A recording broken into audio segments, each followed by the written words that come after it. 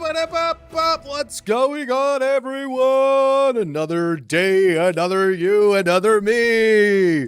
Today is Pandoras Box 2. Main event loses round 1. You've got your Australian here with the American accent. I don't know why I'm doing that, but it is time for some more Pandoras Box 2 action. It's been an entire week since the last craziness. The players have had to, they've learned a lot over the past week. They've grown as humans, as they've watched each other duke it out on these crazy maps.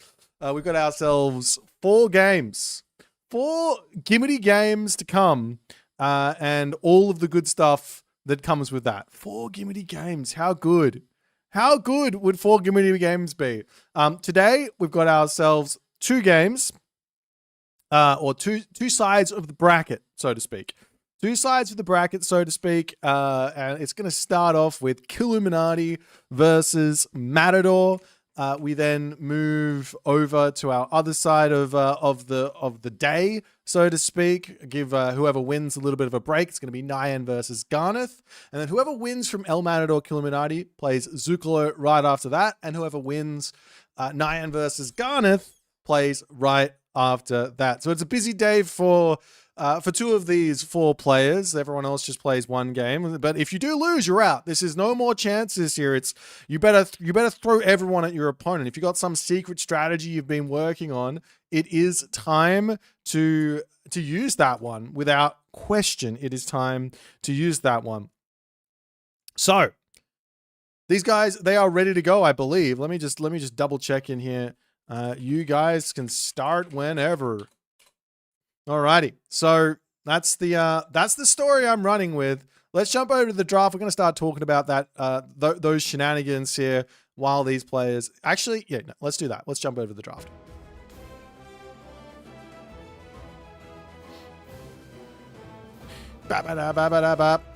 El Matador picks Atacama, everyone's favorite woodless map. We are seeing a lot of Gaia on this map now.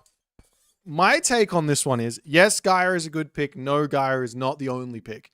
However, obviously the players, they have to find good picks for every single god that they have in their draft. So, you know, it does make some sense. It does make some sense that we're going to be seeing Gaia here quite a bit. However, you know, I want to talk about the drafts. We've got some very interesting god picks from these 2 players. We've got the Isis Set ban, we've got the Tsukiyomi Susanoo ban. I think a lot of these make a lot of sense here. These guys have literally just banned out what the gods that they think are the strongest, I think. I don't think they're really banning out each other's gods so much. I mean, Killuminati is a very, very powerful, very, very strong set, very, very strong set player. He's definitely he's top 5 with set, I believe, on the ladder. So banning out that set's very important. Also taking the Isis out as well. It's a god that's similar to set in that it has Anubis and all the other good stuff. Then we've got Killuminati just taking out the Tsukiyomi and Susanoo. These 2 Japanese gods are powerhouses for El Matador.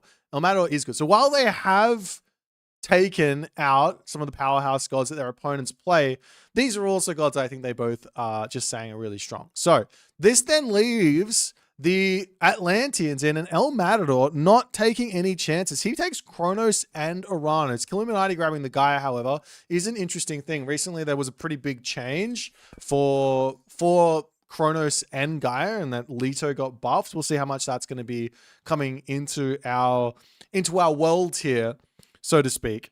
Then we've got ourselves the Hades from Killuminati. We've also got El Matador taking Amaterasu, some very powerful gods. Killuminati, also an Egyptian player. He's actually a Ra main from back in Legacy, but we all know that Ra plays very, very differently on Retold to on Legacy.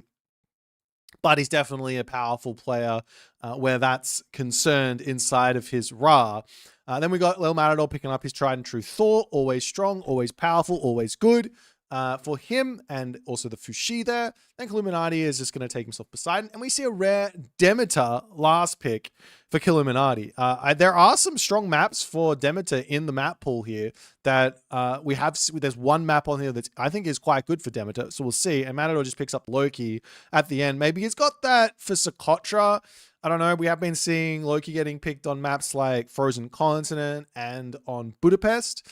But those aren't in the map. We've got Atacama, we got Sokotra, we got Haywire, we got Prairie, we got King of the Hill. So some fairly stock standard maps. King of the Hill, very, very fun one. Lots of very important middle shenanigans to have to fight for. Not really a whole lot to talk about unless you can see the gods that they're playing there. So I'm just excited to see that map in the pool. Sokotra as well is going to be one of those maps that is just, I mean, it's just chef's kiss. If you like aggression, if you like the early games, if you like some craziness here, it's going to be a lot of fun. So hopefully we get to see that map. Obviously the player who loses gets to pick what map gets played. And sometimes you can see 3 O's and sometimes you don't get to see all the maps that got picked. But if we do get a 5-game series, we will see every single one of these. But for now, I think Matador, Thor versus Gaia on Atacama, of all of the gods that you can pick against Gaia inside of El Matador's pool, Thor has to be one that he's feeling fairly comfortable with against Gaia. On the 1 point here, Thor, very, very good versus the Automaton. So if Leto is going to be a god that Illuminati wants to go down, that's going to be fine for El Matador. He can just go into a whole bunch of Herser. He's great with raiding with the Hall of Thanes Herser from Forseti, making those Herser a little bit faster. And then he can deal with any sort of Automaton spam fairly simply if that ends up being the case. On top of that, if this just ends up being a stock standard Oceanus, then I believe this becomes a very big skill matchup where effectively it's either player's game. There's a lot of things that can go wrong for either player inside of this. So obviously the Caladria is always going to be really, really powerful, but so too are those like Berserk raids or the raiding cavalry coming through and things like that. And then obviously once you get to the heroic age, then you get access to things like the Stymphalian bird on the side of the Gaia, which I think is really, really strong. And all the other good stuff. I've got a question in chat about rules around spider layer usage. The general ruling on stuff is that, how do I put this?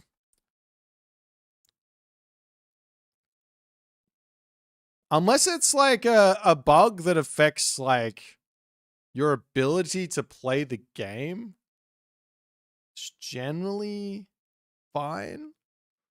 I mean, I didn't have any time to really look into anything, unfortunately. I had a message it was 5:46 a.m. about this, and I didn't actually even get to look at it. So I'm just going to go ahead and shrug, and we'll see what happens. But apparently the eggs are untargetable. I didn't even get to check it out, so I can't make a ruling on it. I didn't check it out. So, yeah.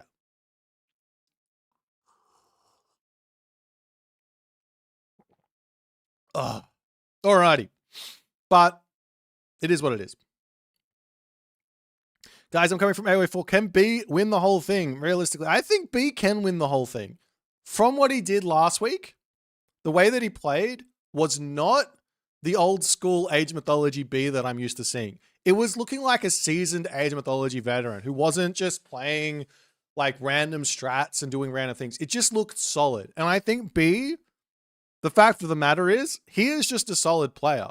So he doesn't need to do anything super spicy. He just has to play solid and he's going to be really strong. Of course, his spicy strats are spicy because they're good and they do things, but you don't have to go into those strats all the time. You can go into a slightly different way and make things happen. I think he's got some chances in the tournament for sure.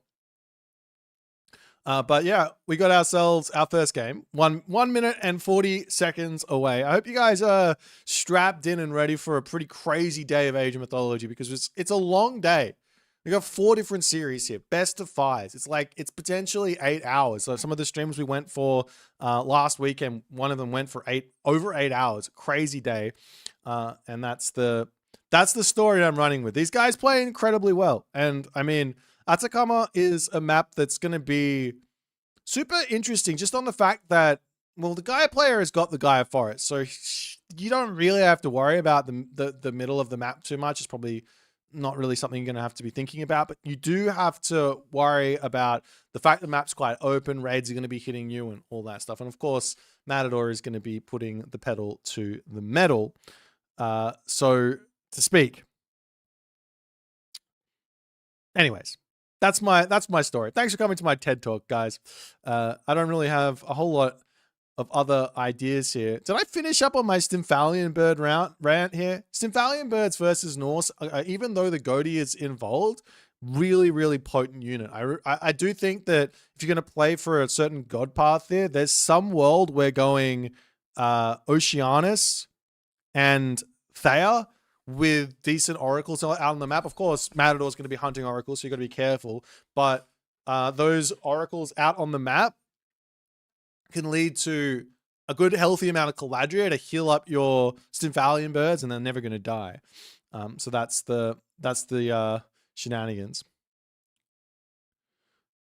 I do not know when the next tournament calendar comes out, no. But we don't have to wait anymore. We're going to get into game number 1 here. Illuminati versus Matador on the map Atacama.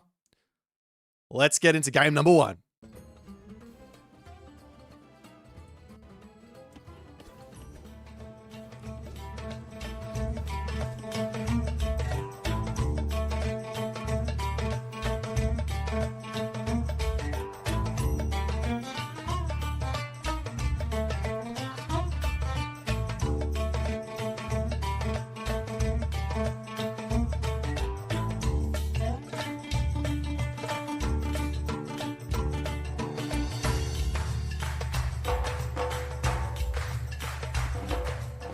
And off we go in the left-hand corner of the map, playing as Thor. His name is El Matador. Matty for short, from the NOC team.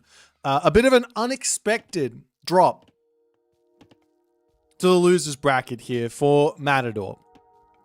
Unfortunate, but it's not at the end of his tournament here. He's going to have to play a lot of games. He's going to have to work really, really hard to get out of this position that he's in and try and find himself some wins here. He does open up with the Dwarven Armory. His opponent today, in the red color, already dropping that Gaia Forest in his main base. His name is Illuminati. Another player who has dropped to the losers bracket early on. I believe he lost in the preliminary round 1, which does put him into the position that he's in now. However, he's on Gaia, and his loss in the preliminary round was not, it was decisive in the fact that he didn't win any games, but each one of those games was very, very close. He puts in a really big fight, really good fight, and he is on the level of all of these other high-level top 10 players. He can take games off them. I'm really excited to see what he's going to be able to come up with. He's been working really hard. He's been training really hard. He's got an absolute monster of an opponent here. So we'll see if he's going to be cut out to deal with the monster inside of tournament conditions. This is the big question, really. It's his first main event. Nerves are going to be going. Matador, seasoned veteran. He's been in this position many a times. He's not, I would be surprised if he's even worried, if he's even broken a sweat, if he's even thought about the game. He's just, no, I'm just here, I'm just playing, I'm just doing what I do. And he's going to be doing it at a very, very high level. But in opening for this Dwarven Armory early on, he does get a bit of a villager edge over Illuminati early on, just from the Gaia versus Thor sort of matchup. But it does give Illuminati the opportunity to do things like get out an extra Oracle. That can be a way to compete with the early Dwarves of Thor. You can go for an early economic upgrades as well with Gaia, and that can be another way to give yourself a slight advantage where that's concerned as well.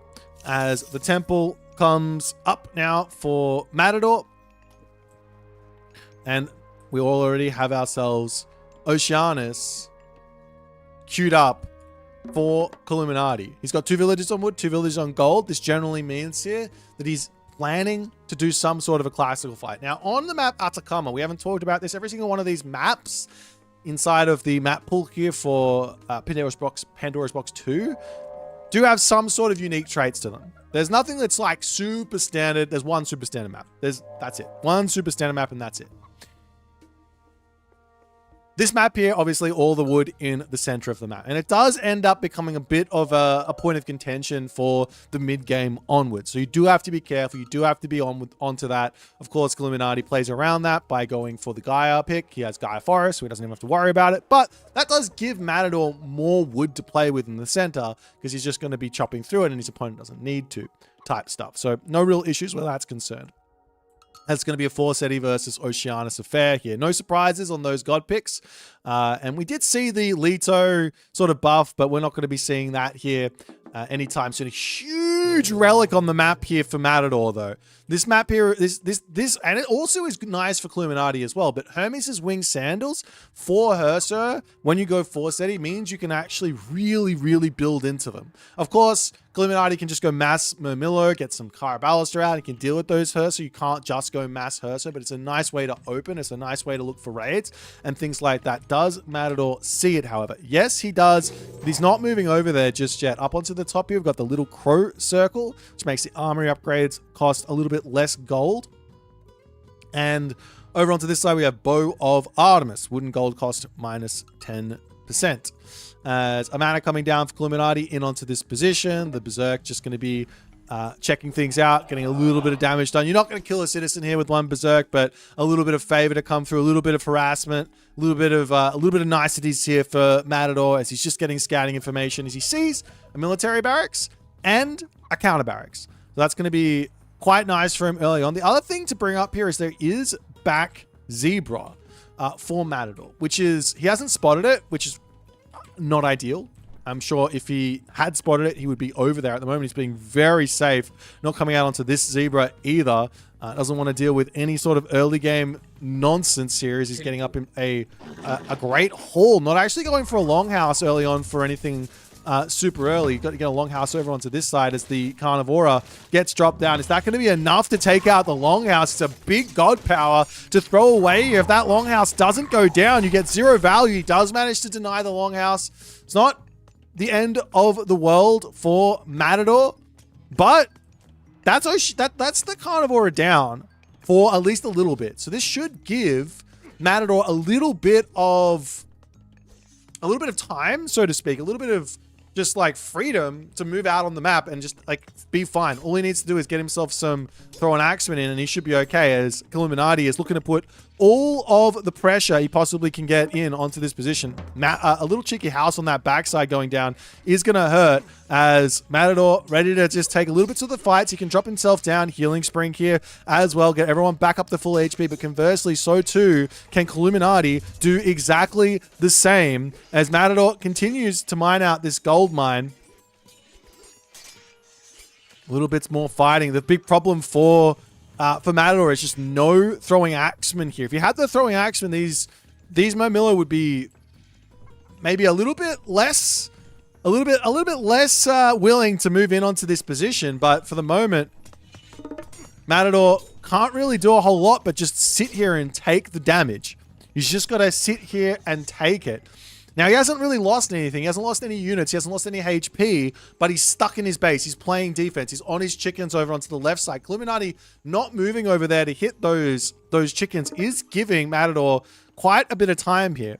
Meanwhile, the Murmillos moving up to the top side. We are still seeing this. I can't believe I'm seeing a Hermes' wing sandals getting left there. It's such a big relic. Meanwhile, raiding cavalry are out now for Matador. He's ready to look for something. He wants to get some damage done, but look at this from Illuminati. Coming around onto the side. He's got his eyes set on these Zebra. Hitting the chickens is actually what he wants to do, but he's maybe assuming that Matador is going to be moving over onto these Zebra here. Now, unfortunately for Illuminati, that's not the case, but it's a nice little plan there as the raiding cavalry from Matador managed to hit one Oracle. It's a nice little win there. He hits one of the Murmillos on this side as well. Villagers onto this side, though. Big raid coming in from Illuminati. Is this going to be a villager kill? It looks like he manages to pick one. That's gigantic as this dwarf can't get into the tower here. The army for Matador needs to get over here. He does manage to keep the dwarf alive, but that's a lot of idle units for the moment inside of that tower as the raiding cavalry from Matador not quite going where he wants. That takes a little bit of damage, but he's going to continue to search for units. There is an Oracle on this side here as the army for Matador not really looking to defend there. He's more worried about the front there on that side as the villagers can move over onto this side. There's wood over onto that bottom side that he can go to as well. Still hunting for oracles here. There's another one over here that might get spotted by Matador. Matador does see it, gets in over on top of it. Nope. He's not worried. He wants to pull back. He wants to play for defense, it looks like. Or he maybe just missed it, I don't know. But the raiding cavalry are going to continue to just play distraction action for the moment and keep Illuminati at bay. Meanwhile, on the forward position, now there's a Carnivora up, a second Carnivora. He just needs the 20 favor to use it, and that's going to be a scary thing for Matador to deal with. On top of that, this gold mine also going to be expiring soon. He will have to move over onto this position, but the army for Matador is looking pretty scary. He's got these berserks out in the middle of the map, but he can't really sit here. Does he have himself Hall of Thanes yet? Answer is no, but he does move faster than the berserks, even without that, I believe. No, the Hero Murmillos will move at the same speed as these berserks, and then on top of that, well, we don't have channels in, so if you get channels, the military units will move faster on top of that Gaia Lush, but doesn't have that one in just yet, as these units are just going to be sitting back, waiting, watching. It's a scary moment to be a Thor player here, though, as the Gaia moving in onto this position. Raiding cavalry swinging it onto the backside here. Illuminati says, no, I do not want to fight this one just yet. As the berserks are searching in the main base, causing some distractions and all the other good stuff. Raiding cavalry charging after those Terma there as well. But Illuminati is out of there. He might drop a unit or two on the retreat, but not the biggest of deals. Will decide to turn around. The army here for Illuminati does look terrifying if the throwing axemen aren't in a good position, as Matador needs to get that damage. A good trade from Illuminati. Gets a couple of units, gets back, doesn't lose anything. But Matador has moved forward onto his hippos. His gold mine is going to be expiring soon. He needs to set up onto this position as well. Some walls or something really would not go astray. Berserks have managed to poke down another Oracle here. This might not seem like a huge deal, but this is so absurdly key for Matador in this game, because look at the favor, 16. That Carnivora is the big unit needed to win fights, essentially. Another Oracle goes down as these Berserks are just getting value after value after value. Now, Matador's making some mistakes with his main army to make this happen, but the amount of value Matador's gotten here cannot be understated. He picked off a Term. He picks off a Murmillo here as well, going after a villager there too, as Matador chasing down, sniping units, being surgical with it. He doesn't need to get super aggressive here, but there's a gigantic military advantage starting to accrue. It looks to me, though, that Illuminati's plan has to be to get to the next stage. He's got 800 food in the bank. No gold in the bank at the moment. All the villagers on the gold mine over here. We see a little cheeky mana coming up on the bottom to keep these villagers alive while they're on top of those. They could move over onto this gold mine for the time being. We see villagers up onto this gold mine here too, as that's going to be a place for Matador to target down here as well as soon as they possibly can. See some Hero Murmillos coming through for Illuminati. I would have really liked to see the heroic age from Illuminati here rather than all those other upgrades. But Matador searching down to the bottom. He doesn't realize that there's units down here. The Gaia Lush does give it away, however, and we'll see if the army of Matador is ever going to make its way over there. Walls into the center of the map is very, very spicy, but the throwing axemen are going to get caught out of position. Nice little picks here for Illuminati. These little snipes end up becoming very, very important. We'll see if Illuminati is going to try and chase this. This is dangerous. Generally, you don't want to chase into the darkness like this, but into the main base, the Berserks coming through. We're going to see one citizen going down. That's it, as the Berserks are going to continue to charge around the town center, taking some big damage there from the town center, but into the middle, more units are falling as this game is absolute chaos from the start to the end, it looks like.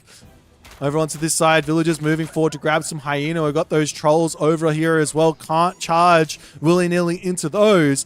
But the Berserks can move back. They can cut off this army in the middle of the map and take a fight. No problems here. No problems. The big problem for Illuminati right now is he's got 0 on favor. I think this is going to really bite him in the bum. We'll see if he can get some oracles out. He's still just pumping those Murmillos. But Matador, he's getting more favor in just from fighting. He doesn't have to worry about that sort of stuff. He's already shut off the favor. He's got so much in the bank. He's making trolls. That's going to help him out in a huge way. Of course, there's the Murmillo heroes here that can deal with the trolls, but without any favor, you're not going to be able to make any more heroes. And how are you going to deal with those trolls? Answer is, he's got to get some more favor in. He does pre-queue up the Thea here for the moment, but I imagine Matador is going to be able to get to his next age anyways, fairly shortly. As Matador, he's getting himself ballistics here. He's got a nice amount of armory upgrades. Illuminati is getting his armory upgrades right now, but it's not going to be in for the fight. As Matador, he's got some incredibly scary units here with those Berserks. There's no Corabalister in for Illuminati, so the Berserks are going to run rampant on this as the Throw and Axemen are getting huge damage done here as well. The Trolls going down. Great control from Matador, shooting, scooting to try and dodge those Terma there as well, as all of the Hero Mamillos going down in the back, allowing those Trolls to stay for the rest of this fight. But the front line for Matador, is it going down is the question. It's looking like there's still a little bit remaining as the Terma numbers are starting to get, well, they're starting to get reduced down to 0. And now Illuminati does need to pull back with Matador winning out on that fight. Just barely there. He's up 1,000 resources after the fight, but that isn't it. The fact of the matter is, when you play Norse and you win a fight like that, somewhat equally, it just ends up piling on. You want to take the equal fights. Of course, you want to take the winning fights. You always want to take the winning fights. But an equal fight like that for Matador is just absolutely gigantic. Now he has 145 favor in the bank. He could drop an extra healing spring if he wants. He can get an extra couple of dwarven mines if he wants. He can go to the heroic age. He can make himself frost giants or battle boards if he wants. There's so many things he can do here. Nice snipe on the Citizen to pull back. Illuminati is stretched up to the top side of the map here as well, so there is a lot of room for raids here on the side of Matador. Whereas Matador, he's also stretched out, mind you. Sending some Hero Mamillos up to the top side and hitting that food here would be huge. Of course, Illuminati's got no idea that anything's going up over there. He's trying to be very much in the army blob, in the death ball, making that happen. As upgrades coming through, we do finally see that relic coming through for Matador. I was hyping that one up, but I'm sad to see it sitting there for so long, but at least it does finally get picked up as the Illuminati army to pull back yet again. Those Berserks, like I said, they're so strong. When you go Forseti, when you have all of that stuff with Mithril Breastplate, with Hall of Thanes, you've got yourself a 5-speed unit with 50% hack armor. And he doesn't even have himself bronze mail. Just for a comparison's sake, look at the Mamillo. It's a 46%. He's got bronze armor as well. And this is a premium unit. This is one of those very much expensive units. 55 food, 30 gold. I believe the Berserk is maybe 5 resources cheaper. It's just like you got more speed, you got more armor, you got more damage, you've got more everything with those Berserks out with that upgrade. So you do need the Corabalister to deal with it. Meanwhile, walls coming up all over the place here from Illuminati. I have to say, love this from him. Something you must do. And also, obviously, Matador doing the same thing. He's now going up for Skadi. The villagers starting to run. Matador doesn't want to fight versus these Corabalister without having access to Jarls, is my guess. If you get access to Jarls, the Jarls are going to be able to stay alive. They're going to be able to get in onto that back line, deal with the Corabalister, and all the other good stuff. Of course, there's still this crazy amount of favor in the bank. I don't mind Matador holding on to it, but when he hits the heroic age, he's got to get those myth units out. He's got himself a frost to give himself some time, and then he can just come in and just dominate with all those Corabalister after the dust settles, so to speak. As the Berserks move up to the top side, there's still citizens kind of just hanging around at the top there. But Illuminati is fighting here. He's in a very competitive position. Villager differential is quite close. However, Illuminati, he doesn't have those extra upgrades. I was thinking if he was on Shaft Mine, if he was on Bowsaw here, his economy would be feeling really good. He's now going up to Shaft Mine as he's advancing to the next age. But the problem is that being equal with Norse is to be behind Norse, so to speak, when you're playing as the Atlantean. One citizen does not go down there. He's trying to take out the temple here. I like this pick. This is 300 resources. Very important building to keep alive, and being able to snipe that there is going to be huge, as the walls will be finishing up over here. The Berserk's coming over onto this side as the villagers trying to pull back. I don't believe the citizens have got themselves that upgrade channels just yet. Town center coming up here for Illuminati. The tree coming down, Hesper's tree with the Dryads also coming through there for Illuminati as well. As Matador moving up to the top side, he can start looking for the town center here and all that other good stuff. That can be a nice way to go. A couple more Millos going down over here as well, finding another Oracle on this side. Like I said, I'm going to keep saying it. These Oracles are the lifeblood of the Gaia Empire here. You need Oracles for things like upgrades, heroes, Stymphalian birds, everything.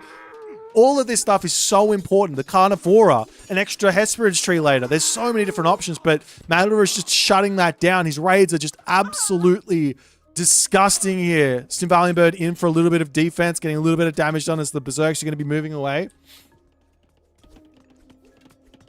Now more upgrades to come through. Illuminati will have himself this second town center up first. Now, of course, well, never mind. Second town center coming down for Matador. There's no advantage here for Illuminati in terms of economy. So he's got to find something in terms of just sheer damage here. Citizens turning around for a little bit of an attack as the town center is up, and this raiding force has been dealt with, but Matador has bought himself time.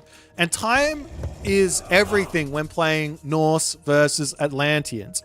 Getting the hill fort up, getting the position locked up. This is everything and more. And now I see more upgrades coming through. The only thing right now that Matador is really missing, and I think he's missing it in a big way, is a second temple and just getting ready to get those frost giants out. He's got plenty of trolls. That's a nice help there because you can't really get that many heroes here with such little oracles as the Gaia player. But if you just keep on increasing it, then you're just really nailing down the fact that you've dealt so much damage to the economy of the Atlantean. We'll see if he's going to go for that or not. He might not need to, because he can just push forward here and try and grab this position, grab this position. There's also a pretty scary thing that Illuminati's still got in his back pocket in this game, which is Implode. Implode could come through. We don't see a palace down, though. All the walls in the middle just to buy time. One other option here for Matador, which would be really, really powerful, is to get himself stone walls. This is a technology that has become more and more popular at the top level over the recent couple of months, but it's so good because it just gives yourself so much more time to play with. You can see the wall is still alive and it's only at wooden. Stone walls gives it like double the amount of survivability, which is a crazy amount, right? But nonetheless, Matador and Illuminati still locking off in this center of the map. Moving up to this gold mine is going to be important. We see a side build here from Illuminati. Love to see it. Him setting up for a potential corner grab later if the game does go there. But Matador now knows he can take his time. The castles to come down. The hill forts are important. Huskal are a very key unit to take down this type of an army.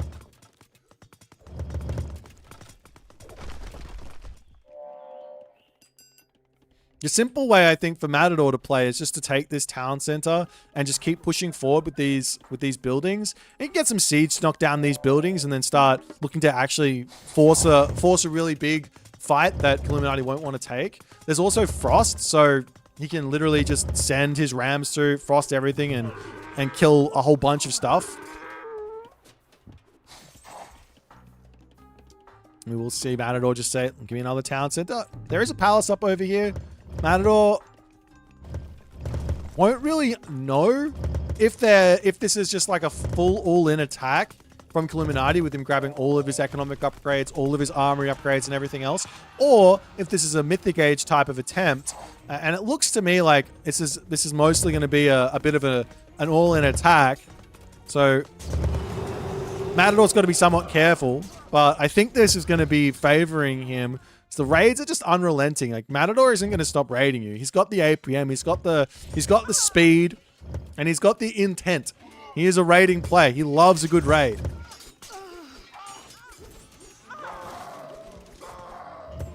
There's the throwing axeman to come back. One other thing about this Huntress Axe tech that comes from Skadi, which Matador already has, is that it means that the axes no longer can miss. They literally cannot miss their target. There's no way to juke it or anything. So these thrown axemen become incredibly potent.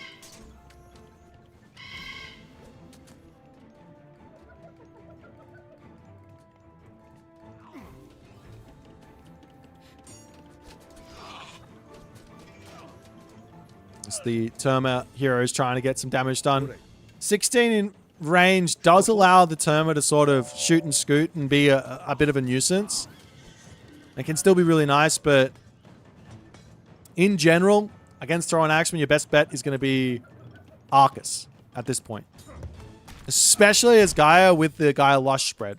Get the speed in, you can start shooting, scooting, you can have a nice little go of it there as the Momillos are just going to continue to pop out over here as Matador will have to notice that this is happening, but conversely here, Illuminati building units onto this position. He's just throwing away resources here. Another idea for Matador at this moment as well is to drop a Dwarven Mine. He doesn't need 42 villagers on food. He needs a little bit more. He needs a little bit more gold. So Dwarven Mine, villagers gather faster. Happy days.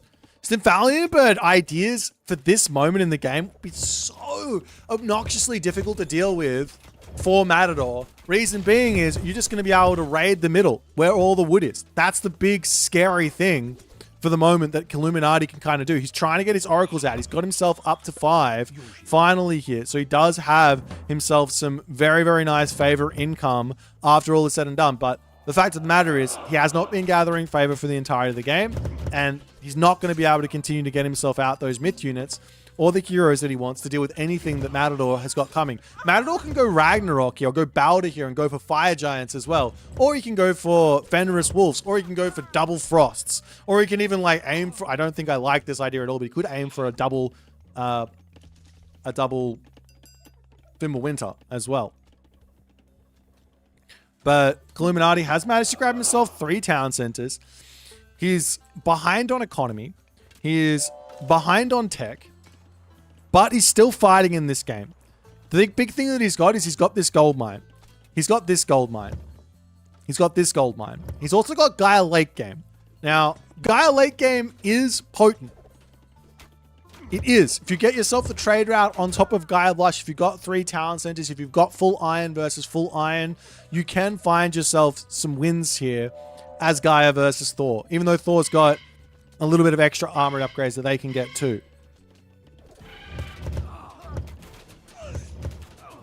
But Tyr is on the way. Matador is playing so careful with his position. Huge raid to come in as the wall's just barely not getting finished up. We see a frost into the middle to allow these berserks just the free reign on this bottom town center, on these bottom villages. They're going to be bailing out. There is a nice wall that they can run through. See the little cheeky wall getting thrown up over here to protect the village's retreat path. I'm surprised to see this frost in the middle with no real extra attempt to do anything. He tries to get onto the back here to maybe throw up a wall and lock these guys off. A couple of heavy Contarius are in to cause some issues. But after all is said and done, town center for Illuminati looks to be going down. He does have himself Masons, which is a nice help, but these Berserks are just so strong. What's the armory upgrades? It's up to full bronze with iron shields. Versus Illuminati, who's only got full... Well, he's got full bronze as well, actually. So it must have just been a ton of Berserks on that spot.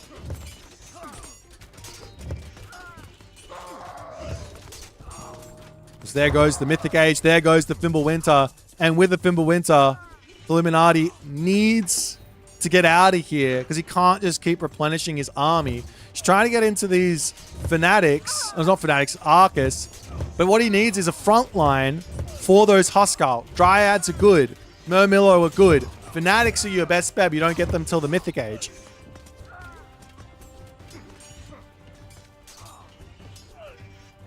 And now we are seeing those Fenris Wolves coming through. Finally, for Matador, he's decided to pick the unit that he wants.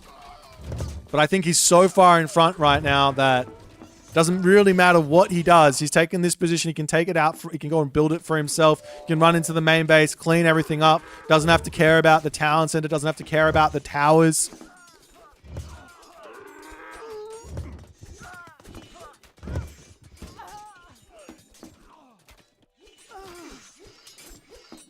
Up onto the top. Hill forts coming through for Matador as well for some extra siege.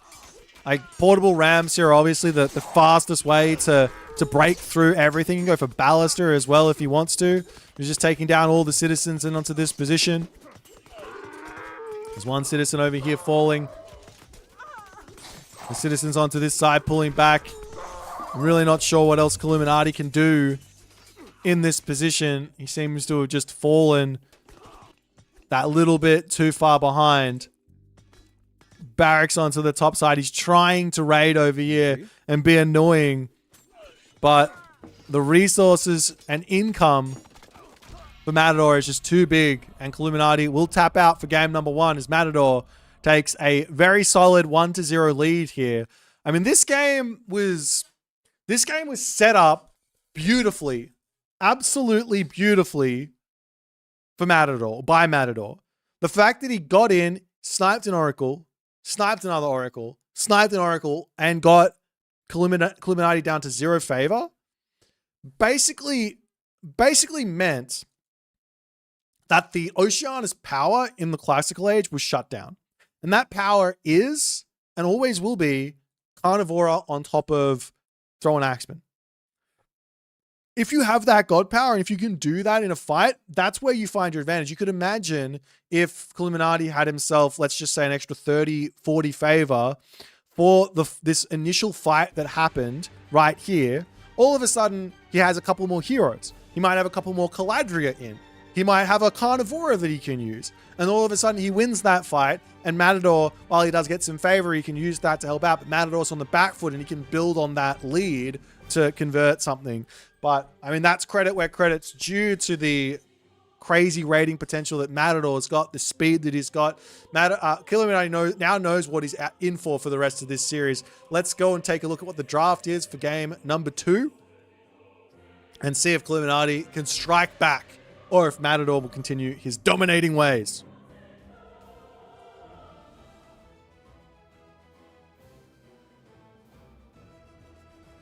All right, our next map is on Sokotra here, and it's going to be a spicy one. I'm actually really excited to see this this matchup. We've been seeing it a lot. This has been a matchup we've seen a lot, but we have not seen it on the map Sokotra. We have not seen it on the map Sokotra at all. And, well, that's big ups, because this is I don't know if this is going to be a good... I don't think this is a good map for Loki. I'm surprised to see the Loki pick here. I am very, very surprised to see the Loki pick here. It's going to be Loki...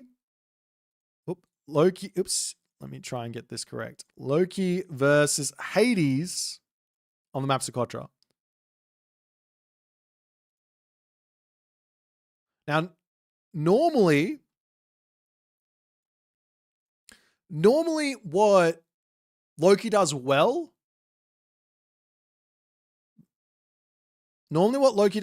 versus Greek on water maps is that he extends the game. He pushes things out, goes into different places, and dominates in those sort of areas, right?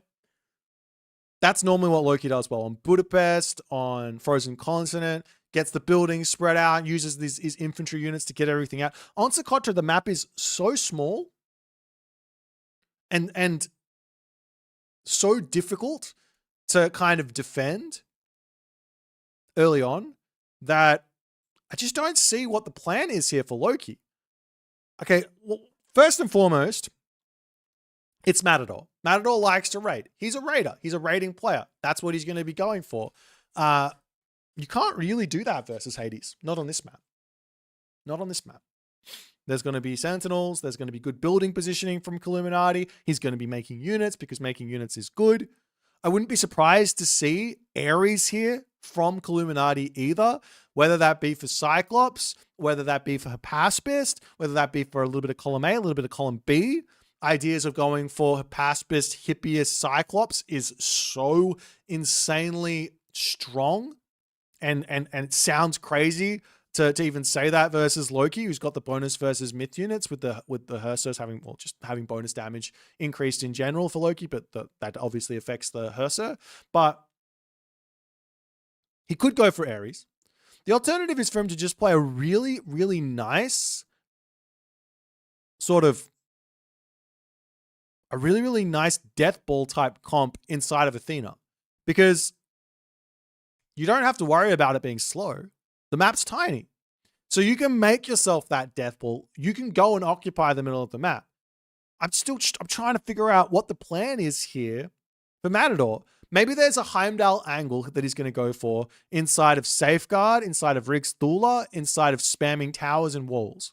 Because this can shut down the Athena side. But if it's Ares, then obviously you get Pestilence to deal with the tower spammage and everything else. So it might not be an option there. Well, I'm very, very excited about this map. I'm really interested in what's going to happen here. I don't like the Loki pick, but I'm hoping Matador is going to be proving me wrong here. Illuminati is down 1-0. He's got himself probably a pick that he's going to be happy to be playing, a map that he's happy to be playing, and all the other good stuff that comes from this. We don't have to wait around for any more, because these guys are off to the races. Let's jump into Sokotra for game number 2 and see if Illuminati can strike back.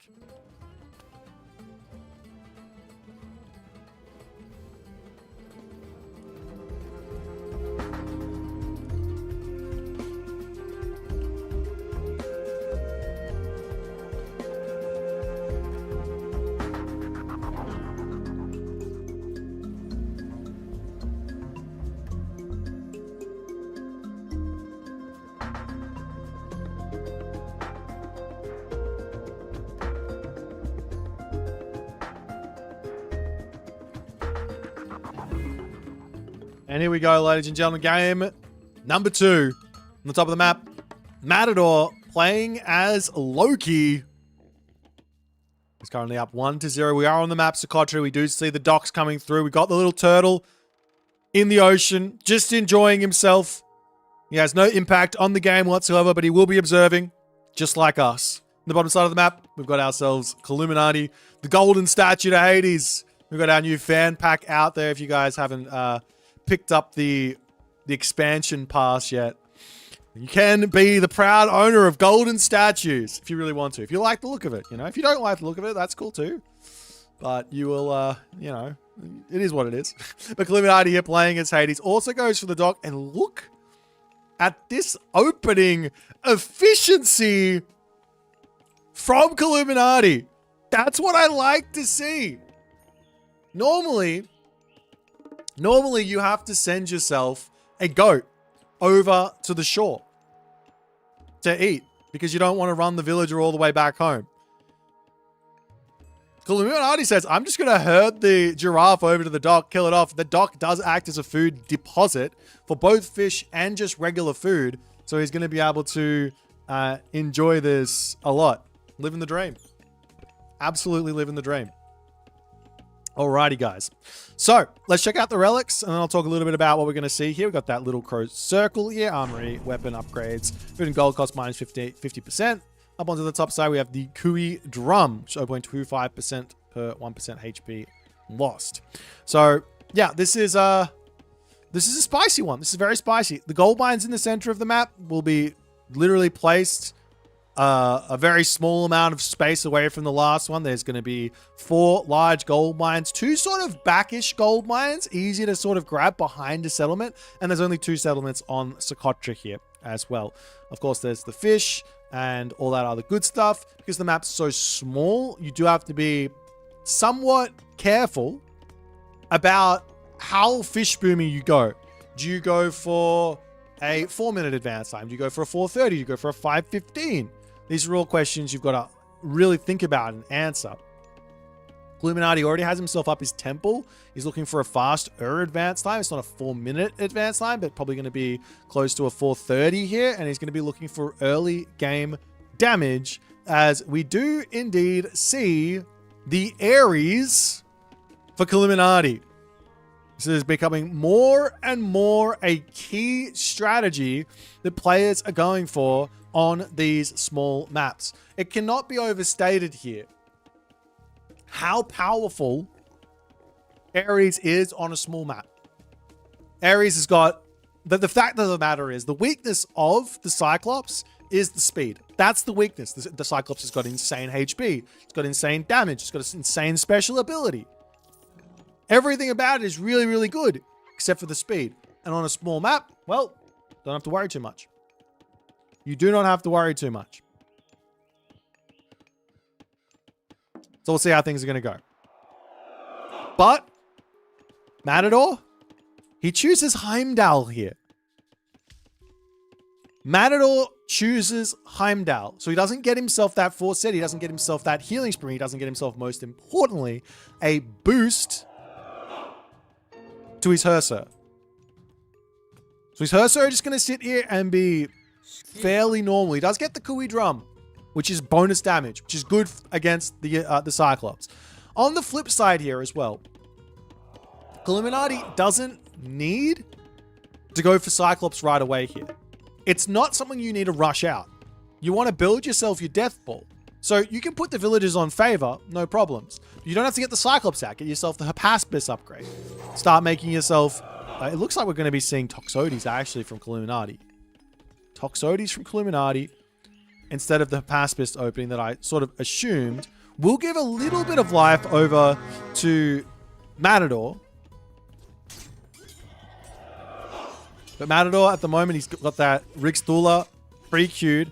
I'm really, really interested in how he's going to deal with this, with this sort of a strategy from Illuminati. I have this feeling that this is why I didn't like the Loki. I have this feeling that this is just going to go really, really well for Illuminati here. We've got ourselves the Pestilence coming down, sneaking this gold mine early. Like, after the Pestilence is over, moving out onto this gold mine really early could be one of the simplest ways to find yourself alive in this game. What do I mean by that? Well, if you run up here and get onto this gold mine, that forces your opponent to have to move out and take a fight. Early on, Loki has the advantage. Early on, Norse has the advantage in this matchup. So getting onto that gold mine...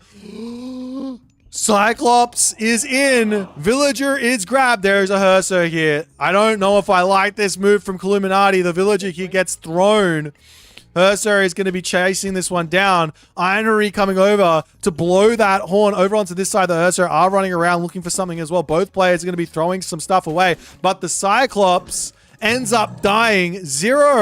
Really zero damage done. Over onto this side, Herser managed to spot a Toxote, picks that one off. Gonna be pulling back up to the top side. I've got to say, the best option here for Matador right now is get onto this gold mine. Do not wait. He just picked off a Cyclops. His Herser distracted. Get onto the gold mine before Illuminati starts making himself the army you can't kill. You could probably throw a wall in the middle here to some degree. Get some buildings in onto this position here. Wall off the side. Leave this gold mine. 1,500 gold just in case you need to run. And you're good to go. Herser searching in, trying to find some damage. We've still got Spy. We've still got Spy on the back here. I'd love to see the Spy used on the Achilles or something so you can just see what exactly what's coming out. As now the Hypaspists are coming through and Matador will need to start making himself some throwing axemen. Let's do a quick fishing ship count here. Just as the players are running around. We've got 20 with an extra one coming in. So 21 to 11. Illuminati's economy is somewhat shot here. He doesn't, like, he's so far behind on economy because he didn't decide to boom. He didn't decide to get those extra fishing spots. He's not fighting for the water. And Matador just claiming it. Sure, he's gonna have to pay off those fishing ships. It takes a little bit for them to pay themselves off, like, I don't know, 50 seconds or something, maybe a minute to pay themselves off. But after that, he's just in the profit on food in a really big way. Armor on the back coming up. 900 gold here. Coming through onto this gold mine. The Herser literally just staring and knocking down a dock for the moment as Illuminati is saying, let's get going here. Throwing away those Hypaspist is so bad for Illuminati, no. Is this not terrible? Because now the Herser can retreat back home. They can pull back home and they can just dominate the Toxotes. Sure, Toxotes have got a bonus versus Herser, but there's so many Herser there. A little bit of panic on the side of Matador. It might be in his best interest to throw down a market and start looking to trade some stuff into the main base here. The Herser are coming through. A couple of straggler units he's looking to take out. And you have to be asking the question, how much more potent would these Herser be had he gone for a 4-SETI angle? As a Great Hall coming down on the back, a market now also coming through. With all of this food, you can sell food for days, and you've got the wood as well, though this forest is going to get chopped down pretty soon. The thing that I'm terrified here for, though, for Matador, very, very scared about this, is this gold mine move.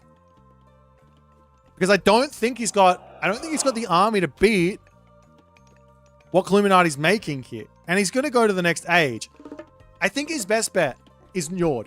And he is going Njord. And I think his best bet here is sit in his main base, try and build up favor, and then he can use the Mountain Giant to effectively tank and deal with the Hypaspist. Because it's a nice front line to add in there, and it can be really, really difficult to actually deal with. On top of that, the Mountain Giant is also, especially with Jotun, is also going to be an amazing answer for the Cyclops. Of course, the Cyclops can also deal with the Jotun, but the Jotun has got more HP, it's got more damage. It is just basically the Cyclops on steroids minus the special ability. Of course, the Mountain Giant can also kick dwarves, not just dwarves, everything, but still. It's a very, very strong unit to take out all that other good stuff. Actually, maybe the Cyclops does more. Can't remember who does more. I think maybe the Mountain Giant's only got 2x. Actually, I don't know. I could have just told a lie. Maybe the Cyclops beats the Mountain Giant. I don't know. I should know. I don't know. But Matador, 600 gold, or 60, excuse me, gold over here. The walls onto this side. This is the big move from Matador. There is a Pegasus over here. But guess what Matador can do? Matador can say, I'm this side, I'm this side, I'm this side, I am this side. And he can continue to just run back into his main base through this wall, over here, behind here, all of those different moves. He's onto this gold mine while this goes on. He doesn't care. He's sitting right in the middle. He's still got himself Spy, saving Spy for next game. I'd love for him to use it so he just knows which way his enemy, which way his opponent is coming here. We do have the Jotuns. We do have the Mountain Giants. This is the option that Matador needs. Walking Woods coming in onto the back line here. The temple slowly producing units. He's now going to get some Jarls in as well. That's exactly what he needs to have to deal with these Hypaspist. Illuminati does need to start going into hoplites here as well. An amazing choke point, however, for Illuminati. Is it going to be enough? As the Mountain Giants over onto the side, they're going to start being able to tear down archery ranges, everything else. Where are the heroes for Illuminati? I don't see them. He doesn't have them. The Achilles is queued up. The Mountain Giant tanking up damage. Another Mountain Giant spawn there for Matador is gigantic because he's got the Jotun's tech. Breaking through into the middle here. Those Toxotes trying to target down that backline. The throw and axes don't even need to stay there any longer. And that backline of Illuminati does end up falling here. Over here now, longhouses to start coming through. More favor coming in for Matador. What can Illuminati do now? You've got Jarls, you've got Throw and Axemen, you've got everything you could want and more for Matador. He's got to target down those heroes though. That's important, but there's only 2 of them. And even with, look at how much HP this guy's still got. He's still slapping. He's still kicking. The Jarl's continuing to charge through. Matador's got to be somewhat careful. You don't want to overcommit, but the problem for Illuminati is he is on a second gold mine. He's still fine on the village account. Of course, he's behind on fishing ships. We've also got the Kraken in, causing issues over here as well. But Illuminati is in a very, very difficult position here. Matador can grab a town center if he wants. He can put a hill fort down. He can go Mythic Age. We've got all of the Cyclops in the world queued up now for Illuminati as well to try and deal with this. But he's lost the bulk of his army. He's behind by 2k military resources and a heroic age. Another mountain giant queued up. We've got the hill fort coming through for Matador.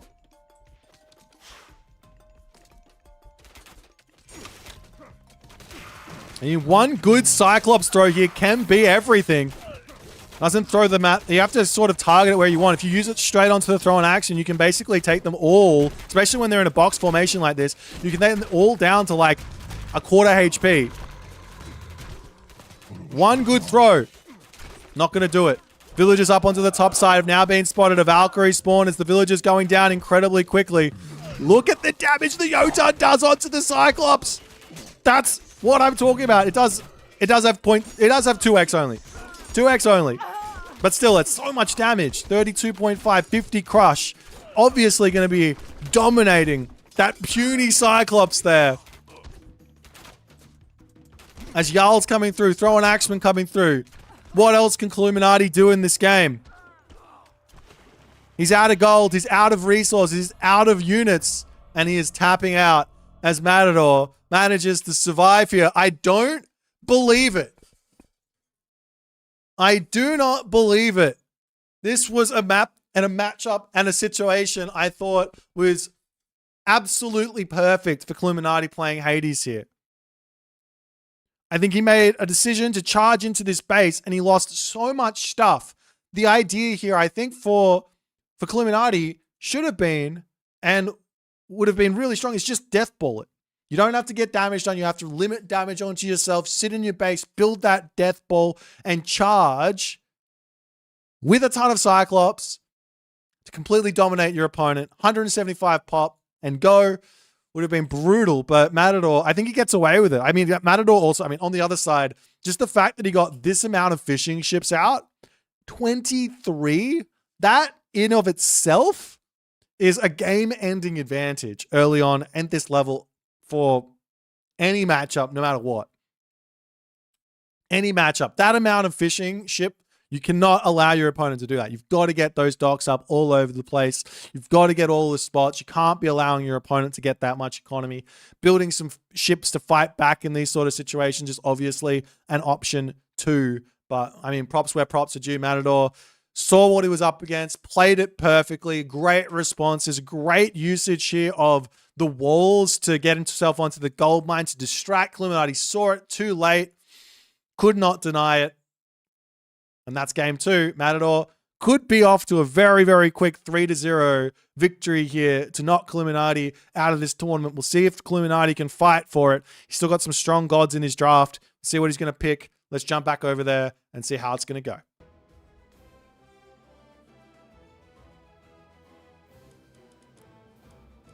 Alrighty, an extra point here for the Matador Inada as our third map here is going to be on Haywire, and it's going to be an Amaterasu versus Zeus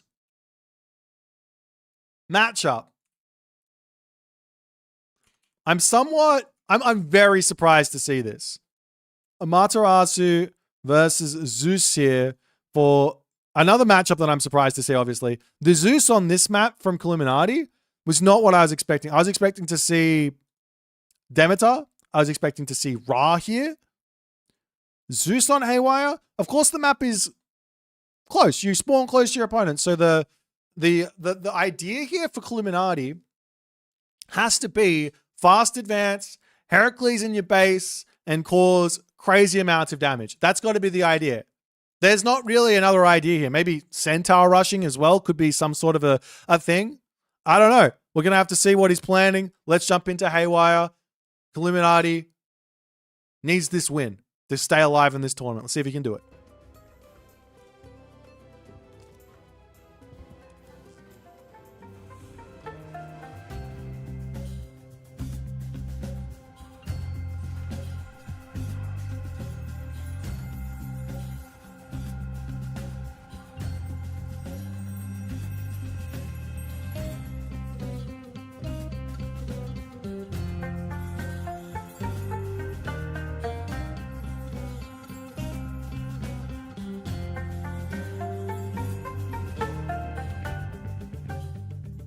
And here we go with game number 3. El Matador up 2 wins here to 0. 1 more win, and his day isn't over. But if he wants to get to the next weekend, he's got to win now, and then he's going to win later tonight. Illuminati, however, he wants that opportunity for himself. His tournament life is on the line. He wants to be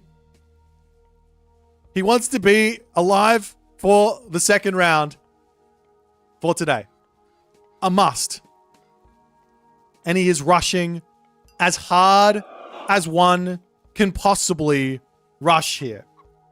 Illuminati has himself his storehouse down. He's got himself his temple. He's also got himself an olive tree next to the storehouse, which when rushing is incredibly important because you can actually jump onto the olive tree, 200 wood here, before you throw down your storehouse. Of course, when everything's going on, your tree finishes and you have to put the storehouse down, but you can get a lot of extra value out with that. But he is looking for the fastest of advances. Meanwhile, on the other side, Matador says, excuse me, let me introduce you to this little known unit, this little known feature in a game of Age of Mythology. You might not be aware of it, but let me introduce it to you. It's called the Wall. As he says, I'm not advancing fast here. I want to sit in my base. We're playing defense.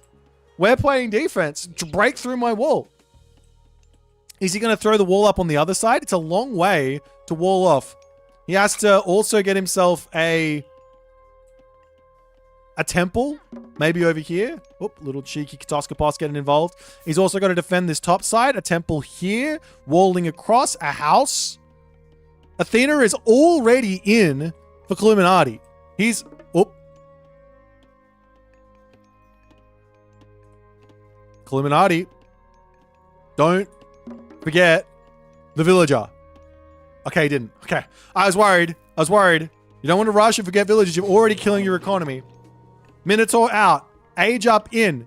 Gold coming through. There's not many resources in the bank here for Illuminati at the moment. He has to move over onto this. He's getting himself out his Jason. He's getting himself out his Heracles. There's the house. Heroes will start to move across. The temple is up. The houses are up too. The village is moving back. There is an entrance here and up onto the top here as well. As the Minotaur coming through, another house to come in here from Matador. I don't believe he's actually done this 100... Hello there, Mr. Villager. I don't believe he's actually done this 100% correct. He does get the houses down over onto this side, but the top side's still open. Heracles is taking his time to get across here. Minotaur is down to nearly dead, and we see Minakatatomi as the god of choice. Not surprised to see this in the slightest. Another Miko coming over here to help defend. He does have himself that Kagura technology as the 1 HP Miko in a dream here as the Heracles does manage to make it in onto the backside. Lots and lots of damage going to be coming through here as the villagers will need to pull off of this position. The villagers at the top have got to bail as well as the Heracles and Jason are coming through to get even more damage done. And there goes the age up. Villager does go down. Meanwhile, behind this, restoration and take out the Shrine of the Hunt is the idea for Illuminati. If he can kill this, I'm not sure if he can, to be honest. If he can kill this Shrine of the Hunt, then he limits the resources behind here, and then Illuminati can keep fighting. Military Academy Archrange coming up for Illuminati does actually play into what Matador wants to do here, though. We'll talk about it after the pain that Matador is under subsides. Villagers will dive into the tower. Huge headbutt from Illuminati. Is he doing this manually? No, I thought he did that manually. I would have been like, huge props. But look at the idle villagers here for Matador. It could not get worse for him. It could not get worse. The units now for Illuminati say, I've done the deed, I've done the dash, I've done the damage. Now let's... Is he going to come back? Another... No, the one Udo just pops out. That's the first one Udo. Okay. let's talk strategy here. Illuminati got his early game damage done. Without question, he's got to be happy. He did damage. He killed 2 villagers. Caused a ton of idle time. Happy days. However, how does Illuminati in the classical age, how does Illuminati kill a Yuumi archer? That's the question here. That's what Matador is posing in this game. As the Heracles says, I don't want... If you can snipe the one Udor, I think it's worth it to sack the HP. Because the problem with one Udor against Greek, or the problem that Greek has against one Udor, is once the numbers come in, you don't have enough heroes to charge in and deal with them. You might be able to kill off 1 or 2 in a fight, but the rest are just going to be sitting there taking down buildings and archer balls and everything else. But yeah, this is the point. This unit here has got 18 range.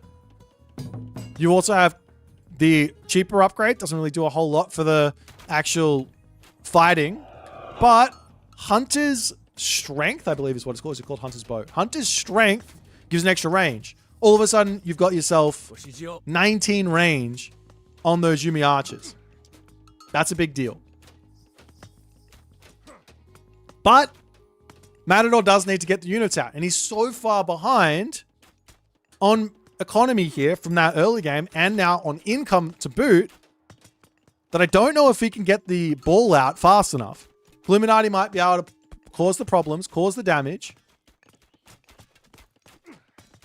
And then he can just go Heroic Age, click Bronze, and then walk into this main base and just kill everything. Bolt there onto the one Udor. I don't mind that usage at the moment, as the one Udor would make the life of the Toxotes very, very difficult.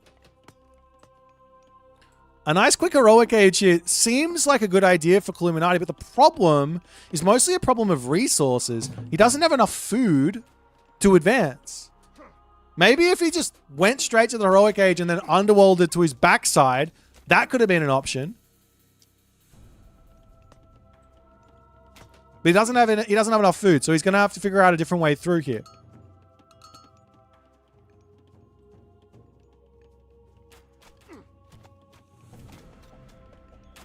Now we see the Kumiki coming through. This is just ranged soldiers and siege weapons cheaper. It's pretty expensive at 250-ish resources. We count favor as about 10 resources. One favor is about 10 resources as a general rule of thumb. It's not that simple, but for ease of understanding, that's what we use it for. But so it's 250 resources. You get 10% off the archer. Every archer you build is going to be probably about, I don't know, 10 resources cheaper, I guess. Maybe 9 resources cheaper. So if you build 25 Yuumi, you pay off the tech, which isn't bad. Of course, you want to keep building them, so that's nice. And this is the strength. This is the strength of the Yuumi archer. The spacing that you can do with these bad boys is everything. Now, the answer here for Illuminati to some degree is going to be the Heracles. By sending the Heracles forward, you can allow your Toxotes in. The Toxotes do more damage than the Yuumi archers do. So if you can actually get them to sit and actually deal damage, then all of a sudden you're good. You're golden. But Matador, he's not going to be allowing that. He's just going to continue to space here. Look at the goats! What's good? Send them home. You need those. That's an insane amount of goats. What the hell? Why are they sitting here? Illuminati! Why are they in the middle of the map?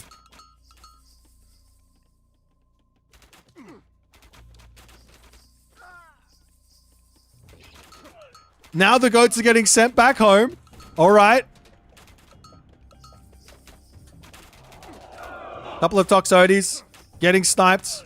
Illuminati sending all that back home. We just see the Heracles getting taken out. And okay, I was like, all right, Illuminati did all of this hard work to get in and get control. He finds all the goats, of which Matador did go and scout and claim, captured those. Now, Illuminati should be able to get a heroic age off. He's got his armory in. Take all the villagers off of wood. No problems. Everyone onto food. Get next age. These Yuumi archers don't do anything apart from kill your army, right? They can't run in. You can get watchtowers. It's fine. The only thing here that Matador can do is spam one Udor and look to go and kill you. He's only got 2 here. By the time you hit heroic age, you're probably fine. You're going to start being able to get Peltast out. That's going to be a nice little assistance.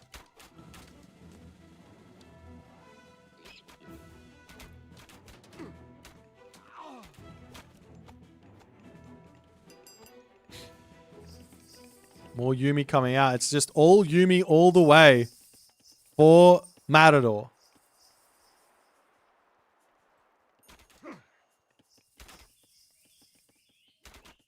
Obviously, the archers here, they don't have ballistics, so any small amounts of micro is going to be huge.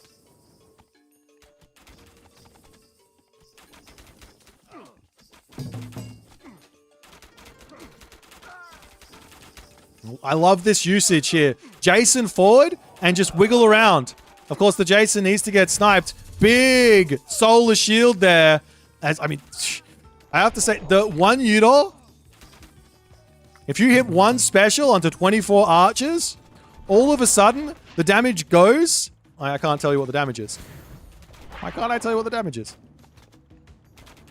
Ah, there it is. The damage goes from 2.78. If you hit one ball of archers, 2.78, times that by 24.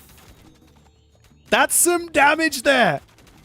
That is some damage there. Can you bolt the solar shield? Yes, you can. Absolutely.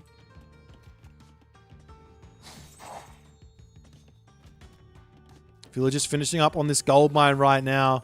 And I think Illuminati here has unfortunately found himself in another very, very difficult situation. The one thing that he has going for him is that he can easily throw villagers onto the temple and look for some very big value out of a second restoration.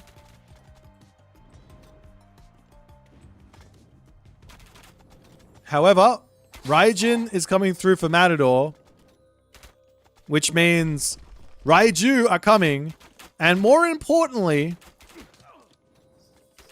the Thunderdome. The Thunderdome is on the way, and that says night-night to any archer. Thunderdome is an absolute gigantic counter to any archer ball. Use it directly on top of it. They run. They come out of it with like 10 HP.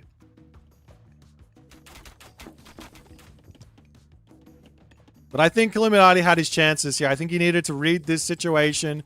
As soon as he saw that, Minakata Tomi come through, he needed to get heroic age. Stay stuck in his base for a little bit. It's fine. Nice quick heroic age for Peltast. And he would have been in a really, really good spot after the early game damage. But staying in this classical age just has not worked out for him. As the one Udor to come through, he's going to be able to siege down this town center as well. There's no answer to this army here, to what's coming for him. The Raiju also on the way as these one Udor sitting back, eliminating Illuminati. Can he cut through the trees, though, and make a bailout to the back? I mean, is there ever a way to keep fighting here?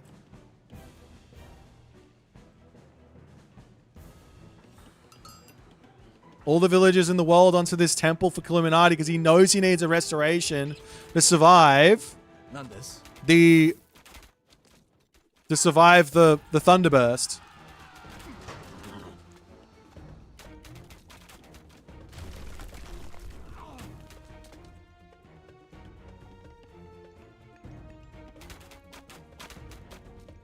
I mean, he could drop a bolt down onto one of the Raiju or something. There is a market down for Illuminati. He's been selling wood quite a lot.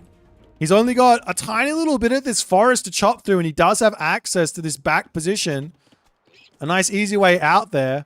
Temple getting targeted down. There's enough favor for a restoration, but you can't drop the restoration till after the Thunderburst. And Illuminati drops it. all of his units back up to full HP, but for how long? The village is down onto the bottom gold mine now, though, for Illuminati. He's still fighting. Buildings falling. Matador is just in such a commanding position here. Funnily enough, one unit here that would really have been an assistance would be a couple of Minotaur to add in. Of course, you've got a whole bunch of other stuff. There goes the solar, or the Thunderburst as the Toxotes attempt to retreat here. But look at the damage onto these guys. The backline, they're getting thrust once again. And all of these Toxotes are now down to 36 HP. And the town center now getting sieged down. With 14 villagers in there. The Raiju does get cleaned up, but Heavy Cav has been purchased for Matador. He just bought that he just bought it because he wants it. You can get it for free with the Bushido, but now the cavalry will come through. They'll be able to take down the Toxotes. There's nothing left here for Illuminati, and Matador does manage to take the series in 3 games here. An incredibly dominating performance from Matador. I mean, I really did like the strategy from Illuminati. He put it to Matador in this game, but the follow-up was where the problems lay. Like I said, you just don't have an answer for Yumi Archer in the classical age. You've got to get out of the classical age. The beautiful thing about this strategy, though, that Matador is going for is that it doesn't come online that fast.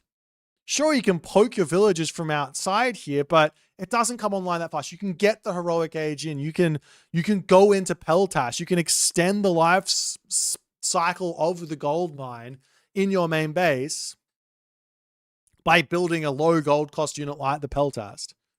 You can get yourself Odysseus out to help you deal with the one Udo as well. There is an answer here, and then you play. And not only that, you have an underworld such that you can say, all right, see ya, I'm over here and grabbing resources, not a problem. And then you're in. But unfortunately, Illuminati did not make the right decision here. Matador goes on to the next round. We get to see him again today. We'll see him playing, I believe, against, I want to say he's playing against Zucolo. That's my guesstimation here.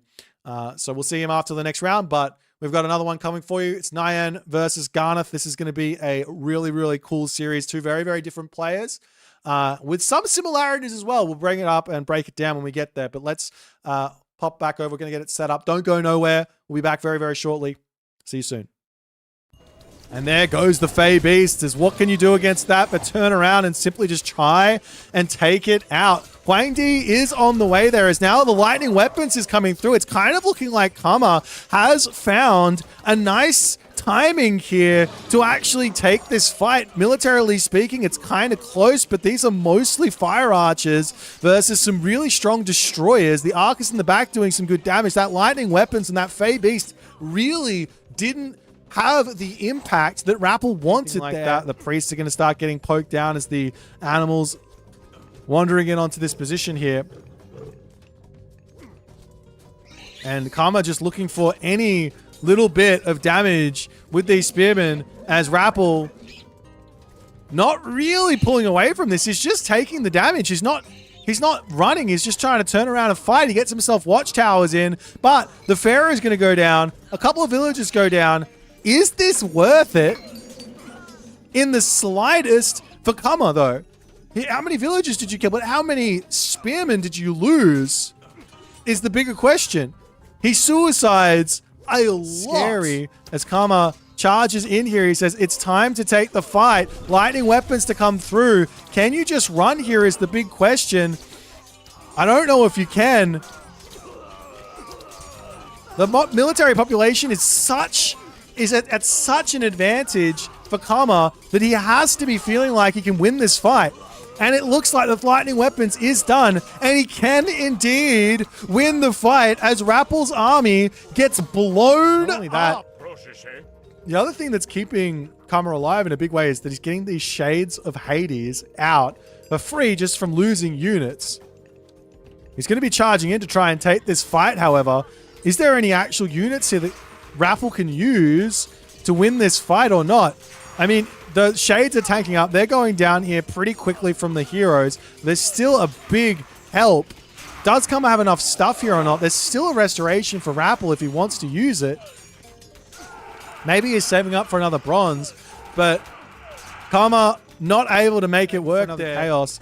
Look at the Bergrizi numbers for Grass. Who needs Siege when you've got these bad boys in your army? He's got 7 of them. 7 bad boys, and he's going to be able to absolutely erase this main town center. And a Shifting Sands. What? The Shifting Sands from Grass. This is completely crazy. As the Shifting Sands from Matador now coming in, he says, let's fight. Grass doesn't have himself the resources for Skin of the Rhino. Town Center gets denied here. And Grass is now going to have to run all the way back home for Grass. As Matador manages to catch out the Centaur, though. 2 Centaur going down. And the ceasefire gets clicked. The panic from Grass there. He gets those Centaur just out by that much. And Matador pounces. Mosca sees his angle to charge forward. The Kusanagi gets dropped down. The army gets sent flying here. But now the Halberdiers are in to start taking out those Naginata riders. Good control from Eric. He's going to turn around, continue to take the fight. Good control from Mosca, though. Every time the Halberdiers turns, he turns.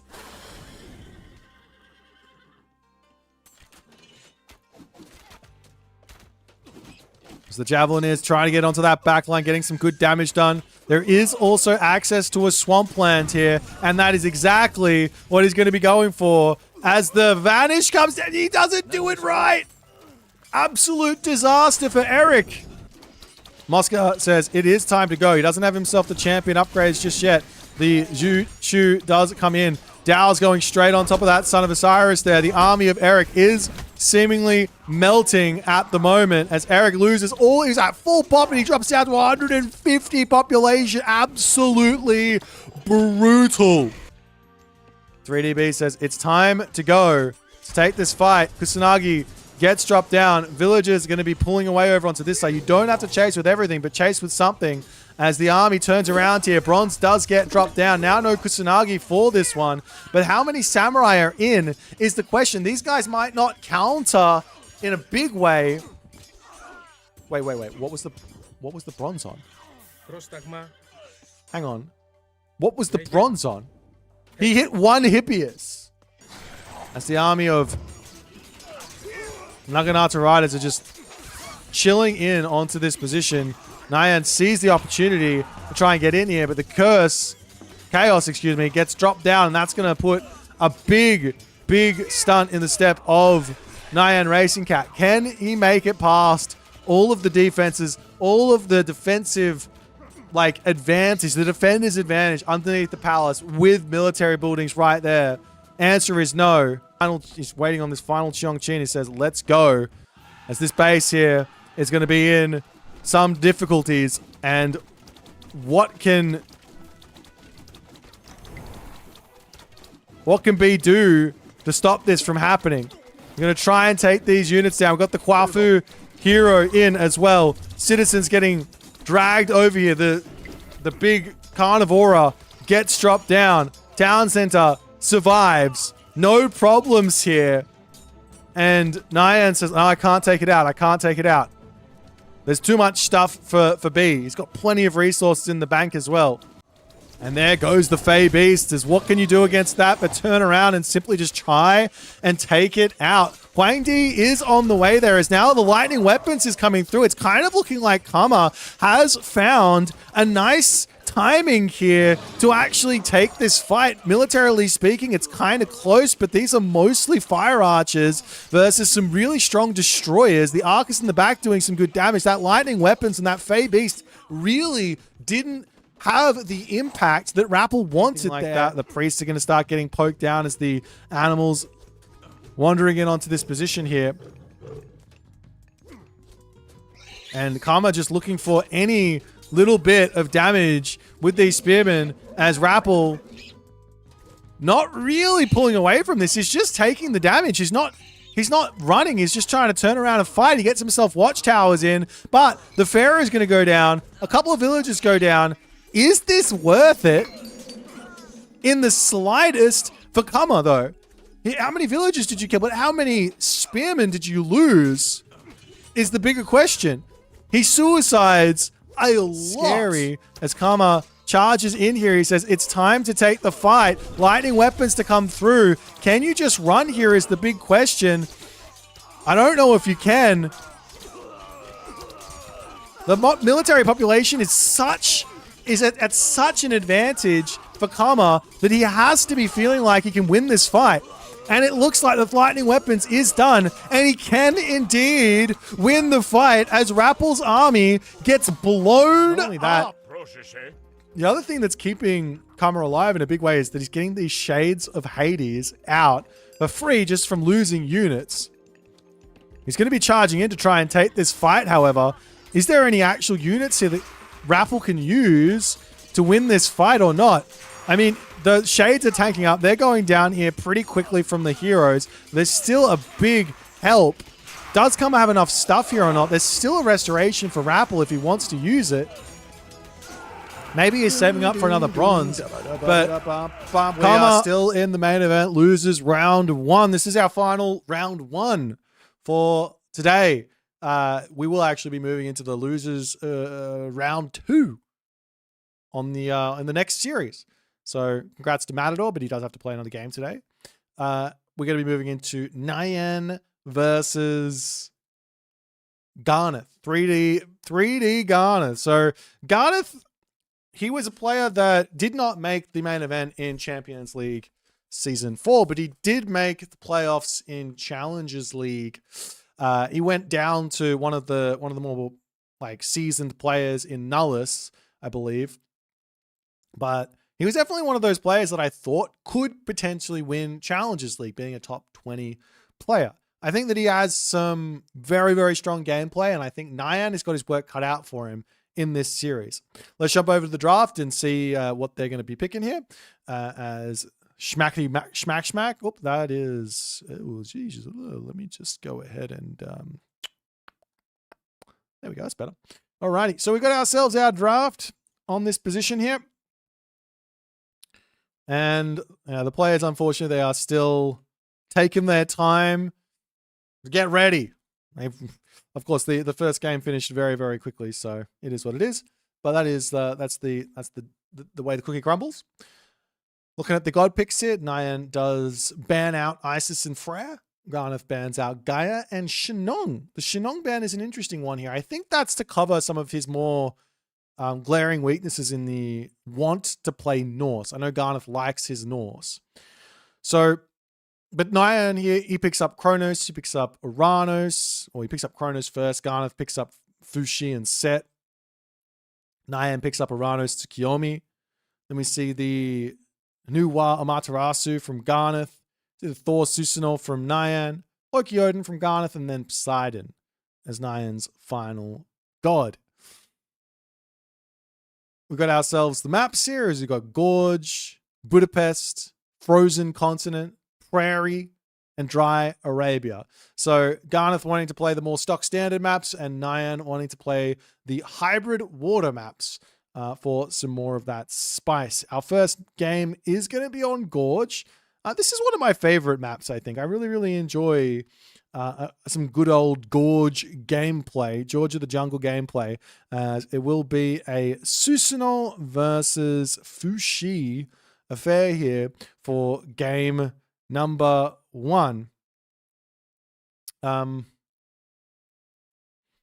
Just still waiting for these guys to get everything sorted, and we will be off to the races momentarily. Now, seeing this draft and seeing these players, is there a matchup here that you guys are mostly looking forward to? Is there something here that you guys are like, ooh, what do we want to see? Is it going to be Dry Arabia Seeing a little cheeky bit of something there. I wouldn't mind seeing Garner throwing some Norse on Dry Arabia. You know, that's can be something we haven't seen very much of. Very, very powerful, very, very strong there too. Yeah, all 4 Norse gods getting picked is wild. Absolutely wild. Nyan does pick up that Thor though. He likes the Thor. I've heard him talking about. He's very frustrated they keep on changing the villager train time so as to keep relearning his Norse build orders. Terrible. Absolutely terrible. No, I'm just kidding. But seriously, I'm still waiting for these guys to kick their game off. Have there been any mirrors? We can't have mirrors. You can have mirror Pantheon games, so like Norse versus Norse, but you can't have Thor versus Thor or anything like that.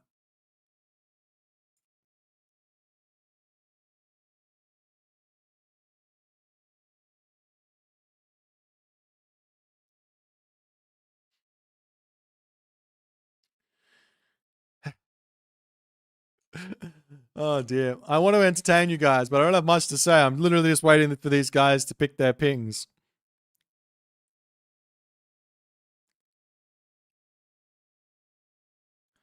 Looks like they're going to be doing, for those of you wanting to play along at home and what the perfect ping between someone living in Canada versus someone over in Europe, it's US, East Virginia, and UK, apparently. I don't know. Apparently that's the best ping. So there's the nice stuff. Also, for everyone who's subscribing and commenting and predicting and saying nice things and raiding, Moose for the raid, Kavoth for the raid, thank you to everybody and all of you beautiful, beautiful humans. Appreciate everyone. Update the YouTube live title. Wait, did it not update? Oh no. Did it not update? Oh, it absolutely didn't update. Oh no. Okay, I'll fix that right now. Should be fixed. Thank you for that. I appreciate that. That's exactly the type of shenanigans that I need. Thank you, my friend. Also have to update this too. But yeah. I'm excited to see Nyan play. Normally, I like to give Nyan crap because he refuses to play a normal Age of Mythology game. But that's also a good thing because that means we're not going to see any normal Age Mythology games today. Well, not from Nyan.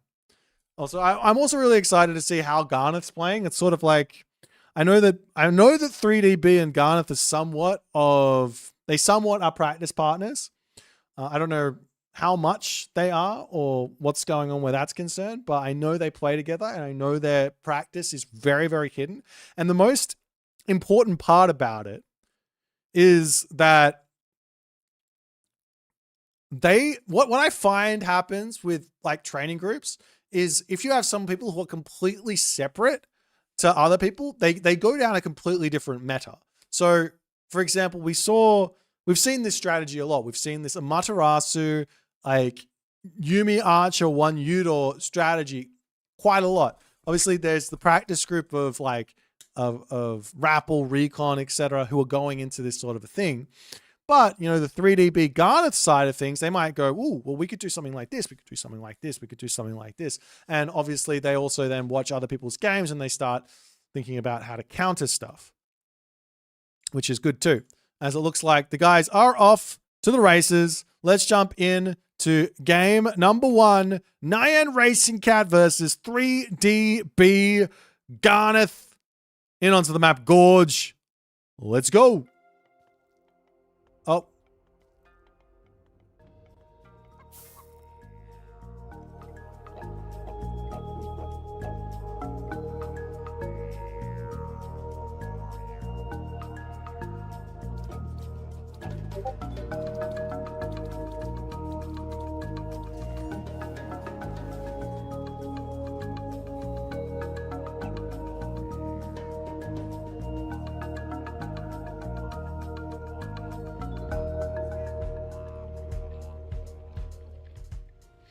Alrighty, ladies and gentlemen, boys and girls, assorted members of the jury, in the left-hand side of the map, sporting as the blue Susanoo with the golden wooden statue.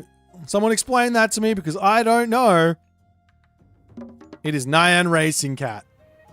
His opponent today, newcomer to the main event. I think this is his first entrance into the main event. He is going to be playing as Fushi for us. His name is 3D Garneth. Well, from the 3D team, he is Garneth. We are on the map Gorge. It's Fushi, Susanoo, and it's going to be spicy here. Now, I must say, I believe Nyan played versus 3DB in the winner's bracket. He ended up losing there. But he did play at Tsukiyomi. And he did absolutely dominate 3DB's Demeter.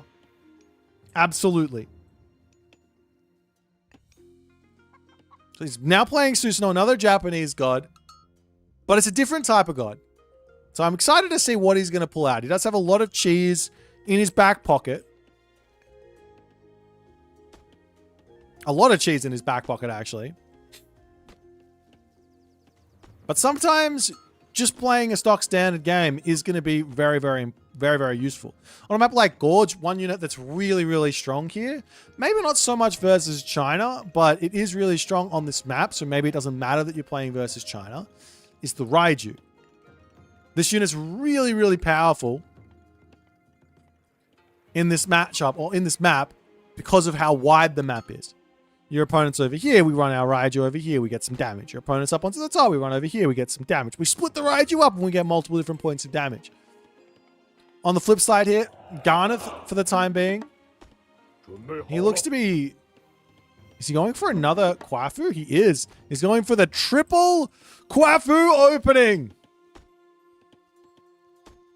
Always love to see a triple Kwafu opening in this shenanigans. And we are seeing Minakata Tomi from 9. I am a little shocked here. I can't tell whether this is just because it's flavor of the month or if people are just like throwing random stuff at their opponent. But Minakata Tomi versus China is not something that I would normally be trying. Reason being is the Chinese player can play a 2TC defense with effectively pure hero, and they can get to the heroic age, and then they can get into some really, really powerful units inside of the White Horse Cavalry, which shuts down a lot of what Minakata Tomi is. Now, of course, all of this stuff is like theory, so to speak, and then you have to execute. We are also seeing the Kitsune coming through, looking for some early game damage. The villager is going to go down. First blood is drawn from the Kitsune raids. There's also going to be access to a Kusanagi as the villager's moving up to the top side. Is Garneth going for the Peach Blossom Spring? Surely not. Lots and lots of damage coming through here from Nyan early on with these Kitsune. Punishing the Garneth greed early on. Another Kitsune making its way in here as the Kwafu going to turn around, get that damage on. These villagers need to pull back. They can just jump onto a cow. They can just jump onto a cow. It's not the end of the world. As the heroes picking off one Kitsune is huge. Up onto the top side, the Yatsu can come over and deal with that Kitsune there. In the main base here for Nyan, he has obviously dropped himself the Shrine of the Hunt on the back of his base. As he grabbed himself Saltwater Spring. Not just yet. No Saltwater Spring just yet. This is one of the more powerful technologies associated with Minakata Tomi. Gets a huge amount of food boost. As we also have Military Camp, Imperial Academy for Garneth. So he's not going for the Town Center option. Which, I don't know. I don't know what happens if you play one Town Center here on a map like this. Obviously, you probably don't want to go directly into one Udor if your opponent plays one Town Center.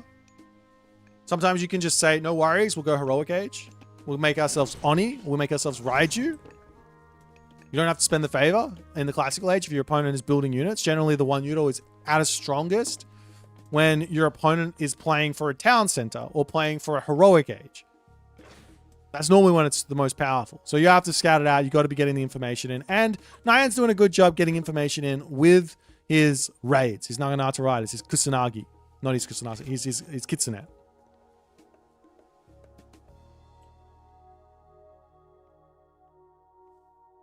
I should say there are relics on the map as well. We didn't even check them out. Too much action.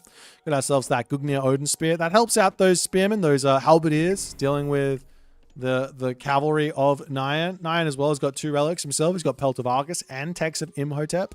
Give it a little bit of line of sight and all the other good stuff. Garneth is being aggressive here.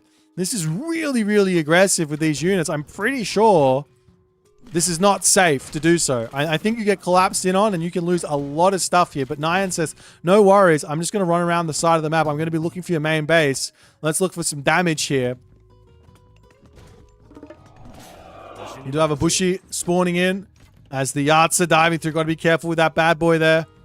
But all of the resources on the backside for Nyan does mean he doesn't have to worry too much about that front.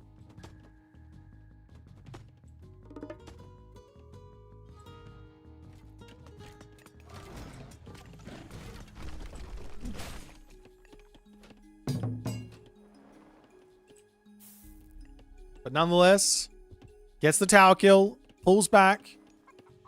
Nyan opting into buying all these Yumi archers. Here's where the difficult part actually becomes. This is what's very difficult, I think, to sort of do. To realize what to do here. It's to get the information and understand what your opponent is actually going for. Garneth at the moment could pull back and go heroic age. No problems. Play defense, like feign aggression, protect his base from everything, get heroic age, go into Cav. Nyan, on the other hand, could do a similar thing and go to the heroic age. No problems. He's completely defended. His base is really, really safe. He's got a couple of archers in to just protect everything. He's got all these wolves to the back as well, as the arts are going to go down. So both players can opt to just get a heroic age in. Perfectly fine, perfectly safe. Or they can potentially just hide their units and mass up a death ball. Always strong. But we'll see how it's going to go. Garneth's still searching around for everything. He's got the nice wall up the top. He's still got his Peach Blossom Spring over here that he can eat at any point in this game if he needs a big food or resource increase. It's the wooden wall on this side from Garneth. Will get knocked down. A little bit of repair shenanigans to come through as well. As Nyan. Going to be pulling back ever so slightly.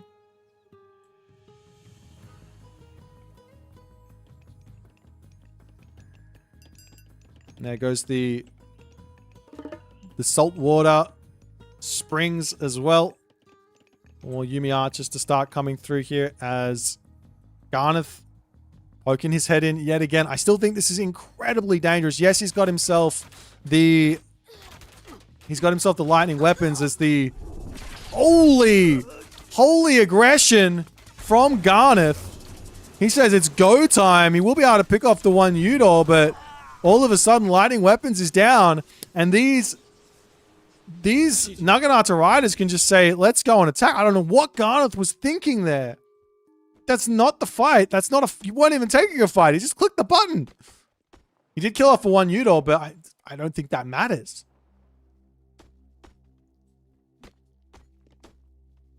Military camp coming down. One thing here that Nyan can do as well. Oh, he's building 1 Udor. He doesn't have to. There is the spiciest of spicy here inside of Minakatatomi, which I don't see enough people doing. But a second Shrine of the Hunt at 75 favor. It's actually really good. Of course, he's got all the cows in the world, so he probably doesn't even need to do it. But later on is very, very, very useful. Because more food is more food. As the 1 Udor getting sniped on the front. Lots of units falling to pick off that 1 Udor, though. Is the army going to be pulling back? The halberdiers have been dispatched, as we're now going to see some of those Wuzu Javelineers to start getting mixed in. Kwafu finishing up onto the gold mine at the back. They do have to move over onto this side. I mean, there's angles to just drop up to the top, eat the Peach Blossom Spring, go Heroic Age, drop the ballet down, and play for the cavalry ideas. Naginata Riders moving up to the top side, but unfortunately for Nyan, he's not going to be seeing anything. There's nothing up here. But if he scouts out this, he will be able to start realizing that, okay, there's probably villages on the right side of the map, so we can go and attack those. However, Nyan might be in some trouble here. Sees the army coming back in again. How many Javelineers are there, though, is the question. There's 14! So unlike Greek, who has to get to the Heroic Age to get their counter archer, China can get the Wuzu Javelineer at medium, is at 17 range, which can be out-microed by the Yumi Archer. Can be out-microed by the Yumi Archer, but it's a little difficult because the speed is so high for the Wuzu Javelineer as Garneth gets a little bit of damage done. He does decide to pull back here. He's getting chased down. I don't think he's quite got enough units. I'm not exactly sure. Maybe he's just been throwing away stuff a little bit too willy-nilly. Nyan's been very, very smart and powerful and strong with his micro and everything like that. He's been sniping units beautifully. All the halberdiers here dying. And onto the backside now, the Naginata Riders going to be looking to come in, springing the trap for the time being. No, he's just looking for a raid. He does have himself access to another Kusanagi here as well to break open these units. As he will drop that onto that backside as the Wuzu Javelineer gets sent flying.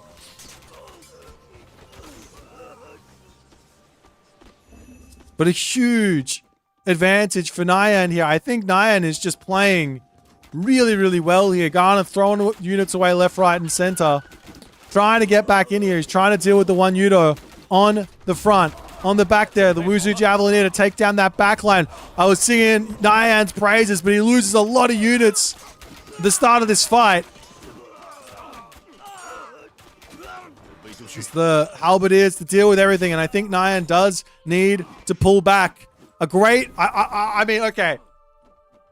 A great defense from Garneth, but perhaps not the best offense here from Nyan. He threw a lot away while trying to take down this military camp. Now Nyan has to pull back. Militarily speaking, it's close. Economically speaking, it's advantage Garneth. However, a lot of this is in the fact that there's Miko involved. There's the the Japanese economy versus the Chinese economy.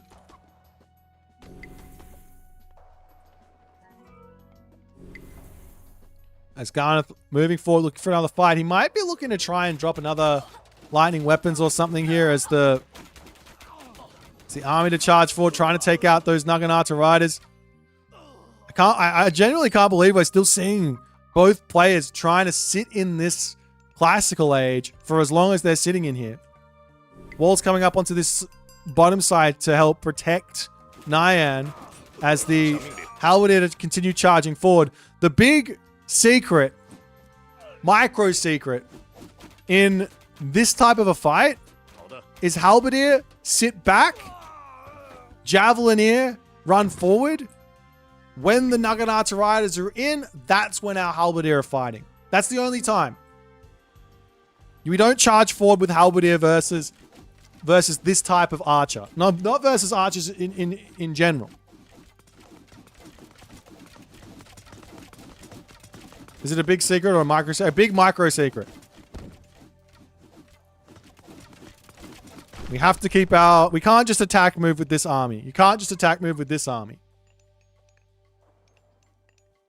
As the big problem here for Nyan is his villagers getting hit is huge. The real big problem for Nyan here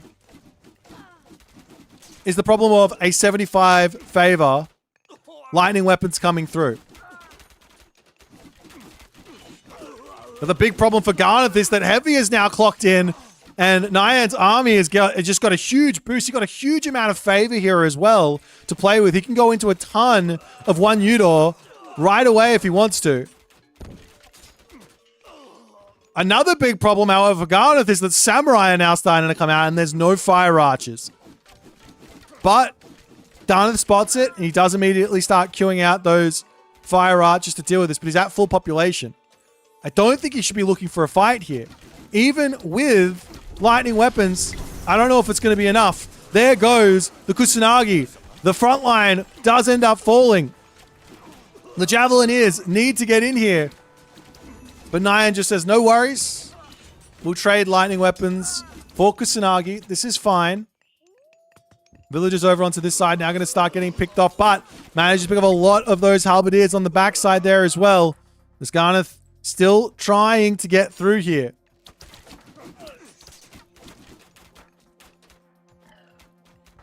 But Garneth getting sent back over. While this is all going on, there are raids happening as well. Nyan is incredibly active with these cavalry, taking units out on the back. He's losing stuff there too.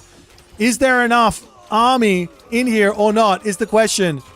The halberdiers still enough to sit in onto this spot as the Naginata riders will be able to get through, and that will be the end of Garneth's forward army here.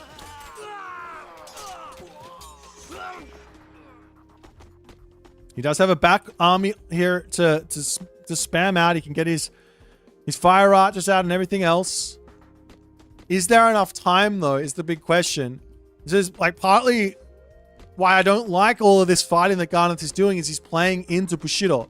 Getting to the heroic age allows you to get to heavy as well. Perfectly fine. And all this fighting just gives resources after resources after resources over to the Susanoo player. Do wolves give passive Bushido? The wolves do not give... Oh, actually, I don't know. I don't think they do. I don't think the wolves gives passive, but the Kitsune do give passive XP. I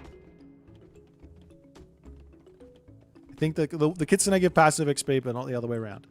Now, we will see the new bar to come through here for Garneth on the back. We do have Raijin coming in for Nyan. I'm not going to lie.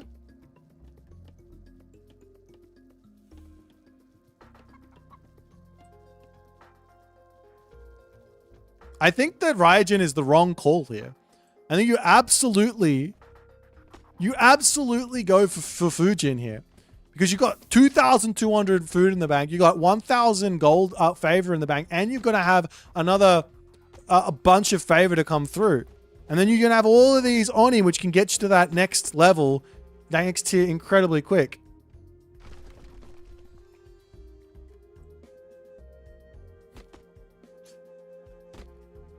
You guys think I'm trolling, but Fujin is so much stronger than you guys, than any of these guys. They don't understand how good this god is. Of course, no one wants to go it because they don't want to prove me right.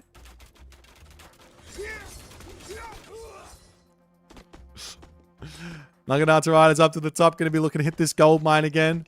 Nubar will be through as the Kwafu can just pop over here, repair this, get the thing up. But if he lets the wall die, these units will have to run. But he does have a wooden gate to run through, so no problems.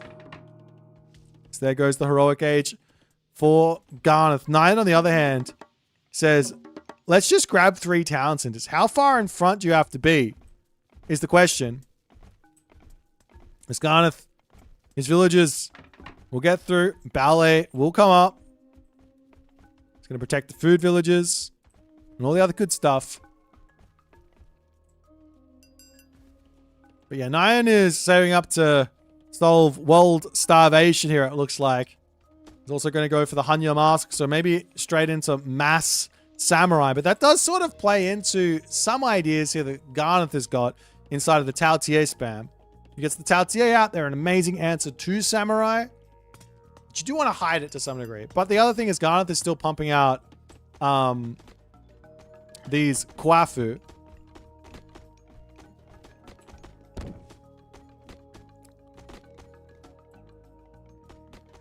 Garneth is popping out Kwafu. So yeah, he's not doesn't have a great uses there as the halberdiers do manage to pick up a couple of those units onto the top side.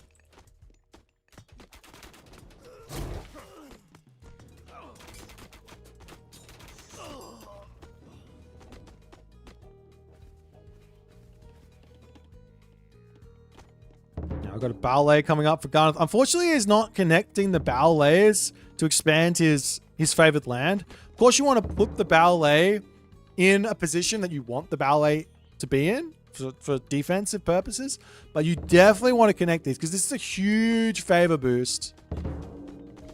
And there he goes. He's going to be connecting this up now as well. So that's a big favor boost. And then, of course, this one as well. But the problem for Garneth is kind of needs to get some damage done. And Nyan has 3 town centers. He has a castle coming up. He's got the resources to go to the Mythic Age.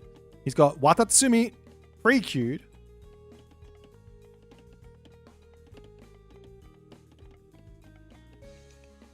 The White Horse Cavalry are now finally in for Garneth. And I think Garneth here, with no walls up from Nyan just yet, he's got a lot of damage he can do because Nyan's army is incredibly slow here.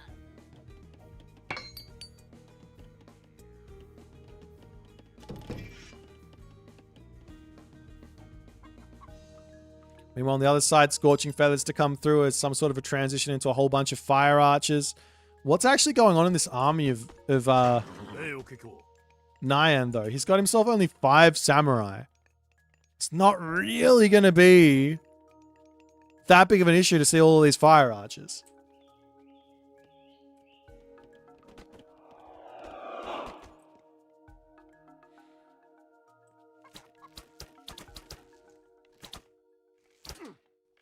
Well, fire archers picking off some stuff over here. Town center coming up onto this side. I mean, to some degree here, given the god path that Nyan has taken, Garneth might, if he just doesn't, doesn't die, he might be able to just survive, right? Bit of a forest protection is a must need here, but unfortunately, well, he doesn't have forest protection. He's got drought. Oh no, he can't heal up his units at all. Town center under huge siege here. The one unit going to be able to take it out very quickly. Villagers to come over and try and repair this one back up. I was talking about some potential for Garneth to try and force a late game here, but I don't think it's going to be happening. Town center goes down. Garneth is still sitting at full population, but for how long? Ballet on the bottom here, sitting strong as the reinforcement, so to speak, for Garneth over onto this side. Needs to bring them up here and deal with this. Watatsumi about to hit, which does mean that Dragon Typhoon is going to be popping down onto this position. Kusanagi gets dropped down. Surprised to see him use that just before the Dragon Typhoon hits, but nonetheless, Mythic Age is in for Nyan, and he will be dropping his Dragon Typhoon onto this position. It's my frames dropping off the face of the planet. Villages falling and all the other good stuff, but it seems like I think Garneth managed to avoid the brunt of that damage, but he's got no food income now. He's got very few resources in the bank, but at the very least, there's all of these Wuzu Javelineers that can take down the backside, but Nyan says, give me this town center. Give me myself my asymmetric bows. Give me myself Onmyoji.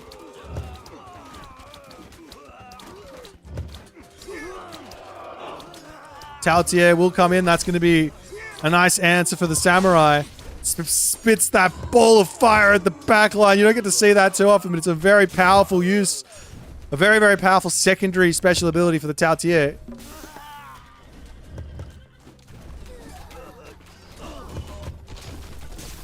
Ballet goes down up to the top, and it looks like Garneth, 0 gold income, 0 food income. He looks to be out of chances, out of hope in this game. Threw away too many units early on and just did not get the value out of his classical fight that he was looking for. Just didn't get it. I do think it's possible to take some early game fights as Fushi against Japan, against Susanoo. But realistically, all of the power I think that Fushi has in this matchup comes in the heroic age. So why are we wasting time in this classical age? Get to the heroic age and enjoy, I think. But unfortunately, Garneth, he didn't pick the right strat here. He almost managed to break through to the second gold mine, but it wasn't meant to be. Too well played for Nyan in the first game. Nyan did actually beat B inside of a similar matchup in his first series, so gets off to a nice start in this one as well. We'll see if Garneth is going to be able to figure things out going into game 2 or not. But I mean, you look at this post game, I think this is what's important, is every single fight effectively went Nyan's way. And this is just a credit to his ability to take the fight in a good way. Generally, it's not that easy. And yeah, Garneth just could not quite make it happen. But let's jump back over to the draft and see what's going to happen for game number 2.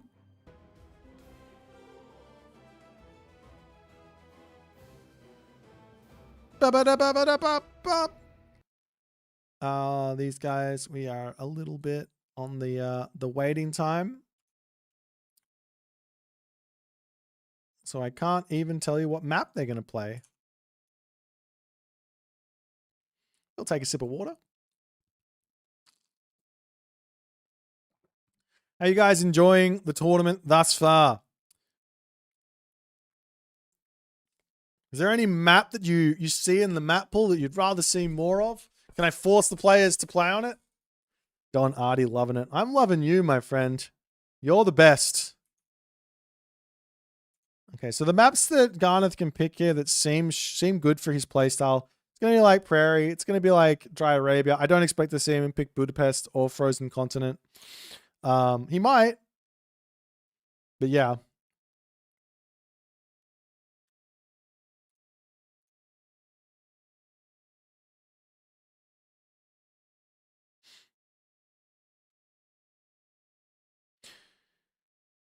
I mean, the other thing is Nyan still has his Tsukiyomi. I can't believe that Tsukiyomi, like, okay, Tsukiyomi was S triple plus tier, but I think maybe everything that made Tsukiyomi so strong was just inside of the Tengu. I have to say, the Tengu is basically the only thing that Tsukiyomi's really had nerfed.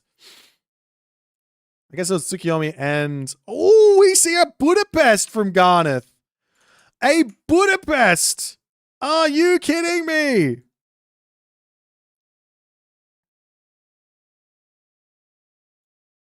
I don't believe it. Garneth has himself Loki. We've seen Loki on this map. Nyan doesn't have a Greek for Budapest. He doesn't have a Heimdall for Budapest either. He's got himself a Ranos. He's got himself Kronos. Kronos on Budapest is probably the angle that Nyan is going for. I don't see Thor working out too well. Poseidon, not the best. Tsukiyomi on Budapest could be really good too. Let's have a little look, see at what they're picking. And we get ourselves the Kronos versus Loki.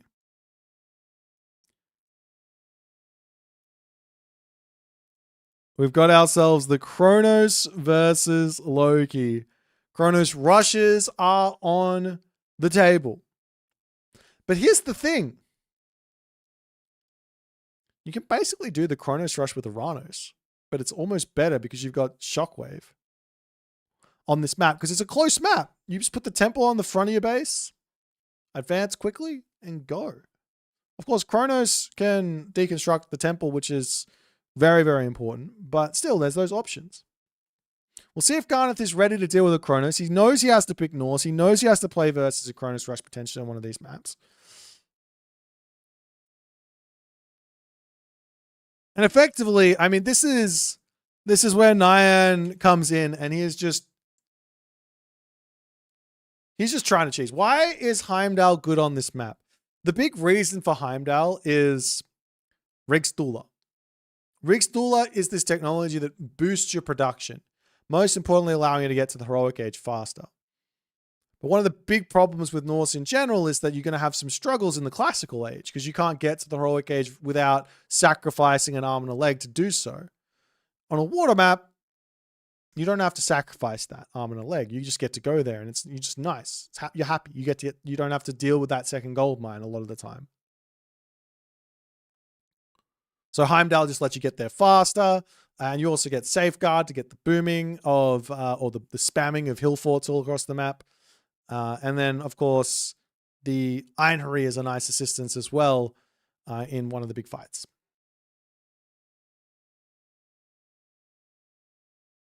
That's my take on it. Players are off to the races here. Okay. And we are going in onto the map Budapest. So let's jump into it.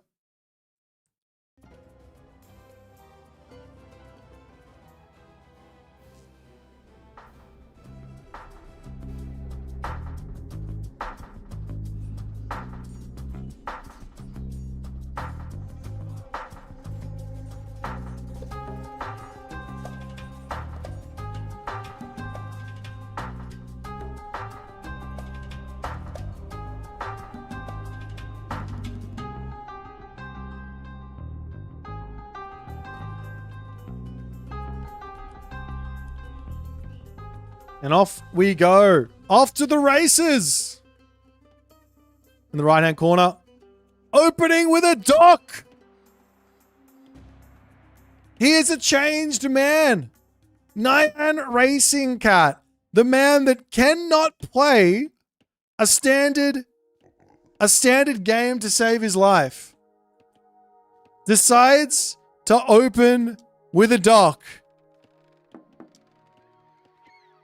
On the flip side, Garneth says, screw it. Let me just drop a dock up here. This is a wild dock from Garneth. Absolutely insane. And he does spot it. Nyan's going to drop that deconstruction. No surprises.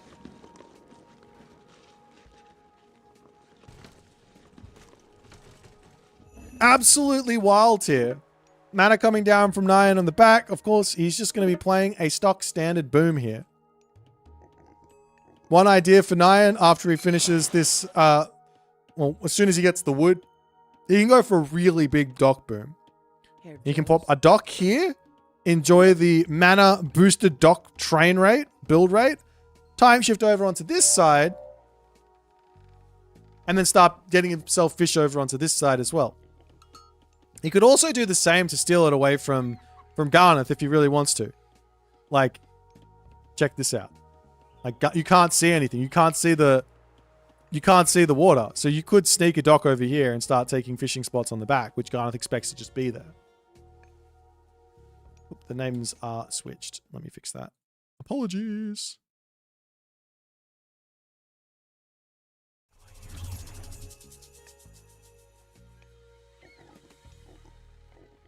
As a spy comes down to the main base, Nyan's going to be dropping himself his temple here.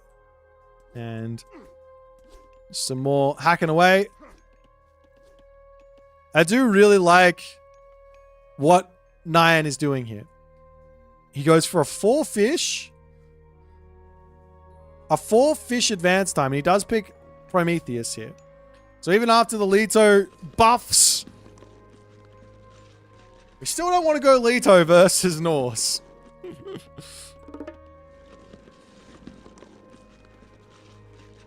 Nyan's temple going to come through, and he's going to be looking to put some pressure in. See the temple coming up for Garneth as well. Garneth's just going to continue to get his fishing ships up to the top side. The really scary thing here is that Nyan can just walk up here with his oracle. He can put an oracle here, an oracle here. If he sees just one dock, he can deconstruct and he can time shift a dock over there. It kind of looks like he's going to drop another dock. I was going to say, it kind of looks like he's going for somewhat of an all-in if he's not going to put more docks down and not get more fishing ships in. But nonetheless, you see an oracle coming out very, very quickly here for Nyan. Is this going to be used to fight or just for favor? I think it's just for favor. The Prometheans will start running in, looking for some damage. Corsetti is pre-queued. And the villagers will get spotted over here as Garneth will need to start running. Can he pick this one villager off? No, he cannot. Can he get the last villager on the back here, though? He cannot. No kills just yet. Does have the favor to potentially drop a deconstruction onto the temple here. But you don't really want to do that. And he just dropped that down. Why don't you want to do that? Because then Garnet can skip the temple and go straight into a Great Hall here. Which is generally the better idea, but nonetheless, it's not going to happen. We've got ourselves the Nyan dock up onto this top side as the Bareem's coming through.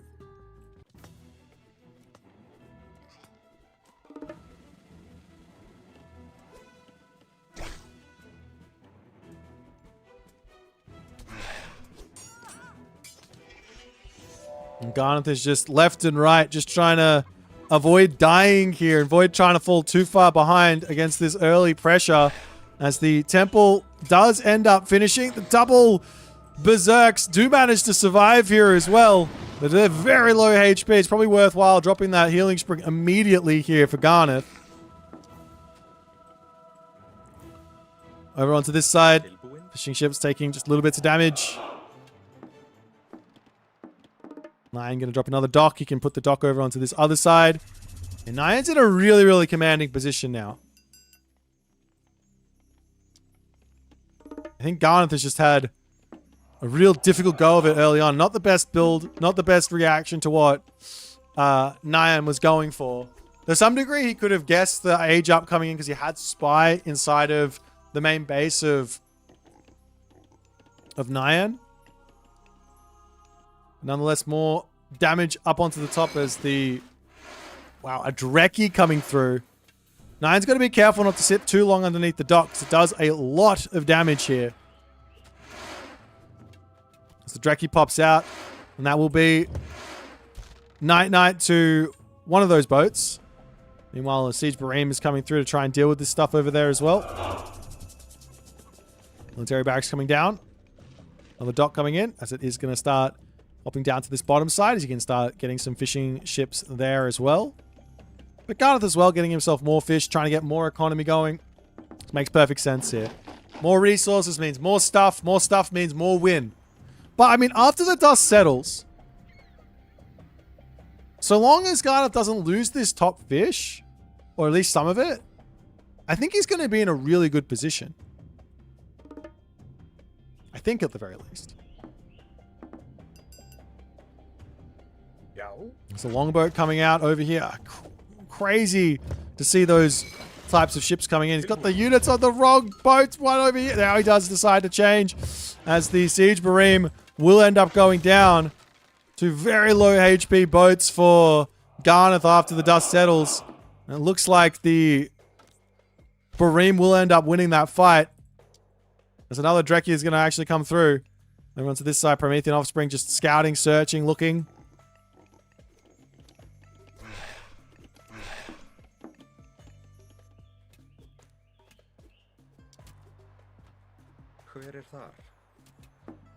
Garnet now gets himself out the dragon ship. And Nyan will need to pull back. Over onto this side, however, we're seeing more of this aggression. This dock spamming aggression from Nyan. He's not exactly sure what his plan is here. He's trying to distract and get resources spent, potentially, so he can hit on the second gold mine. I think that's the idea. Longhouse for Garnet coming down. Lots and lots of fishing ships on the way here for Nyan to take the rest of this water. Does Nyan have himself his fishing upgrade? Yes, he does. Does Garnet have his fishing ship upgrade? Yes, he does.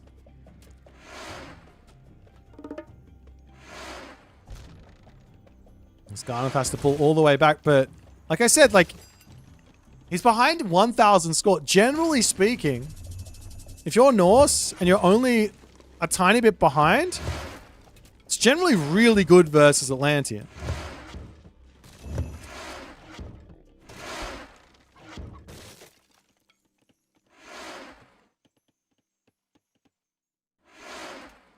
It's Garnet trying to deal with all this stuff up here. Still, this is probably the most naval fighting I think I've ever seen on this map. This is probably the most naval fighting I've ever seen on this map.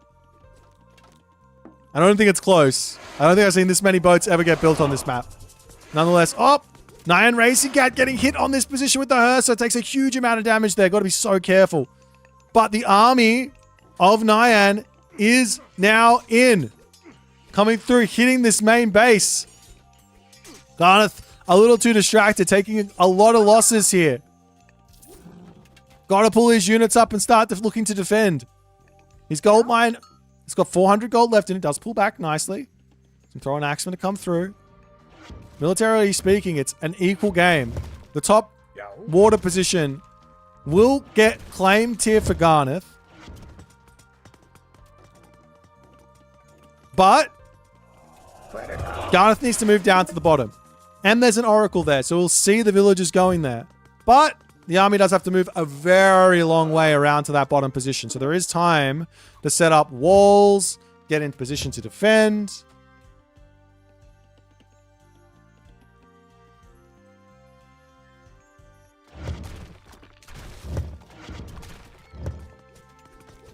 Over here, the dock for Nyan Racing Cat is going to be falling.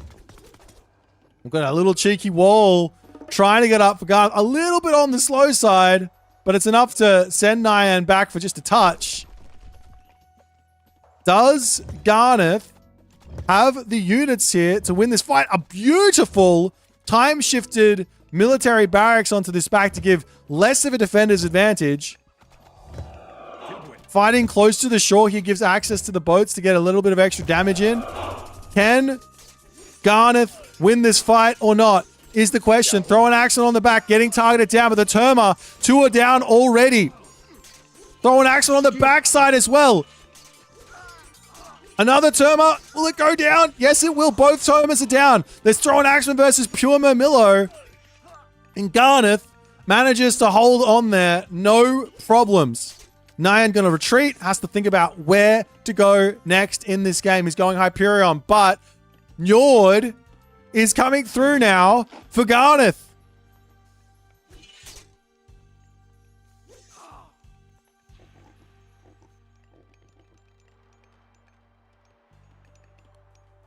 Okay. Njord is coming through for Garneth. He needs to get himself his armory. He's getting that up now. On the other side, Nyan has his armory. A little bit short on food. Now he's going up. Both players are going to have a heroic age in. I can't tell you how happy I am to see a Njord in this position for Garneth. But Nyan has 86 favor. Nyan has 7 oracles. Nyan is getting more oracles out. Nyan has had full control of this game from the start of the game up until this point. Garneth needs to get some raids in. He's got to be hunting oracles here.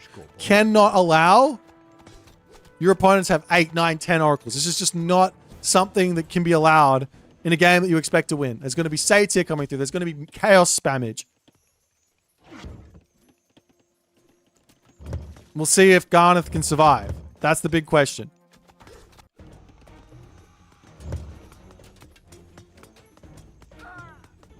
Gets sniped. Up onto the top here. The Draki. Chilling, hanging out, doing what it can. Trying to take down this dock. But there are some units here that can help defend. But the fact of the matter is the longbow just not that good. Little known fact is the Caraballaster does actually have bonus versus ships. If you didn't know that. It does bonus damage versus ships. There you go. Small factoids. As the heroic age is in.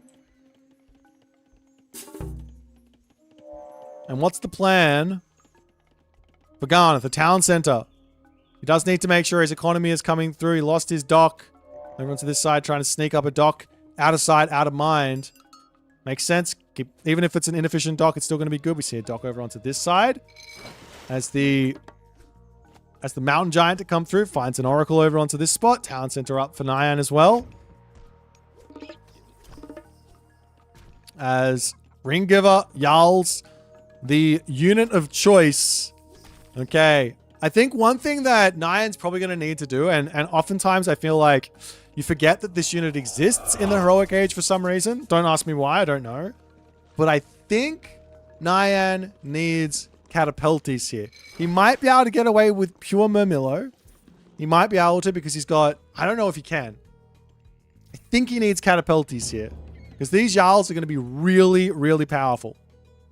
Dock up allows the fishing ships to get back to work. all of these fishing ships cut off as well. Garneth, if he gets himself out of crack in here, he can lock off this, and then he can take everything back. We do see a dot coming up for Nyan as well. As the main base under siege, but Garneth shouldn't care about the main base. All he cares about is this bottom side. He's gotten the gold mine here. He's gotten the gold mine here. Deconstruction onto the hill fort, as Garneth going to attempt to get himself another hill fort back up. Walking Wood's going to come through. As Chaos gets dropped down for the engage here. Garneth's going to delete the hill fort and try and pull back. Does he have enough stuff? Is the question. I don't know if he does. The trees here are obviously going to be a nice assistance. Troll coming through. The mountain giant to come in and help out as well, as we're going to see some goatees to come through. But Nyan does look to be winning this fight here. Healing Spring comes down. Is that way too late in the fight, though? Yes, it is. And it looks to me like Nyan will be breaking through.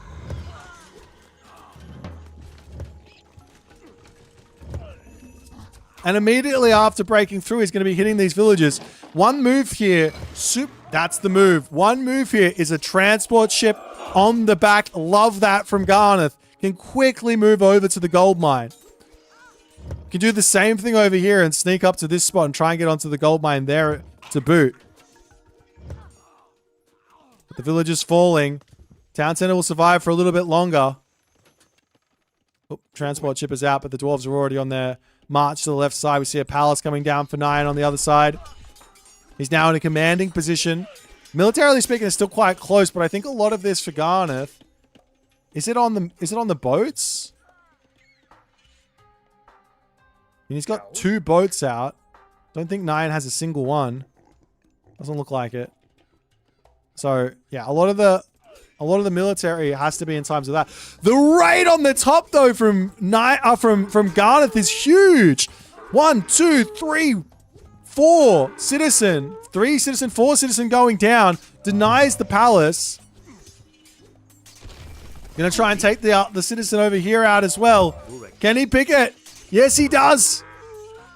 That's huge. Yes, it's 70 to 50 villages, but getting those picks is gigantic. As the citizen leave this side again, back over onto the bottom. I want to see this transport ship used. It's 5.3 speed versus 3.8 speed. A rock giant spawn here for Garneth is also absolutely gigantic.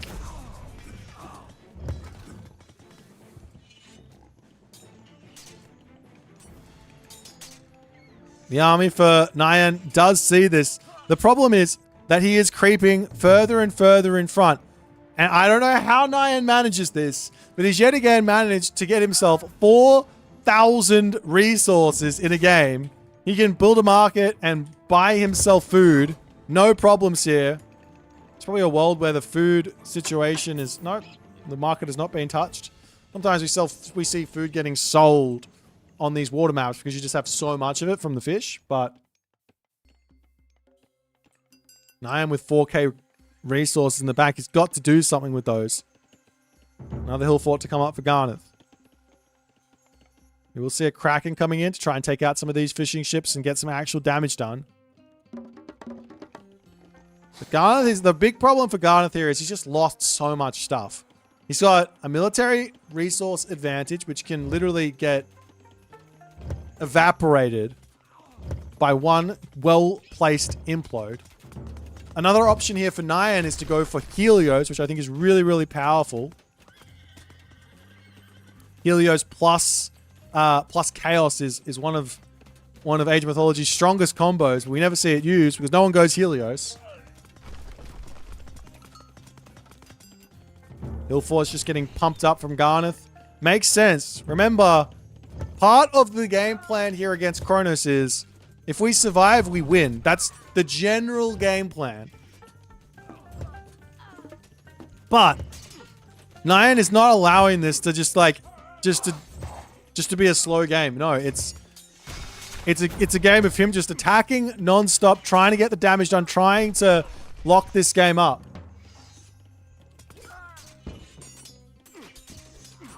Nyan here, he's getting himself those Arcus out, but they don't have any upgrades. You need to get upgrades in. He's got heavy infantry, heavy cavalry. The army charging through that chaos does not do it. Garneth now charging forward. He's got himself the portable ram. That's going to deny this settlement from going up here.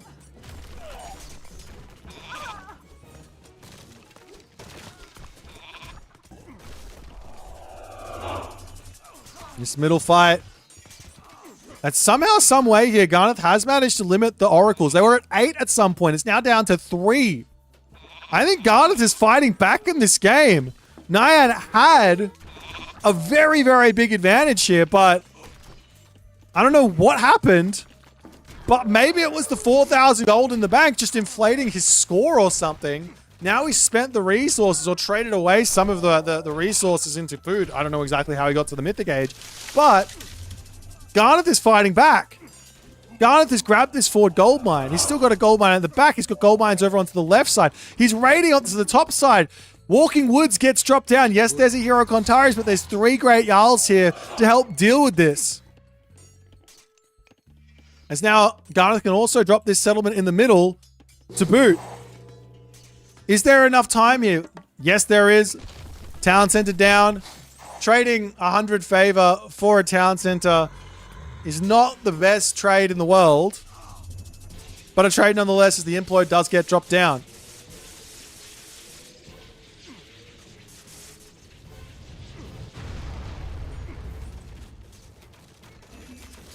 Portable rams into the main base. You see a lot of military losses here, but there's plenty of time to just rebuild. No problems. Nyan now going into Fnatic. Murmillo. What is going on with the Nyan military? He's got a lot of military out the top. Over here, he's lost the food on this side, and Garneth taking all of this is helping so much for him to stay afloat in this game. He's got himself 25 fishing ships. I think he can only have 24 fishing ship spots, but 25 fishing ships.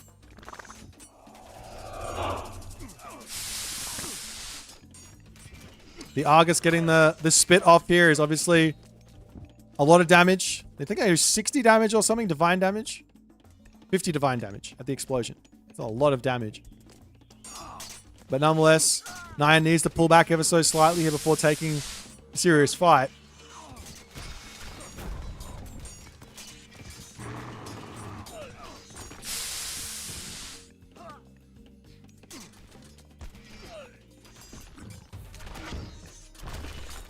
There's a portable rams breaking through one position here. He's going to pull those back.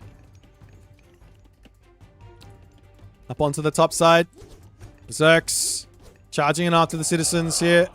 Nice raids from Garneth. Limiting gold income and all the other stuff. I think Nyan does need to think about starting a trade route. He can put the market in the corner and get going there. He's still got so many resources. Let's check out the armory upgrade situation. Nyan, no bronze in. On the flip side here, Garneth is now going to be getting himself an armory upgrade advantage here. As Nyan still doesn't have himself medium archers.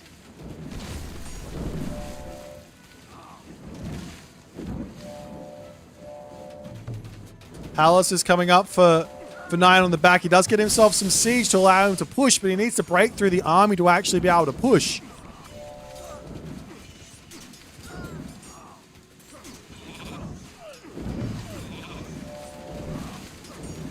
So throwing Axeman cleaning up that front line. Both players are just sitting at full pop. I think Garneth is missing a house somewhere. There's 16 houses there. That 16th one is coming back up.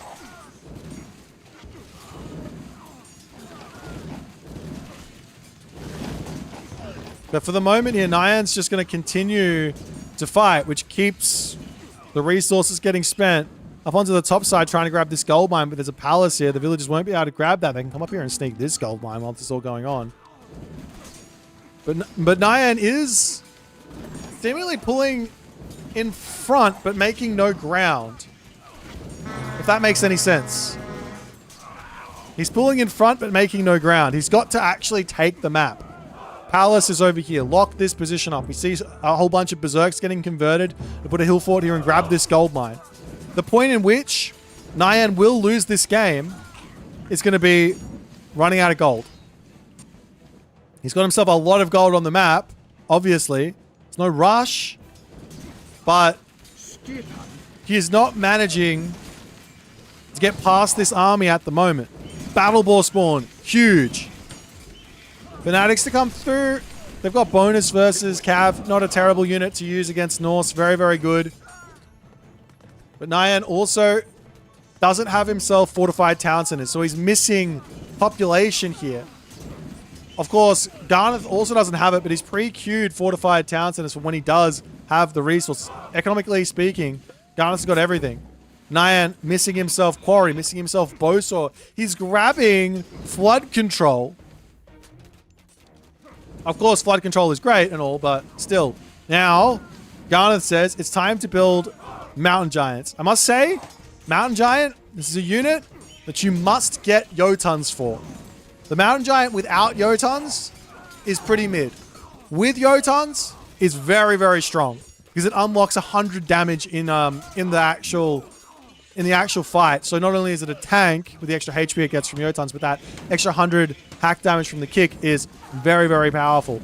And it looks like Nyan, even with all of the economy in the world, just cannot break Garneth's unit spammage here.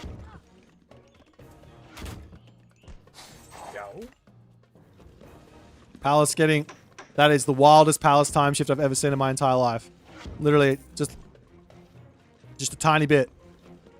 Portable Ram going to come over and put an end to it as well. Huge. Jarl's over onto this side. See the Palace coming up to try and grab this position. We do have the Hill Fort getting deconstructed over here. The villagers might need to get converted into Berserks to actually deal with this. Alternatively, you can just move over here and he should be fine. Jotuns is now coming through. 175 food, 30 favor. Make these bad boys some good boys. Yeah, if you do spawn a mountain giant as Loki, this works with any of the spawned units, and you have the tech, then you enjoy that. And it's what you want. More raids up to the top, hitting the villagers non-stop. Garneth fighting for his win here on this map. The villagers pull back. They can move back over onto the gold mine. Where's Garneth's gold? He's got gold here. He's got gold here. A market in the corner to start a trade route. Must do that. Of course, Garneth also wants a Mythic Age in at some point.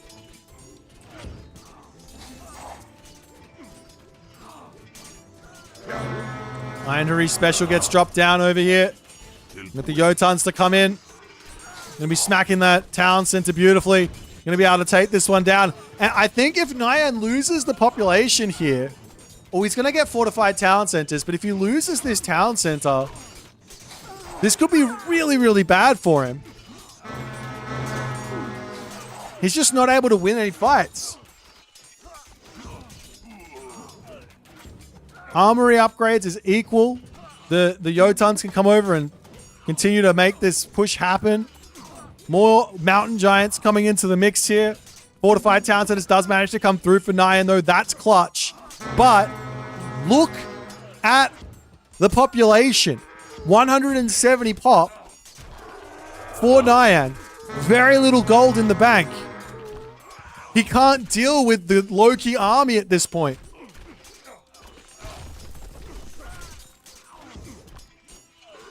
He cannot deal with the Loki army here to save, and he just can't do it, and he taps out. Score lead and everything.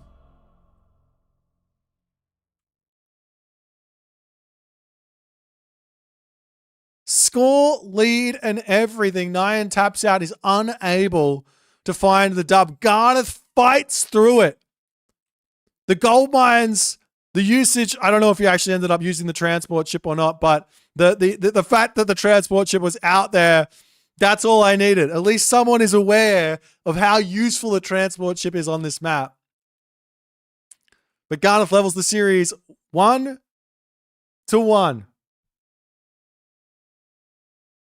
Absolutely huge here for Garneth. By all intents and purposes, I think Nyan, I think he should have won this game, but he did not take the advantages that he needed. He did not take the steps to get himself the lead. He didn't upgrade his archers. I think they're still at, I can't show. I think they're still unupgraded. Is there a single archer on the map? I don't think so. No. There's 0 archer upgrades. Wait, can I see it? Yeah, 0 archer upgrades here for Nyan. He was building Arcus, but no upgrades there. No micro. The palace spammage. No walls here versus Norse is an absolute no-no. And he just left every hole open for Garneth to take the advantage. And Garneth just took it, ran away with it, and that was that. 1-1 though. Guys, we got ourselves a series. This might be the main event losers bracket round 1, but this is where the highest level of Age Mythology is being played. Let's jump back over to the draft and see what they're going to pick for game number 3.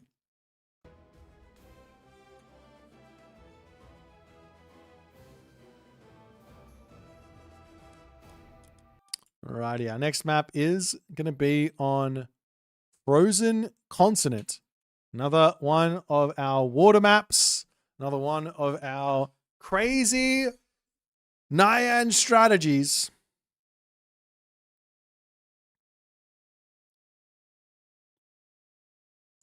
So Frozen Continent.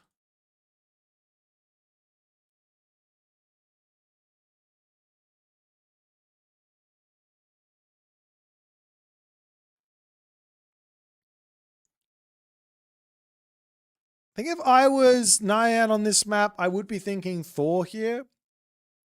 Or Tsukiyomi. I think either or is really, really strong. If I'm Garneth on this map, I'm thinking Amaterasu. I'm thinking Odin.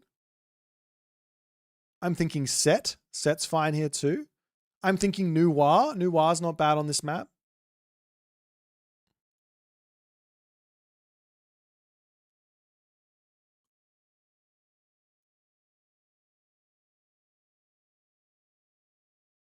The smallest of breaks while we wait for the players to pick their gods. They're taking their sweet ass time here.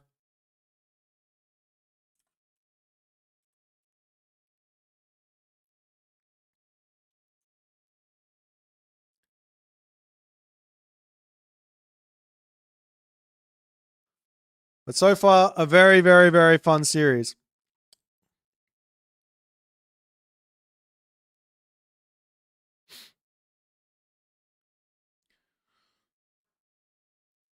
I mean, you could probably pick Poseidon on this map as well, no?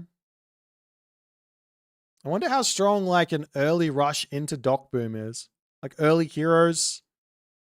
Like a normal fast advance. No dock. Then drop fish. That sounds really strong. Especially versus like something like Amaterasu. Or even something like Odin as well. That could be very, very powerful. You have to be very much prepared there. Sure what's going on. They're taking their time. Then we're going to go to a short intermission here, guys, while the players the players are just taking their time. So we're going to go to a short intermission. Grab yourself a beverage, grab yourself a cheeky snack. We'll be back in 3 minutes while I see what's going on behind the scenes. Don't you guys go nowhere. And there goes the Fey Beast. What can you do against that but turn around and simply just try and take it out? Huang Di is on the way there as now the lightning weapons is coming through. It's kind of looking like Kama has found a nice timing here to actually take this fight. Militarily speaking, it's kind of close, but these are mostly fire archers versus some really strong destroyers. The Arcus in the back doing some good damage. That lightning weapons and that Fey Beast really didn't have the impact that Rappel wanted like there. That. The priests are going to start getting poked down as the animals wandering in onto this position here. And Karma just looking for any little bit of damage with these spearmen as Rappel not really pulling away from this. He's just taking the damage. He's not running. He's just trying to turn around and fight. He gets himself watchtowers in, but the Pharaoh is going to go down. A couple of villagers go down. Is this worth it? In the slightest for Kama, though. How many villagers did you kill? But how many spearmen did you lose? Is the bigger question. He suicides a lot. Scary as Kama charges in here. He says, it's time to take the fight. Lightning weapons to come through. Can you just run here is the big question.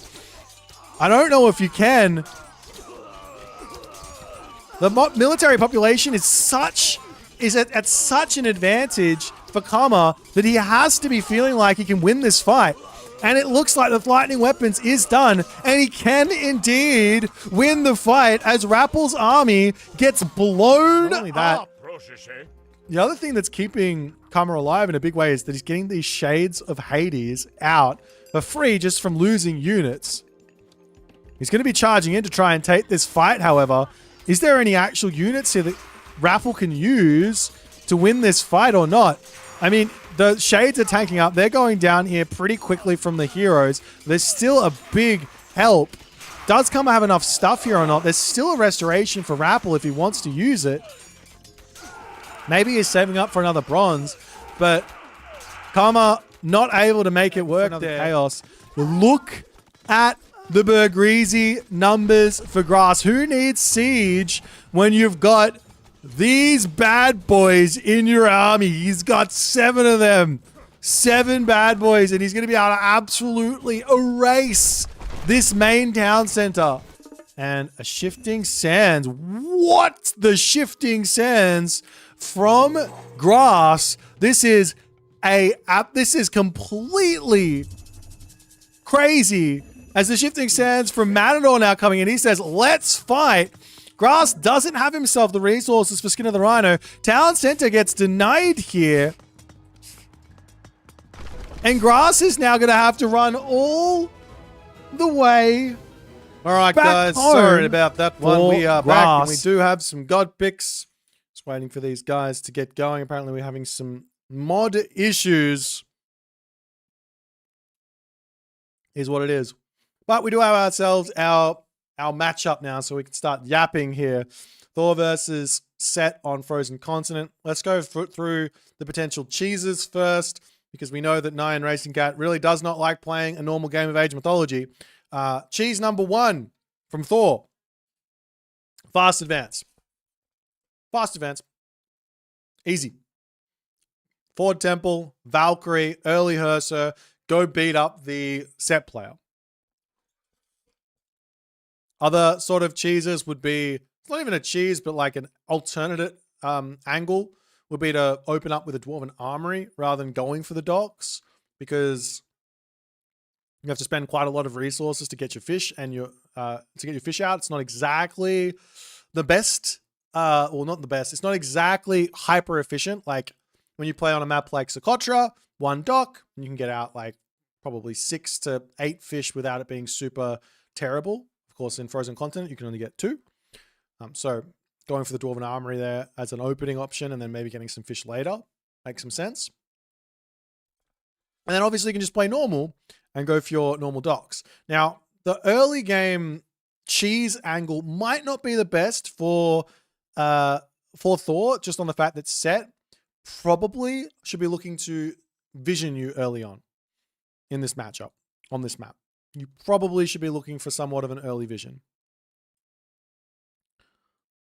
Reason being for the early vision is I can see if you go for a dock. I can see your economy. I can see how greedy I can be. And regardless of what the Norse player does, you can always get yourself out an early dock and early 2 fishing ships, because you start with 100 wood, so it's basically free to get those out anyways, and it doesn't slow your advance time down too much. And you can actually, I think I worked it out that I could get like a 3-minute 30-ish advance time, maybe 3:40-ish, with 2 fishing ships and a dock, and it was like perfectly fine. Reason why you can do that is because you don't get a monument, you don't get pickaxe, and you can rush that age up, and you get the extra food income from your fishing ships. So it's perfectly fine to do that. And then you can just go into the next stuff. So I think we're probably going to see Nyan open somewhat normally here. I think he goes docks first, and then he goes into the Dwarven Armory, and he plays that way. I think Norse is fine here versus Egyptian. Egyptian is normally a terrifying presence for Norse to play against on like a normal land map, but on a water map with extra fish, it ends up being a much easier time. And especially Thor, who can play for the heroic age and a dwarven mine in their main base, allows you to sort of play around any of those kind of wild death balls and all the other good stuff. But nonetheless, I'm really excited to see this map and see this matchup. These guys are incredibly high level. Lots of craziness to come. We're going to be getting into game number 3 here momentarily. Frozen Continent, Thor versus Set. One winner. No. Yes, tournament life is not on the line just yet, but it is in this series. It's basically a best of 3 now for the rest of this one. So let's jump into it and see what we're going to see.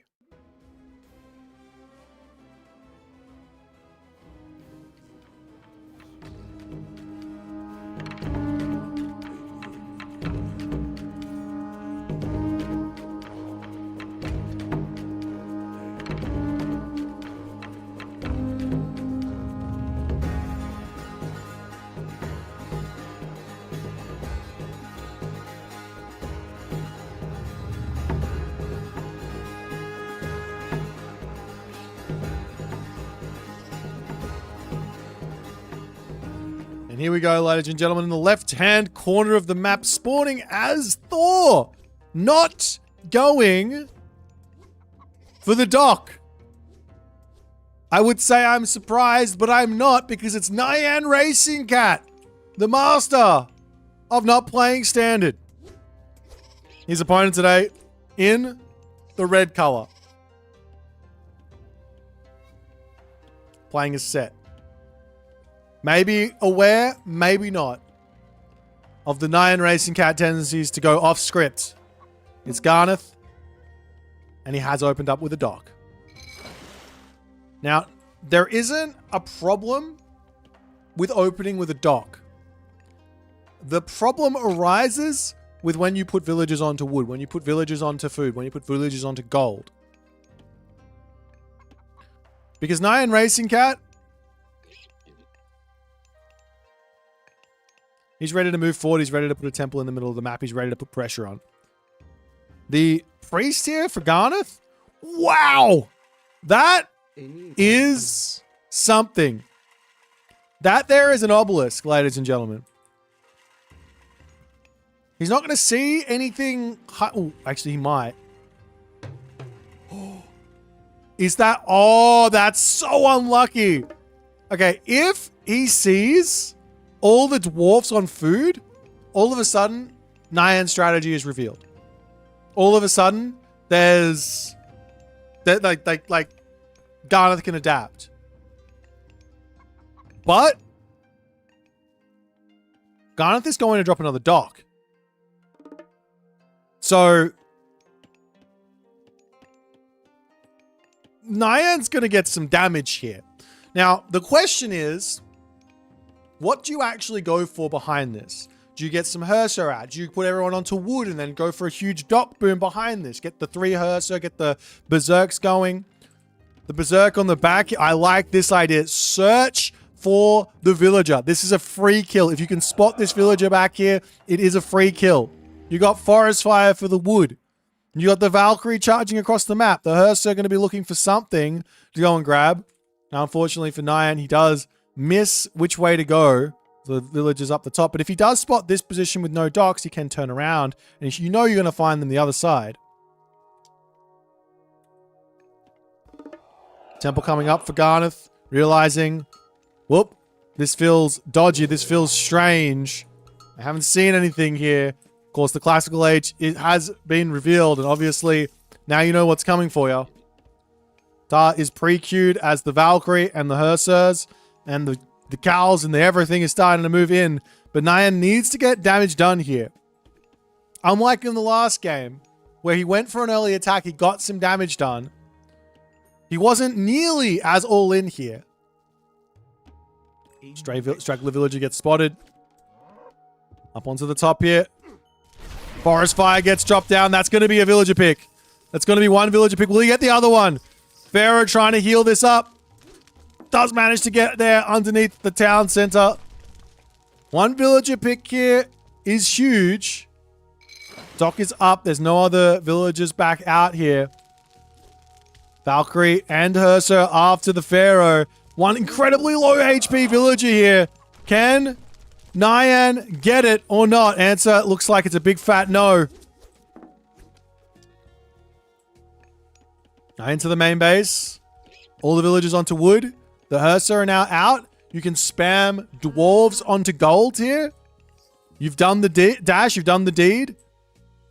Time to put docks up everywhere. Time to take the map. Time to take the fish. This is going to be huge. Garneth is stuck in his base. He's scared. He's putting up a monument now. He's got to get out barracks. He's got to look to start defending himself.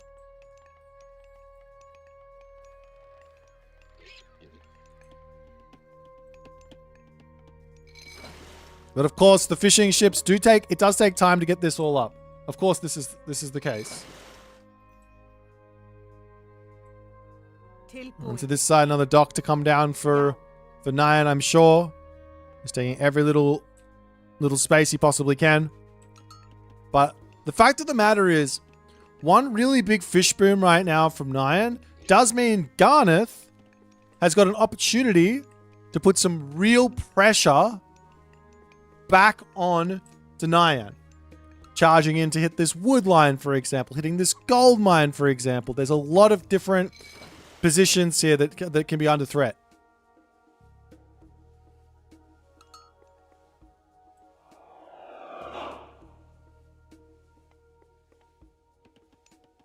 But for the moment, pure Hersa, pure defense. I'd love to see some walls coming up. And all the other good stuff. Just taking a look at the actual map and seeing the relics as well. Armor of Achilles is here for a little bit of a booster hack.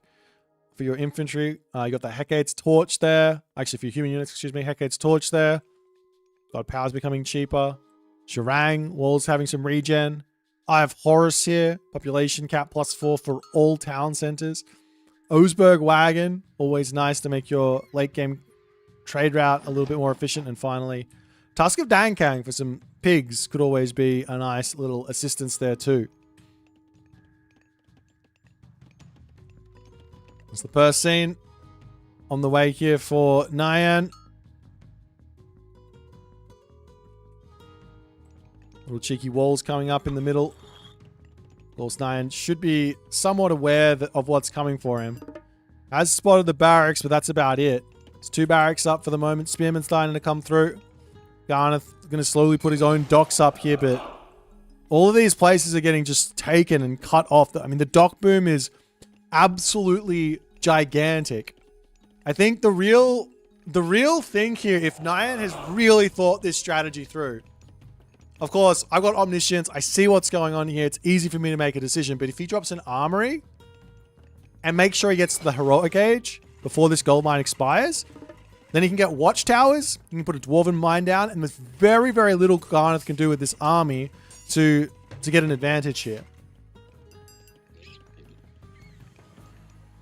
Villager up onto the top spot, sees this going on there. And the Hersa over here with 26 HP. I don't know if that's enough to kill off a villager if they just decide to fight. But Garneth says it's time to get some real pressure done. Unfortunately for Nyan, his gold mine is exposed here. He needs watchtowers or something. Longhouse coming up onto the back. He's played a really, really nice opening. Dwarven mine going to get dropped onto the back here. So this does take away that opportunity, so to speak, that advantage of potentially going for the heroic age. Longhouse is coming up for throwing axemen while this is going on. Raids into the main base are getting denied here. Hersa spotting. And he does spot the villager. If the villager doesn't turn around and shank soon, I think the Hersa is going to win that fight. And that's going to be a dock denial from Nyan. Up onto the top here, getting pushed back and a run over onto this ice and just try and pull the army away from his main base. Watchtowers is now through as well. And look at this for Garneth. It's time for the entirety of this map to get lit up. Every obelisk in the world, every position is going to be getting noticed, is going to be getting spotted. Towers coming into this spot. We're going to see the breeze doesn't go. What is it doing over here? You really don't want to be losing these bad boys. Oh, the healing keeps it alive. Okay, that was cute. That was some nice micro. And onto this side, still getting chased down, but Nyan will be able to pull back.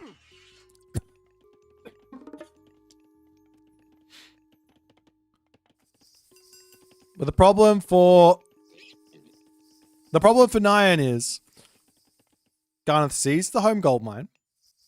Garneth will be seeing the top gold mine. Garneth should be having to see this one over here as well. Just needs to get his obelisk up everywhere. Nyan can pull a sneaky here and run onto the ice and come around. You can't get the obelisk there to sort of see everything. You could have sneaky to try and get over onto that side. But I'm not sure how that's going to go. As Garneth says, it might be time to get some real pressure done into this main base here. The Wadgets are huge, feeding a bit of food over here on Nyan. There's the watchtowers as the town center. I don't think there's enough of a military advantage here for Garneth to push in here. Nyan pulling back. This could be Garneth throwing the game for the moment. He has such a dominating position, but the military here for Garneth going down. The backline's still alive, but that there was not the right call. He could have pulled around this side. He could have poked the gold mine. Now no front line as the raiding cavalry can start destroying everything.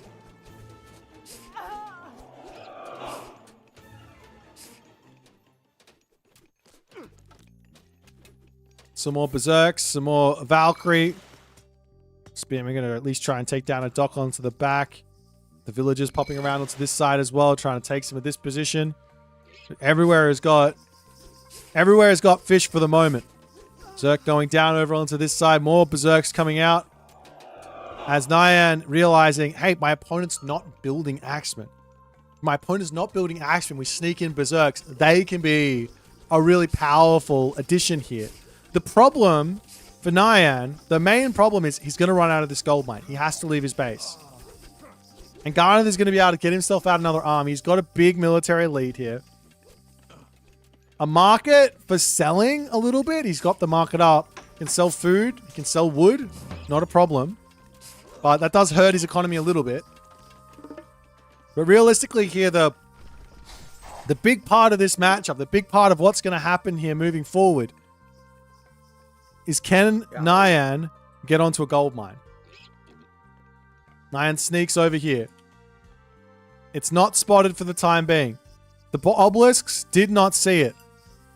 You cannot be leaving Fog of War when you're playing. Oh, you cannot be leaving Fog of War when you're playing a tournament match. Someone will inevitably sneak a gold mine.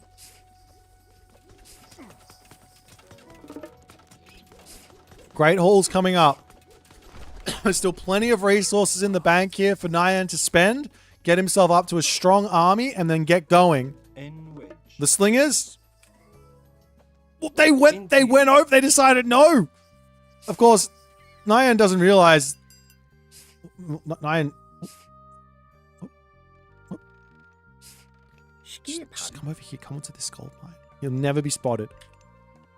It'll never be spotted. Garneth now will send one slinger out over to check the gold mine. But is that too little too late? The Valkyrie numbers creeping up. The units coming through. The dwarves do get spotted over here. Shifting Sands is available. But you want a Shifting Sands for 7 villages? I think you almost have to. How many spearmen? There's 10. Not enough Wadgets in this army for Garneth. Not at all. The spearmen taking forever to deal with this dock, but they will be able to take that out. Also, Nyan forgot to garrison his fishing ships, it looks like. So the army's going to meet in the center of the map. Garneth needs to take the fight. Good pullback here from Nyan. Got to get those raiding cavalry around to the backside as the slingers taking out the throwing axemen here. Is there enough stuff for Nyan Racing Cat to win this fight? It looks like the answer is a no. As I say, imagine forest fire. Imagine what could have been. And now Garneth makes his way over to this side. The villagers will get pulled. He can send them over to the top side, but there is an obelisk already in here. And the push and tug, the left and right, to try and get out of this position will begin. Now, Nyan can sell. He's got selling of wood. He can sell everything else. We see shifting sands up onto the top side. Lots and lots of villagers here. This is a nice amount of kills for the Garneth army.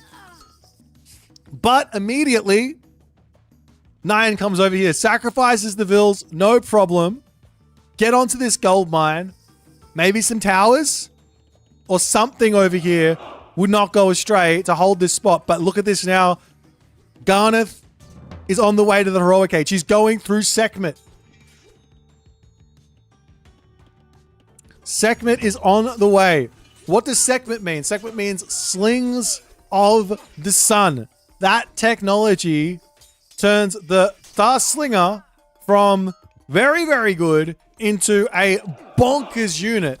On top of that, Scarabs to help with some siege and all that other good stuff can be very, very strong too. As Nyan says, I must take this fight. The Valkyries pulling back here. Those priests doing some good damage. You've got to get in onto that back line and deal with them. However, it's looking as if potentially here, Nyan will be making it through this position. He is taking the army of Garneth out here. The Berserk's doing work. The Valkyrie's still alive. The priests trying to get the damage. Every time the priests come in, a little bit of dancing with the Valkyries and they can dodge the projectiles of those priests. As the Heroic Age comes in, Citadel Center gets dropped into the main base. Nyan survives and the game continues along. The Scarab in here is going to be a nice little bit of an assistance. Priest to try and take out the Valkyries and all that other good stuff. The Scarab dies, gets that damage in from its death animation, but another Wadget to come through will be somewhat of a help. We've got some Axemen to come in and try and deal with these Berserks on the front. A Pharaoh over here could get involved as well and start getting that damage as the villagers need to pull off here and just make sure that they're nice and safe on the back gold mine. But Nyan is in full offense here. Nyan is in full offense, but maybe he's overcommitted a little bit. Picks the Pharaoh, pulls back. Axemen are in. The Berserk shenanigans are over, but Nyan is here. Nyan is here. Nyan is here. He's got 42 villagers on gold. He's like, you almost gold cut me. I just want to make sure I've got enough gold to last me the rest of the game. I just want to make sure I got enough gold to last me the rest of the game.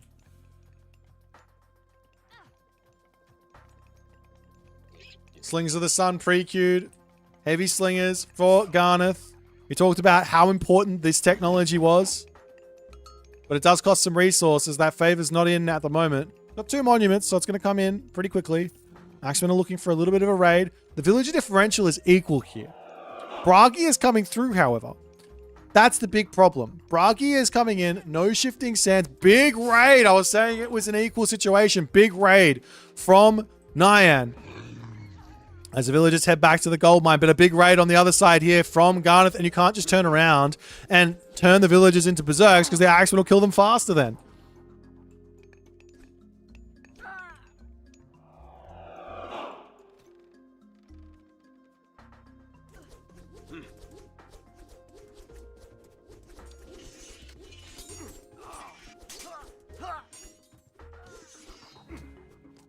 So those Axemen will pull back. Get the damage done. Both players taking pretty heavy economic losses here. The game is getting very, very messy. Town center for Garneth. I'm not sure I like this decision. I think he needs to drop like 3 or 4 Migdols just for defense on this bottom position here. Lock this up, then get the town center. And either way, getting up those Migdols is going to be a must here because the Battle Boar are coming. The Battle Boar are coming. The units are coming. Flaming Weapons is coming. And you need some defense. Does Garneth have himself any priests out is the question. He's got 1 priest and 1 pharaoh. How is he going to deal with the battle ball spammage that's coming his way? Town center for Nyan is great. Needs that population to spam out the units. Once the town center is done, can take this fight, no problems. Axemen versus raiding cavalry, never good. Actually, do they have scalloped axe? They do. So I mean, I think the Axemen, they don't beat the raiding cavalry, but they trade okay with that scalloped axe technology.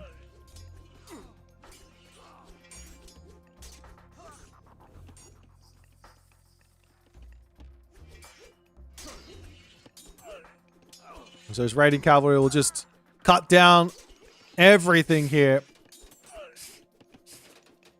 Hill fort in the middle of the map for Nyan. To try and start locking this position up. More battle balls are coming in. Not a single priest from Garneth. He has 2 temples, so we can get the priest out in a pinch here.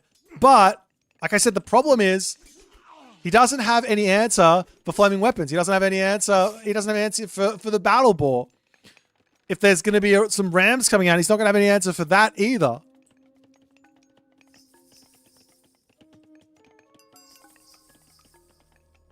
Meanwhile, the throwing action heroes coming through, going to grab this hill fort in the center of the map. Everyone to this side. Migdol stronghold for Garneth. Attempting to come up, but the unit's getting that damage in. They're not going to be able to kill it, but it's only going to have a handful of HP at the end of the day here. Or maybe they'll be able to kill it. I don't know. They are going to be able to kill it. That Migdol almost fully completed. Goes down. 300 gold down the drain, roughly. Garneth to pull back. Units turning around. Going to start getting the shanks in. Nyan can go for another town center if he wants to. He can get himself out those rams. I would say there's not really a rush here for Nyan, but the scary part always for Norse versus Set, it's not... Yes, there's the scary part of the classical age death ball.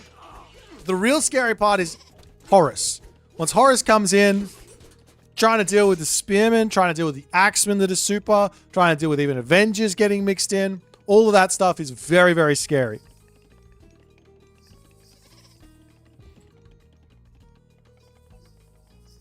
Normally I don't stop for any sort of sub something, but I'm just Stardust. Thank you, my friend.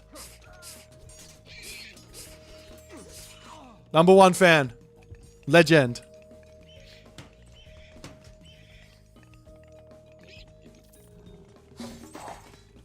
Temple going down for Garneth over here as well. Another Migdol for Garneth over onto that left side there too. Monument for Garneth's going down, and Nyan is slowly but surely finding himself an overwhelming advantage in this game. But Garneth has managed to keep... Actually, you know what? Garneth has managed to keep this quite close.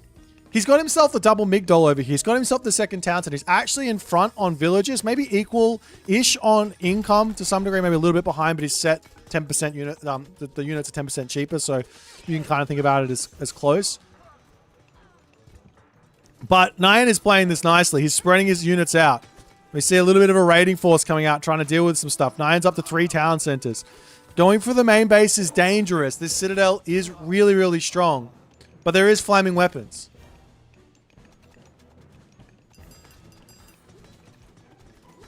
Houses coming up over here as well for Nyan, or going down here from Nyan's pressure.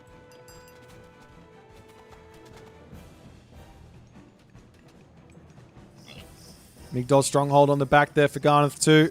Up onto the top, a little bit of a raid. Every little bit of damage here is so important for Garneth.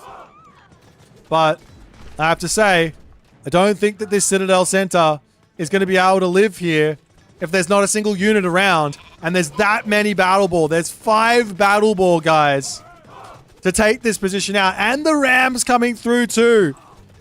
Normally the Citadel Center is nigh unkillable. But if there's nothing around, it's not going to do it. Flaming weapons gets dropped. Villagers trying to keep the Citadel Center up. Too little, too late. Garneth pulling back. The spearman over here getting chased away by the berserks. Nyan's advantage is absolutely gigantic here. Up onto the top side, the spearman getting flung. Still trying to stay alive. Battle balls now starting to go down slowly, but there's still a ton of favor that's now come through for Nyan to replace them.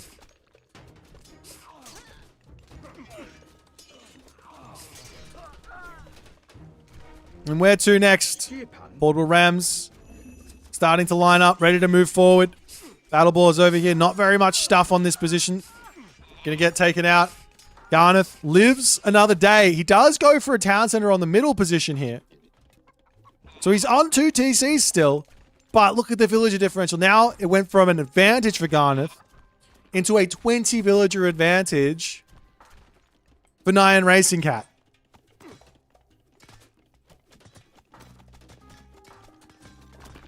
A 20 villager advantage for Nyan Racing Cat.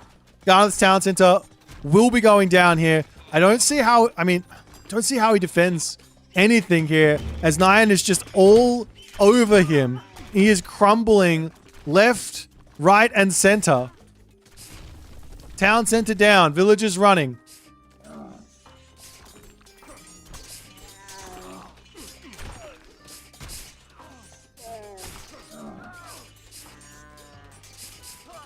Slingers wandering forward, ready to start taking out these units here. Great control from Garneth. Zero control from Nyan. He loses a lot of stuff on that fight.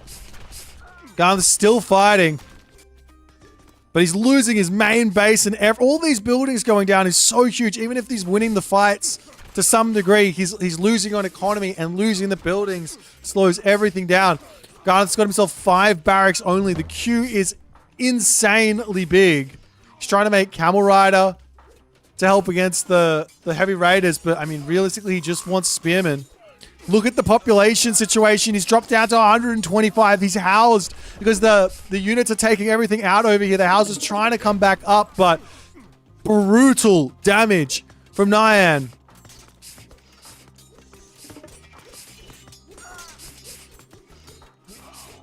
As the army charges through onto this side. And Garneth has to tap out as Nyan manages to take game number 3 here with some incredibly well-played Thor. Like, the ideas here, the only thing I think I would have liked to see from Nyan would have been a clean heroic age. Clean building placement to protect the gold mine from the Wadgets with maybe an extra wall or something, right? And a clean heroic age to like not have any of the gold mine issues. But the way that he played through the gold mine issues, sacrificing half of his villagers on one gold mine for that shifting sands and going for the other gold mine, that was chef's kiss. That is, you can take away from this, and you can absolutely use this in your own games to start dealing with this Egyptian classical age death ball menace. Really, really smart play from Nyan. Love to see it. Up 2-1. Garneth, tournament life on the line now. He has to win if he wants to stay in the tournament. Can he break himself through Nyan, though? We'll have to wait and see. We'll jump into the next game shortly. Let's check out what they're picking for the draft.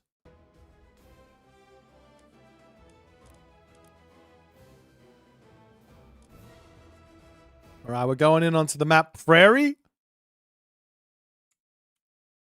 Going in onto the map Prairie. And it is going to be a Uranus versus Amaterasu affair. You all know what I think about the Uranus god, but Nyan on Uranus is a different kettle of fish.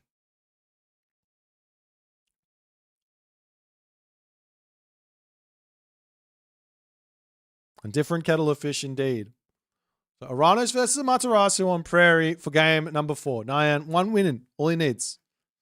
Uranus is really, really strong on this map. You don't have storehouses.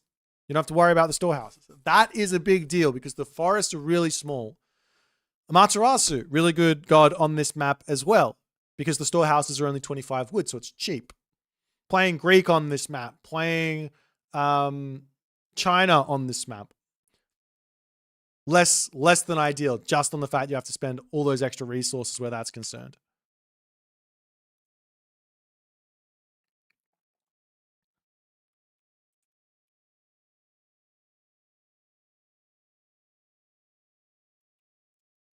Alrighty. These guys are going to be going soon.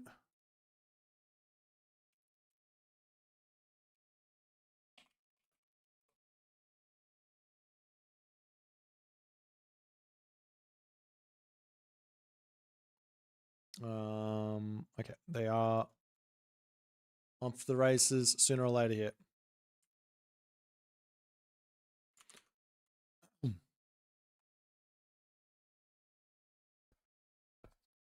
Coke recycled. You know me too well, my friend. Okay, so yeah, Uranos versus Amaterasu. One of the big important things here for Uranos is to ensure that you don't get caught out away from your Sky Passage. Because you can use the Sky Passage to play around things like the Thunderdome, to play around things like the Weasel, to play around so much stuff like Solar Shield, all of that stuff. You want to make sure that you're using your Sky Passages and locking the map up. I think that's really important. I am realizing that I did not update the bracket at all, have I? Can I update it? I can't remember how.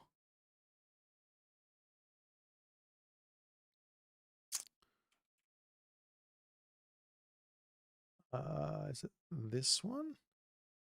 Let me see if I can figure out how to update this. No, it's not that one.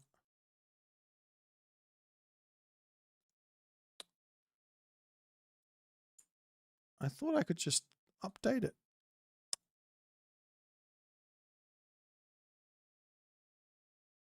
No. Don't know. I give up. We're by ourselves today. There's no behind the scenes assistance. That's okay. Yeah, the Matador 3-0'd Illuminati. Yeah, in our first series. All right. But yeah, Uranos versus Amaterasu. The thing is, Nyan plays in Uranos that we'll see. We'll see. I mean, I haven't seen him play in quite a while, so he might have something in store for us. Nyan, but the thing I normally see with Nyan is he really likes to cheese. And I said that a lot. Last game he cheesed. The game before he cheesed. The game before he played sort of normal. But you can see that if the game gets into a normal state, he's very, very capable. But he likes to go for the cheese. And his Uranos is very cheesy. So this probably works in his favor. Because he probably wants to cheese Amaterasu to some degree. But what sort of thing can you do with Uranos? Do you go for like a forward Sky Passage for early attacks? I don't know. We'll have to wait and see.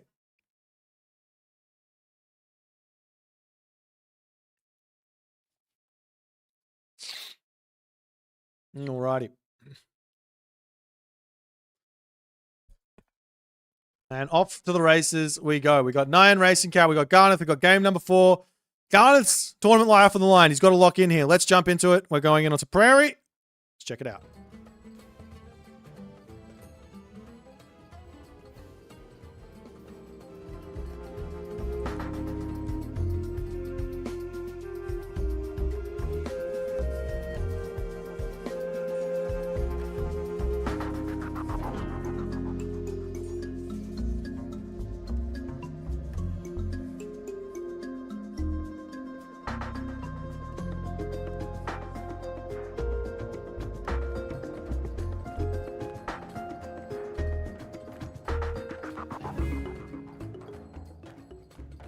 And here we go, ladies and gentlemen. Game number 4. Nyan in the bottom of the map playing as Uranos. In the top of the map, Garneth playing as Amaterasu. It's game number 4. Garneth must-win series. Must-win game. Excuse me. Of course, it's a must-win series as well, but a must-win game. If he loses, he's out. And we will not see him again. I want to see a game 5. You guys want to see a game 5? Show us a game 5, Garneth. But Nine's not going to make it easy. He's got his Uranus. It's probably one of his more favorite gods. He likes to play this god. He's got some very nice ideas, and he goes for a very early temple here. Very, very early. He manages to find a relic. He grabs that Ulla's bow. Super quick. And he goes for it. He grabs it. No worries. Wild. What are the other relics? He's got Little Crow's Circle over here. With the food gold cost minus 50%. Up onto the top side here, we've got Cathara of Apollo. Villager move speed plus 10%. And over onto the left side, there's the arrows of the Alpha. So not really the most impactful relics. Aside from that, Ulla's bow. Which is really, really nice. Ulla's bow plus 1 to range. On your Terma. On your Arcus. On your Carballister. All really, really important.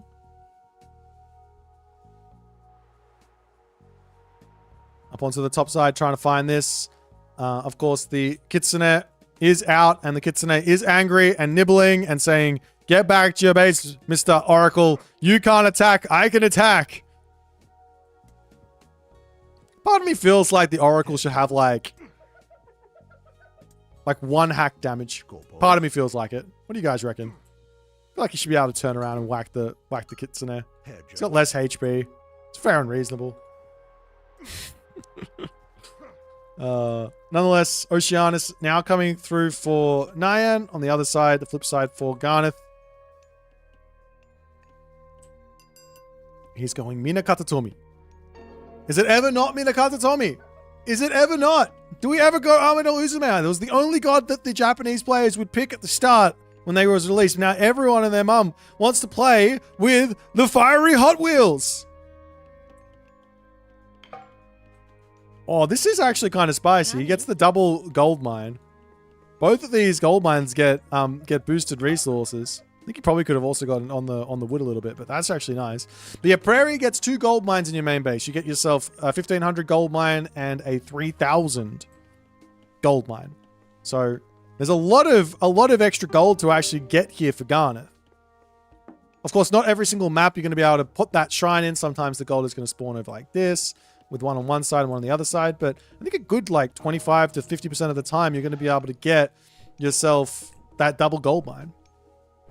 But nonetheless, military barracks for Nyan. He wants to start off with a Murmillo. He wants to go into him. He's never going to stop building Murmillos. Murmillos forever and ever. Guardhouse Dojo for Garneth, as the Shrine of the Hunt does come down. And just for reference, Nani? the Miko said 0.09 favor per second here on both these gold mines and with these deers. So that's not bad. Also, on the back here, he's got that saltwater spring to come through. Did he not grab Kakura? He did. Where's the Miko? Oh, she's scouting. She's searching. Meanwhile, Mamilla is getting converted up and going to look forward. The one really difficult thing in playing Amaterasu versus Aranos is dealing with Carnivora. That's the really difficult thing. How do you beat Carnivora? Because it gets used, right? And then you just lose a samurai. And it's a big loss at 105 food, 75 gold. Big loss. But nonetheless, the Murmillos coming through. We do have those samurai in. I wouldn't be surprised to see Nyan just dropping it straight away and saying, great, let me just kill off one of those.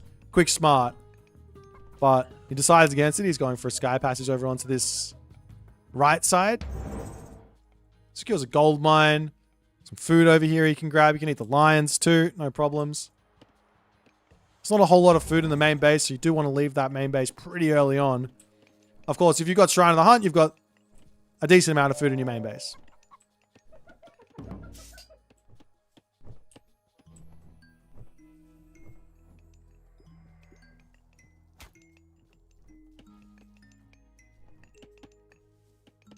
Citizens coming out for Nyan as the Sky Passage pops up. Now we can move up onto this top side. Some mana over here. Villagers will move over onto these giraffes. No problems. So both players are going to be able to keep going here. And I don't think that this game is going to be ending in quick fashion here. The one way this game does actually end, like early on, is if Garneth scouts what Nyan's doing. And if Garneth can sort of hit Nyan on his heroic age timing with 4-1 Udor. Mamillo, not down. Tango, not down. Galadria, not dead, but injured. Trying to get out of here. I think the idea of just trying to get to the heroic age as fast as possible here for Nyan is good. But like I said, if Garneth spots it and he just goes into a bunch of 1 Udor, he can just push through the main base and win right on the spot. Mamillo's coming through. 1 Udor in the center of the map as they kind of just high-five each other, but Nyan spots it. He says, no. I'm going to chase you down. 1-1 Udor out in the middle of the map. This is not, you're not allowed to do this. This guy is too strong. He's not very good by himself against 3 Murmillo. He's very good at other things though. It's probably the worst thing he's at doing, but nonetheless. Samurai popping out. Up onto the top side here. Still searching. Oop. Solar Shield! Gets dropped down and the Murmillo will have to retreat as the Garneth 1 Udor will manage to stay alive. Nyan popping in here. Looking for a bit of a fight. He does have that Oracle hero to come through, but there's some army on the way and the 1 Udor will be able to survive here. Though the Terma on the back's great micro from Garneth. Really nice micro there. The Terma charging in, trying to take out as much as stuff as he can. Even, oh, he almost got it. Not able to. Onto the top side here. One more shot. Manages to kill the bushy hero there as well. Somewhat lucky for Nyan. Garneth with some very, very, very strong control. Gets out without too many losses.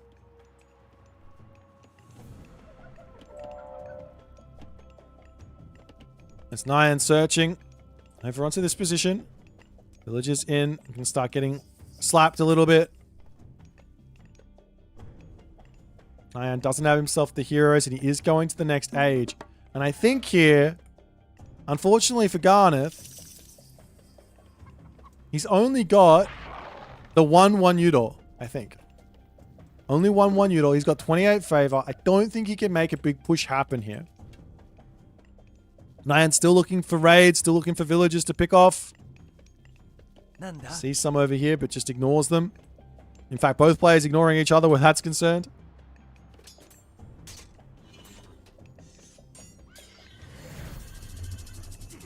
Meanwhile, another Solar Shield to come down. Does manage to get some nice damage with that one. Gets Nyan to overcommit a little bit. Now he's going to lose both of these Terma at the very least, if not also a Murmillo after all is said and done. As the rest of these units have to come up and start defending.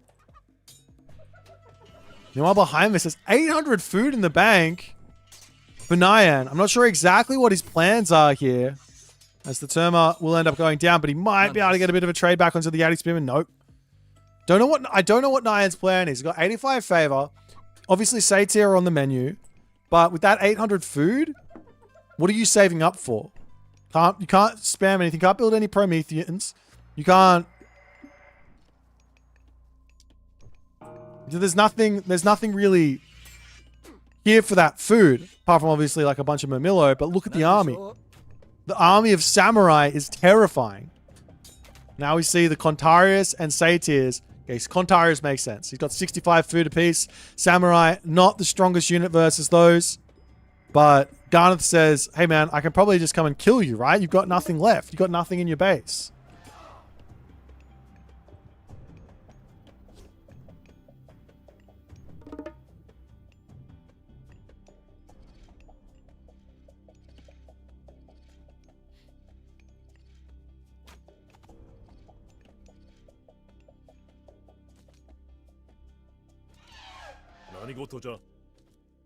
Miss Garnet the Wanderer over here. We'll be able to deal with this sky passage, but Nyan can just pop over to the other side. It's not the biggest of deals. And he will dive into his sky passage. He's out. Go onto this top side. There's Zebra. There's Giraffe. There's Berries. There's Gold. Plenty of options, as we will see Hachiman has got a choice, as we have the Contarius coming through. Now, doesn't actually get any villager picks here. Somehow, some way, Garnet escapes that without any losses. I don't even think he's going to lose the Samurai. Yeah, and the Solar Shield comes down. Of course, that's favor down the drain, and that's a good thing here for Nyan. But realistically, what Nyan needs is he needs to get himself that favor spent, and quickly. He needs to get that favor spent. So just take all the villagers off food for a little bit, and then spam out Satyr. Because if he has like 8 Satyr, all of a sudden those medium samurai don't look so scary. I like this sky passage over here, but you don't want to be revealing this. It's a really, really nice one. It allows you to get a raid from your main base into your opponent's main base. That can be huge. It's the Bushi from Garneth, the Samurai, the Naginata Riders making their way over, and Nyan will have to pull back, but he can pop up onto this position.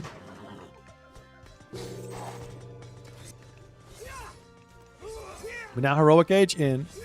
Not going for the for Raijin in this map, on this map and in this situation is a little bit confusing to me. I think Raijin is probably the better choice, especially with this many samurai, but also because it's an open map.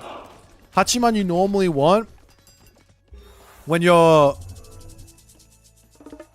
playing like a sort of a different map, more cliffy map for the Tengu to enjoy their jumps, or more archer-based composition with like the Yumi horse archers. But not really the option here as the samurai come through. It's going to be another dead villager. Nope, does get through the house okay.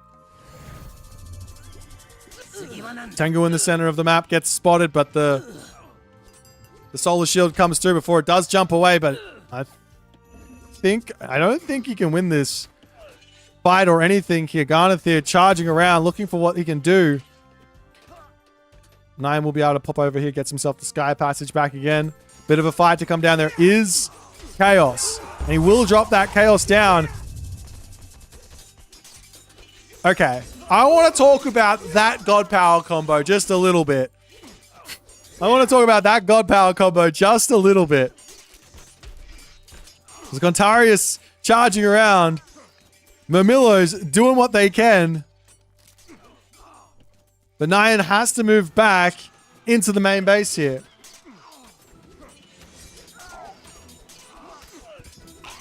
Satyr also getting charged in on by the Onimusha on the back. There's only 2 more left here. There's so much favor in the bank for Nyan.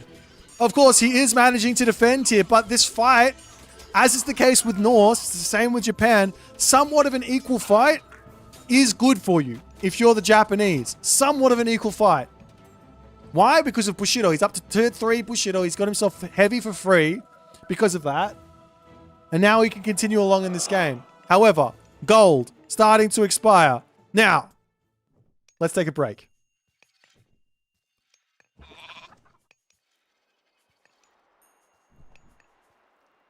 Chaos makes your opponent's units hit themselves. They don't hit you, right? That's number 1. Shockwave stops you from hitting the opponent's units and them from hitting you. And then they stun and they can't attack. So if you use Chaos and then Shockwave at the same time, this is anti-synergy. You want to Chaos, wait for the Chaos to be finished, and then Shockwave.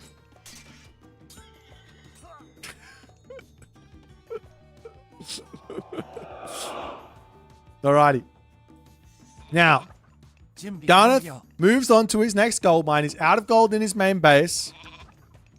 It might be in his best interest to drop a castle or something. We're now starting to see those actual units coming through as the Satyr are on the way. 2 Satyr in the back. A couple of Daimyo are out, so they are a nice little counter here. If you see this and you scout this, it is worth it to get some of those catapulties in, because catapulties have bonus damage versus the Daimyo.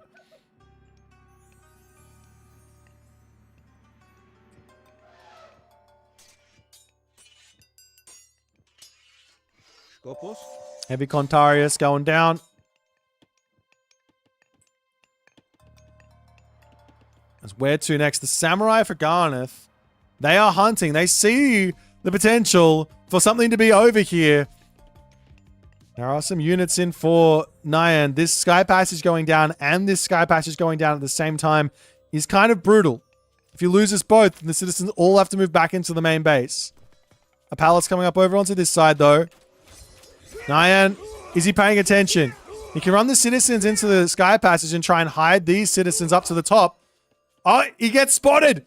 Nyan gets spotted. The cheeky shenanigans, the cheeky tomfoolery will not be enough, but he runs a ring around the rosy and he's back home.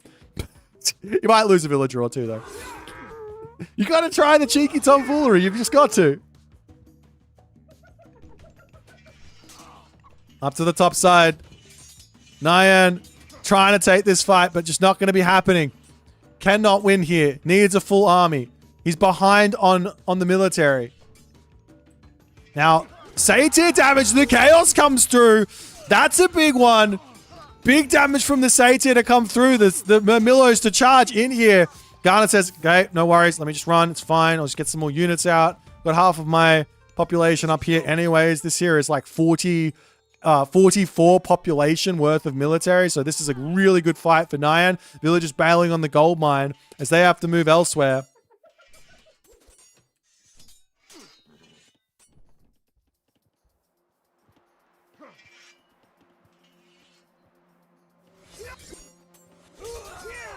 We will see a castle coming down for Garnet. That's what he needs.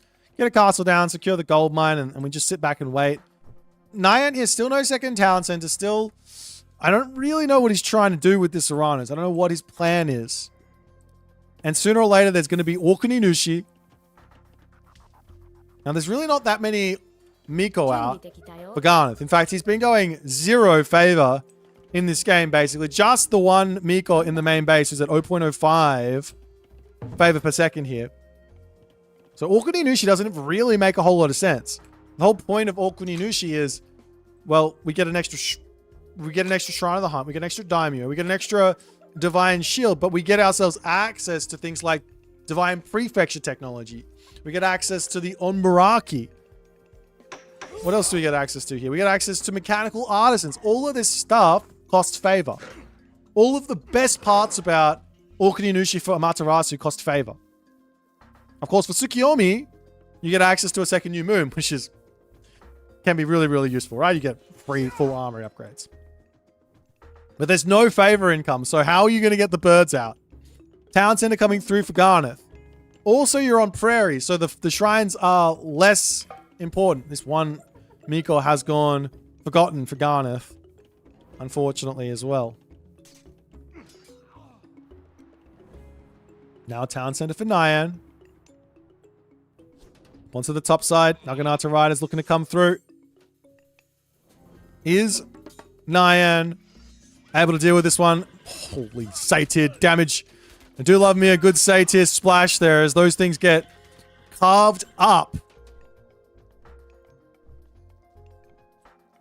Over onto this side, citizens can get picked off, but there's so many sky passages up. Nyan doesn't have any sky passages onto the right side, however. Right now, Garneth needs to start getting walls up. This is the most important part about playing versus Uranus, just in general. But it's good in general, but against Uranus, the most important part about shutting the sky passages down is clean up one side of the map, wall it off.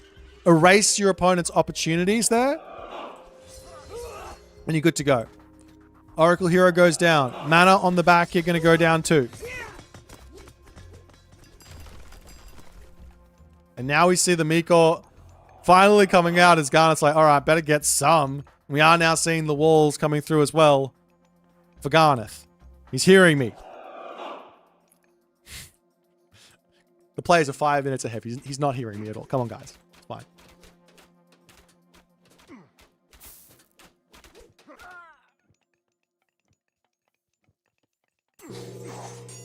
It's now Okuninushi is in. The shrine, or the sacred gate comes down. The Shrine of the Hunt comes down. The Daimyo can come through as well. Is there access to another chaos? Not just yet. It's a little bit away. You do see Bushi coming through to try and deal with these Zayt here a little bit. Divine Prefecture is pre-Q. This technology is so good. Meanwhile, the Omaraki will apparently fly to its death.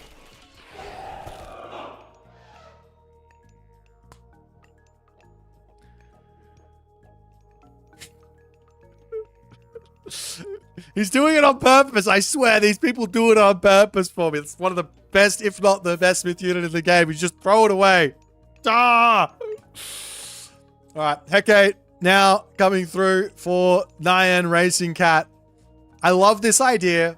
I think it's a must against Japan. You've got to go Hecate because if the game is going to go long, you need an answer for Samurai. That's something else. You need an answer for Samurai that's something else, basically. Sons of the Sun coming through, so he doesn't have chaos on this fight. Maybe it's going to be fine for him. Good control here to lock off this position. The Satyr can get pulled back. The Murmillo can get onto that backside. You've got chaos very shortly here as well. As the Satyr moving around to try and take out the Samurai over here. Great control from Nyan. Garneth a little bit reckless with that fight there, as he has to pull back. Very, very nice defense from Nyan. Garneth might be able to just turn and take this fight here with all the Samurai, and the fact that the archers aren't close to this one. And Nyan takes the Samurai full frontal there.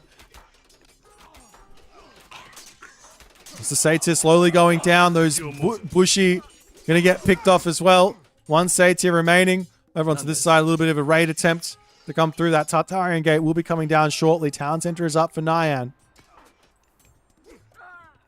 But this game is going exactly where Garneth wants it, which is access to gold, access to this town center. You can put a market down over here. He does not need to win the game anytime soon, right? He can just take his time.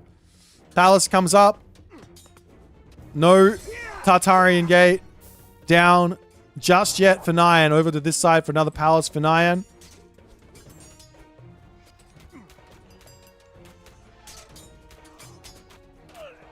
You do see now that Garneth's got himself... He's got himself a decent amount of Miko. He's got himself 7 going on 8 Miko. This town center is taking some damage, but the army's going to get up here. So there's some things here about Tartarian Gate. You don't have to drop it straight away. Sometimes dropping it straight away is not the best usage. Are we still seeing Satyr here? Why? Build Lampetus! Like, look, okay. Let me break it down for you. Lampede, with this tech, is 2 special abilities, which disable units. 1 kills unit, 1 disables unit for a decent amount of time. Tartarian Gate will get dropped onto this position, takes out the castle. There's nothing around there. The main base under attack while this is going on.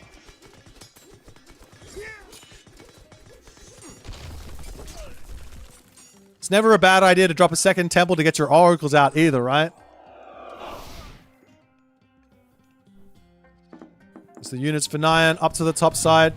So this is a garrison for the time being. Up here, this Tartarian Gate going down pretty quickly. Don't think it's the best use. There's no masons there either to help it stay alive for a little bit longer. Villagers popping out to try and repair up the palace. Can Nyan get over here? He could drop a sky passage off to the back to keep these citizens alive. Not the end of the world to lose them, though, because he's got 3 town centers. Losing 5 citizens to 3 town centers is like, I don't know, probably minus like 200 resources total.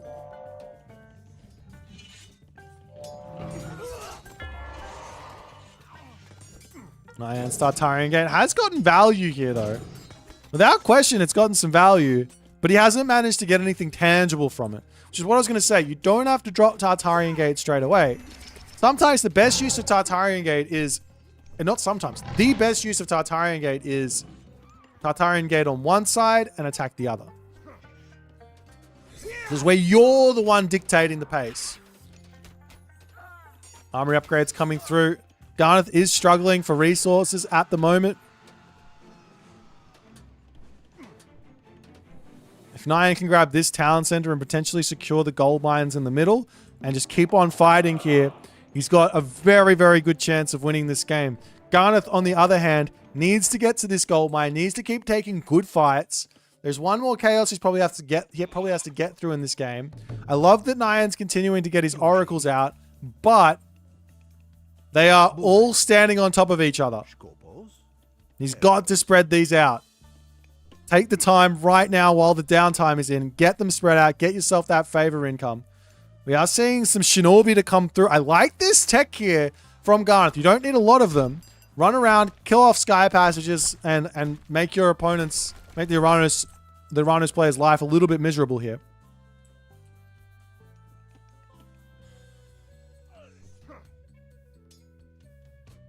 He could have farmed. Well, that's true. He has Shogun. You use the Shogun to just farm Samurai. I actually think the Tartarian spawn will kill off the Shogun relatively quickly, so it's not that simple.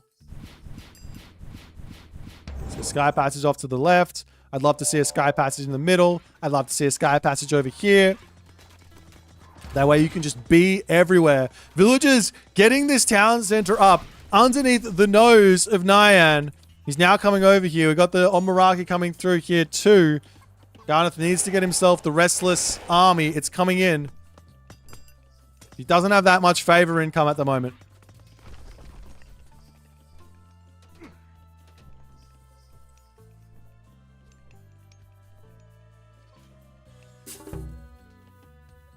Economic upgrades. Garneth has everything except for Quarry. Final tier of that. Of his mining upgrades. I want to see a market and a trade route started for Garneth as well, because I think if we do get to the point where it's trading, it's 3 town centers versus 3 town centers, Nyan really has to outplay in a big way to find the wins there.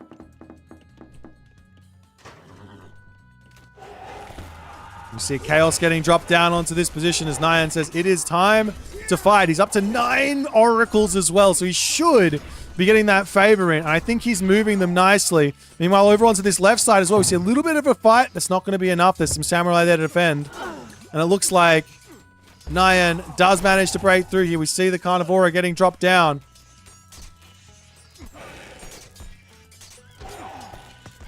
Garneth continues to try and get this spot up. He's not going to be able to. Nyan holding this position nicely here.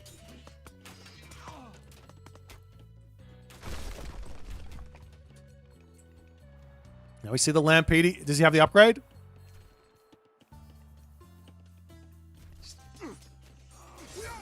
Alright, it's fine. Naginata Ride is coming through. We are going to have that Fire Siphon to push through over onto this side. Now, Nyan can get himself his 4th town center. Over onto this side, however, town center was knocked down. Completely missed it. My bad. Garneth dealt with this and then pushed through. Nyan is in some trouble. Sky Passage to come up for Nyan will mean he can pop from this side over to this side and deal with this. But the villagers for Garneth onto the town center now. Lots of farm stuff onto this top corner as Garneth struggling for food, it looks like. I don't think he is, but he's sort of looks like it. The villagers coming over here. He sees the settlement. The Kontarias coming through. Splits up. Kill off some villagers. Kill off the Oyumi. Fact of the matter, though, is for Amaterasu, with Orkidinushi, we don't care about our villagers dying because they are going to get rebuilt incredibly fast. Look at this. It goes so quick. Does it tell me? No, it won't tell me how fast they're going. 17 times minus divided by times 0.6. That's how much you take off it.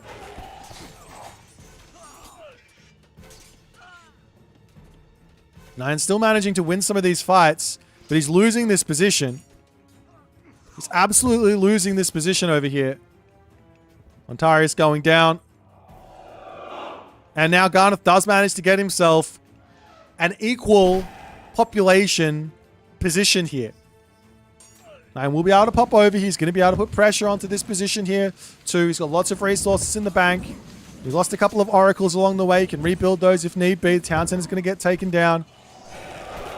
And now, while this is going on, Garneth says, okay, you left this position. Let me kill your town center. However, Nyan can just retreat into his sky passage, return over here, and be in a defensive position. Is this going to be it? The town center for Garneth is not going to be long for this. Well, 3 heavy fire siphon. Nyan's got himself engineers as well. The units up to the top aren't coming through for Nyan, though. He's focused up onto this top position. He probably feels, okay, we'll put a sky passage over here, pop back up, push back, and be fine here.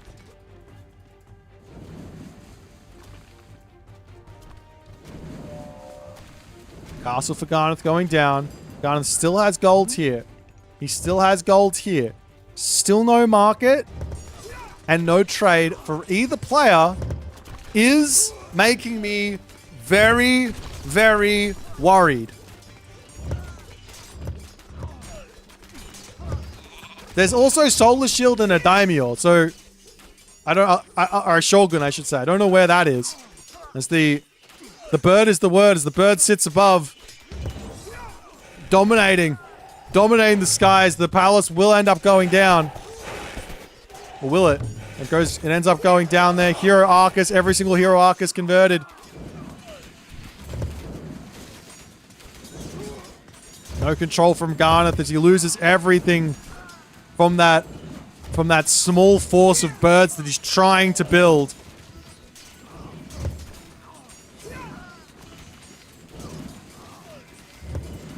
And can Garneth hold on up to this side or not is the question. It's looking like he has managed to hold. The other thing that Garneth's got here that's really strong is this mechanical artisan's technology. He hasn't researched it yet, but it basically turns these Oyumi into some very scary units.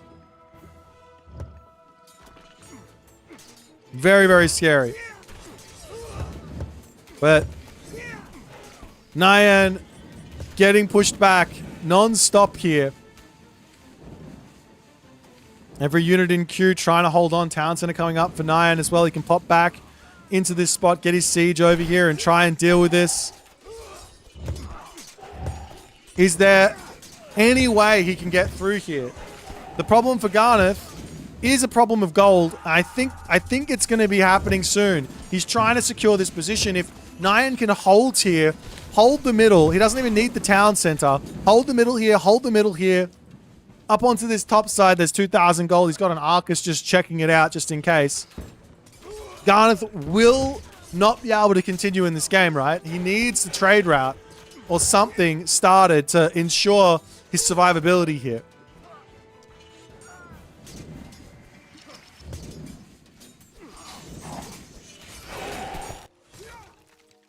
A little bit of a raid into the center as the Omaraki will be able to easily deal with that. In fact, he just puts the wretches on and just leaves it. So confident they'll be able to kill this thing. Is it enough? Of course it's enough.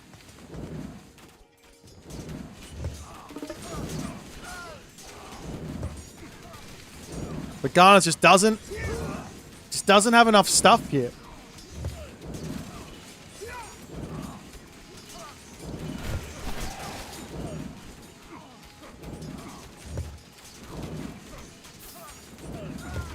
He's losing everything. He's out of gold. He's absolutely out of gold. What can he do? This gold mine, potentially. There's more Omaraki coming in, but without Inardi ore coming, without that Ivory net scare, they cannot keep him alive by themselves in this game.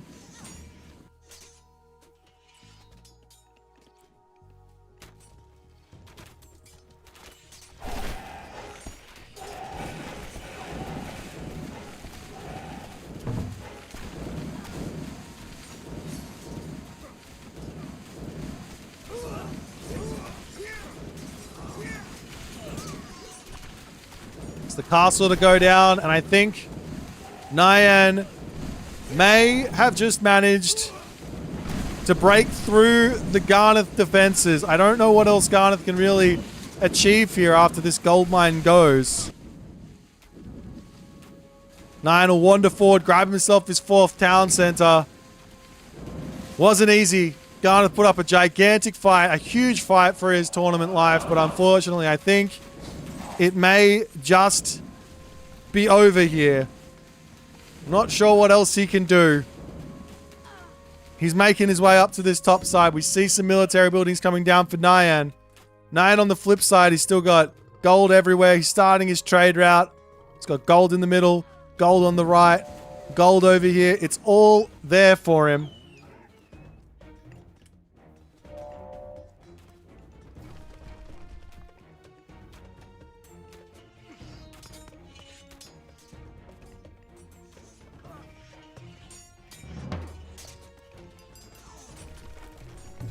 Palace coming up for Nyan as well. Trying to even mine this gold mine out to prevent Garneth from getting anything back in here. While this is all going on, we're seeing the little cheeky attempt at this gold mine, but the town center will be up. I'm sure Nyan will put up a palace here as well after the dust settles.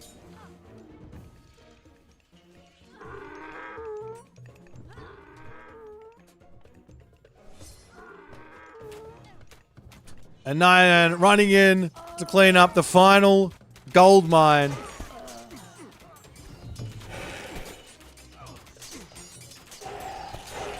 As there is nothing else Garneth can do here except for watch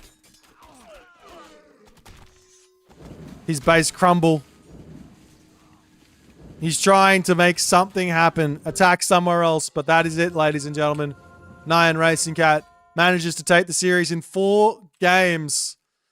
A brutal game 4 for both players, though. This is exactly what I expected out of this map and expected out of these players. This was an incredibly well-played game from both sides. Super back and forth. But after all is said and done, Nyan held in there. A little bit better control from Garneth, perhaps, and he might have been able to win this game.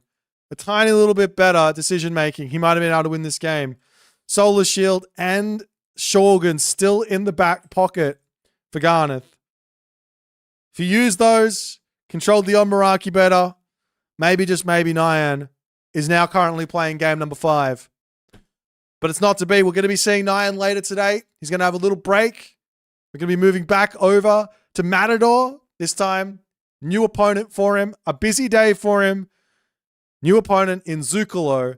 Tournament life still on the line for both of these guys. Nothing changes. We're still in the lose bracket. We'll see you in 5 minutes. Don't go nowhere. More games to come. And there goes the Fey Beast. Is what can you do against that but turn around and simply just try and take it out. Huang Di is on the way there as now the lightning weapons is coming through. It's kind of looking like Kama has found a nice timing here to actually take this fight. Militarily speaking, it's kind of close, but these are mostly fire archers versus some really strong destroyers. The Arcus in the back doing some good damage. That lightning weapons and that Fey Beast really didn't have the impact that Rappel wanted like there. The priests are going to start getting poked down as the animals wandering in onto this position here. And Karma just looking for any little bit of damage with these spearmen as Rappel not really pulling away from this. He's just taking the damage. He's not running. He's just trying to turn around and fight. He gets himself watchtowers in, but the Pharaoh is going to go down. A couple of villagers go down.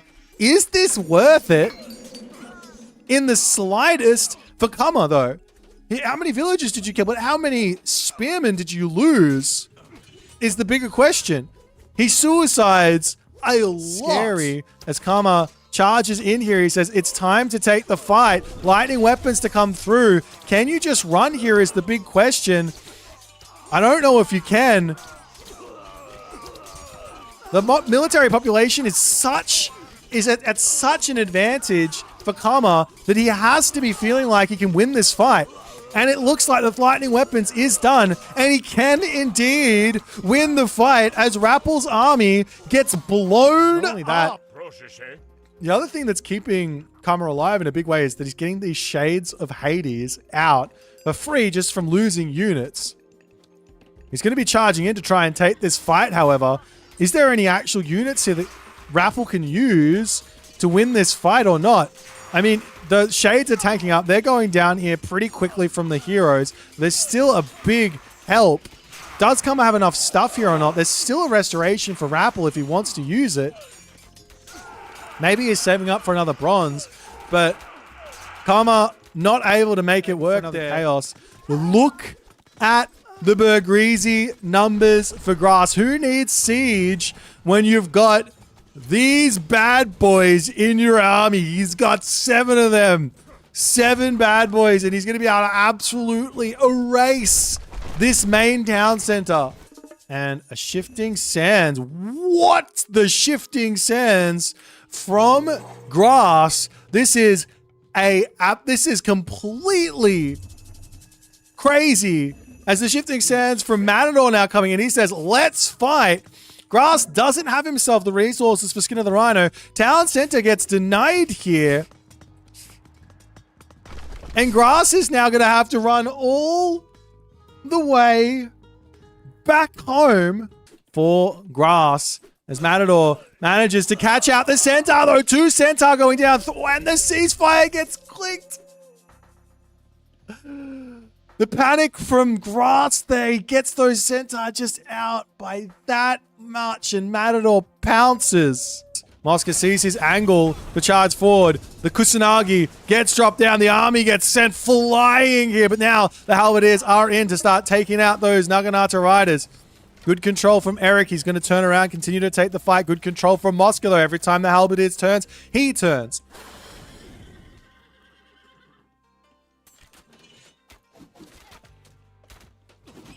The Javelin is trying to get onto that backline, getting some good damage done. There is also access to a swampland here, and that is exactly what he's going to be going for. As the Vanish comes down, he doesn't do it right. Absolute disaster for Eric. Mosca says it is time to go. He doesn't have himself the champion upgrades just yet.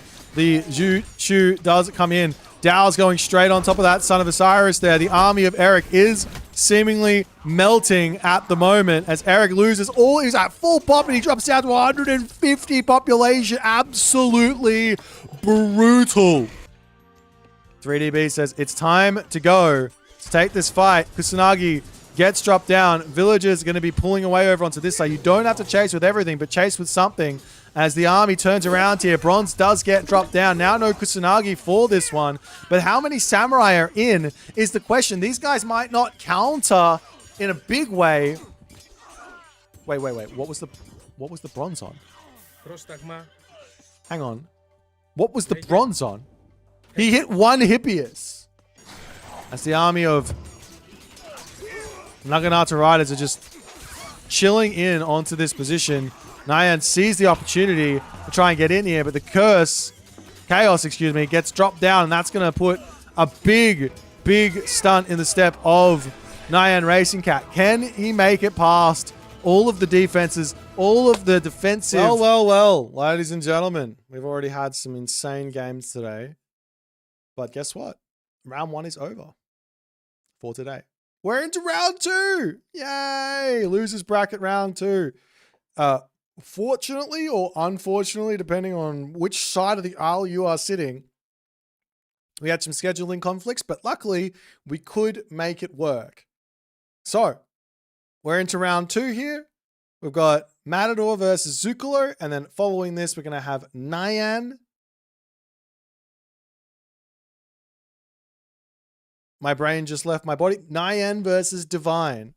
So some very cool matchups. Our players have already drafted. They're already getting into their games. So let's not beat around the bush, as it were. Let's check it out.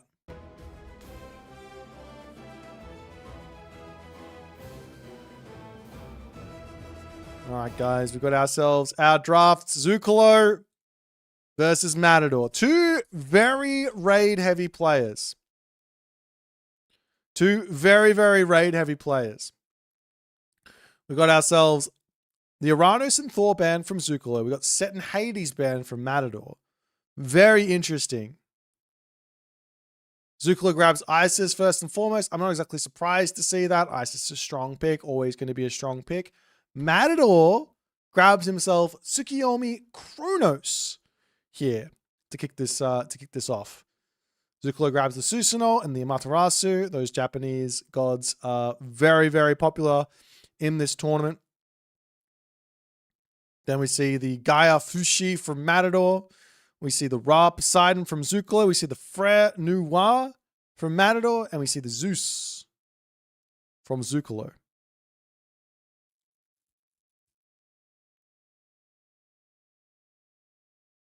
Our first matchup is going to be on Frozen Continent. I've seen some really cool games on this map already. This map, I think, is really making for something special. Lots of different shenanigans, lots of different options, lots of different god picks here. We've got ourselves Susanoo Tsukiyomi, which is the matchup I just haven't seen yet on this map. Do you rush? Okay, here's the wild strat. I'm going to go in with the wild strat first and foremost. Kitsune from Tsukiyomi needs to scout straight away.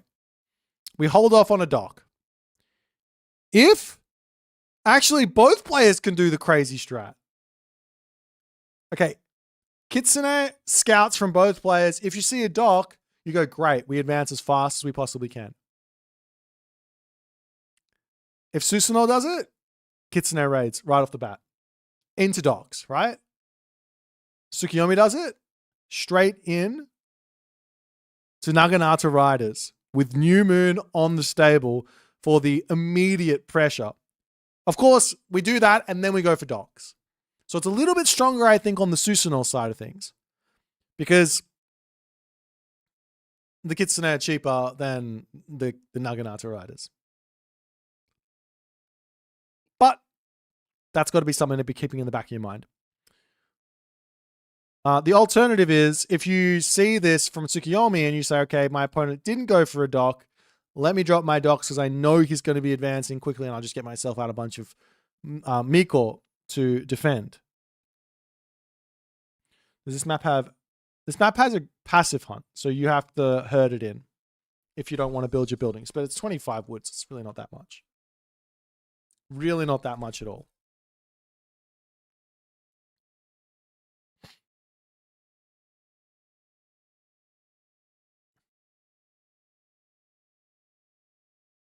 But nonetheless, that's my story. That's what I'm sticking to. It should be fun, though. I mean, there's so many other... Like, even if they just both play normal, it's still a wild matchup. I think that if they play normal, it's like the Tsukiyomi has got is like the aggressor early on, and this like flips itself in the heroic age once the third tier comes through for all the favor, the boosted favor, and then the myth units come out, and if you can use those to find the win, then you win. If you can't, then the Tsukiyomi is probably going to find the win. Of course, there's like God Power spammage and things like that from the Susanoo as well. So that's something to be keeping in the back of your mind.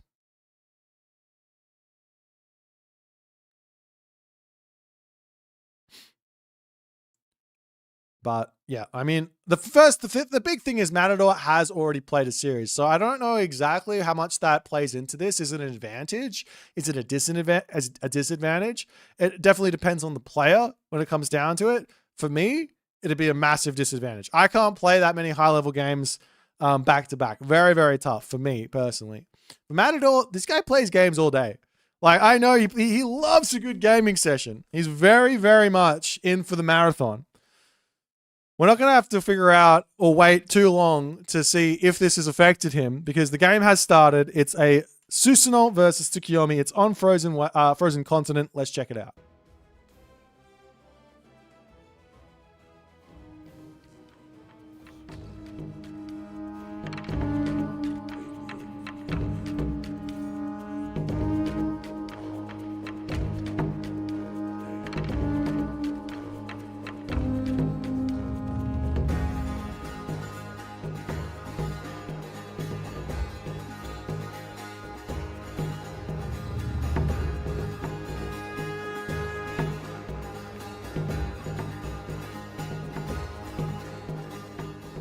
We get kicked off here with a Susanoo and Tsukiyomi affair in the bottom of the map, playing as Susanoo. His name is Zucolo.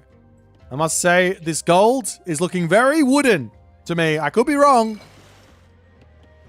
The top of the map in the red color, playing as Tsukiyomi. Also, a very wooden golden statue here is Matador. We already saw a series here from Matador today. He's warmed up. He's ready. He's thinking. His brain's going. He had a dominating performance in his first series. We'll see if he can continue the trend. It's gilded wood. Oh, there you go. Oh, fair enough. We'll see if he can continue the trend here. I think he got upset in his first round match. Was it against Grass? I think it was against Grass. I think he had an upset. Obviously, Grass is an incredible player in of himself, but Matador, his goal in this tournament is to make it deep. I think he has the ability. I think he has the skill. He wants to make a deep run in this tournament. But now he's in the loser's bracket. There's no more chances. He's got to be full send all the way. Zucolo, on the other hand, I mean, he had a tough first round, right? Tough first round. Got sent to the losers. But I think he can take this off of Matador. He has to play out of his mind. He absolutely has to play out of his mind. And he did play well. I think it was against Recon, right? He played well versus Recon, but he couldn't find a win. He was playing a solid game. There was no cheese. It was just play solid. I'm excited to see what he can actually come up with here. He's on the Susanoo. Strong pick here. Cow's getting scouted, getting stolen, getting taken. Both players are going for the dock spam. Very interested to see how that's actually going to end up manifesting itself. Another dock for Zucolo. Very, very late here. Matador has already got himself 2 docks, and he's going for a third before Zucolo has his second finished. That's crazy. Big, big advantage for Matador in the early game here.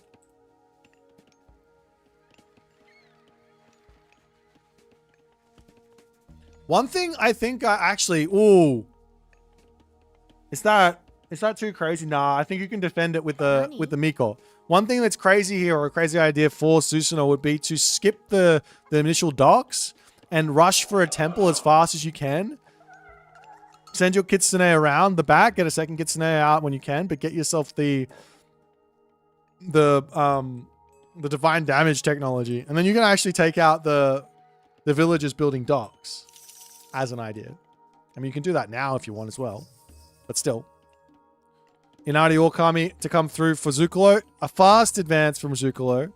On the flip side here, Matador not that far behind. I think he's 1 villager behind.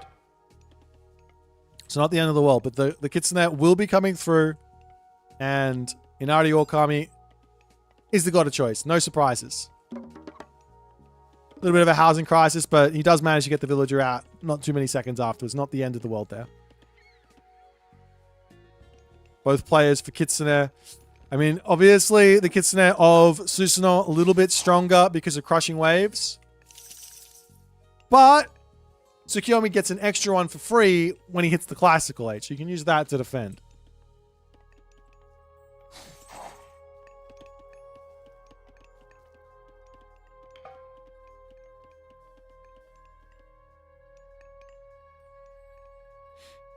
And there goes the classical age.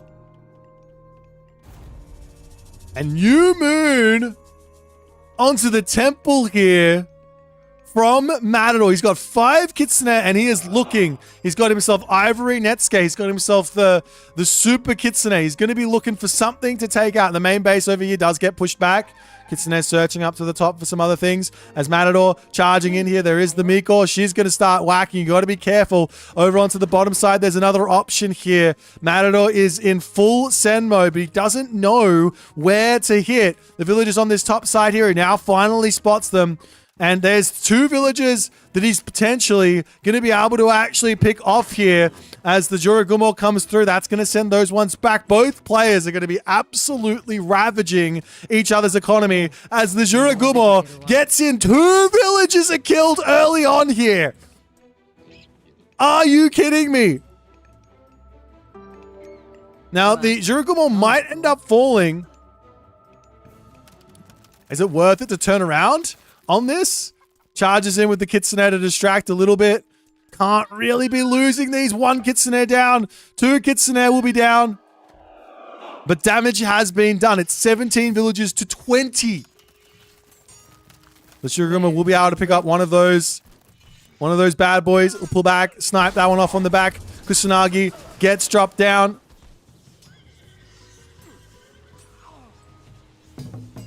And Matador has to pull back into his main base. He can keep on making Kitsune here. He's got himself 4 Miko out. He's going to be able to heal these bad boys up. No problems. On the flip side, Nani? Zucolo has brought 2 Miko forward. He's got 3 total, but he's only gaining favor from 1 Miko for the time being. The problem is, it doesn't matter, because he's about to get to Bushido tier 2. His myth units give him more Bushido than Matador. Matador gets 0 from his myth units fighting. So it's advantage Zucolo for just a little bit until Matador can catch up. He's now looking for the raids. These 6.6 speed Naginata riders are incredibly scary. We've even got Watchtowers. Watchtowers here from Zucolo is a wild grab. As Matador coming through, spots the Miko here. A little bit too late, but can he poke it away? It can. That's going to be a dead Miko as the villagers pulling into the tower. No problems where that's concerned as the Kitsune Naginata riders from Zucolo searching. Both players are just looking for raids. No defense here. Matador's main base under an attack here. One villager going to be going down. Another villager to pull back over here. The villagers all have to pull into the tower. Main base taking so much damage though. Another villager's fallen 22 to 25 though. It's still equal.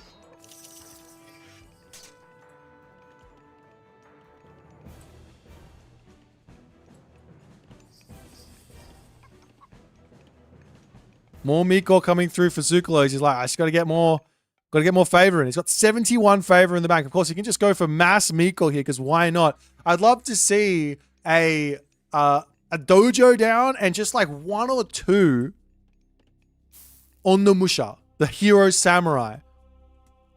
Spots another Miko on the bottom. That's huge. Dock situation for both players. Let's have a look. 5 versus 6. The villager on the top gets spotted. I think, he runs. Can he get away? Can you? It gets snared. He could get away, but he stops moving. The Naginata riders will be coming up here, searching to take out the villager. I think the villager is away here. Oh, never mind. Too fast, too strong. Sacrifices itself, though. It will be ending up getting taken out there as Naginata riders still going after villagers in the main base. One more villager goes down. Up onto the top side, searching. Not able to get too much. There's been a lot of sacrificing going on here. Villagers have been getting killed, but Zucolo has... he actually doesn't have the military resource value lead here. So this is all advantage for Matador. I think he's got more resources in the bank, maybe? I don't know. But for the moment, Matador, he needs his upgrades. He's going to turn around, try and take the fight. He will be getting close to his next tier of Bushido. We see the Swampland getting dropped down from both players there. Who wins this fight? I don't know. I don't know who wins this fight. Both players are going to lose plenty of units to the Kappas here. Of course, the Kusanagi comes in clutch. It's a close fight. There's a Juragumo in here that's also going to die. The Kitsune don't die to the Kappas. And after all is said and done, I don't know why. I don't know how. I've got no good reason. But Matador comes out on front. Wait. Maybe I do have a good reason. Nope. I got no good reason. Both players have the same upgrades.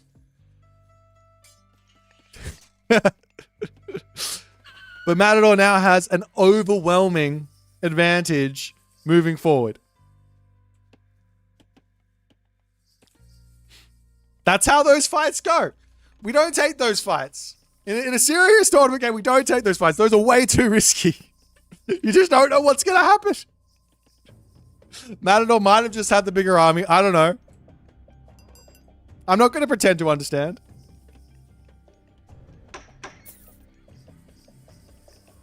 Meanwhile, more Kitsune for Zucolo. On the other side, Hachiman as the god of choice for Matador. He doesn't have himself another new moon, which means the big power spike that we normally expect here from Tsukiyomi isn't there. No armor upgrades. He has to wait for 125 favor. That's not going to come in for quite some time. Or he just has to buy them. Wait. Hello? Someone tell Matador this is not how this works. Hop over here, please. The way that the Japanese gets favor is they put a shrine on the resources, and however many resources it's touching, you get favor bonus for that. If the shrines are overlapping, they don't share. You don't get to share.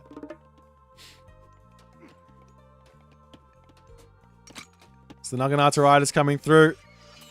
Upgrades coming in for both players here. Lots and lots of units in. Does Zukalo have enough stuff here? I don't know. We're seeing the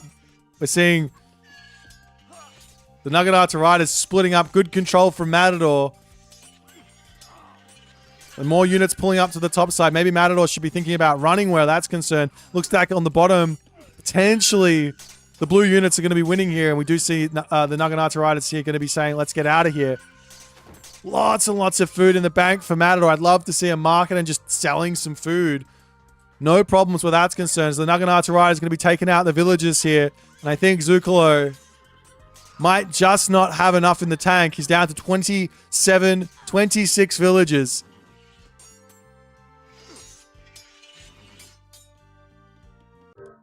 And he does decide there to tap out. I mean, he's got plenty of resources in the bank. This might have just been a macro problem on his side just to get those units out. Unfortunately, doesn't work out for him.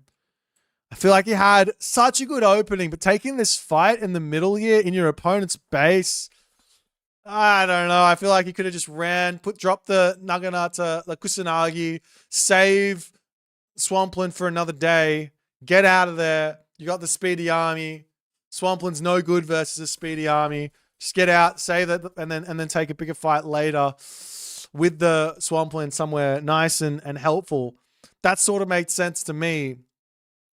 But Zukalo felt like he could win the fight with the help of Kusanagi and all the upgrades he had, but in the end, it just did not work out. And I think in a mirror matchup like this, that's all that matters. Those big fights, that's all that matters. And Matador takes it. But that's one win for Matador. He's continuing his dominating ways here versus Zukalo. He started off with Cluminati. He's yet to lose today, undefeated. We'll see if Zukalo can change that going into game number 2. Excited to see what he's going to pick. Let's have a little look-see at the draft and see what they are going with.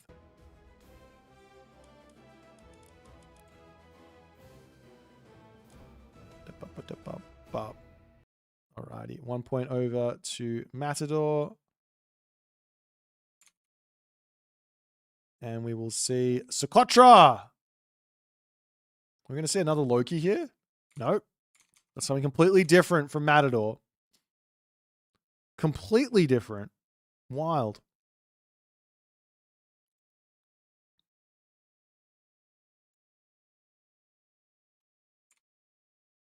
It's going to be a Ra versus Nuwa. I'm pretty surprised to see that. Ra versus Nuwa. Two gods I would not expect. Two gods I would not expect to see here.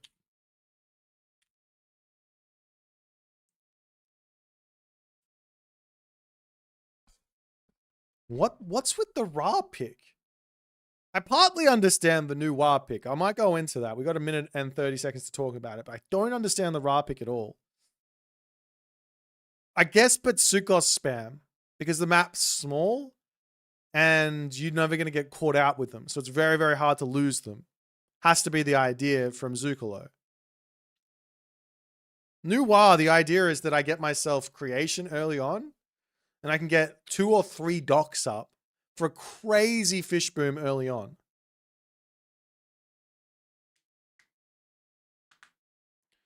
Hit Tryndamere asking the big questions is because we're not smart enough. We're not quick enough. We're not powerful enough. There could be a villager rush. I don't think that makes any sense, but we'll see. There could be a tower rush from Matador here as well as an idea.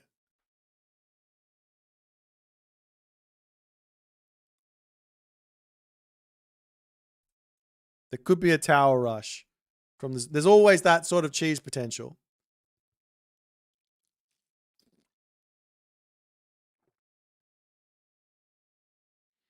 Yeah, I'm surprised to see both of these gods getting picked here. I'm not going to lie. There's Zeus from Zukalo. There's a Matarasu from Zukalo. There's Isis also. Some makes some sense on that map because you can just like god power block the entirety of the map with the monument in the middle of the map.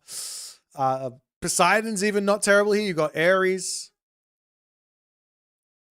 On the flip side for Matador, he's got Gaia's good on this map. He's got Fred's good on this map. Kronos is good on this map. But we got Ra versus Nuwa. Maybe there's something special getting cooked from both players. I'm excited to see what it's going to be. Let's jump into game number 2. On the map, Sokotra, our favorite tiny map surrounded with water.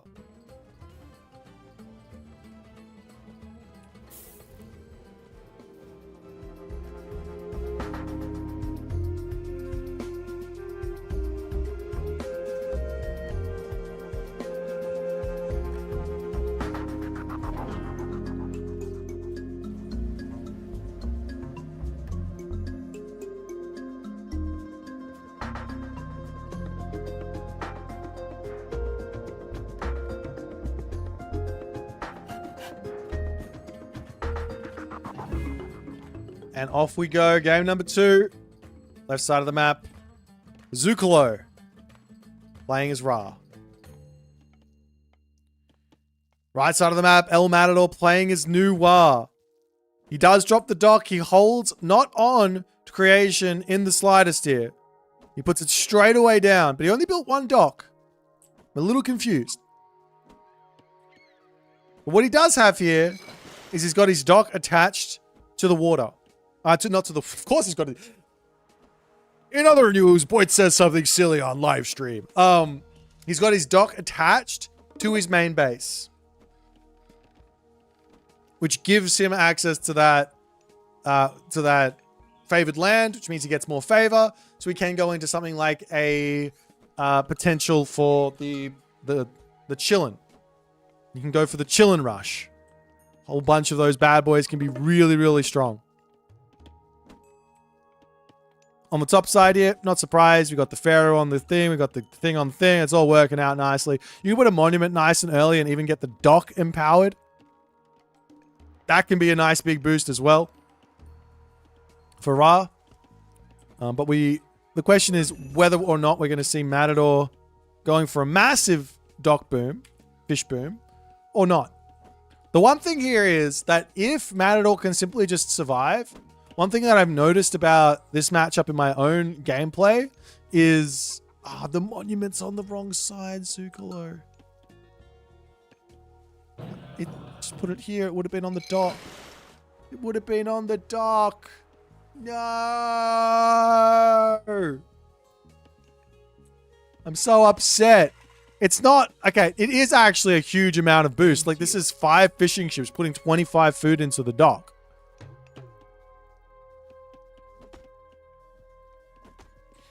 Alright, it's fine. What was I saying? I can't remember. I don't know what I'm saying. Temple coming up for Zukalo. Nice positioning here. There is somewhat of a weak spot here for a potential, like, tower rush, but without having creation available, it's not really on the cards. Obelisks going down all over the place. More fishing ships to start coming in.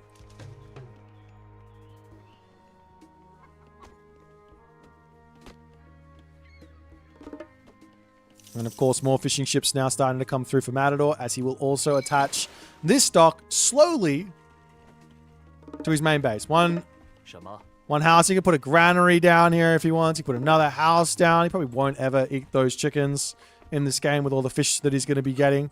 But a huge dock boom for both players. So this does end up going into a really strange game, which does end up being really, really boomy.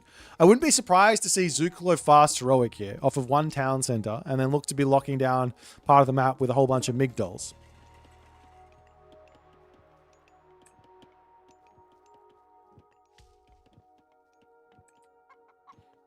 There's more docks for Zukalo. We see another monument to the soldiers to come down. And this one is hitting the docks. I couldn't be more happy.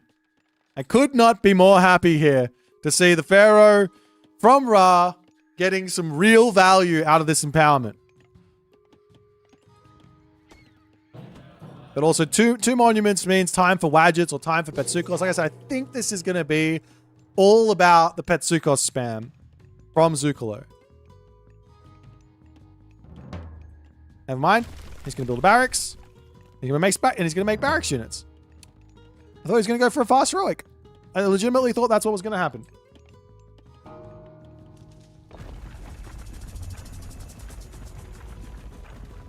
And there go the earth walls for Maddie. And immediately, the Wadget and the priest working on taking this one down. As the Cheongchi needs to move forward. So we're not going to see the Chillin' Rush. We're not going to see the fast heroic. I know nothing about this game, and that's fine. I don't pretend to know anything. I just like to say my opinion on stuff, and eventually we'll get something right. 50% of the time. It's like, that's some decent odds. Thanks, Recon, for your vote of confidence. All right. More slingers coming out, all the other good stuff. You get that Kwafu hero through as well. This Matador. Now, seeing what he's playing against, mostly slingers at the moment. As Dao Swordsman plus some Wuzu Javelin here to start coming through. Matador has grabbed himself 2 relics. He gets himself the Canopic Jar of Imseti, which makes the infantry train faster, and Tawawara Potter's last arrow.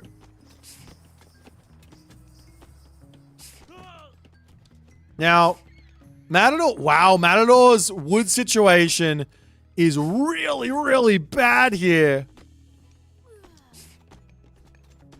I don't know if he's missing like a wood line.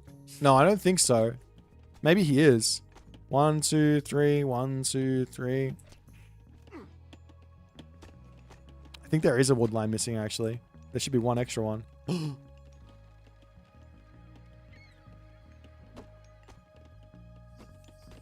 I didn't notice it. And we'll see if Matador can get through the problems here. We will be having the abundance technology to come through.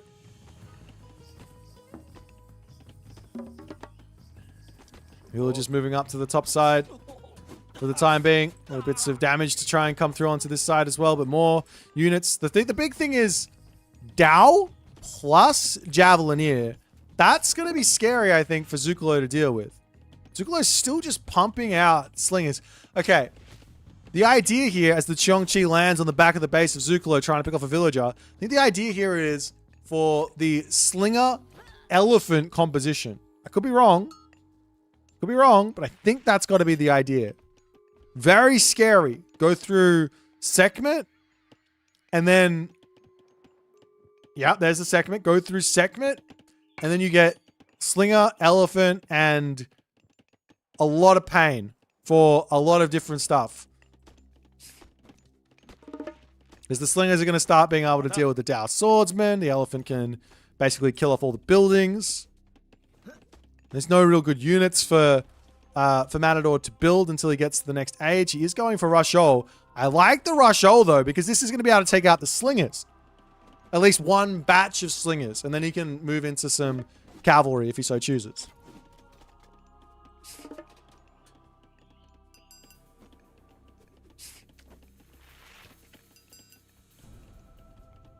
We are seeing walls already coming up over onto this side from Zukalo as he's...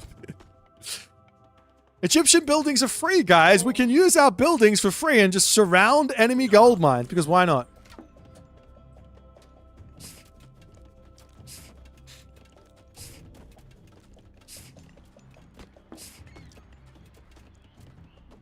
Matador almost in the next age. Same too for Zukalo. I wouldn't be surprised to see Zukalo just walk forward and slap the Migdol down right here. Especially because he's locking off this left side of the map. 2 scarabs! My boy Zukalo is going for it. Now, unfortunately, he doesn't have any time. He's to stop a heroic age, but... wait. Hello there? By who? What are you doing? Scarab going after the main base, hitting that earth wall. Citadel Center into the main base does end up coming down. Matador says, I don't want to fight. Just let me run. No worries. And this is so tense because Matador, he basically just needs a wood line. This is the hard part for him. He needs a wood line here. The Bayou dives forward. Fey Beasts onto the back line. Look at the damage onto the slingers. Shifting sands to come through, but that is what we call in the business an oof. A huge amount of damage there. Now, Matador needs to get out, needs to get himself onto this map because the units are going to come straight back out. Slingers are going to get spammed. There's no more Fey Beasts to kill off those slingers again unless you just sit there and wait for another 150 favor, which, to be honest, might be not a terrible idea considering how good those Fey Beasts were.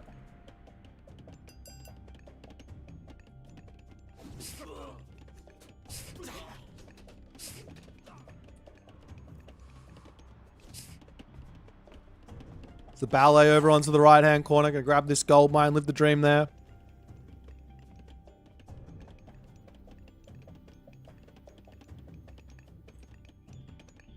Now Matador searching forward. His army does have the advantage here. The Scarab coming in, tanking up onto that front line. Look at the damage coming through, though, from the Scarab. Oh, no, the micro from Matador pulls back. I thought he was going to lose a ton of stuff there. Good awareness from Matador. Zukalo trying to get away with it. Bayou's looking for a little bit of raids, but they get sent packing. The simple move here for Matador now is to have a market down, sell food, get Mythic Age, and you can deal with those slingers yet again with Tidal Wave.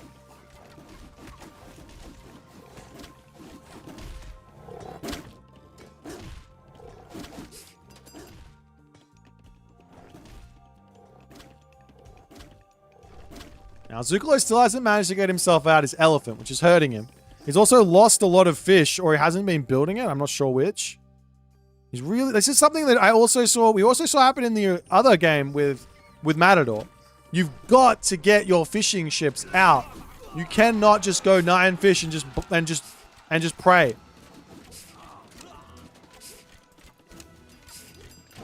Bayou dives in, not quite able to kill off the Wadget, but does get the stun in there. As Zukalo with the dancing on the back there, but more units are going to be flooding in from Matador.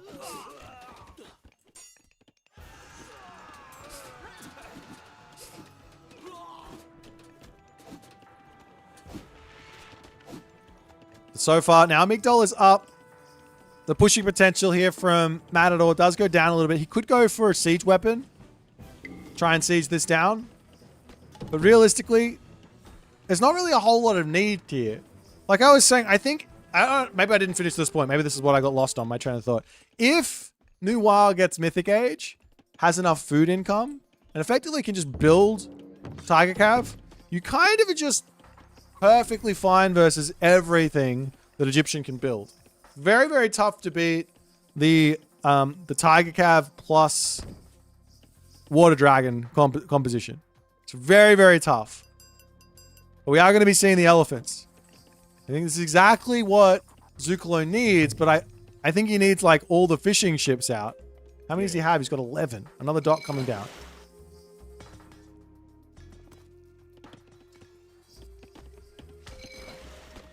More houses on the back. I wouldn't be surprised to see a Mythic Age. He does pre-queue it. Heavy range sold is a little bit short on the resources, on the gold. No market. Siege works from Zukalo. You are somewhat up against a wall here. If you get pushed with siege towers, now you have to fight. Can be difficult. Market now coming down for Matador as he realizes he probably should just sell some resources here.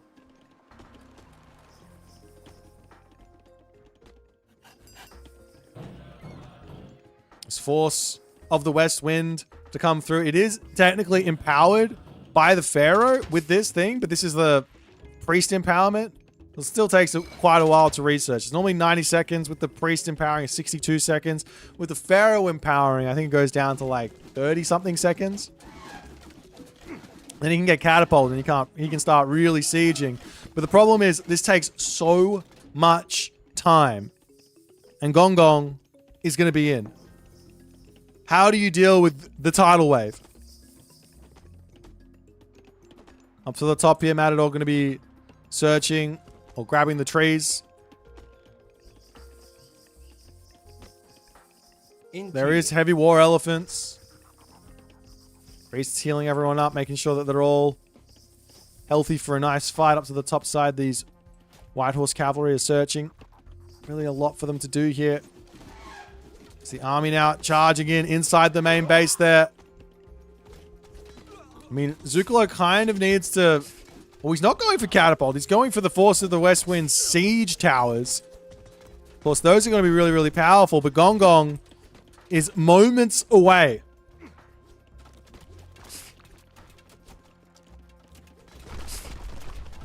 I imagine we're going to see immediately the upgrades and everything coming for those horse cavalry.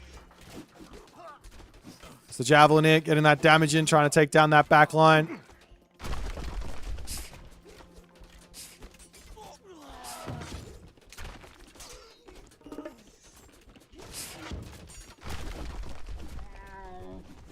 Enough, still a couple more units there. Our halberdiers in here as well, which does make this fight a little bit more challenging for Zukalo, but he does have the right units here.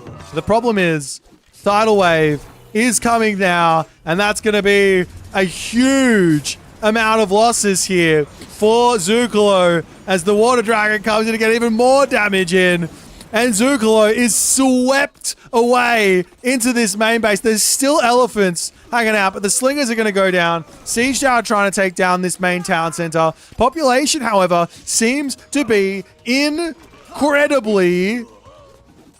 close here. Incredibly close.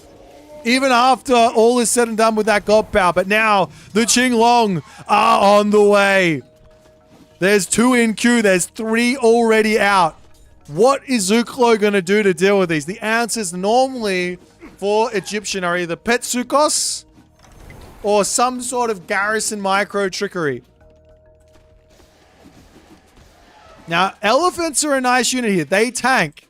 But the problem is your backline is going to just get absolutely washed.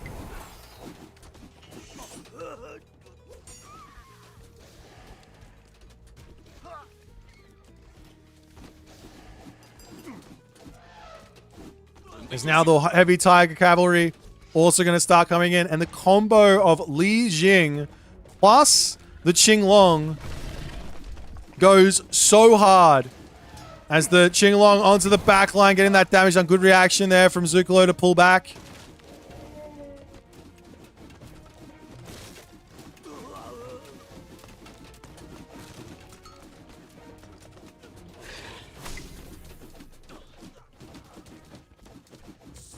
And what can Zukalo do?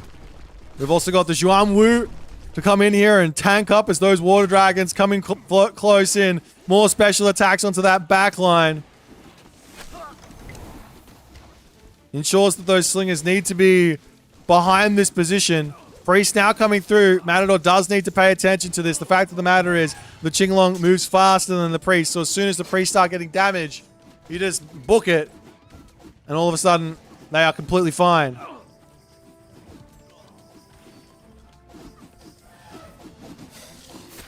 Up to the top side here. Oof! Those villagers decided they wanted to go into the bath. And they were dominated. The Qinglong, one does end up going down there, but on this bottom side, more units. He's got a second Zhuan Wu. A second Zhuan Wu. Why not? We got the turtle Qinglong comp. And Zukalo is unable to do anything versus it.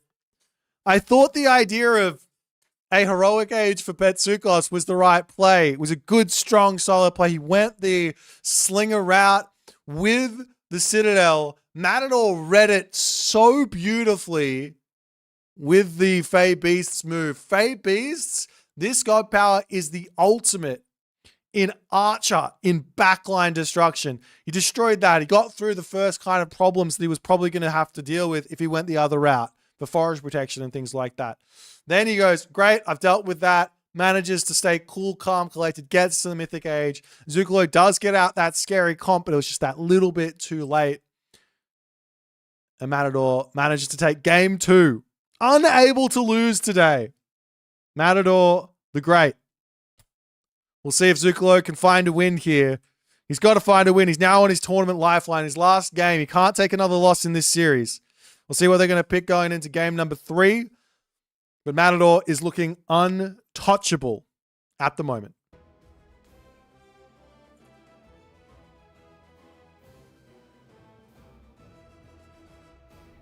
And it's going to be Hideout. It's going to be a Hideout. I love this. This is what I live for.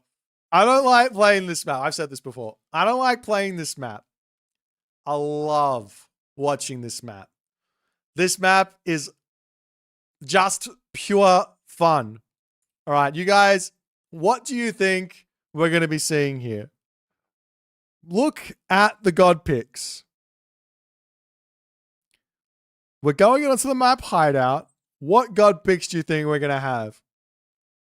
Do you think we see Zeus, Poseidon, Amaterasu, Isis from Zukalo? About El Matador, what does he got? He's got Kronos. He's got Frere, huge god, Forest Fire to open up with a big all-in with the Gullen Bursty. That could be huge. Got Fushi. Doesn't really make a whole lot of sense.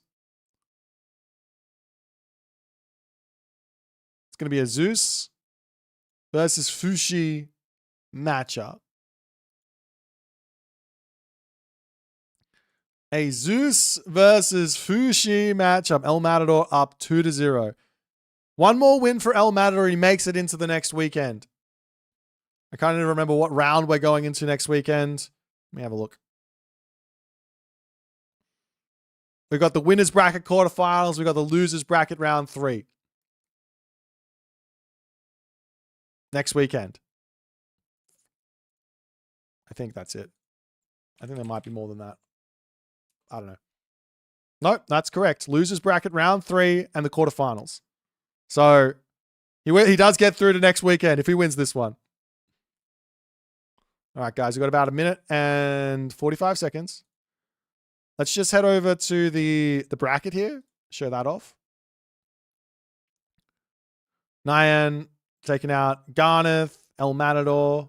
Taking out Killuminati. Obviously, we're in the El Matador game. We're going to be waiting for Divine Nyan in the next series after the Zukalo El Matador one. Tomorrow, we've got Mini Yeti and Darthnox. We've got Matrius and Izamato. And then we've got Eric versus Mini Yeti, Darthnox, and Karma versus Matrius Izamato.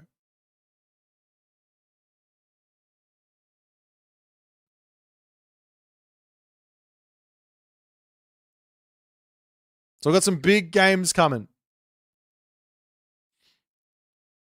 Got some big games coming. Mister is not playing this tournament. He wanted to, but he could not manage it because of real life commitments. Come on, guys. You got to answer, my friend AQJL. Don't make me do it. You all know. We were all looking forward to watching him, but it is what it is. Can't play on everything.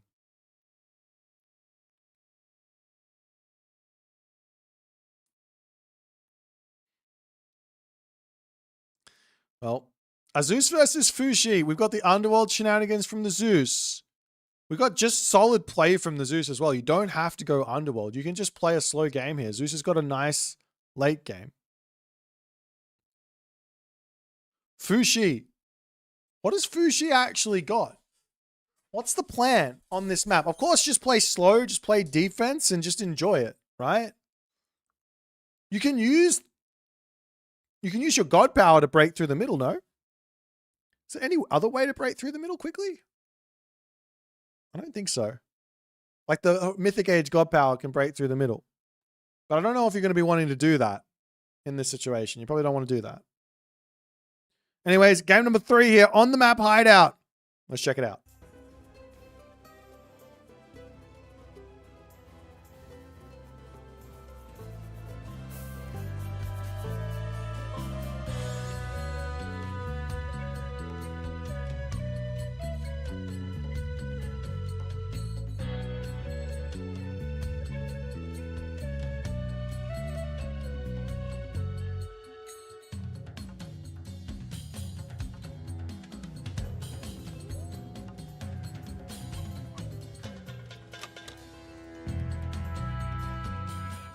And off we go into game number 3 here in the bottom side of the map with the golden statue to Zeus.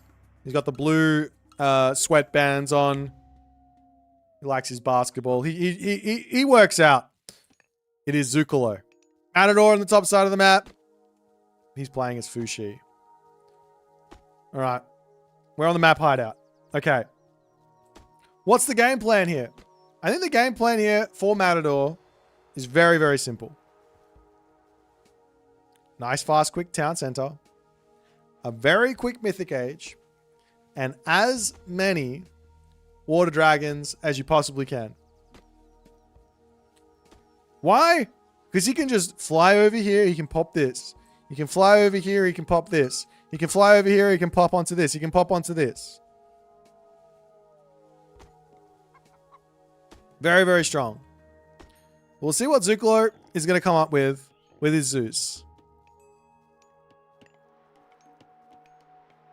Is there ever any idea of just going for like a forward temple, a forward build and everything like that? Obviously you have to walk for it, but if you can get in up into this side here, you could potentially lock the Fushi from leaving their base, catch them going for the second town center, which is what they want to go for, and completely change the way that this game could be perceived. You know, when you jump into these tournament games, the big difference between a tournament game and a ladder game, the main difference, the main big difference, apart from you just have to play different gods, is that you know the god matchup and the map before you jump in. So you get to think about the matchup before you jump in, which is a ridiculously invaluable amount of an advantage, right? The other person has to jump into the game, doesn't really know what the matchup is until in the game. Then they're not only having to deal with build order, with resource placement, with all of that extra decision making. They can't think about a game plan as well inside of all of that. Whereas beforehand, you can just calmly, collectedly think about it all and come up with that stuff. So Zukalo here has to have thought, okay, we've got ourselves the Fushi. Fushi can go lightning weapons, go vanish. What do you think about that? Okay, he can also go for forest protection. He can go for the drought. Got to think about that. Maybe we can play around it, maybe not. If he goes for it, we have to be ready to deal with it, etc., etc., etc. Right? You can have that thought process. You come up with a nice game plan. We see Athena for Zukalo. It looks to me like we've got to see the heroes straight away for a little bit in a rush, but it also looks to me like we're going to be seeing a town center here from Zukalo.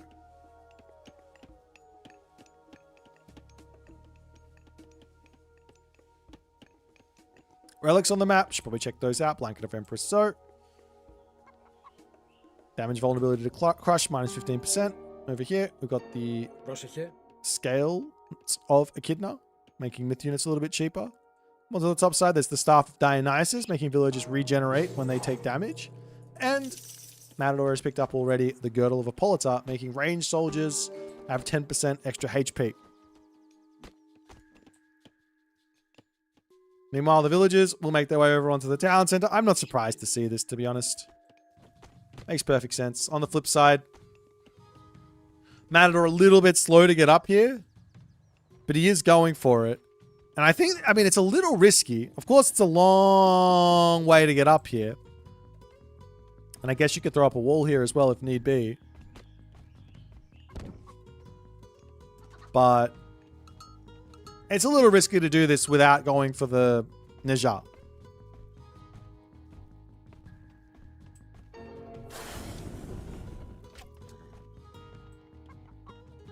But Zukalo's town center Looks like it's going to be up first. Yeah, a little bit earlier. There's Hunt back here, and we are going to be seeing quite the boomy opening. Meanwhile, little cheeky Bolt's coming down as the Tusker boss is going to be attempting his best impression of a unit that's actually got a sword here. I mean, he's holding a sword. It looks like it's iron, but it's actually a wooden sword. Like, it might look like he's holding an iron sword, but because he does 1 damage, he's holding a wooden sword. It's just what's going on. Matador has his town center up, and the booming is going to commence. Now, what is really important here, I think, is that Matador has his scouts sending balloons in here as soon as he possibly can. He needs to be knowing, is Zucolo fast rolling? Is Zucolo making hoplites here? Is Zucolo doing anything in the heroic age? He's going for a fast mythic. Those are the questions that you need answering and quick.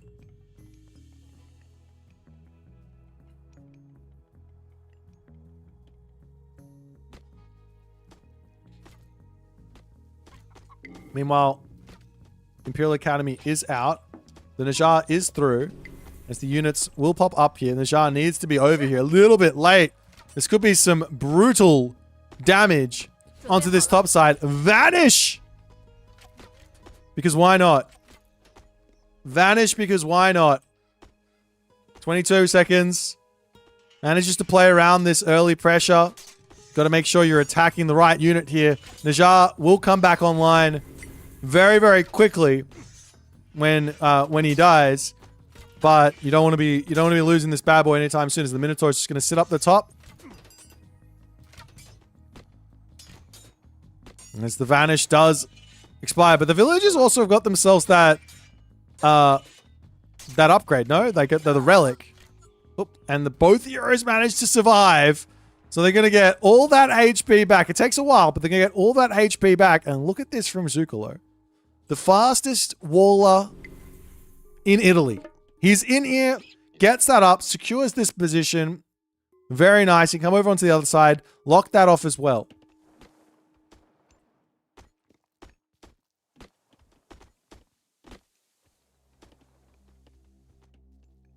I mean, of course, this map is built for like all of the wild, crazy strategies, but if both players opt to not do wild, crazy strategies, it is literally just built to be a boomy map where everyone's going to get their stuff set up. We're going to see a late game to some degree here, or someone's going to make some mistakes and we're not going to see a late game. But the wall's up so quickly. This is reminiscent of Legacy Age Mythology. I remember seeing this. In Legacy, the players would go to TC, and while they were going town center, they'd be sending villagers over the other side of the map and ready to start locking everything off, walling everything off. We don't see that all too much in retail because it's a little bit risky. But Matador ready to start breaking this gate down. It's going to take some time. The wall's coming up onto the top side as well. Machine Workshop for Matador on the top. As the Heracles coming through. Little bits of damage to come in here as well. As Heracles takes a little bit of a poke. We do have a hoplite coming through. We've got the extra archery range coming in as well. You don't really want to use Restoration to get these guys back up to full HP.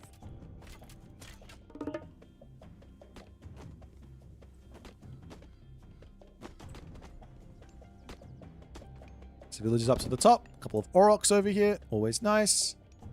And surely we're going to see Apollo here. Like, okay, Dionysus is always good. Even on a map like this, Dionysus is pretty good. Because you're still going to want to use it and push through some position. It's fine. But Apollo becomes a god power that I can just save for minute 30. Right? And I can use it whenever I want to catch my opponent out. Hoplites in. Najjar is going to be down as these pioneers trying to get as much damage as they possibly can. We are seeing all of the Kwafu coming through for Matador at the moment. At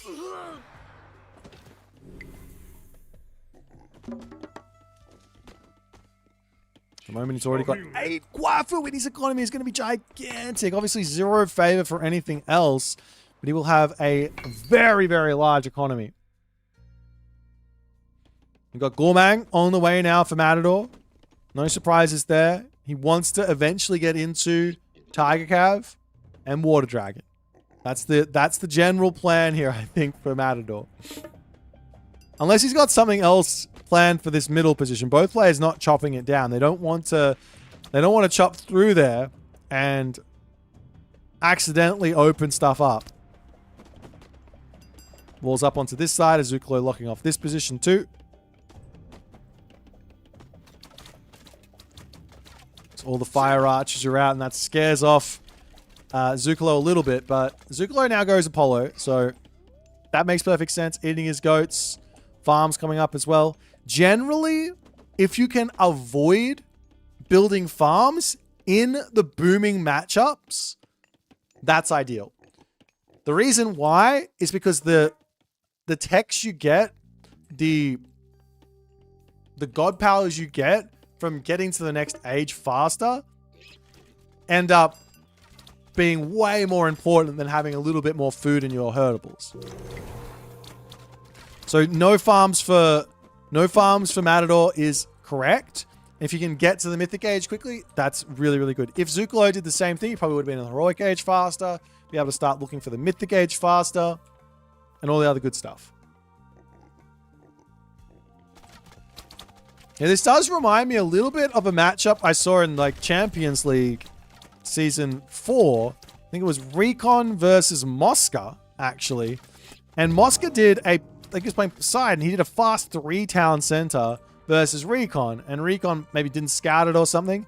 Would have been a perfect opportunity for Zukalo to sneak up that town center and live the dream where that's concerned. Especially with the walls already up over here and denying all of that. But nonetheless, not what's going to be happening here.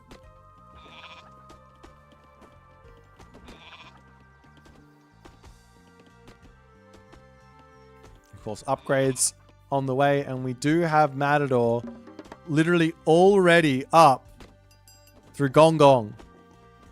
Literally already up through Gong Gong. I feel like he just got to the Heroic Age and he's up through Gong Gong. Vibrant land coming in. All the economic upgrades can come through too. As fast as you want. All the farms now can start coming down as well for Matador. You basically need 50 farms here to afford the Tiger Cavalry spam. Zukalo, on the other hand, I think he could fight this to some degree.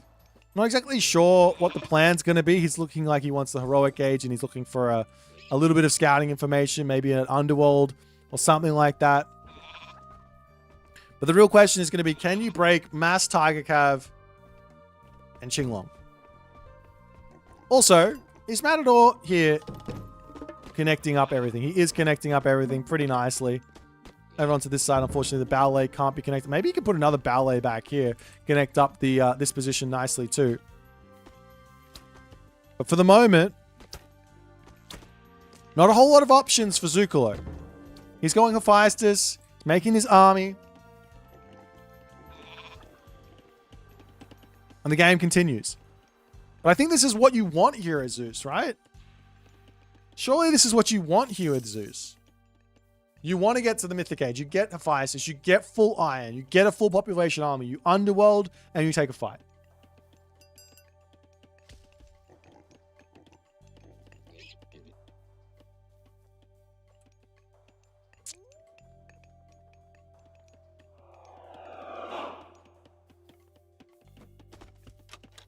Look at the walls up from Zukalo. He's just continuing to make this position a living nightmare for Matador. I mean, the fact of the matter is this position is somewhat open. We also see Reincarnation coming through. This is a huge tech inside of Juan Nu, which gives you 1 unit back every 5 you lose. So if you lose 5 Tiger Cav, you get 1 Tiger Cav back.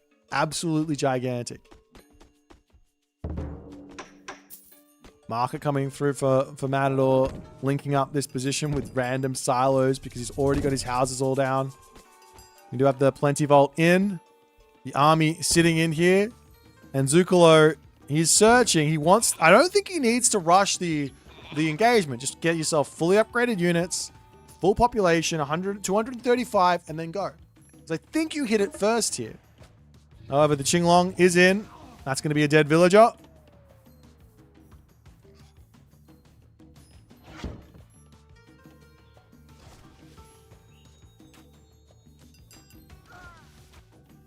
As the heroes are after this, but there's this perfect defensive resource to just pull back. He did take a lot of damage there. A little bit overstayed his welcome. Another Pegasus in. Full bronze now on the way. Yeah, this is the big question. The big question is, can Matador, he still hasn't eaten this Beach Blossom Spring, can Matador survive the timing here? Because this timing from Zuklo is full iron, full pop, champion infantry, champion archers, and it's full go. Yes, you've got yourself forest protection. Yes, you've got yourself Great Flood, but there's restoration. Town center up over here for Matador. Military camps coming down all over the place. Pegasus flying in. Underworld passage into the main base, because why not? Villagers have to pull into the town center. Catapults are through. There's already watchtowers in. I think Matador can't do a whole lot here. Apart from just sit and watch. Charges in. Can he take out the Underworld passage is the big question. He's charging forward with the Fire Archers. 200 HP on the Underworld. Restoration gets dropped down. All the units back up to full HP here. Underworld sits at 300. Can the Tao Wu get through and deal with it? No. Taken out. Matador under a huge amount of pressure now from Zukalo here. Forest protection gets dropped down onto the ballet. At least it's hitting a little something onto the right. He doesn't have any population. The Peach Blossom Spring sitting here with 2,000 food in it is hurting. If he could just grab that, he could get out all of the Tiger Cav in the world.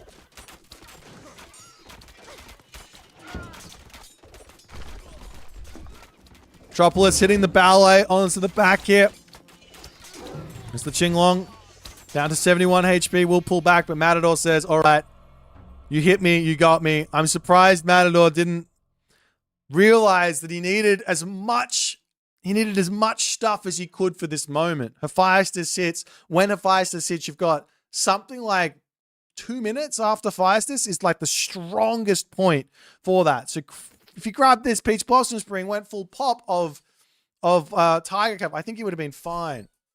I think he would have been absolutely fine. But Zukalo now on the board. Zukalo now on the board. And Matador made to bleed on this day. Made to bleed on this day. Let's jump back over to the draft, see what Matador's going to pick for game number 4. Zukalo, he's hit back. He knows he can win now. We'll see if he can take the next game or not.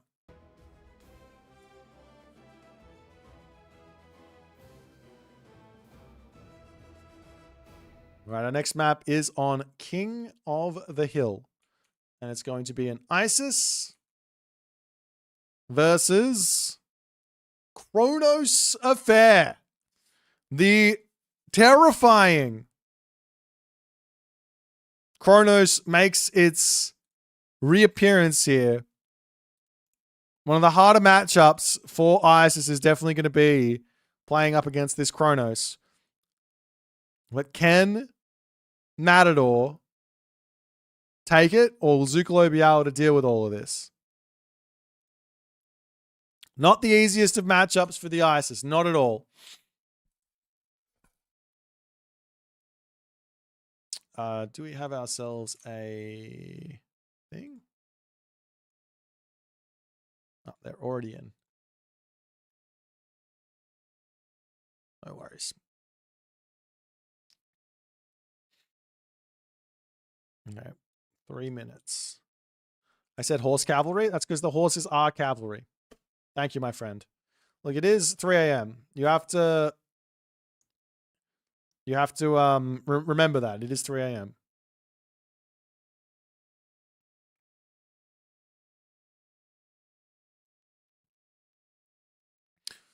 We obviously want to see a game 5. If we can see it, it would be great.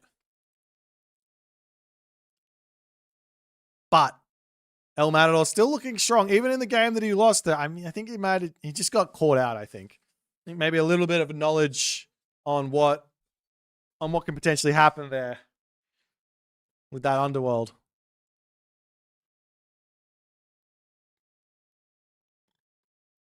All right. This is not the last game. We've still got one series after this. The next series is Nyan versus Divine. Nyan versus Divine. So it should be a really fun series to watch too.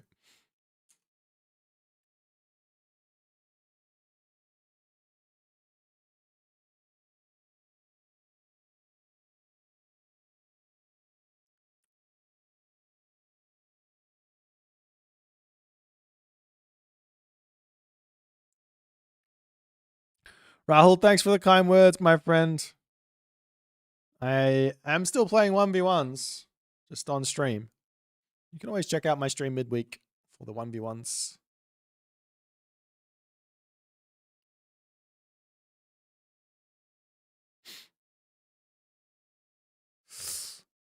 Alrighty. Isis and Kronos. Okay, so there's a Kronos Rush is on the board. Leto. Ooh. Oh, please. For me, Matador. For me. There couldn't be a better map to do this on. Literally, there just could not be a better map to do this on.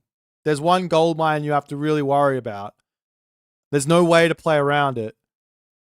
Except for like some sort of ridiculous fast mythic, which just doesn't work. Please, I want to see Leto. I want to see Leto. I want to see Mass Automaton. Don't care about the Kronos Rush. It's not that good. I want to see Mass Leto Automaton. Speaking it into existence. Open, fast, 6 oracles at the very minimum. No can defend. If do right, no can defend, in the words of Mr. Miyagi himself. No, just me? I'm the only one? You guys don't... You don't care? Come on. This is the way. Okay, it could just be just a standard Prometheus. It's fine. Let's jump into game number 4 here. On to the King of the Hill. Some Koth action. Let's check it out.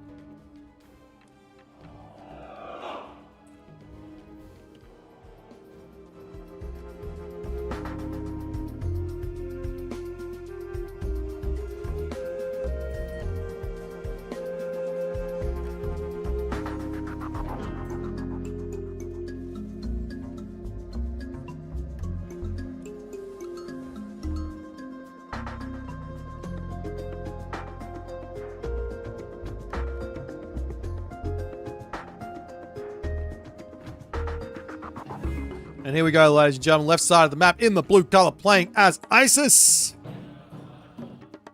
His name is Zucolo. In the right-hand corner of the map, playing as Kronos. His name is Matador. And ladies and gentlemen, we do see a mana, so it's not your stock standard run-of-the-mill Kronos Rush. Is Zucolo scared at all, you might ask, of the Kronos Rush? The answer is no. He goes Monument. He goes Pickaxe.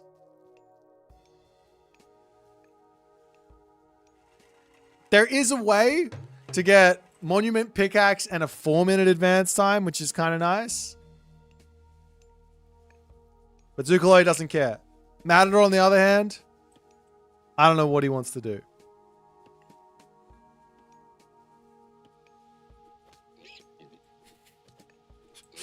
I don't know what he wants to do.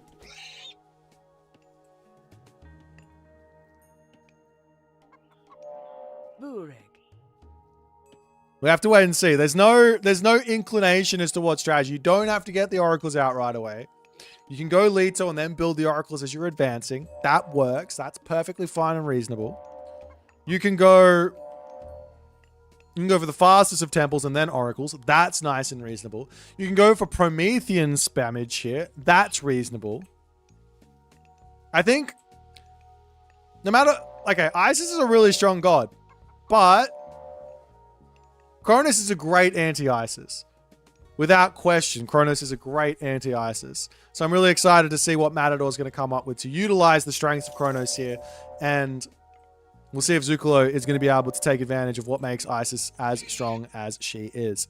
Some relics on the map. On the bottom, we've got ourselves the scales of Echidna. Please, Leto.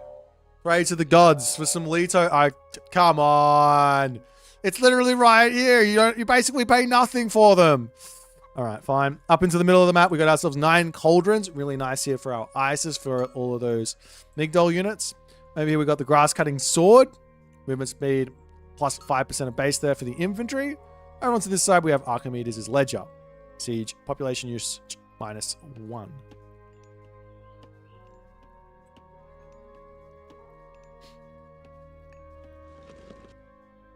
We do see the temple coming in over here. And it does get spotted. I gotta say, if I see this temple pop up, do we not just send villagers over here and shank it down? Like, the way that I see it is if I can kill your temple, that's 300 resources of damage done to you. Plus you don't get the Prometheans until you rebuild it. It has to be, like, decent every single time if you can kill it off. No? You can even stay up on the gold mine as well. He doesn't even have to run back. But Zucolo doesn't care. He's got a decent advance time. He's going past. It's perfectly fine. He didn't even go Anubis. He's like, whatever. It's fine. It's all good.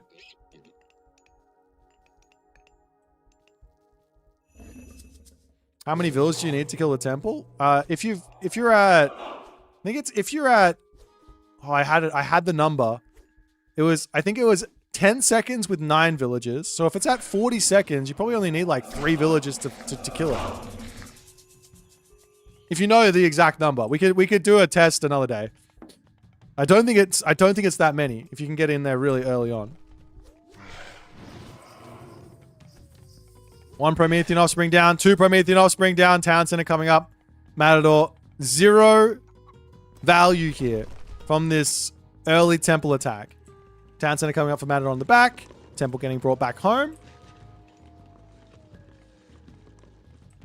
This Town Center is not the best for Zucolo. He doesn't get a gold mine.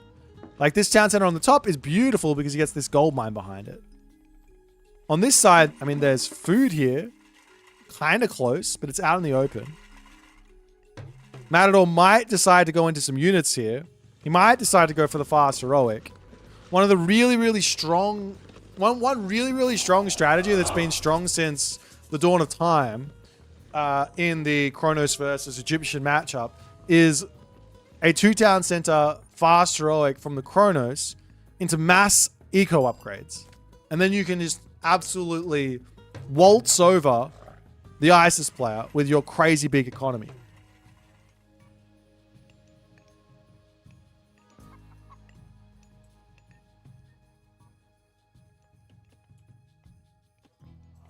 Counter barracks also coming up. You also have to remember, like, losing the Prometheans isn't the end of the world. You do get some resources back. What is it, like 20% resources back?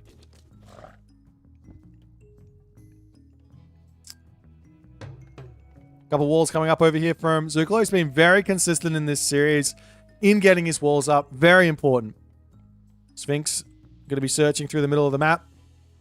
Try and pick something off. And we've also got ourselves now the Theft of Fire to come through for Matador.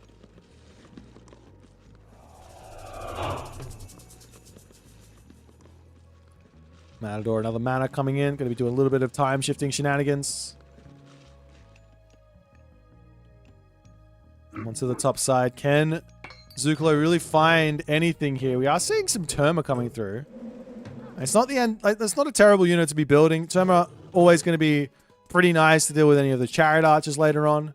But realistically, I'm not sure why he's building them right now. Maybe just to heroize or something. I don't know. But the heroic age for Zucolo is going to be in momentarily here.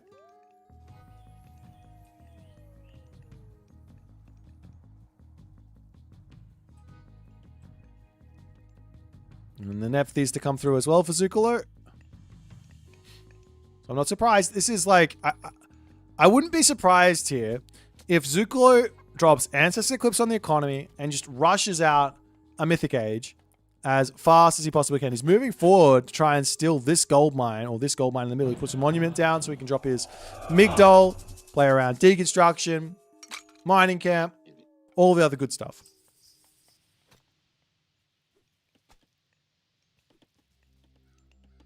But I do think that Nephthys is probably like the wrong choice in this matchup. Like 9 times out of 10, we see Rhea coming through from Matador.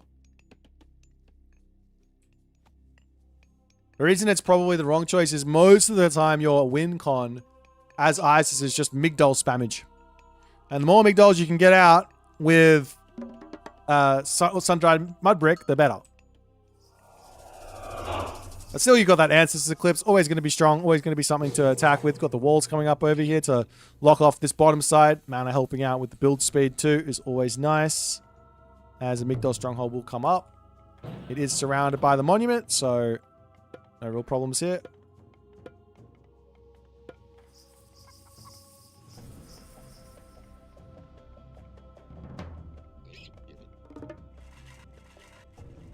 And we'll see if this is going to be... There's the upgrades now coming through. Probably a little on the late side, but no problems. As Zukalo setting up shop in the middle of the map. I'm looking at what Matador's doing, and I'm like... I'm a little worried for him. Yes, he's got himself 9 hero citizens. Fantastic. But then what?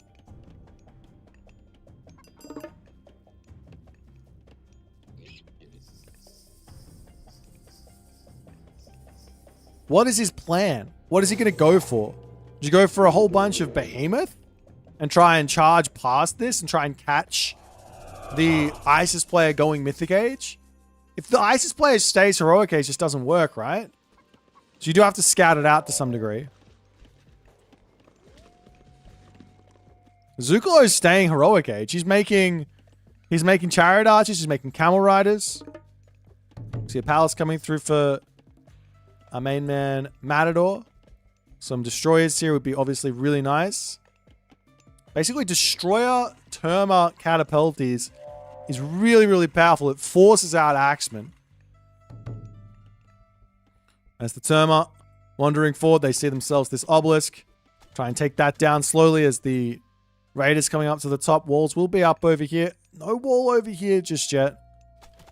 But Matador is trying to get some knowledge of what's going on in this game. Oracles on this side getting spotted. It's going to happen. Trader onto the Scorpion Man, stealing that one away. Obviously, will end up falling if he doesn't want to run, but a nice steal for the Oracle lost there. So no wall up onto this side. One final wall needed to sort of make this all nice and defensive. Another Migdol Stronghold coming in for Zukalo. So much wood in the bank. What is the plan here? Full Chariot Archers does not seem like a great idea. Also got Horns of Consecration, which does allow Fanatics to come through, but I think he's just grabbing that for... Wait, does it make the Destroyers train faster? I don't think so. It just makes Fanatics train faster. We might be planning for some Fanatics, but mostly Destroyers is going to be what he wants. Another military barracks in for Matador. Is the booming still continuing along? Did Matador get his upgrades? No. No Bowsaw. No Shaft Mine. It's the Terma wandering forward. They can try and snipe a Chariot Archer if they like, but a little bit dangerous. He sees all the units, and this does, or should, give him some sort of an indication here that Zukalo is staying in the Heroic Age.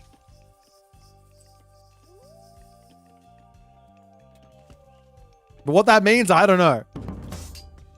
What that means, I do not know.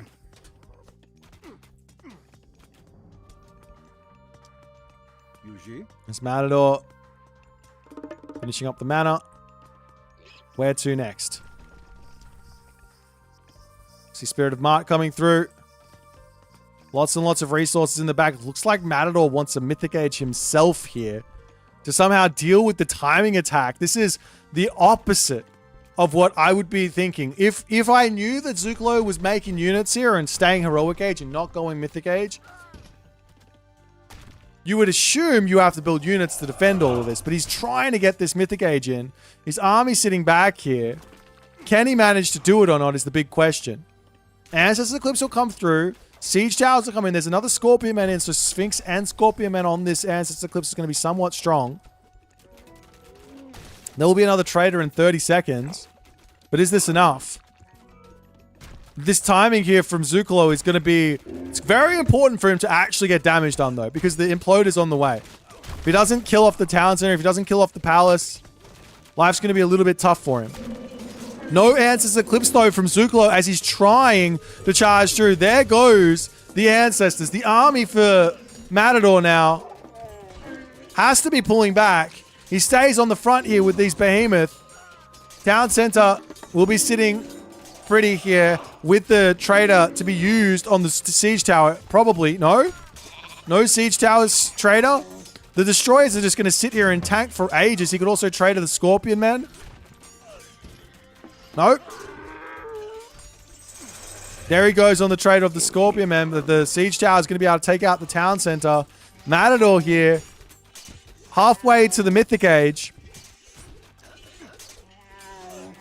As the camel rider's going down, trying to sit inside of this palace for as long as he possibly can.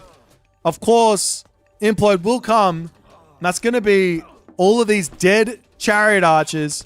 Cannot afford to lose the palace, however. He absolutely cannot afford to lose the palace. As the fanatics popping in.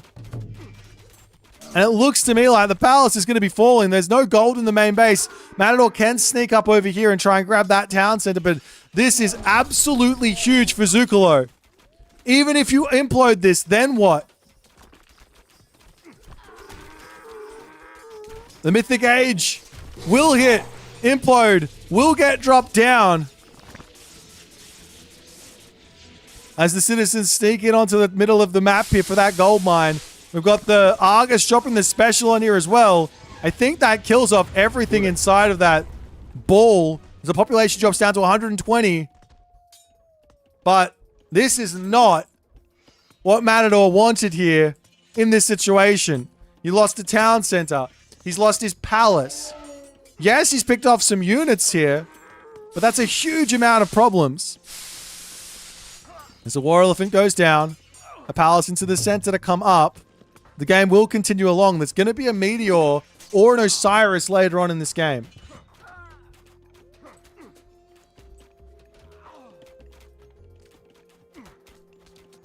Citizens still going down as Zukalo's sniping some things.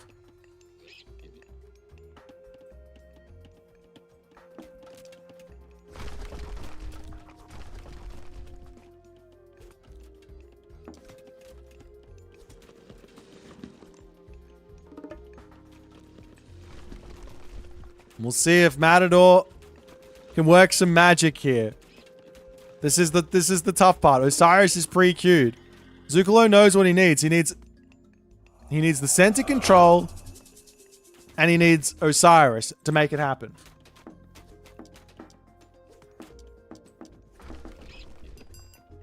And Matador, for the moment, has he just got no military? He's got 3 military buildings and 1 palace. He's in so much trouble here. The main base getting sniped. These farms here going down. He could try and time shift the farm over here.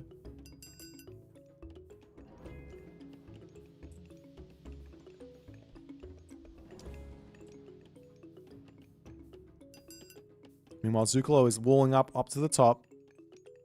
Chariot archers will be checking things over here, seeing the villagers on top of this position. They can pull through the palace up over onto this gold mine. We are going to see those destroyers attempting to siege down this position. I don't know if this is... I don't know if Matador has time to make this happen. I mean, if he kills off the palace, nice. We'll see if he can make it happen. There's going to be siege towers coming through. There's going to be an Osiris coming in. Citizens moving around up to this gold mine here too.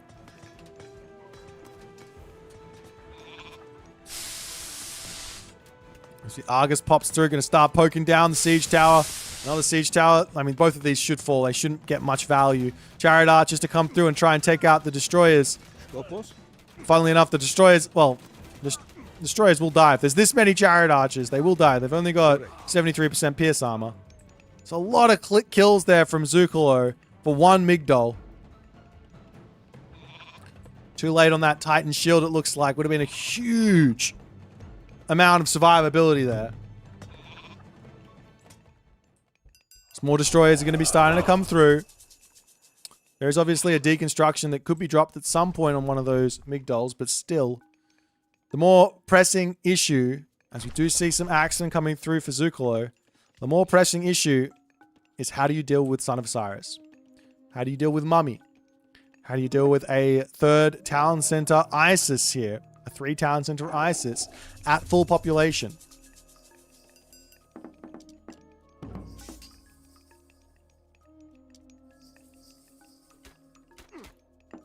I don't know what the answer is right now. We see the Atef New Kingdom coming in for the immediate second Pharaoh.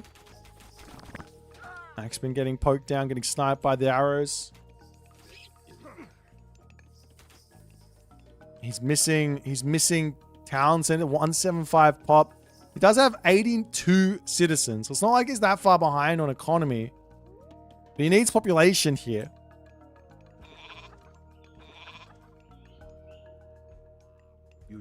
Destroyers are going to go hunting though. There's walls, stone gates. There's an opening here as well. Matador can come in and kill off a town center or something like that. The chariot archers are going to be searching.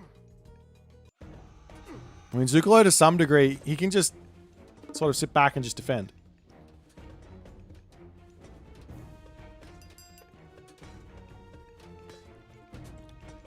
We see fortified town centers in. It's the Pharaoh. Ramses coming through. Chariot archers going to be on the hump. Look at that pierce armor now. They were at 73%. Now it's 87. They basically take no damage from the chariot archers. At least I think they take no damage. They take a little bit of damage.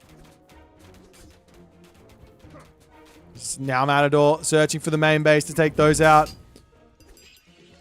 Over here, random catapult to get taken down. Matador, he has to work so hard to bring this game back.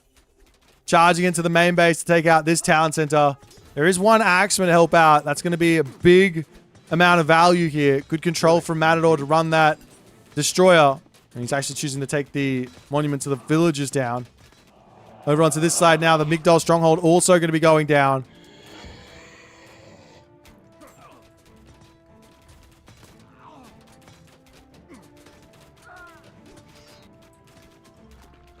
Villagers getting sniped as this main position to slowly get taken out here as well. Matador, he's working hard. He's making it happen. He's up to an extra town center now. It's at 190, of course. Zukalo has got himself 250 pop. But still, I mean, it's all about who holds the middle. Nothing else really matters. Migdol stronghold goes down. I mean, there's one gold mine here. There's a gold mine up there. More palaces to come through for Matador is going to be huge. The Arcus doing what they can over here.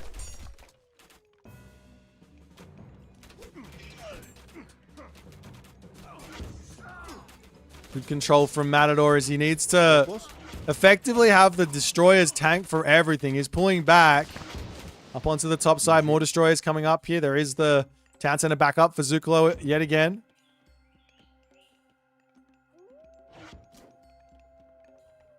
A random siege works in the middle of the map as the destroyers to come through. They will get spotted, I think, as he's got to be somewhat careful. Up onto this side, take out a mining camp. Why not? Make life hard. The Matador needs this town center. We see a siege tower and a war elephant just hanging out, making sure that he can't get this town center ever.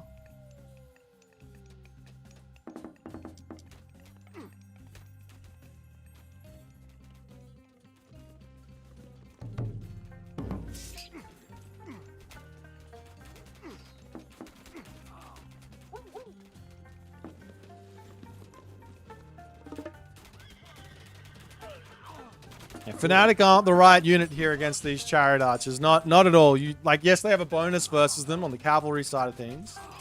But they will just die way too quickly. Units to build. Champion Terma. Contarius. Destroyer. Don't have much else. Town center of the middle. Coming up here. Absolutely brutal. This is going to be 280 population or something. And Zukalo just sitting pretty, spamming units. Axeman coming through. Chariot Axeman makes perfect sense to deal with the Destroyer Arcus. The Destroyers will be able to deny the town center here at the very least. A little bit of a win for Matador.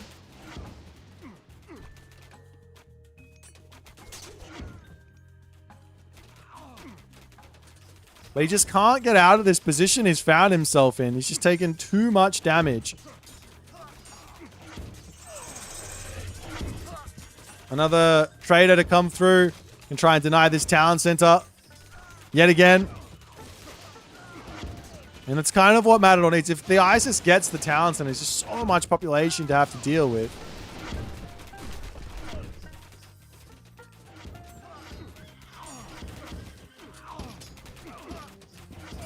I think, ladies and gentlemen, I could be wrong on this. I think we might be heading to a game number 5 here.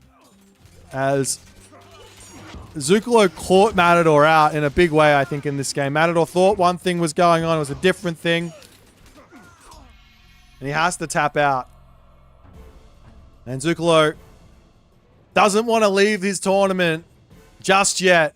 Pushing Matador to the brink here in game 4. He manages to stay alive, forcing a game 5. We've got one last game in this series.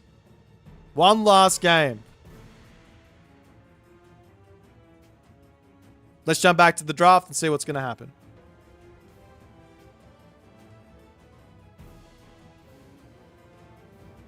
Alrighty. One last game here. The ISIS takes the dub. Our last map is Prairie.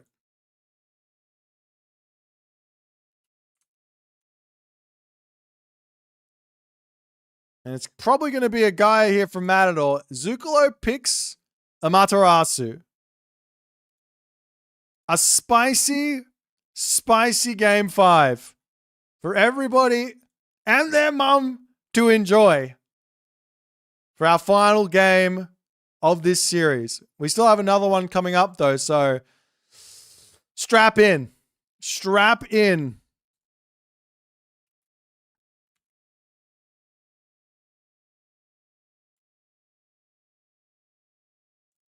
We'll see what's going to happen in this one. Are the guys already going? Yes, they are.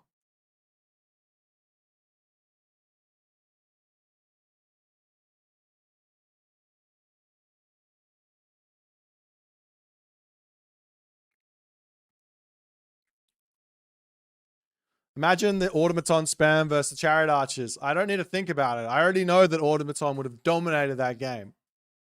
Without question. I don't know what Matador was thinking not going Automaton there. Maybe he's saving his strats for Secret Scrims.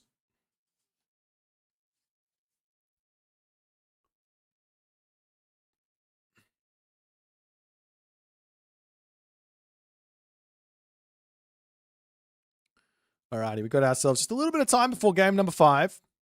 The players are already in. But Zukalo managing to push El Matador to the brink. But I think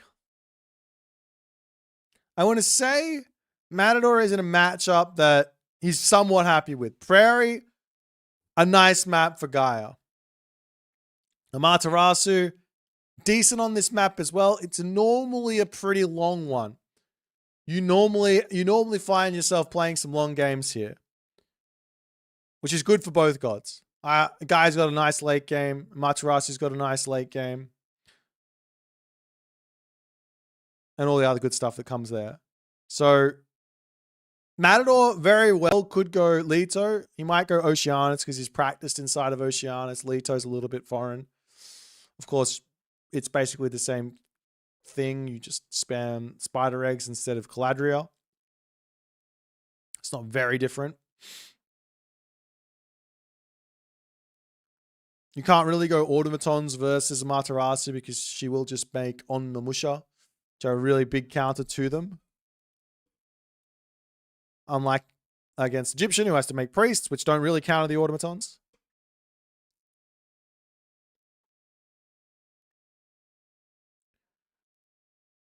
I imagine we're going to see our Amaterasu player actually go for another Minakata Tomi here. We've been seeing this a lot versus Atlantean and having success to some degree. So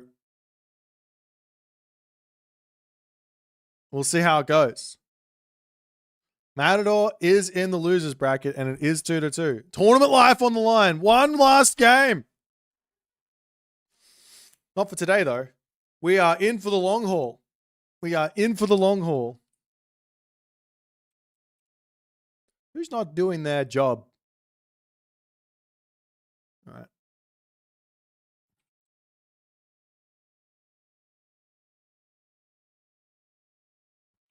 I'll do it.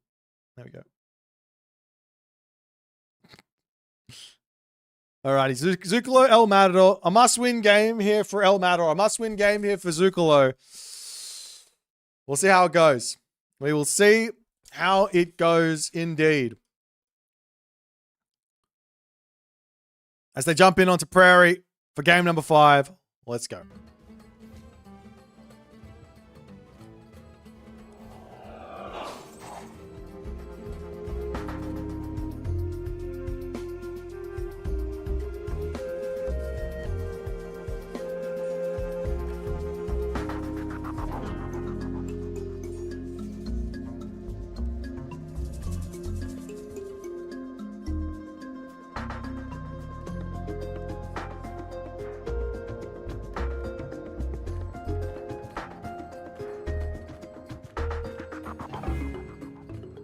One last game. It could be the end for one of these players. No, it will be the end for one of these players.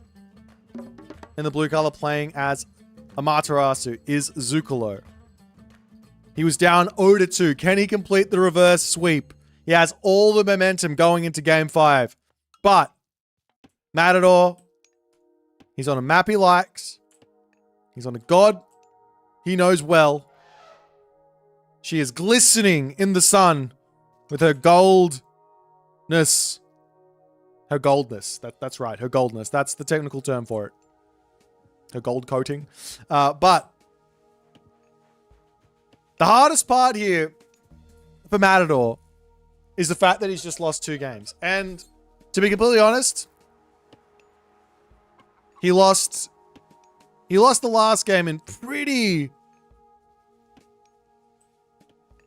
bad fashion. He got caught out by something pretty simple from Zucolo. It was just a stock standard Isis Heroic Age push. Made a bad decision to go to the Mythic Age. Should have stayed classical Heroic Age, pumped units. Would have been really, really good for him. So he might be thinking in his mind that things are a little bit off at the moment. He's got to lock in. Remember, he knows how to play the game and play it well. Zucolo, on the other hand, well, all the momentum in his fingertips. He's been playing well. The games he's lost have been close games. So he knows that he's doing the right thing. He just has to keep it going. He's got to keep applying the pressure, keep playing his game. That being said, the 2 wins that Zucolo has gotten in this series have mostly been of the strategic variety. An Underworld timing. An Isis fast heroic timing. Matador is one of the games that came down to the technical side. The raiding, the multitasking, the pressure. This matchup, this map, Well, I don't know how much of a timing attack you can throw at your opponent. I don't know how much you can catch your opponent out here. If there is a way to do so, it will be inside of Mina Katatomi. Can we see the guy? Is this what? Is this what you wanted here? Was that? Are we happy?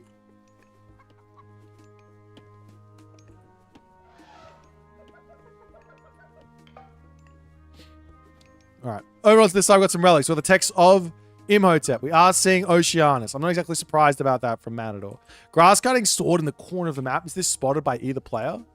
Oh, how unlucky could you be? Grass cutting sword is huge for Gaia in this matchup. Tawara Toda's last arrow here with the divine damage and range attack plus 02. As Hermes' wing sandals does come through here for Matador. But Minakatatomi is in.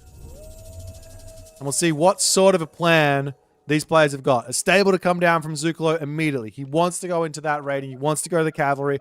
That's his game plan. That's his style. He also grabbed himself the saltwater spring and a dojo. No surprises.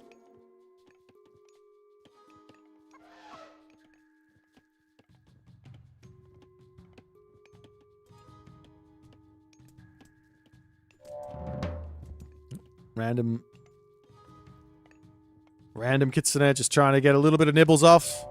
Gaia just heals this up, and you're playing Amaterasu. You're not playing Susanoo, so you don't get any Bushido for any cheeky early game nibbles. So no problems where that's concerned, as we also see a pretty early channels upgrade in from Matador. So not looking to apply the early game pressure, but looking to basically play defense here.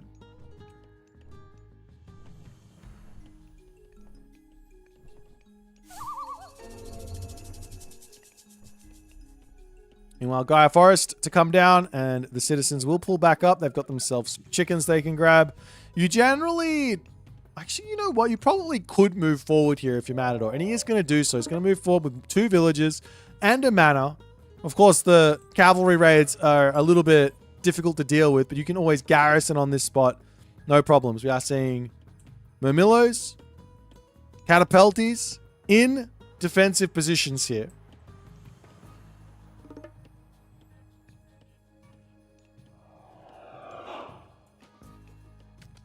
As the Naginata Riders to come through, Citizen can easily just garrison. You're really not going to kill the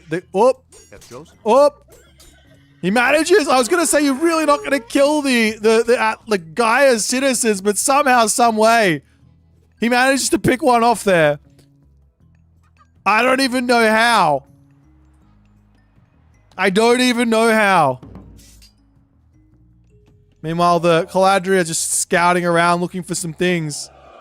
That's a huge pick there for Zukalo. Gets a couple more smacks onto the Naginata Riders before they're going to be returning home. I mean, some of that is just mental, right? Like, you just got to be like, that's just mental. He should have pulled the village. He shouldn't have been messing around with it. He knew he saw the units. He was reacting. Just decided that he can just run, but he got trapped. Meanwhile, Samurai coming in. 1 Yudo coming through. There's 3 Miko on favor. So there's always going to be room for the 1 Yudo to come out if Matador tries anything greedy here. You can't greed out a heroic age or you get blown up. That's the point. These guys train pretty quickly. 15 seconds apiece. A little bit of damage over onto this side as the Samurai almost managing to kill one of these guys. The Caladri gets the heal off just barely there. And he's going to be pulling back up as the Naginata Riders are now searching. The villagers over here are out in the open.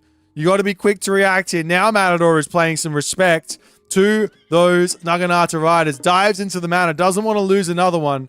Much prefer to just get some idle time as the Catapultis now coming through. Citizen over here gets caught, but we'll be able to pull back. As we do have a cheeky little solar shield. Another one coming down. We've got the Carnivora getting dropped down as the Citizen will be able to survive. While this is all going on, does manage to pull around onto the backside. Picks off a Miko. Absolutely huge.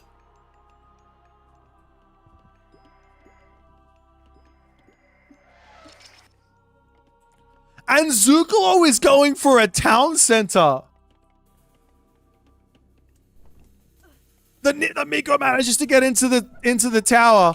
Does Matador see this? He's got no idea. This is such a random town center. Such a random town center. I don't see this town center ever. He's got a back gold mine. He's got all the gold in the main base. He's got some goats. He's got obviously infinite food with his Shrine of the Hunt, at least for 4 villages. He can get a second Shrine of the Hunt as well if his Miko are actually gathering. The samurai are in.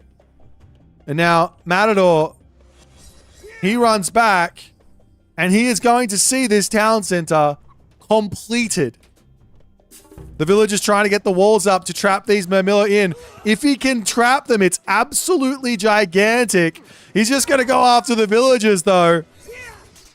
Is there an escape route here? I mean, he loses 1 Murmillo and he gets out for... Oh, he loses 2 Murmillo. 2 Murmillo for what seems to be 2 villages. He does manage to get out, but the Naginata Riders are through. Snipes the Kitsune there as now he's coming back up. Where's the Caladria to get those heals in? What is Matador going to do? Do you go for a town center now?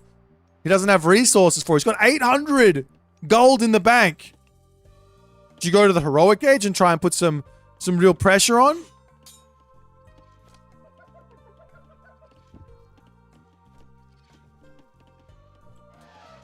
This is absolutely wild. The military difference is basically equal here.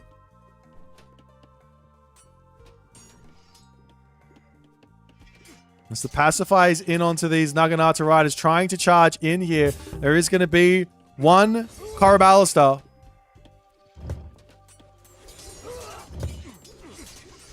As the Solar Shield to come through. Somehow, some way, Zukalo is like, I can take this fight. Can he heal up the Coraballista? No, he cannot. Somehow, some way, Zukalo is 2 town centers and winning fights here, while Matador is in full retreat. A military barracks on the back coming up. Oh, never mind. There's a town center. I'm silly. Matador has a second town center. I don't know when he got it. I don't know how he got it. I don't know why he got it, but he got it.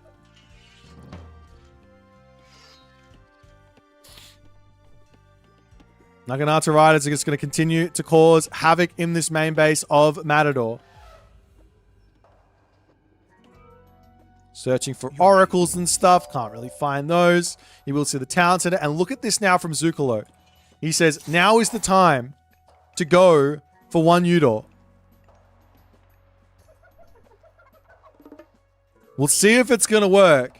Generally speaking, 1 Udor, the best time for 1 Udor is when your opponent is either going heroic age or up a town center on you and just greeted a town center randomly, right? Those are the best times for it.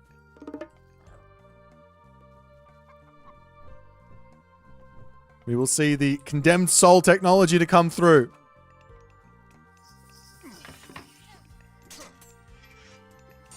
Another villager snipe here from Matador has to feel good. Every little bit of damage here matters. Can't really push by these wolves without some serious heroes. It's now the Gaia Lush getting spread all over the map. This is exactly what you have to do with Gaia. Get that speed in. Behind this, Raijin. I don't know if it was like a fake with the 1 Udor. Build a couple of 1 Udor, go mythic, or go heroic age. Like, it doesn't make a whole lot of sense to build the 1 Udor and then go heroic age. Because now, Matador, if he puts the pressure on, he can find some real big damage here. But he has to somehow work out that a heroic age is coming in. That's the challenge.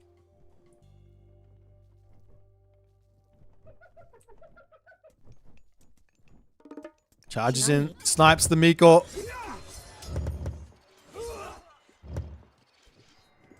Up onto the top side. Random citizen out in the middle of the map trying to get these economic guilds down. Does get popped. And look at the resources piling up for Zukalo here. He's in the heroic age. He's got an advantage. These Murmillo trying to take down these wolves is not what you want. The hero Murmillos trying to get it onto the back to deal with the infernal one Udol here. Up to the top side. The Murmillo's charging in, and now Matador sees that he's up against a heroic age. Does manage to pick off one samurai here before pulling back. Bushido, check. 3,500 population. Sorry, population. Experience. Up to the top side. Murmillo hero is going after this position. There's 2 samurai left. The villagers have to pull off the gold mine. There's plenty of gold behind this position here as well. The Raiju are coming through. Do we see Matador going heroic age? Yes. He opts for Rhea. He wants himself the super infantry here.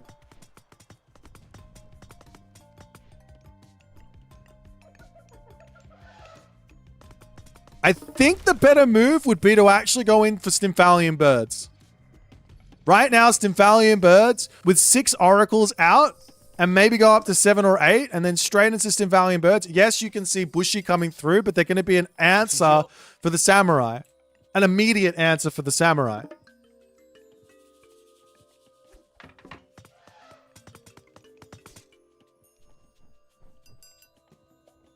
And they also force out Bushi, which then you can snipe with Terma. But maybe that's just me. Rhea will be in, so he can trade away a Raiju. But there's no... Oop. Murmillo's charging through, but the Raiju are in. And Matador will have to bail on this spot. The hero Murmillos can come over and save them, though.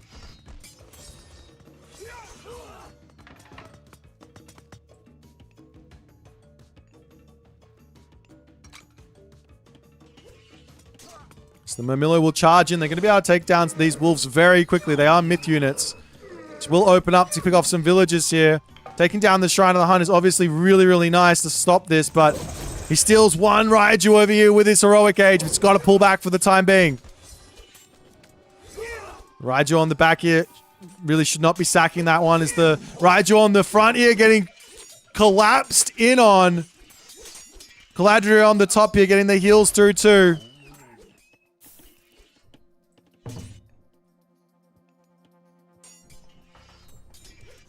Another Raiju going to be going down.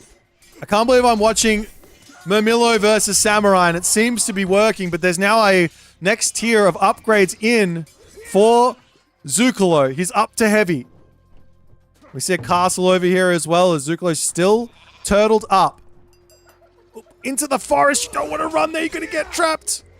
Pulling back the Caraballister in. There is still going to be access to this Thunderburst. You do have to be careful about that, as the one Udol getting caught out again.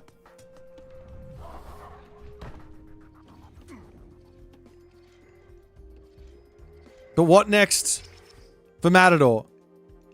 He's got palaces everywhere, claiming extra town centers. He tried going heroic age in the last game. Zukalo has 4,000 nearly gold in the bank. What is he doing with that gold? Is the big question.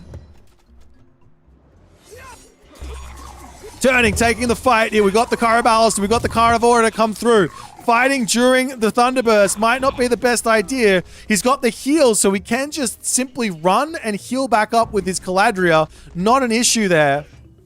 Back onto the Gaia Lush. No problems. Fully healing. He's going to be fine, but, I mean, Zukalo with 4k gold in the bank.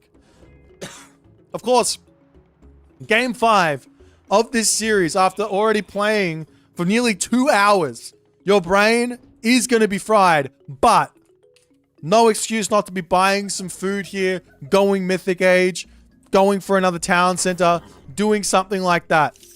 Murmillo Hero is back over onto this position to bash down the temple. On the flip side here, Matador, economically, he's got all of his upgrades. Zukalo as well has everything that he can get, minus Plow, which is now coming through. So the Miko gets sniped.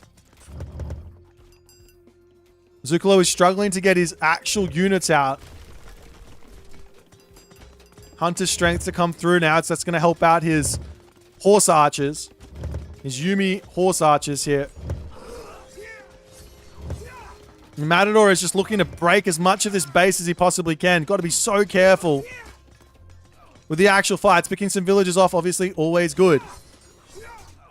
He has to pull back. Fanatics are now starting to come through. He's going to have access to Oceanus Rhea.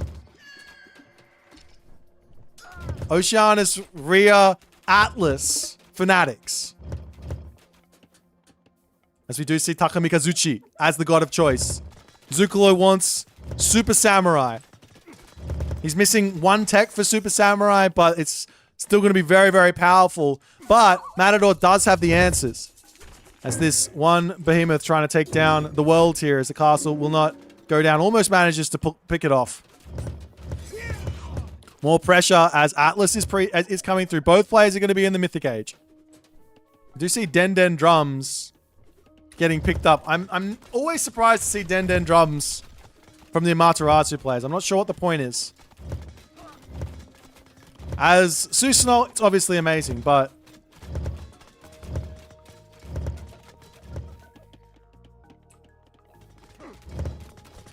so much wood income now for Zukalo.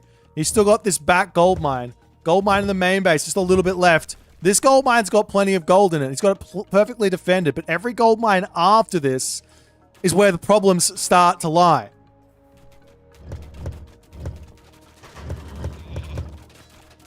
Now, obviously, we've got this big god power coming. That's going to be brutal for Matador. He's got to be very, very quick to make this dodge happen. Zukalo, if he charges in and catches Matador, that's what he needs. Charging in right now. There goes the usage. Does Matador dodge? Yes, he does. What a dodge from Matador. What a dodge. But Matador has to pull back. Why take the fight here? He can fight underneath his town center, underneath the palace. His Galadriel are dying. They are falling into the sky, apparently, as the Carnivora gets dropped down. The Carabalista Arcus decimating that front line there. And Zukalo pushing forward is going to be losing his army. I still can't get over that dodge. And now there's also an implode. Town center in the middle coming up for Zukalo. Does Matador notice it? He sees it on his minimap, but does he notice it? Perfect answer for these horse archers. I'm going to say it. You're going to laugh. I'm going to tell you why it's amazing. Terma. Because you have Lush. The Terma move insanely fast on the Lush. Town center over here is going to get up. But what can Zukalo do against an implode? After all is said and done, the Destroyer's pulling back. The Fanatics to take the fight. No problems.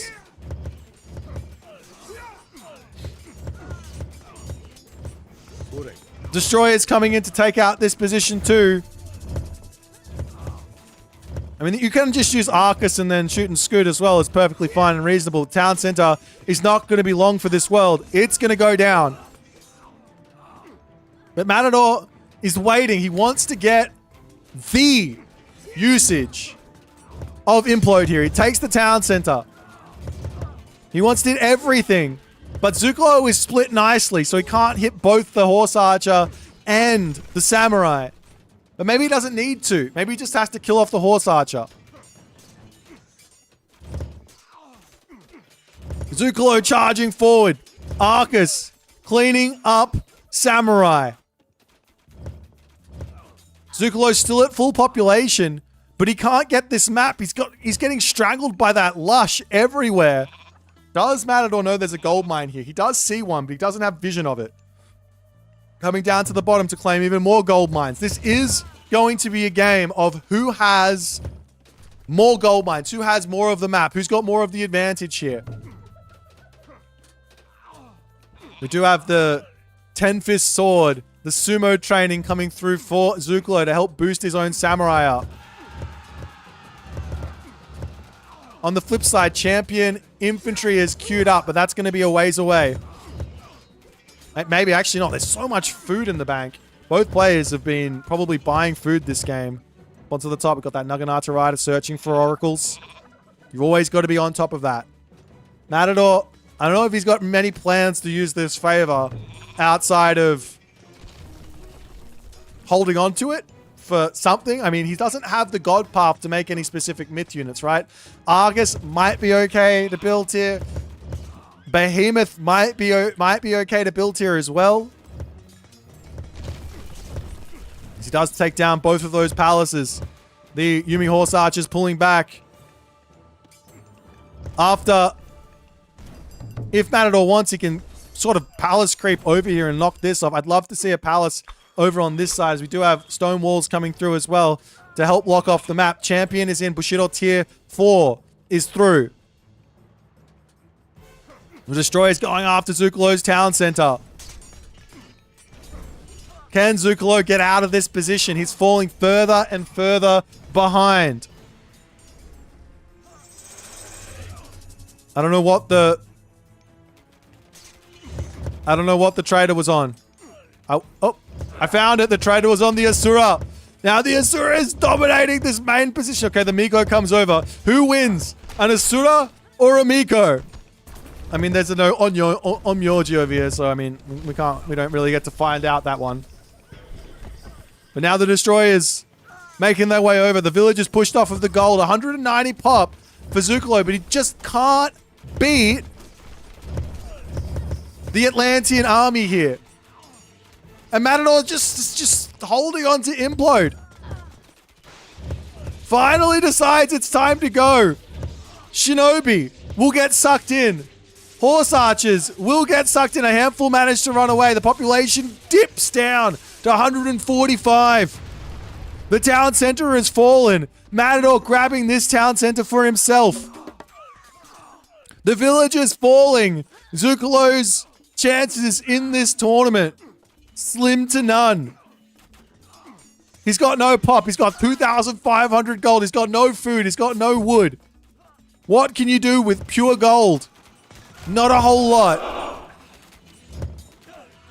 The Horse Archers are coming through. Zucolo's fought valiantly in this series. But the map is all green, all red, and all Matador.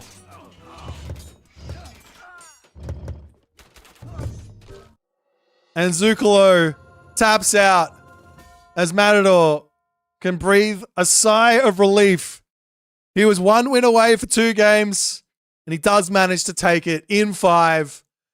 Zucolo didn't make it easy, but Matador showed up in this last game.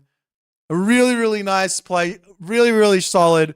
I mean, it was all aggression, all game. Both players got the value early on, but Matador managed to get the stranglehold, force Zucolo onto the back foot, and Zucolo just could not get out of it. He couldn't push forward. He couldn't get this town center. He got the town center up, but he couldn't get onto this goal, man. He couldn't get onto this position. Matador goes on to the next weekend. We'll see him there. He gets to play a loser of a quarterfinal. Hope you guys had an amazing time hanging out with me for this one. We've got one more series for you before we finish up for today. We've got Nyan and Divine waiting in the wings for their set. We're going to take a quick break and we'll be back with you with 5 minutes. Don't you guys go nowhere. We'll get that next game going shortly. And there goes the Fey Beast. What can you do against that but turn around and simply just try and take it out? Huang Di is on the way there as now the lightning weapons is coming through. It's kind of looking like Kama has found a nice timing here to actually take this fight. Militarily speaking, it's kind of close, but these are mostly fire archers versus some really strong destroyers. The Arcus in the back doing some good damage. That lightning weapons and that Fey Beast really didn't have the impact that Rappel wanted like there. That. The priests are going to start getting poked down as the animals wandering in onto this position here. And Karma just looking for any little bit of damage with these spearmen as Rappel not really pulling away from this. He's just taking the damage. He's not He's not running. He's just trying to turn around and fight. He gets himself watchtowers in, but the Pharaoh is going to go down. A couple of villagers go down. Is this worth it? In the slightest for Kama, though. How many villagers did you kill? But how many spearmen did you lose? Is the bigger question. He suicides a lot. Scary as Kama charges in here. He says, it's time to take the fight. Lightning weapons to come through. Can you just run here is the big question. I don't know if you can. The military population is at such an advantage for Kama that he has to be feeling like he can win this fight. And it looks like the lightning weapons is done. And he can indeed win the fight as Rappel's army gets blown up. The other thing that's keeping Kama alive in a big way is that he's getting these shades of Hades out for free just from losing units. He's going to be charging in to try and take this fight, however. Is there any actual units here that Rappel can use to win this fight or not? I mean, the shades are tanking up. They're going down here pretty quickly from the heroes. There's still a big help. Does Kama have enough stuff here or not? There's still a restoration for Rappel if he wants to use it. Maybe he's saving up for another bronze, but Kama not able to make it work there. Chaos.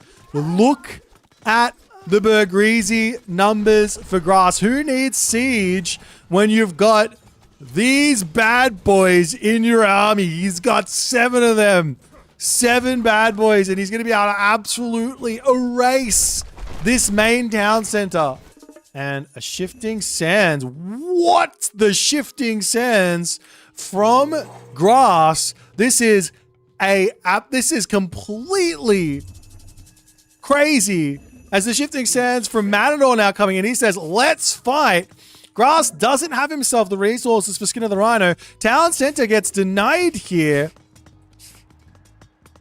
And Grass is now going to have to run all the way back home for Grass. As Matador manages to catch out the Centaur, though. 2 Centaur going down. And the ceasefire gets clicked. The panic from Grass there. He gets those Centaur just out by that much. And Matador pounces. Mosca sees his angle to charge forward. The Kusanagi gets dropped down. The army gets sent flying here. But now the Halberdiers are in to start taking out those Naginata riders.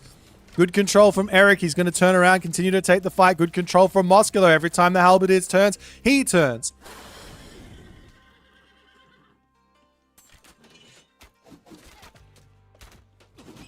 As the Javelin is trying to get onto that backline, getting some good damage done. There is also access to a swampland here, and that is exactly what he's going to be going for. As the Vanish comes down, he doesn't do it right. Absolute disaster for Eric. Mosca says it is time to go. He doesn't have himself the champion upgrades just yet. The Zhu Chu does come in. Dow's going straight on top of that Son of Osiris there. The army of Eric is seemingly melting at the moment as Eric loses all. He's at full pop and he drops down to 150 population. Absolutely brutal. 3DB says it's time to go to take this fight. Kusanagi gets dropped down. Villagers are going to be pulling away over onto this side. You don't have to chase with everything, but chase with something. As the army turns around here, Bronze does get dropped down. Now no Kusanagi for this one. But how many samurai are in is the question. These guys might not counter in a big way. Wait. What was the bronze on? Hang on. What was the bronze on? He hit 1 Hippias. As the army of Naginata riders are just chilling in onto this position.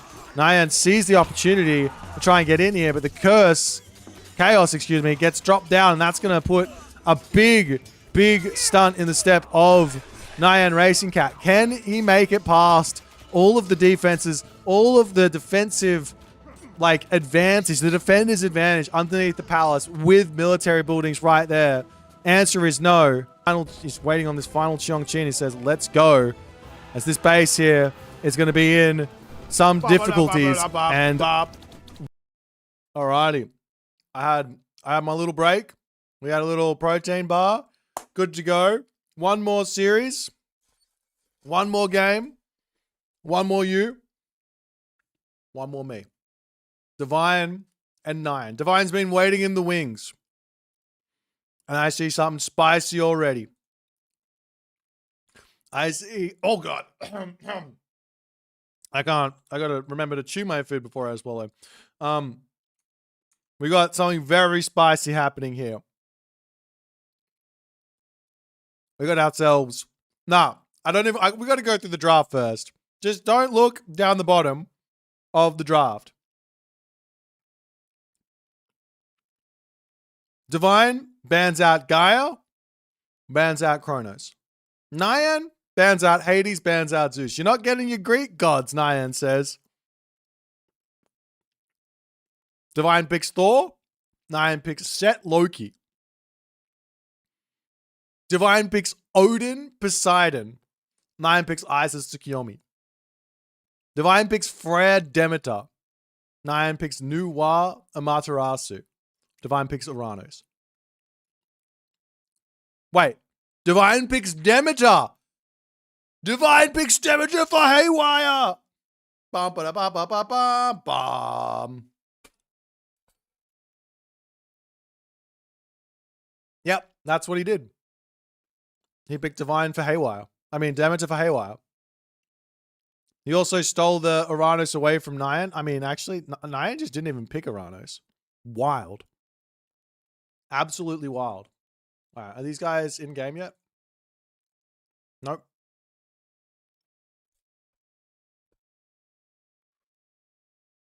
Well, I guess we wait, but okay. Obviously, Demeter can open her backside. I didn't have a better way to say it, guys. There's no better way to say it. She can open her backside, okay? That's what she can do. That's you know, with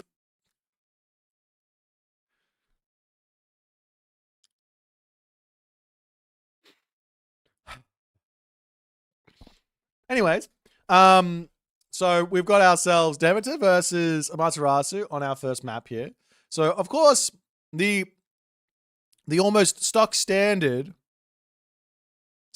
like the play that we're seeing on this map for Amaterasu is Minakata Tomi, is Yumi Archer, is Wagon Wheels, Fire Wheels, Burning Wheels of Fury. That's all it is.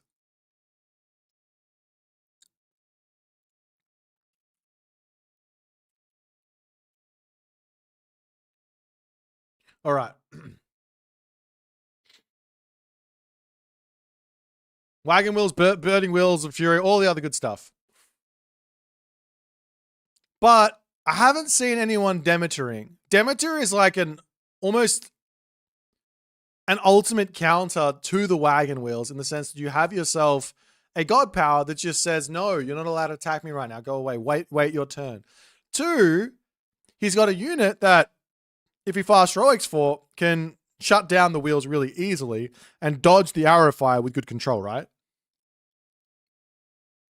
Then you've also got, of course, Orpheus with a handful of archers to take out the wheels too. But you won't really want to build archers versus Yumi. You want to get to the heroic age and you want to make yourself Terma and all the other good stuff.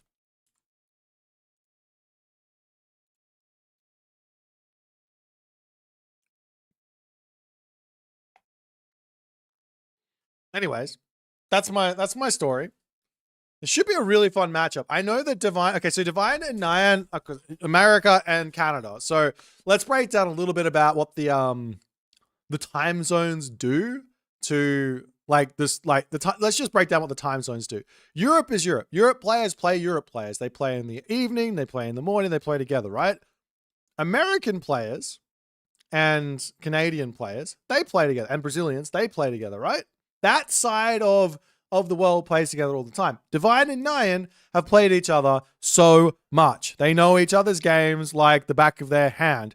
I don't actually know what... I'm pretty interested in what their actual head-to-head is after all is said and done. Of course, that's just on the ladder. It doesn't really have any impact on how you can perform in a tournament and with drafting settings and with draft settings.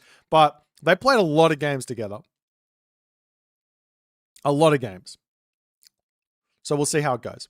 This is, I really like the Divine's picking Demeter. I think it's so divine. See what I did there? It's, never mind.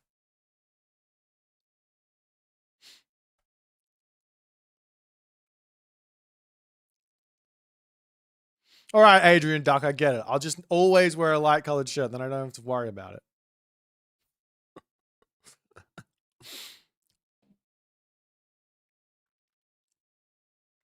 Deal. Fantastic. We got a deal on the board. But yeah, I really like that we're going to see the Demeter. Everyone's been holding out for it. Of course, when the Demeter loses, you're all going to be upset and say, Demeter, buff Demeter. And then eventually the devs will say, fine, everything plus 10%. Demeter gets 10% HP on military, 10% damage on military, just 10%, just give it everything. And then Demeter's going to win all the games and you guys go, devs, nerf Demeter. That's what's going to happen. It's going to around and around and around and around and around. So what can you do? You can't win. Or if she wins, everyone's going to be like, nerf Demeter. One of the two, I don't know. But nonetheless, we're going to be moving in onto the map Haywire for game number 1, Divine versus Nyan. Nyan is warmed up. He played really well in his first series, but it's another series. It's another very important match. Of course, if you win, you stay in the tournament. If you lose, you're out. Let's get going. Divine versus Nyan on the map Haywire. Off we go.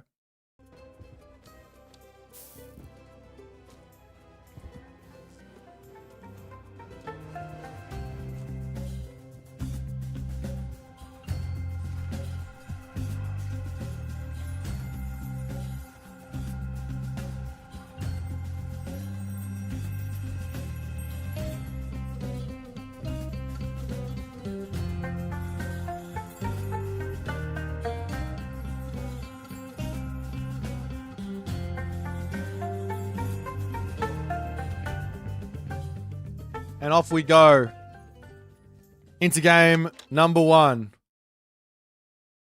Oh, the main event. Excuse me. Main event loses round 2.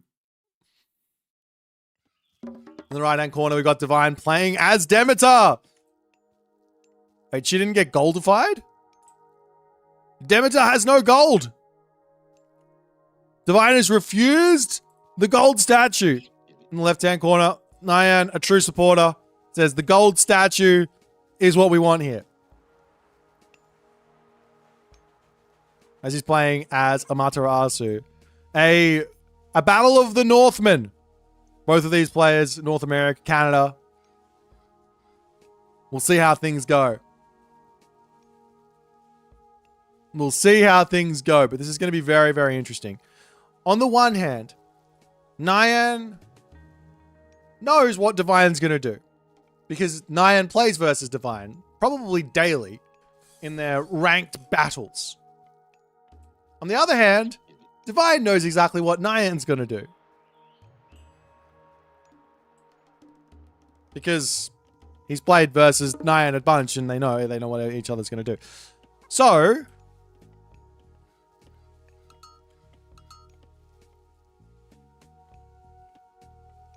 yeah, well, I don't know. I don't really know what that means. I mean, are we going to see metagaming? Are we going to see players just playing standard? Is Divine going to go as hella greedy as he possibly can? He's got himself this god power. Wither. You can come over here. You can open up the back forest. You can walk over here. You can drop this town center. I believe it's not in range of the gold mine here for it to give the super boost of building train time.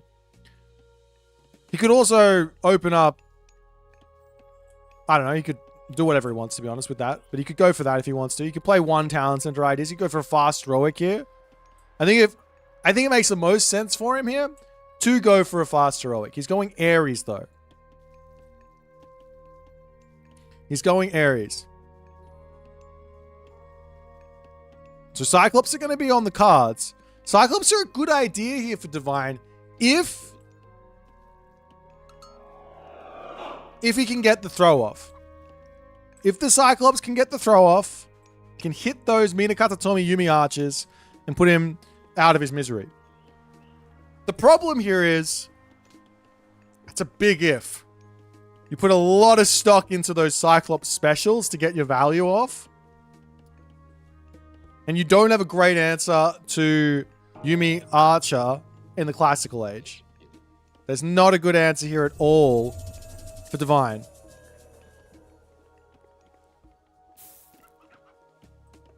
We should say there's some relics on the map as well as the Classical Ages are starting to come through. Onto the top, we've already seen one relic get grabbed. At least I thought there was a relic that got grabbed. Over here it is. Shannong's Okra Whip. Onto the back here, we got that little crow circle for armor, weapon upgrades, food, and gold cost minus 50%. Over onto this side, we got the Cathar of Apollo, plus 10% of base there for the villager movement speed.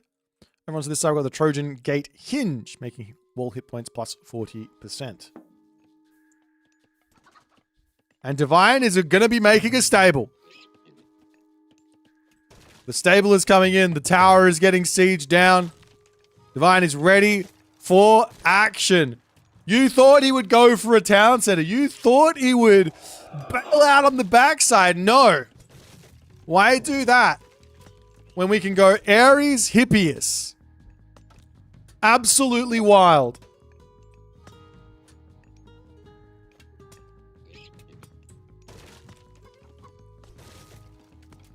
Of course, the Bushy is going to get some slight damage done.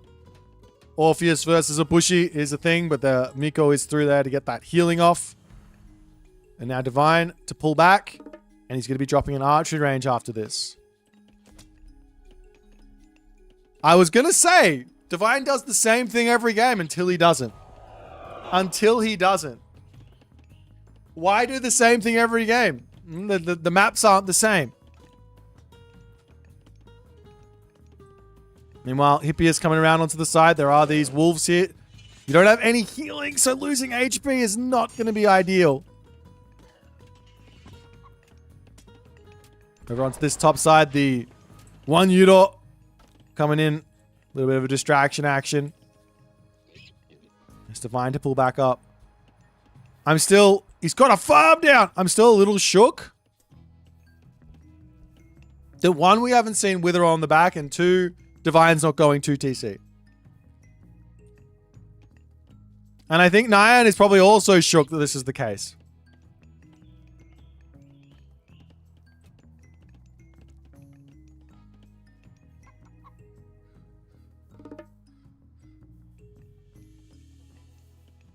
Meanwhile, behind this, Aphrodite, pre-queued. Whether or not he wants to get there straight away, we'll have to wait and see. We do have a market coming up at the top. Makes sense here for him to get this heroic agent as fast as possible, especially Aphrodite. Because Nyan here, inside of this Minakata-Tomi strat, the whole idea, basically, is I don't need that many villagers on food. I'm going to put everyone onto wood. I'm going to make myself a bunch of one Yudo, and then I'm going to charge at you at the right point to kill you. But if you have Aphrodite, and the charge comes, like curse shoot. You lose a bunch of units, and then I use my Icarus to cause tons of problems.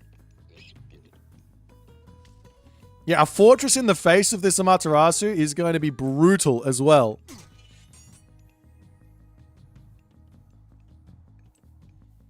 I mean, I've been waiting for this day. I've been saying this for the longest time.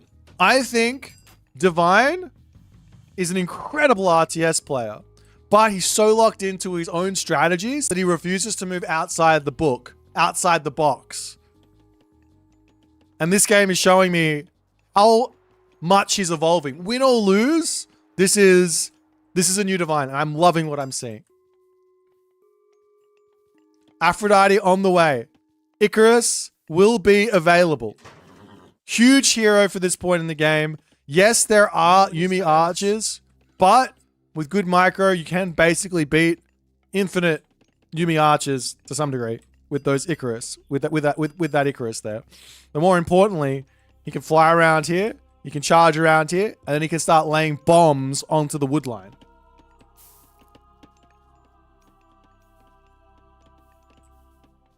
I'm still surprised there's no Wither on this back line. Open this up, have your food, have your gold, have everything nice at the back. I mean, in the end of the day, Divine just doesn't want to have any risks. He knows what strategy he wants. Doesn't really need to go to the back. I'm surprised to see the farms, but they do cost half price, so it's not the end of the world. I mean, they don't cost half price, but they're worth double. You buy one farm, you get two. Buy one, get one free. That's what the farm is. Kind of half price. As now, Nyan on the move forward. And we see Icarus immediately coming out for Divine. The one thing I want to see here from Divine is gold apples. Golden apples. Because if you get 10 goats and golden apples, you got plus 50% favor gather rate, boy. That is some crazy, crazy favor advantage there. As Icarus comes through, we see the one Yudo on the front. This is a crazy move from our main man, Nyan, as the bombs flying through the sky here. Does not need to actually fight just yet. We're going to start seeing Peltas, Toxos, and all the other good stuff.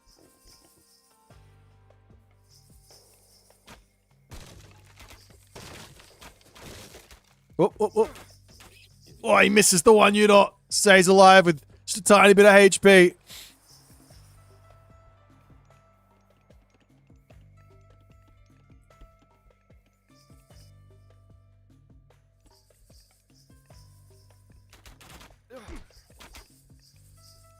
Now, luckily for Nyan, he's got a nice counter here to Icarus, which is healing. He gets a couple of Miko in. He's going to be able to heal up those balls that come through. No problems. Meanwhile, over onto this side, though, going for this next gold mine, and Divine's Spidey senses tingle. Says, no. You're no gold mine over on this side. You're not allowed this. This is my house. Nyan loses 2 villages, 3 villages here. 3 villages down. And Divine can pull back. He's also getting himself gold apples. The favor generation is going to be through the roof.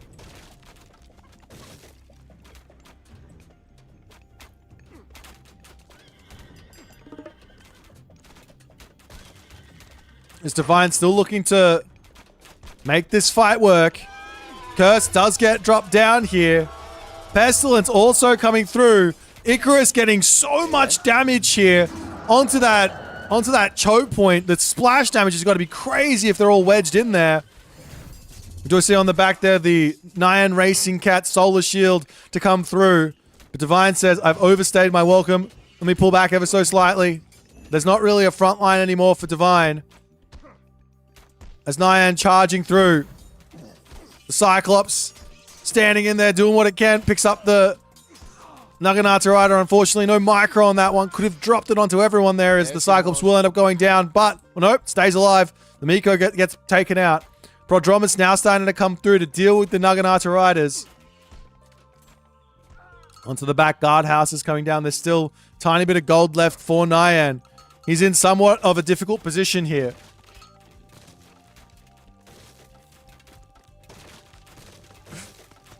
Alrighty, houses to go down. We've got also the Prodromus upgrade, Phobos' Spear of Panic. Not just for Prodromus, but also for Hoplites. But it's a nice amount of healing there as Divine needs to garrison everything. Did he town bell? He absolutely town belled. How often do you get to see a town bell in competitive play? Very rare. Very, very rare.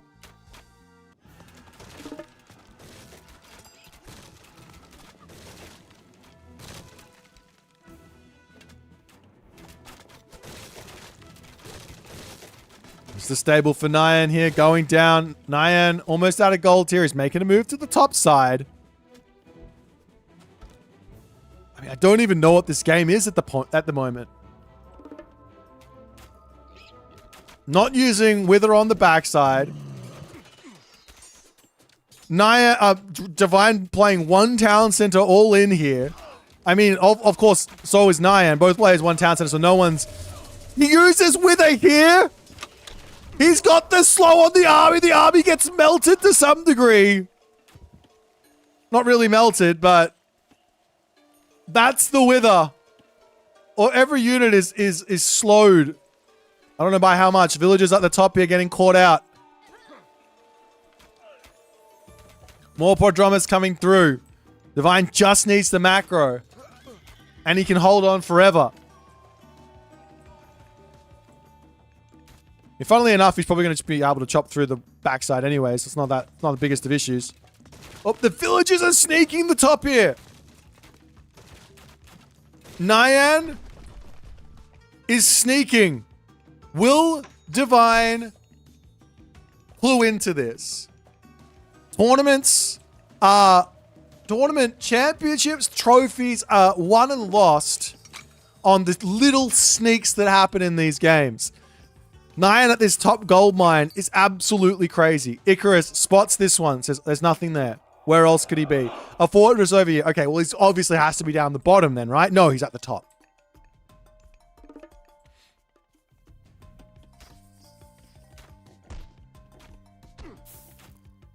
Icarus getting those raids in, however. I like that I like that Nyan is trying to force villagers over here to hide the fact that he's getting gold elsewhere. Keeps you out of sight, out of mind. As the Miko will be able to keep the villager alive. Nice little tech there from Nyan to play around this Icarus raids shenanigans.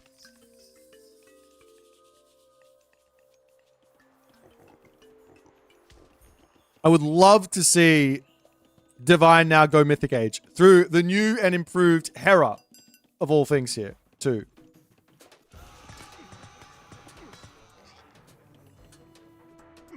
Villagers bailing into the town center. Is that another town bell? It is. Divine loves the town bell. Who doesn't love a town bell? Like, if you're a 1,000, if you're a 500 elo player and you use the town bell, don't worry, Divine uses it. Top 20 player in the world. Town bell. It's what we do. Onto the back here. Icarus now. How much damage? He's got 2,199 damage. This guy has gotten value. Meanwhile, Raijin to come through. Game's still close. Up to the top. The Pegasus is on this gold mine. But what about the other gold mines, Divine? Of course, I got on missions. I would probably never expect to go over there. I'd just be like, he's just coming over onto this gold mine. Why would he be up there? The villagers are... He's going for a town center. The crazy man. The madman. Okay, another pestilence to get dropped down here. There will be... Holy damage there from the Icarus. There will be a Thunderburst coming, but it's not in for just a little bit longer. Peltas need to get used onto those Yumi archers. Now starting to do so.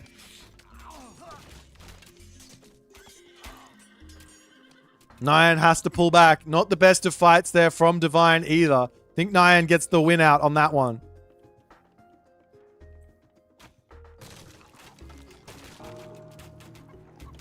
But now Raijin is in, and this army is not looking all too crash hot for Divine against a Thunderburst. And Nyan sees his opportunity to pounce here. He's charging it onto the backside. Uses the Thunderburst. Divine says, no worries, I'm going to hang out right in the middle of it because why not?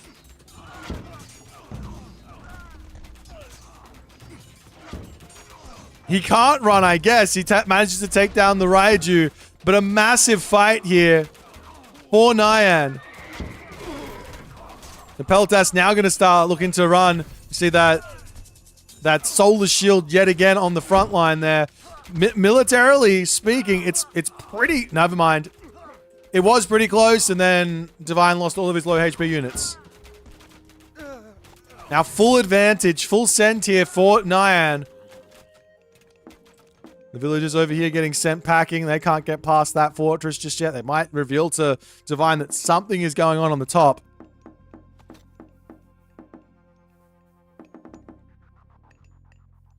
I mean, there was such a big advantage for Divine here. He's saving up for something with this favor. Whether it's for a whole bunch of Medusa, an extra Thunderstorm, an extra Curse. I don't know. But I must say...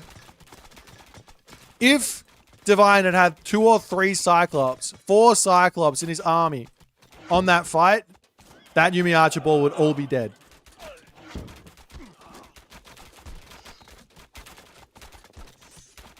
Whoop. Divine does manage to spot the gold villagers up onto the... Wait. He said... Oop, he doesn't want to kill the villagers. He does spot the gold villagers at the top, but his main base is under a lot of pressure here. Watchtowers wouldn't go astray. The villagers will pull up to the top town center as Divine will see this and go, what in the actual is happening in this game?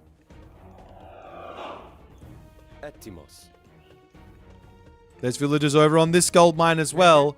Does Divine have that inkling? Answer no.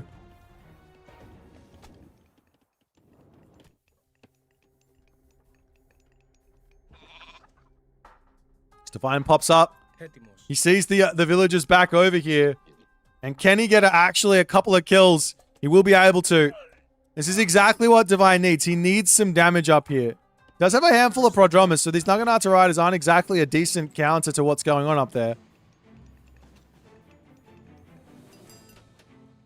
Finds another couple of villagers to pick off.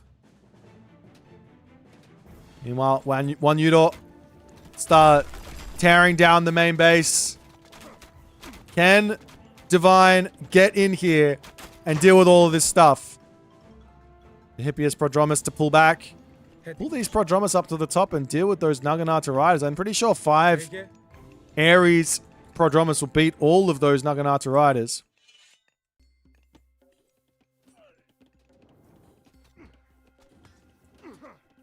Nonetheless, the temple getting torn down here. Divine almost... I think he is through. Divine is through his back wood line here. Curse does get dropped down, but there is a castle over here. That's the Iolawis to take out the one Udor, but the temple is down too. Divine trying to take this position. I don't think he can actually break this just yet. I mean, the military differential is favoring Nyan, no? Militarily speaking, it's equal. Resource count, it's equal. And there is the reason why Naginata Riders to come back in. Where are the Prodromus? Peltast immediately onto those Yumi archers there. Toxotes here trying to deal with Naginata Riders. Just doesn't really work, but good control from Divine. Manages to keep it close.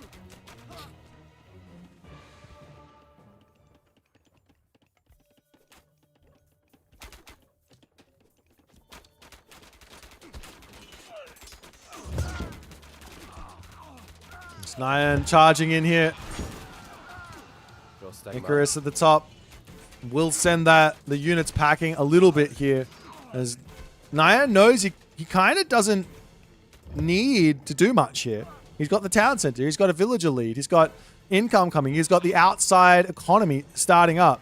Divine is kind of stuck. I mean, he can pull back and get this town center if he wants.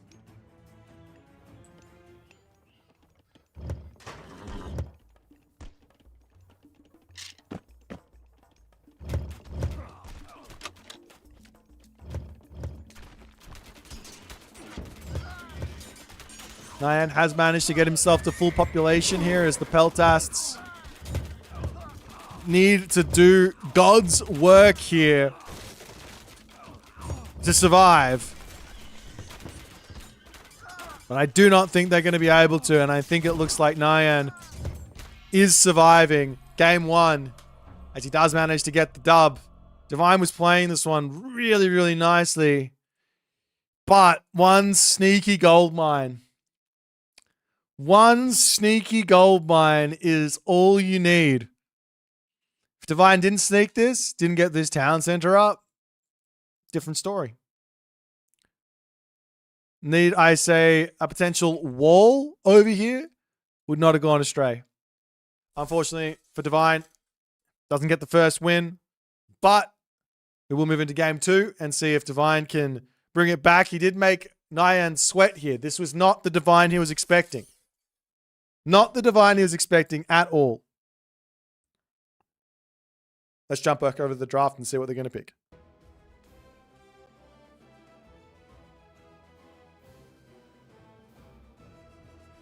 All right, we are in onto the map Atacama with the God picks, Prayer versus Set. Let me have a quick out of this. Add Ferrer and set. Also, I have a special guest coming onto our little cast Rooney here. What did I say it was? Prairie? Atacama. I'm stupid. Okay, Atacama. We have a special guest going to be joining us. Yay! Let me just see exactly how much time I've got. It might be way quick. Okay, we've got some time. All right, we got ourselves 3 minutes here and 40 seconds-ish. All right, who is the special guest? Let me see if he's ready.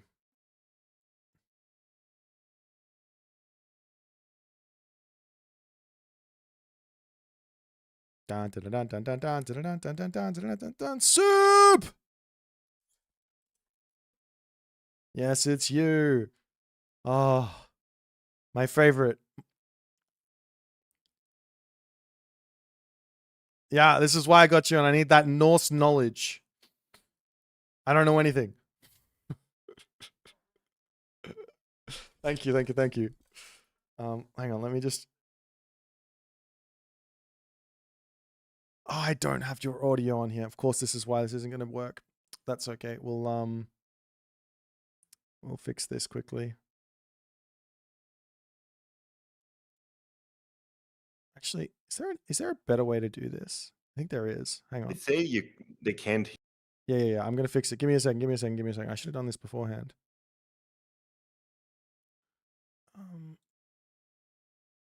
You can't do it that way.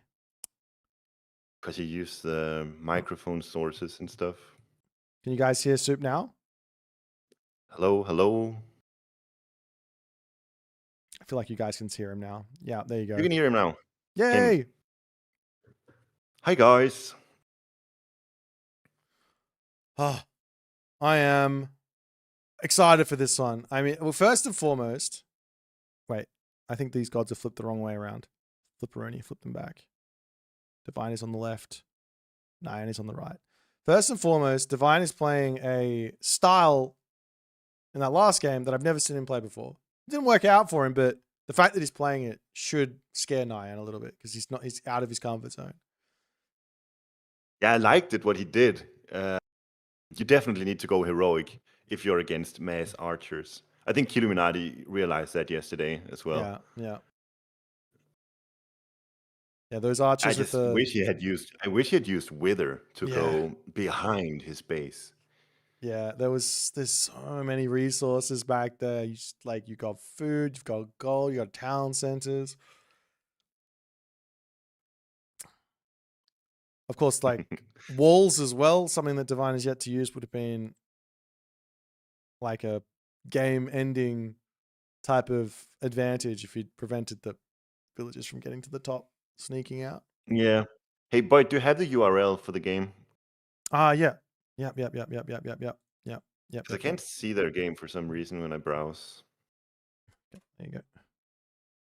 Thanks. Sorry, you've got me at 5 a.m. brain. So that's where we're at. All good. Wait, so we're watching Frey set on Atacama. Do you think we're gonna give me your bet before we start? 30 seconds remaining. Are we gonna see Freya or are we gonna see Uller from Frey? I'll go with Ulla because I'm not good enough to make the Freya work. But I must say I got Freya the other day by Keto and it's very strong. Just asking because it's Atacama, because you only have 2 minuscule forests inside your base. It could be an angle. Yeah. All right.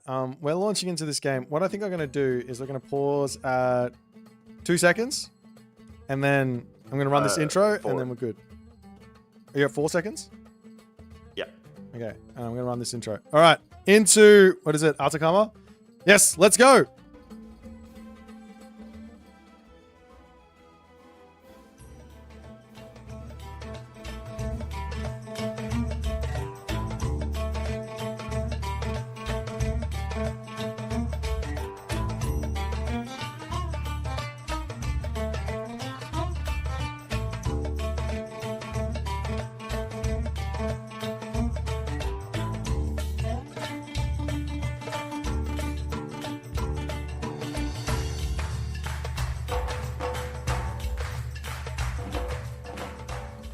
Illuminati. We're into game number 2 here. I'm joined with Soup. He's going to carry me through the final hours of this crazy day of Age of Mythology we've been watching. On the top of the map, we've got ourselves Divine playing as Prairie. I got to say it how you say it, because otherwise you're going to get upset at me. No, I won't get upset. It's just so much easier. Freya. Freya. There's too many. No, but dude, Divine, who was it he played? Was it 3 Norse games against someone and he won all of them? I think so. Yeah, in the preliminary round, I believe he had a really good showing. Can't remember who versed. Yeah. But yeah. Yeah, so you saw that in the draft as well. He was really prioritizing the Norse. And, you know, Frey, on paper, really suits his playstyle as well. Slow, expansive, and boomy if he likes. So I do like the pick here. Yeah. Yeah, the only issue is he's up against Set, and Set has this ability to just throw things at you non-stop. And if you don't get yourself walls and get yourself set up and be prepared to do the, like, kind of, oh, I've got villagers over here, or now I've got villagers over here, the kind of like push and pull of your villages to different places on the map, you can find yourself losing in an instant. But look on the right side of Divine Space. There's a large gold mine, and there are 2 hippos, although 9 is stealing them right now, and 5 zebras. It's a perfect place for a hill fort. Yes. I love what 9 is doing. It's so annoying. But even if he takes those 2 hippos, the 5 zebras and the gold mines, that's still really high value for a hill fort. Exactly. And an early wall here, and then putting the hill fort down behind is almost unstoppable for early game Set. So you should be able to get this That's down. true. Should be able to. That's so sick. He's already got the first hippo. He can even steal zebras when he's done. Oh, yeah. And normally this is really risky, right? But did Ian use... No, he just literally walked there. He just like... I was about to say... He just went straight there. I was about to say, if Divine sees this, he just sends the Berserk there and the villager, and the priest is going to die. Yeah. I think after you get a hippo, I think you can snare back and maybe get away, but yeah. Yeah, maybe. Dangerous. Either way, super risky from 9, but it really paid off here.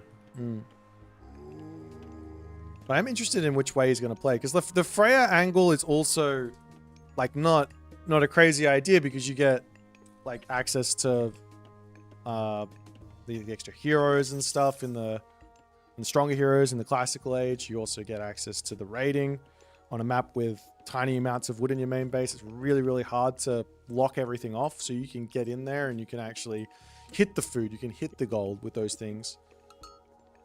Yeah, I asked you before the game started if we are maybe going to see Freya here, but take a look at 9's space. You see there are 2 wood lines that he can go to. Yeah. So if he forest fires either one, you just focus entirely on the other side, and then you can build throwing axemen, because that's going to force out slingers. Yeah. Or if he's going to go as a rogue, you're going to need it for chariot archers. Either way, you can, even though it's Egyptian, you do need wood at some point. Exactly. But we are going to be singular, so no surprises. I would have liked the surprise. I got surprised in the last game. We saw Ares instead of Pen, and we saw 1 town center instead of 2 towns, and I got surprised. But yeah, this game here Dude, imagine you're watching a Haywire game and you are surprised that you're seeing it 1 TC play. Hey man, I've been playing that map a little bit, and I've been getting 2 TC'd against. That's been happening. Really? Yeah. Surprised. What was the? No, I'm not going into it. I'm not going into the games that I've played. The wild world of random on Pandora's Box 2 maps. So 9 is going for a forward town center grab, and that gives him so many resources, access to 2 gold mines, if we're being honest, plus a bunch of hunts. So he'll be all set here. And Divine doesn't even know about it. He hasn't even scouted his base, so he hasn't even seen the amount of villagers on the gold mine before, so he has got absolutely no clue what's going on. No, he does manage to scout the bottom side, so he's obviously going to be seeing this at some point. He managed to spot this priest, so free priest kill is nice. That's definitely nice. The problem is always that there is a way in which you can get your town center down here as set, and start getting axemen out immediately. And if you have enough and you have the vision and you see everything, it's very, very tough for the Frey player to get themselves up a second Townsend. There's no shifting sands. Never mind. That's not an option. I'm stupid. I mean, with the Plague of Serpents and, like you said, just Plague of 3 Serpents. X-Men, it's absolutely insane how hard that counters the Norse player. Yeah. But I mean, if Or Divine even goes this game. if Divine goes slow here and he puts the hill fort and then he puts the town center down, then all of a sudden the set player can kind of just be like, great, let me go heroic age, let me go mythic age. Those types of ideas are well and truly on the table. Yeah, I think the issue for Divine is he's just falling behind on economy now, because he's gonna have to first build this hill fort and then build the town center. And by the time the town center is done, he's going to be looking at least a 10 villager differential, I think. Yeah, I mean, we talk about it that it's okay for Frey to fall behind on economy because you can catch up a little bit once he hits heroic age for the upgrades, but you don't want to fall behind for no reason. Like, right now, just get the town center up as fast as you can. Live the dream.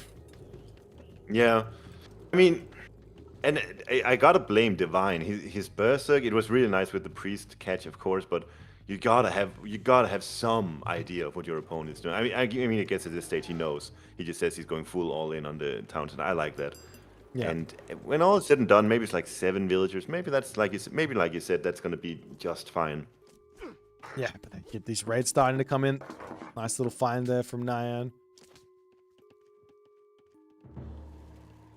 It's tough to deal with all of this stuff just charging around your base. And we are actually seeing Nyan. He did throw a barracks down. He did build a handful of spearmen. But I like this. This is like one of those things you can kind of do to mind game your opponent a little bit. 2 spearmen makes your opponent go, oh, he's spamming classical units. Great, let me go into a whole bunch of throwing axemen. And then all of a sudden, your opponent is heroic age and they've got 20 chariot archers and you're throwing axemen are worthless. Yeah, that's true. And those set spearmen with 5.3 speed, they're good, just amazing raiders. It's not like they screw you over by any means by building those. Yeah. Well, I mean, they do screw you over if you just throw them away like that, but... Sorry, Nyan. Sorry, Nyan. Oh, and the Anubite too. So good defense from Divine. Only down 6 villagers, obviously, because Nyan is going heroic now. That stops his villager production from 1 town center. But nevertheless, Divine is definitely well in this game in terms of economy. And I think there's actually pressure on Nyan to get damage done, which is not a difficult task on this map because it's so wide, so open, and resources are sparse at this stage. I think the thing that I'm most interested in right now is, well, I mean, Divine is just going to play defense. He's going to try and get to this late game where you can just put hill forts everywhere and it's going to be fine, right? But what's Nyan's plan? Do you try and do some heroic age thing? Do you just say, well, if he's just going to sit back, we just take mythic age, we go Thoth, we get ourselves Valley of Kings, and with the economic advantage, we find enough thing. Do you go for a Horus, quick Horus here, so you can make the strong, like almost unkillable barracks army? Like there's so many interesting ways to play this right now from Set, and it's impossible to know what he's going to do. He's placed a monument to soldiers next to the Migdal already, and it kind of tells me that he's going to build some units here on the heroic age. Some camels, some chariots, just to have a presence and to run around and be annoying. And then he might just go for like a semi-fast mythic behind that. Sometimes, like, it could be like, again, another one where you build a couple of spearmen, you make your opponent feel like you're staying classical age. Okay, now we build a couple of camel riders, make your opponent feel like we're staying heroic age. Now we're in the mythic age. Like all the mind games. Yeah, I like that idea. If that's what Nyan is going for. Obviously gonna see the town center now. Yeah, but then, yeah. And then the thing is, if you're playing Egyptian versus Norse, you don't want to just drag the game out. You do want to utilize those power spikes that you have access to. So that's exactly what we're seeing Divine doing now. Camel power spike. He does have serpents and ancestors available as well. So if you can find a good use of those, now is the time. You don't want to waste like 5 minutes because it's just gonna deteriorate in value. Yeah, that's just kind of the Egyptian. I mean, I mean, sometimes Egyptian can feel like their late game is really there, but I think against Norse, you're definitely on the timing side of things more often than not. Yeah, I think so too. When people say that Egyptian is a good late game Civ, it's because of those Mythic Age power spikes they have, whether it be the Tornado, instantly kill an army, or Son of Osiris, or the Valley of the Kings, or all these tools they have in the Mythic Age. But as the game progresses, those things will not be as effective as they are, say, 15 minutes into the game. And look, we have Thoth coming in. I feel like there's no surprises here. This makes so much sense from Nyan. He's going to have Valley of the Kings. He's going to be at full pop. He's going to have a Meteor to sort of, like, of course, Divine's going to have himself Aegir at some point with Tempest. I would assume he was already being advanced, but he's got full defense here. Full army. Now he's pre-queued it. He's not even close to advancing. But like, if someone goes for a Tempest and I just Meteor, all of a sudden, you don't get anything. We're fine. You like the person who Meteors is the advantage, right? Yeah, true. And then there's Ancestors and Serpents follow-up as well. And just Chariot Archers sniping down heroes. And bro, Divine, he's looking fine in terms of score. And he's probably thinking to himself, he's got 2 hill forts surrounding this gold mine. He'll be fine, right? I think there's gonna be fireworks before long. Yeah, and one thing that Nyan's doing, which is, it's stock standard, but very important to note, is he's grabbing himself he's going to camels, which is weird. He's grabbing himself Levy and Conscripts in the Migdol. So if you get Levy and Conscripts and Valley of the Kings, all of a sudden you're netting somewhere between like 1,000 and 1,300 resources per minute from empowering that Migdol and spamming units out. So Isn't it more? I'm pretty sure it's like 1,400. If you get elephants, it's like, I think it's, around 13, 14, and then Chariot Archers and Camels a little bit less, but yeah, something like that. Crazy amount of resources. Anyways, Meteor to come through immediately here on the town center of all places. Ancestors as well going to get dropped down as Divine trying to manage this.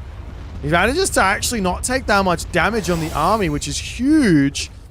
And I think his villager numbers are standing pretty solid as well. Divine got to be really happy about this. He lost the town center, that sucks. But other than that, I don't think he lost a single unit to the Meteor, did he? No. Town center is nothing. But then look, like, the Ancestors in his main base, that's so crazy.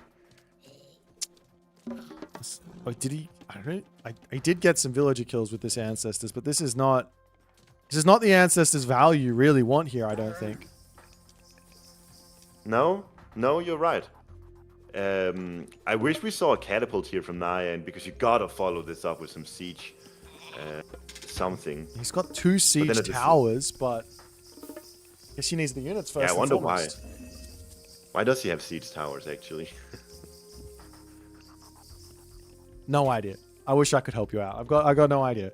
Because it's like, against most gods, siege towers are really good, but against Prairie, you will get hit with Ghoul Bursty. Yeah. You'd lose everything. Yeah. And it's just, catapult is so hard to get to with Norse. Best you can do is raiding cavalry, but they get shot down by even Chariot Archers, kind of shuts them down. Nyan is he's still looking good here. He's up 4,000 in score, and he's putting on the pressure now. 3 siege towers will be able to take down some of these buildings for sure. Aegir coming in for Divine, huge army, but yeah. It's a cheap cheap army without many technologies to their name. The problem with the army, the main problem with the army is this throwing axemen. Yeah. That's like, these units are useless right now. Chariot Archers will tear them apart. The Phoenix, if Nyan wants to throw a couple of monuments down, get a couple more Phoenix in, they will ruin them. Like, they're just a bit of a nothing burger unit. So the rest of this army that Divine's got is not going to be enough to break through the Chariot Archers anyways. 20 throwing X-Men. And this all came down to exactly what you said. Just throw in 3 spearmen, 5 or so in total. and go raiding with them, and then you're gonna force Divine is feeling forced to commit to throwing X-Men, and he's got 20. It's insane. Yeah. Siege towers coming in now. There is still this Tempest is Tempest and available. Ghoul and Bursty combo, Yeah. right? So that's exactly what he needs to use here. He needs to get some value back, give himself some time to get these technologies in, to get some sort of equality in the game. You know the Ghouling Bursty trick you can do with Frey is use Ghouling Bursty and then use the Asgardian Hillfort for maneuverability from one side to the next. And then you use Tempest for the other side of the Hillfort. Genius. A little bit of garrison trickery. Yes. Ooh, but man, I'm getting so worried on behalf of Divine here. I see a full infantry army against like 20 chariot archers in the back, and just garage sale in front. It's hard as Norse to deal with this. Yeah. You almost need Jarl, Huskal, and nothing else right now. Yeah. And the other thing is, behind that, why you want Jarl isn't necessarily even all the chariot archers. It's just like a body for when when axemen are needed to deal with the Huskal, right? The Tempest comes down, and Killing some chariot archers, but it's not enough. yeah, He's killing in total he kills like 10 or so right here. The rest is just gonna garrison inside the Migdal and gonna be forced to retreat. I don't think that's enough chariot archer kills. These are cheap chariot archers too, with that Valley of the Kings, of course. yeah, Valley of the Kings and the Monument to the Soldiers. So, Oh my god, yeah. Nyan's not paying for anything in this game. In fact, he's got a third Townsend, and he steals the one right in the face of Divine. It's like, that's mine. Thank you very much. I'll take it. See you later. There's a Phoenix egg inside of Divine's home base right now. I think that's gonna turn into a Phoenix at some point. Yeah, the town center. I don't think a hill fort as well can't kill off the egg by itself. You need to actually shank it and or send a hero there. Yeah, they have 80% pierce armor eggs. And we do see that that's exactly what's going to happen. A bit of shanking. Sweet. Should be, yeah, it should be down. Even redirecting the towns and the fire onto the camel. Beautiful.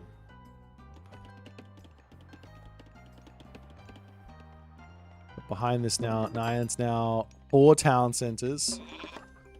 Oh my god, this chariot archer army. It's gigantic. I The think third- Divine is kind of managed. No, he's still got 21 throwing axemen. Is he still building them?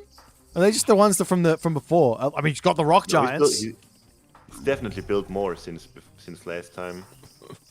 Oh, he's still building them, yeah. But I guess the one thing here is if Divine can get these rock giants to get their special off and actually taunt the chariot archers, then his Huskal can get all the damage done. Then he can break through here.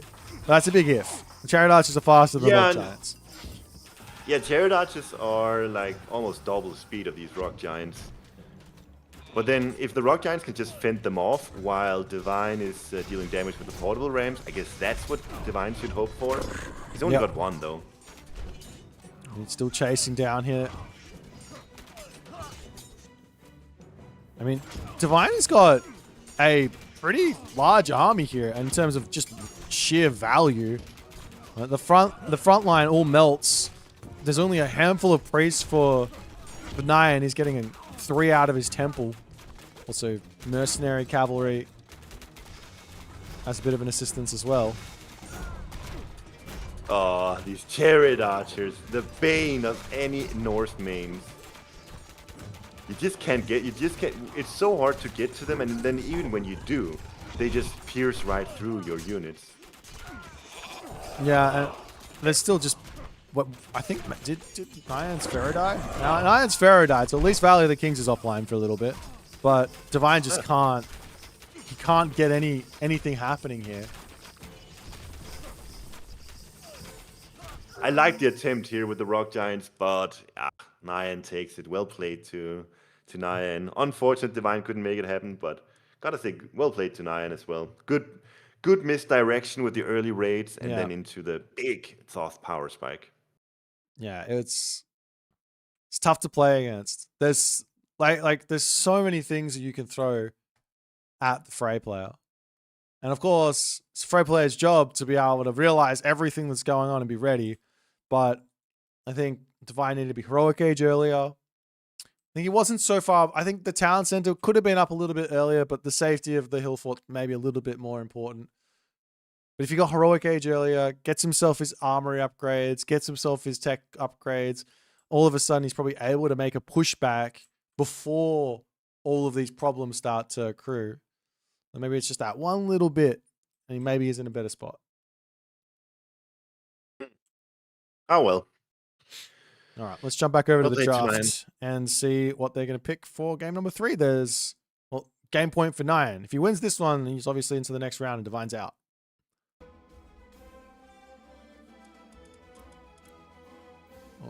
Okay. We are going in onto the map Frozen Continent. Oh, you're gonna Ooh, be interesting. You're gonna like this one. You are gonna like this one. What do Thor you- versus Loki. Whoa. Yeah, exactly. That's why you're gonna like it. Hey. Question is, are we gonna see any ducks in a KH?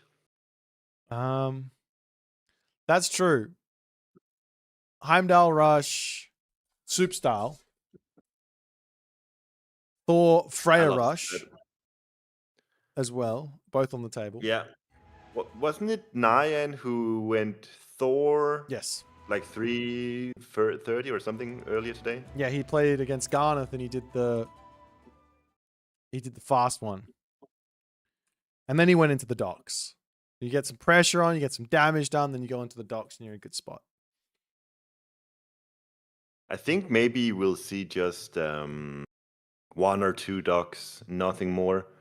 Because they do pay for themselves relatively fast. It's with Norse, there's no villager idle time, of course. So you just pay, is it 90 wood for a dock and then 100 for 2 fishing boats? 190 resources. That's gonna come relatively fast back to help you out.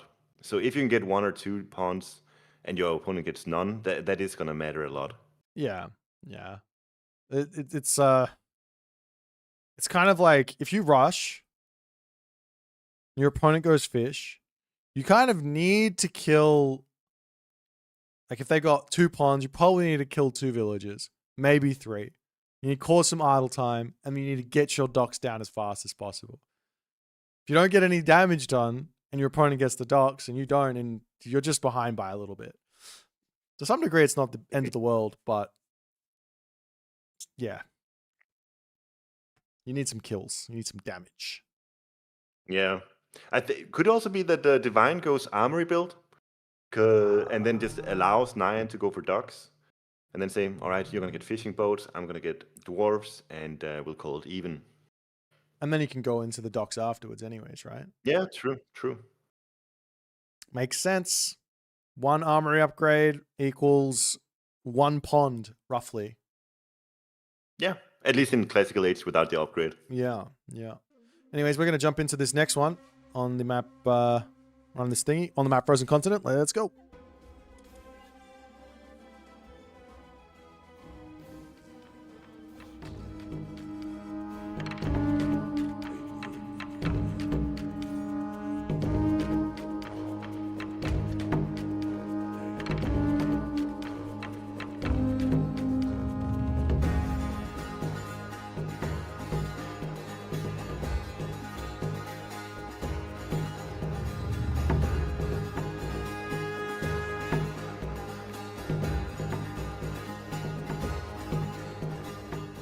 Alrighty, into game number 3 here, as we have seen the opening already starting to make itself known to us. On the left side, we've got Divine, and he is indeed searching for his docks.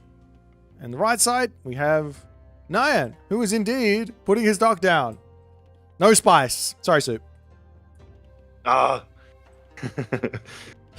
I wonder though. Nah, but I'm not gonna. There's no point speculating. I think I'm looking at Divine right now. He's making an ox cut for his Zero. So I'm sure when you're playing Thor, there's a way of avoiding this. just making dwarves early on, and then eventually herding these zeros into your TC should be possible. Yeah, I think I've seen a whole manner of different ideas here. Even just to some degree, even just sending one of your starting dwarves forward and shooting a Zero underneath your town center is a perfectly valid way of doing it. Just walk over, shoot once, then walk over to your gold or wood. It's totally fine. He had the dwarves on the wood line anyways, so it could have been an option. But that being said, he has to build the ox cart at some point, and he did share the ox cart on the gold mine. But not the end of the world. That's true. Yeah. Yeah, and he got his first dock down, and he's got his 2 fishing boats there. He's building his second now, so it's all good. I do wonder, is this going to be... Do we still go for the Dwarven Armory in this situation? Also, Divine, he's not scouting at all. Neither player he can scout. This is the hardest part, I think, about a Norse mirror on this map, is I don't know what you're doing if I go dock. You know, with Norse, a Berserk takes 9 seconds to train. Or is it even less? I can't even remember. It's not that long. 9 seconds. What is it, 9 seconds? Yeah. And it takes 17 seconds for a villager. So it's like half a villager that you're missing out on. Yeah. So if you build a Berserk, say, at 3 minutes in, and especially for Thor, who can follow up with Forest Fire immediately, I think there is a good argument for doing it. Are you telling me that we're bringing back the 5 Berserk strat? Okay, it's 5 Berserks? No, you're not telling me that. I don't even remember that. Oh, no, what was that? It's just me trying to make Norse good back in like 2020. Oh my god, sounds awful. you hit advance with 5 Berserks and you just run straight into your opponent's face and just kill him. You do that with hearses from a temple these days because they train so fast. Yeah. That's funny though. That's a good idea though. Just 1 extra Berserk just before you advance for a little bit of added oomph. They also... No, they're the same speed as the Hersa. So... I think I'm looking at the I'm looking at the vision from both of these players, and I just get worried because I have no idea what the map is looking like if I look from either player's side. We do see now Nyan is going in, maybe looking to spy. If you can spy a Berserk at this stage, that would be insane. Yeah, I imagine you do any 3-ish minute Heimdall rush. All of a sudden, Divine's temple is undermined. He can't get to the classic ledge. The game is over. Yeah. He's toast. Of course, you have to practice that stuff. You got to be ready, but still. Spy used on a villager from Nyan. Dude, I really wish that was on the Berserk, because if we look from Divine now, he's going to surely go scouting with this Berserk, and that will give Nyan so much info. Or even just, well, we see the armory now coming in. Yeah, this is like just a greedy type of idea from Divine. I think he should be fine to defend to some degree, but idle time getting caused by 1 Hersa, huge amount.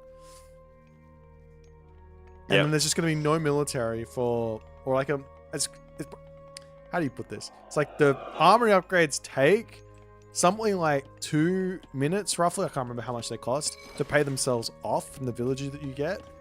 So he's just behind militarily for ages.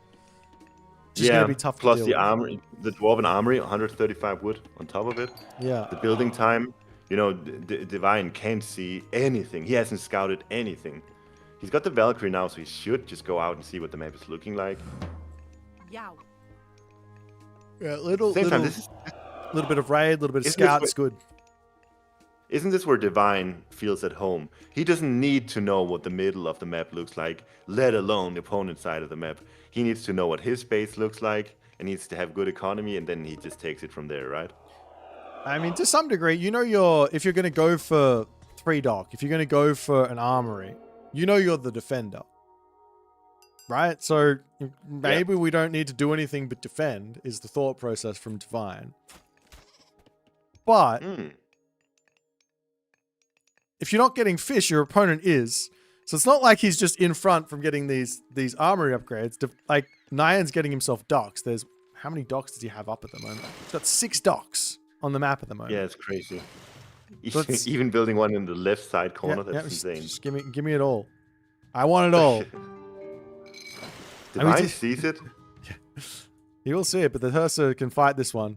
Run away! Oh, I want to see like a Mediterranean type fight in this pond. I will say we saw a little bit of shenanigans in one of the games. Oh, really? I think it was on Budapest. That was like the most naval fight I've seen so thus far. On Budapest, it definitely makes sense to fight over water. 8 fishing ponds, that's significant if it swings one way or the other. Yeah. Nyan's doing a great job of just harassing with a tiny amount of units because he's spending everything on docks. He's only now just got himself a great haul. The Hursa lived, did you see? I missed it. I can see him hiding behind the cliff. He's on 1 HP in a dream. Yeah, exactly. He's just hiding there. Oh, dude, Nyan is in a good spot. He's got himself Persane as well, and in total he's got 12 fishing boats. Doesn't sound like much, but I guess it is quite significant. It is when you compare it to what your opponent's got, right? If it's 6 versus 12, he's got double the amount of food income from fish. Of course, Divine is 4 villages in front, so it's close, I guess. These fishing boats with Persane are 0.83 per second with no walking time at all. Divine Scatherers are 0.81 with the cows. So honestly, these fishing boats at this stage, they're better than regular builds. Yeah, they are better. Okay. And it's just infinite source. Yeah. You get access to Soldom 4 later, which is going to make them even more insane. All the upgrades. Living the dream. Alrighty. But also the question is, No, the thing is, Thor versus... Sorry, not Thor. Loki versus Thor. Is it the... I don't know. I mean, I can't remember. Is it not the case that the Loki army, if you get past all of the like little early game advantages that Thor has from the Dwarven army, the Loki army ends up winning these fights because of the bonus damage? No, I don't think so. The bonus damage is giga nerfed. It's very, very bad these days. It's only plus 10% counter damage. So if you're throwing X-Men like targeting infantry, then it's like having an armory upgrade. Yeah. So it's so bad compared to all the Thor armory upgrades. Thor also has access to, double hack armor in the classical age, which is insane value in the Norse mirror. True. You can go up to tier 3 as well if you like. Why stop at bronze when you get iron? Yeah, I agree. No, but the low-key counter damage used to be so insane. Was it 25% at some point, or even more maybe? It was a lot. Yeah, it was so much fun. See a lot of like little cheeky raids here going on. Nyan is I think he's getting the better end of it, but a little bit of fighting in the middle here from Divine. He's just trying to get some revenge fire, but as he gets caught out, doesn't run. Those little trades have been kind of what has been giving Nyan all the advantage throughout the entirety of this series, I think. He's just been getting the better end of most of this stuff. All skirmishes. Even now, getting 2 villager kills here, that's huge.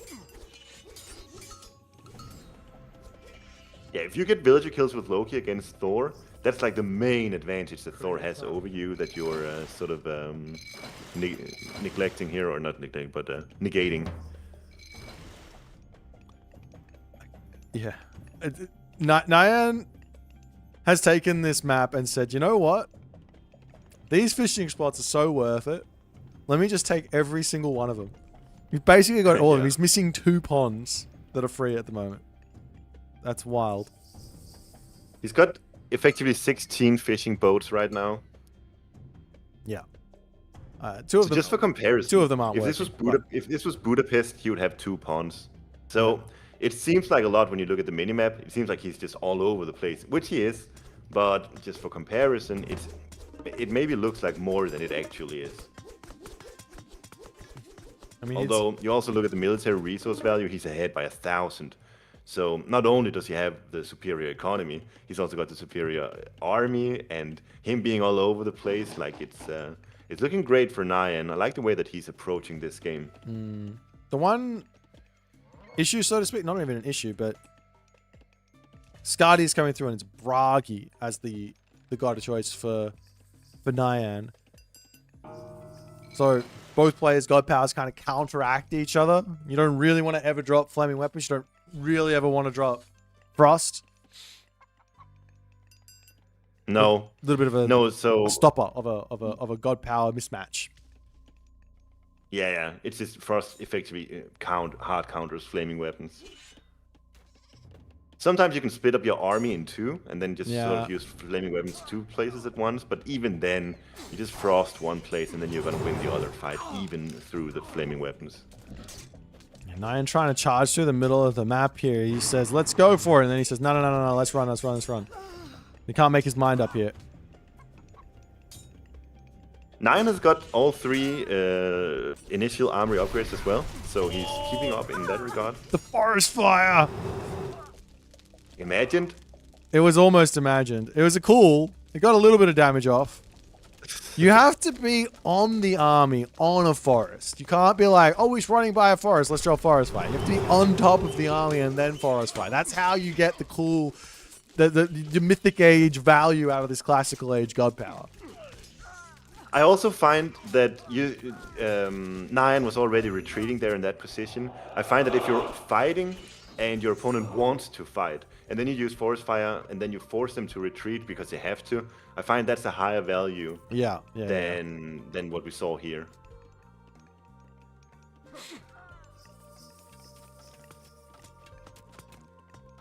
So close game, though. Yeah. Divine is looking like he's sort of found himself a bit more in this game than he was just a few minutes ago, I think. Yeah, it's like there's a slight... I don't even know if there's an economic advantage right now, even though the villages are equal and the food situation for Nyan is so much higher. Like, economically speaking, there's a slight economic upgrades coming through for Divine advantage, but it's basically equal, right down the middle. Yeah, so it's looking like it. Love the raiding group here from Divine. Look at that, 2 Valkyries and 6 raiding cavalry gonna be doing a lot of damage over here. No survival equipment in for Nyan. Yeah. So it's an upgrade that it's like, when do I grab this upgrade? It's so good. I know it's good, but I don't want to grab it too early. Oh crap, I grabbed it too late again, didn't I? And that always happens. Yeah, because what is it, 300 resources? Yeah. And even just in terms of resources saved, it can say you're gonna get value from it. But right now, so like, Divine just completely dominated this fight out of nowhere. He just charged in. It was completely equal, but it's looking like this is going very much the wayside of Divine. But the Hill Fort does manage to finish, and that might be somewhat of an assistance, or at least forces Divine out of here. Yeah, but you're right. He just went in there and he won. He's got himself the Skadi, what's it called, Huntress X. So insane. Yeah. With 23 throwing X-Men. And this time around, 23 throwing X-Men is definitely worth it. That's right. Sometimes oh, Einer respawn. I don't know if this is going to be enough here for Nyan. He's got a lot of military resource value. With the help of the Hill Fort, it might be enough. Healing Spring at the top. I don't know if it is. It's just so much stuff for Divine. Divine would wish he had a Hill Fort here just to get a portable ram to take down the Hill Fort. He does have 2 Frost Giants. Probably would be best to target the Hill Fort with those, because it's getting a lot of value for Nyan here. Yeah. You see 14 throwing X-Men remaining now. The Hill Fort has just been killing off these throwing X-Men, and they do it so quickly. But the reinforcements are like not too far away, so lose a unit pops out. Feels good. Yeah, what a performance from Divine.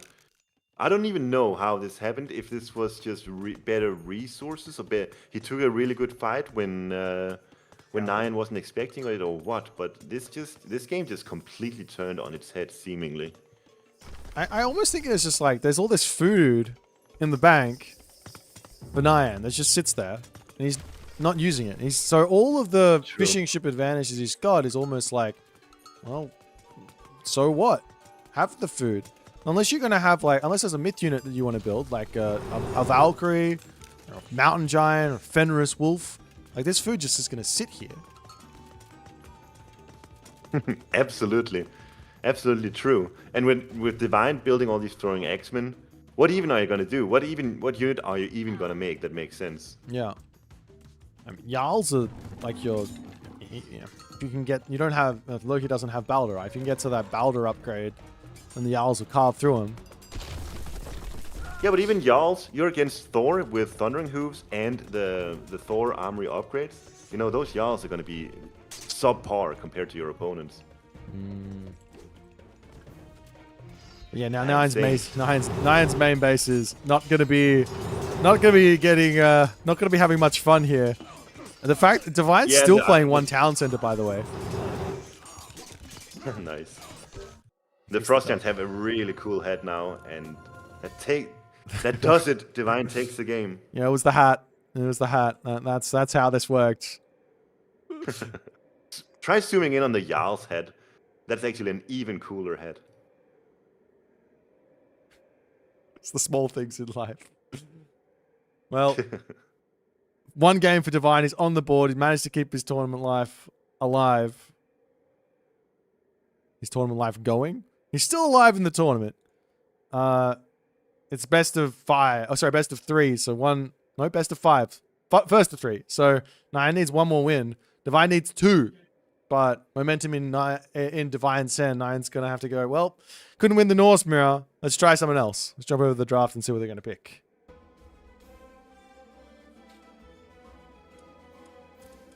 Do. Alrighty. So the Thor got the dub there. I would ask you what you would have done there with the Loki. I almost know what you would do, but I also don't want you to spoil it for the tournament in case it might happen.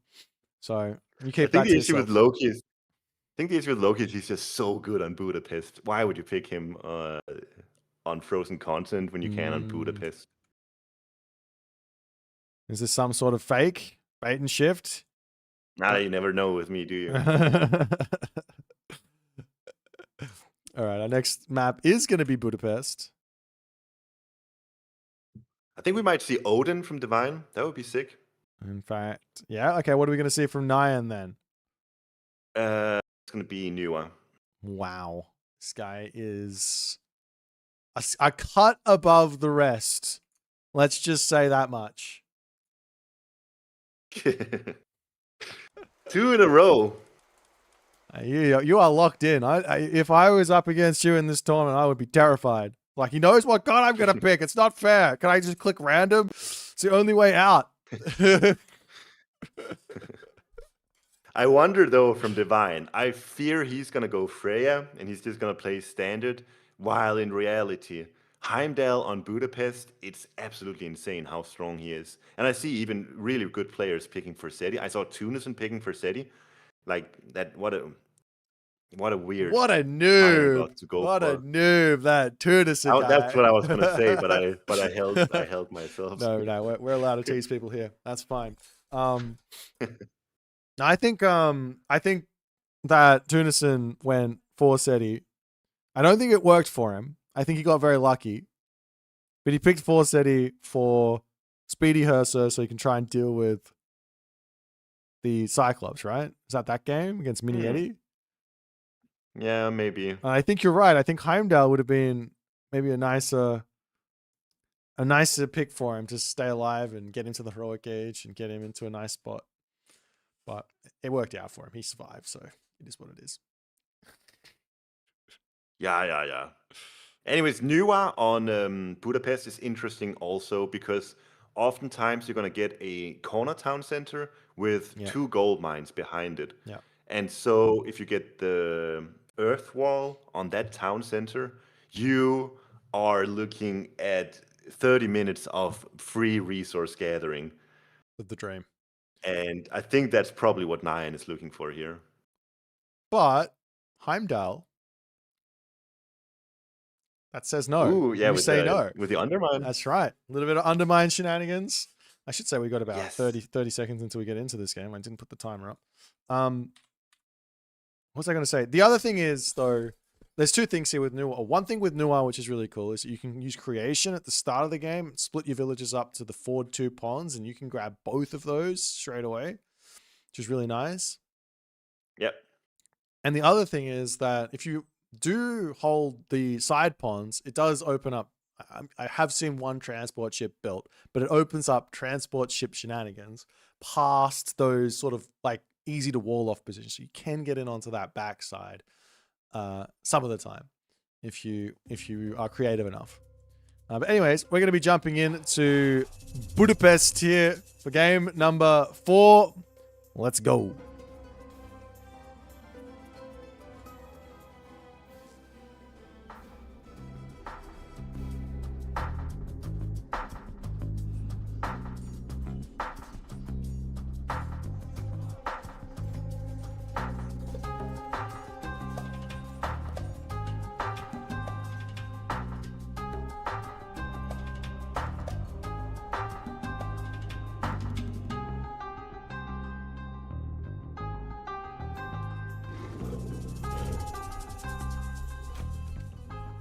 And off to the races we go. In the right-hand corner, Divine trying to make the comeback happen here. He took one win.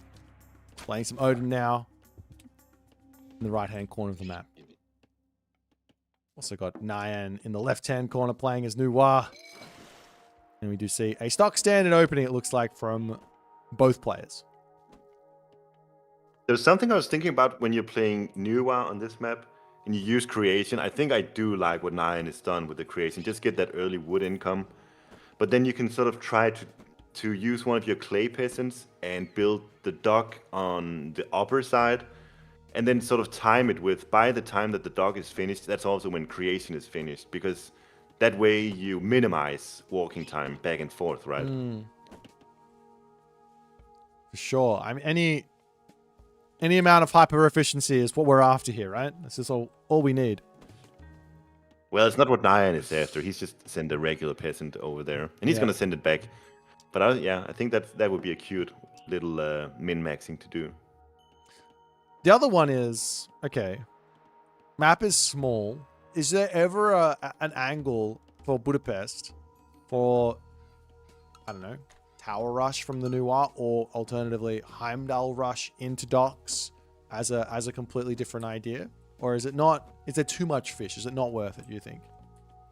Look at Nyan's scouting pattern.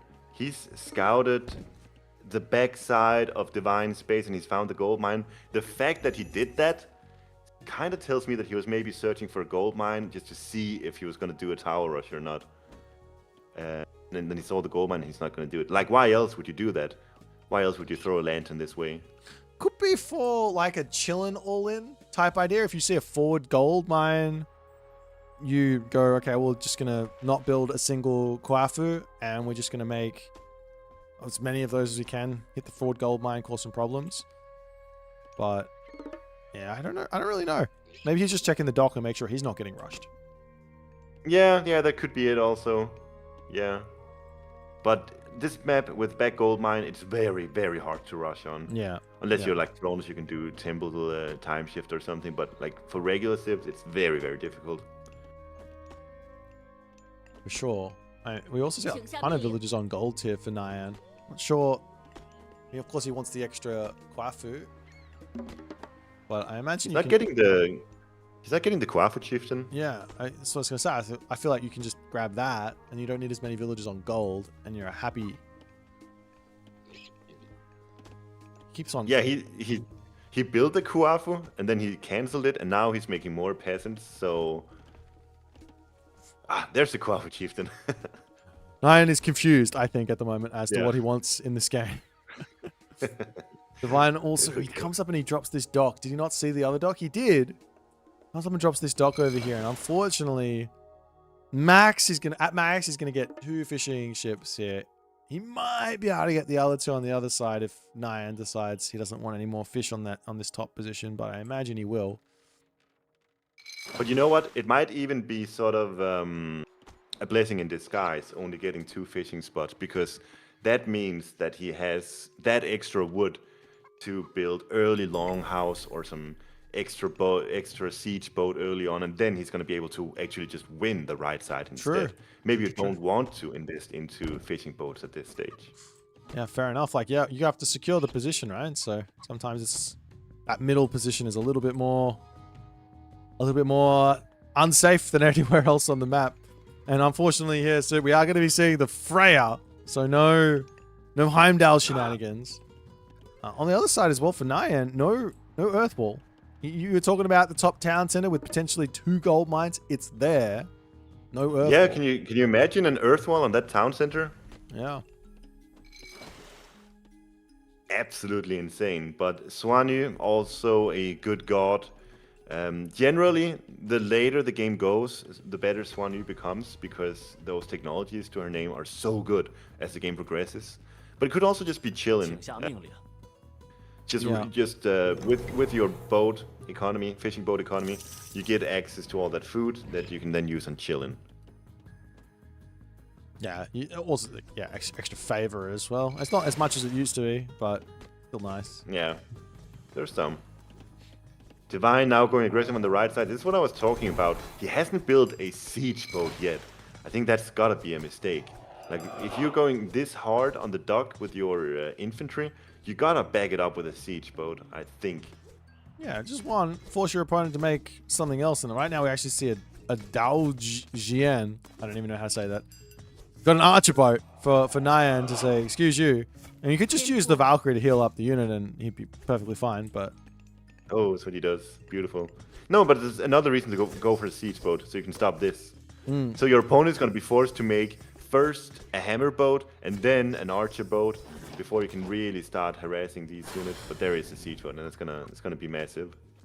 And behind all of this, Nyan is looking he is looking for the pressure. He'll take a little bit of smacks here, but he can heal that back up passively. Oh, it's gonna take so long. These days, I think it's like half a hit point per second or so. Yeah, half a hit point per second. If you have 2, you're gonna get 1 hit point per second or something. They're standing next to each other. Quick math. I get quick math. I can math sometimes. Oh, Hersa chasing the chillin into the base with fire archers is a dangerous practice. And he's got that Neo aura going on though. 3 HP in a dream. He's out of there. It's enough. It's enough. And the Odin healing, so yeah. Just go home for 10 minutes and you'll be back. Takes a while. I mean, Valkyrie heals. Oh. Also, my favorite heroic age god soup. Njord. Yes. Nice. Doesn't get better. Give me some giants. That's all I want to see. One issue. Oh, and it's so sick actually. If you can get the fast heroic in now, if you can macro towards it and get it relatively quickly, that initial Kraken from that first stock is gonna find so much value with. Like, if I was Divine here, I wouldn't fight back on water too much because I would just rely on the Kraken to, like, force Nyan to overcommit a bit and then get the Kraken to just clean up. Yeah. Yeah, oftentimes on the water, you want to be as stingy as you possibly can. The water is important. You don't want to lose it, but yeah, we don't want to overinvest because that's what your opponent wants to see happen. It's the chillin coming through, get a big amount of damage onto those villagers, and he does end up losing one though. He loses one, and the Valkyrie can just head back and heal these villagers back up. Probably should be done here from Divine. Otherwise, if even just one other chillin can actually get a lot of value if they hit back there. Yeah. After, Nyan, he's invested a lot into all these docks all around. I feel like he's gotten the value out of them to some degree in terms of how much Divine has invested to fight back. What do you reckon? Has it been worth or no? I don't think so. Divine, what did he even build? Like 4 boats in total or so? Yeah, something like that. And then Nyan also lost his initial dock and 6 fishing boats on the right side. I think so far Divine has come out on top. Yes, but it's also like a close heroic age, both at the same time. yeah. Ah, look, the raiding cavalry is getting stuck it. inside the Great Hall. Poor guy. He needs to go into the stable. That's all. That must be it. He's gonna be. Yeah, he'll be perfectly inside the. Poor guy. These units are actually so incredibly oversized. Wait, it got out. Yeah, there's a door there. You can go in and out. Good job, devs. Beautiful. I don't understand how the reckon? Oh? Do you like the walking woods here? Just using it immediately, just having those units ready. No. I like it being used. But the fact of the matter is, it can go anywhere on the map. So if you need it in your army in a fight, you can use it there. If you need it in your opponent's base because they're doing something silly and you can get some damage, you do it there, you know? Using it like this is like, okay, well now I have these units, but they're slow. They slow my army down. That's sad. But yeah. Yeah, and it's sort of, if you're playing Odin, you can have ravens on enemy town centers, settlements, and then very unlikely that your opponent's heroes will be ready for it. So if you just use walking woods, when they're at like 70% build, you're gonna get so much value from them. Yeah, for sure. And then follow up with raiding cavalry, because then you can take down the heroes that are inevitably gonna run there. Like you get some real options that way. Yeah, for sure. Any god power that is globally usable, it's best to use it globally. Yeah. Yeah, I think that's a good general rule. But I mean, 9 with the White Horse Cavalry now. Doesn't have that Gomang upgrade just yet. He's getting it now though. These White Horse Cavalry can be quite difficult to deal with as Norse. They have 6 speed and they're significantly better than raiding cavalry. Yeah, and they go to 6.6 speed with the upgrade as well. So they're as fast as the Thundering Hooves Cav, and just better. Ooh, Nyan missing up here. The Tau Wu getting chunked by the hearses in front. Forced to use. I mean, it's a great forest protection. Divine actually doesn't care. He's going for it. Yeah, this 7 walking woods. Isn't this like a crazy attack here onto this position? Like underneath forest protection, a beautiful choke point. You got the temple and everything else. The villagers are going to be able to repair the ballet back up. Nyan's got himself horse cavalry that are just kind of sitting idle off into the side. You've got to keep your macro up in these sort of positions, though. But it looks like Divine crashing in here, it's working for him so far. But I think he's going to lose everything after a little bit. Kind of, but he's just falling behind, and it's so hard to retreat from a position like this. The one forest fire is through. This is not like, this is always like, you're like, oh, I could use forest fire on one forest. It's amazing. It's not. It only does 4 divine damage per second on that area. So it's not very good. Yeah. I think it's like, at that stage, Divine needed any small bit of help he can get. What can I do? What can I do? Forest fire? There's a tree there. I guess I'll do it. Yeah.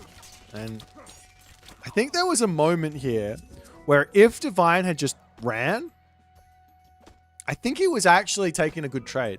And then he could play for something else. But yeah, staying for the entirety of the time, on top of that, forest protection, Nyan is okay. In a good spot. The Great Jarls with Ringgiver is in though.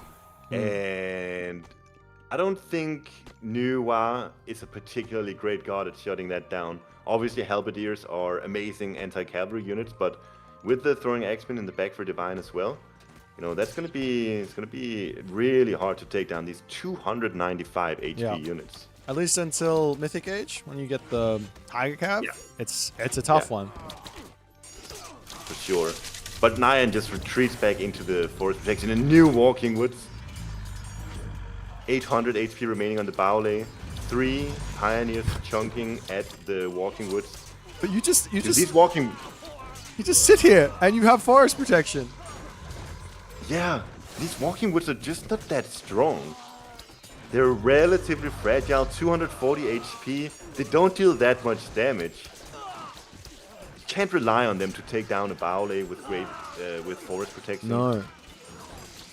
The one saving grace here for Divine is that Nyan's macro is out the window. He's got 900 food, 900 wood, 0 gold in the bank, basically.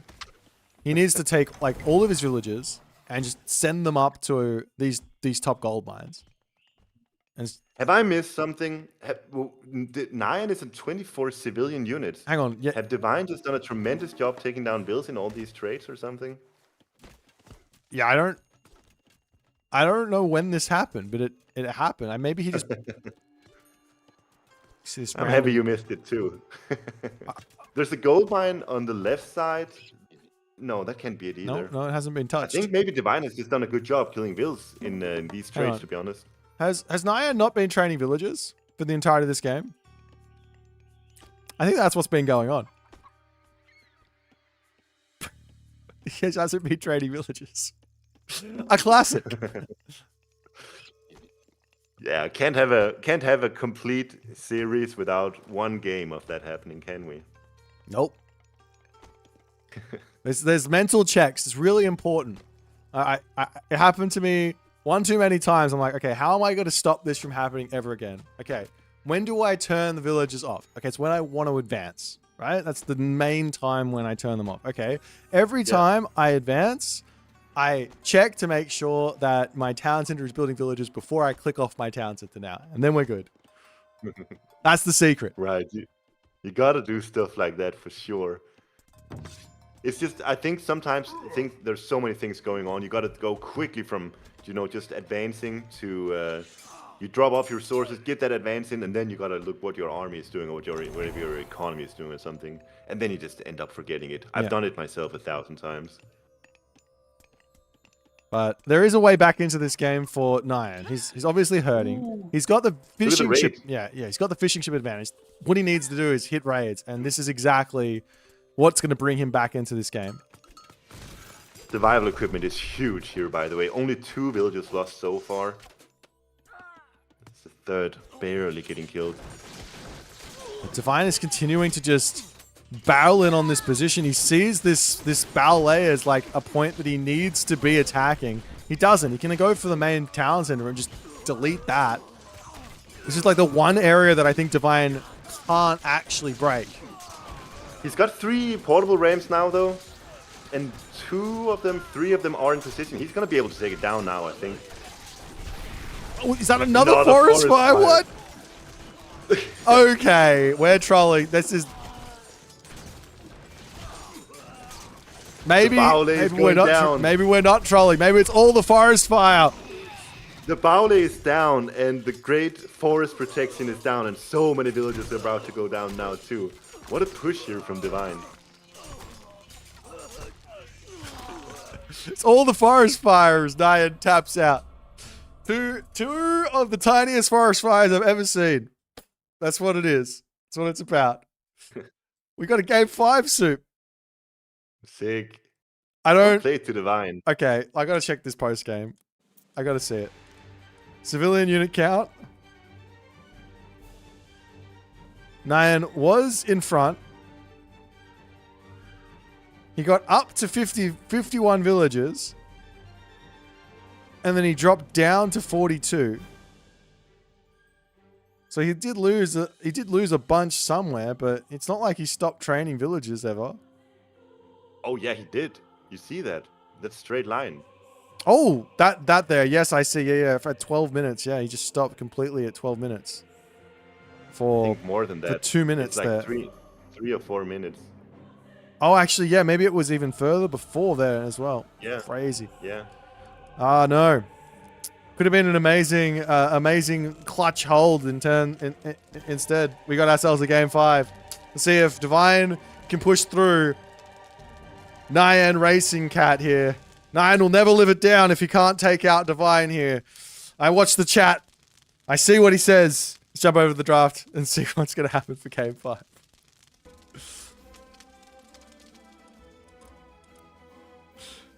All right, guys. My brain is cooked. All right? Just, like, don't at me. It's fine. It's going to be fine. Might not be fine. We got one last map. It is on. It's not Frozen Continent. It's not Budapest. Is it Atacama? Frozen Waste. Is it Frozen Waste? Hells Must yeah. be. Haven't seen that one yet. I love me some Frozen Wastes.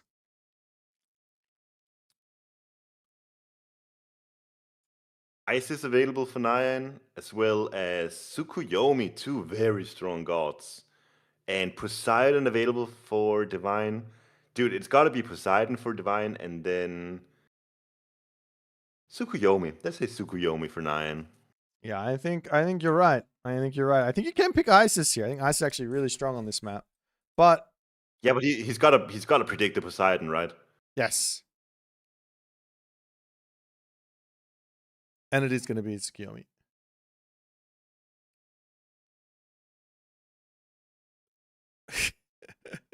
It's gonna be the rare Japanese game without Minakata Tomi. That's right. This god has been breaking the pro scene, right?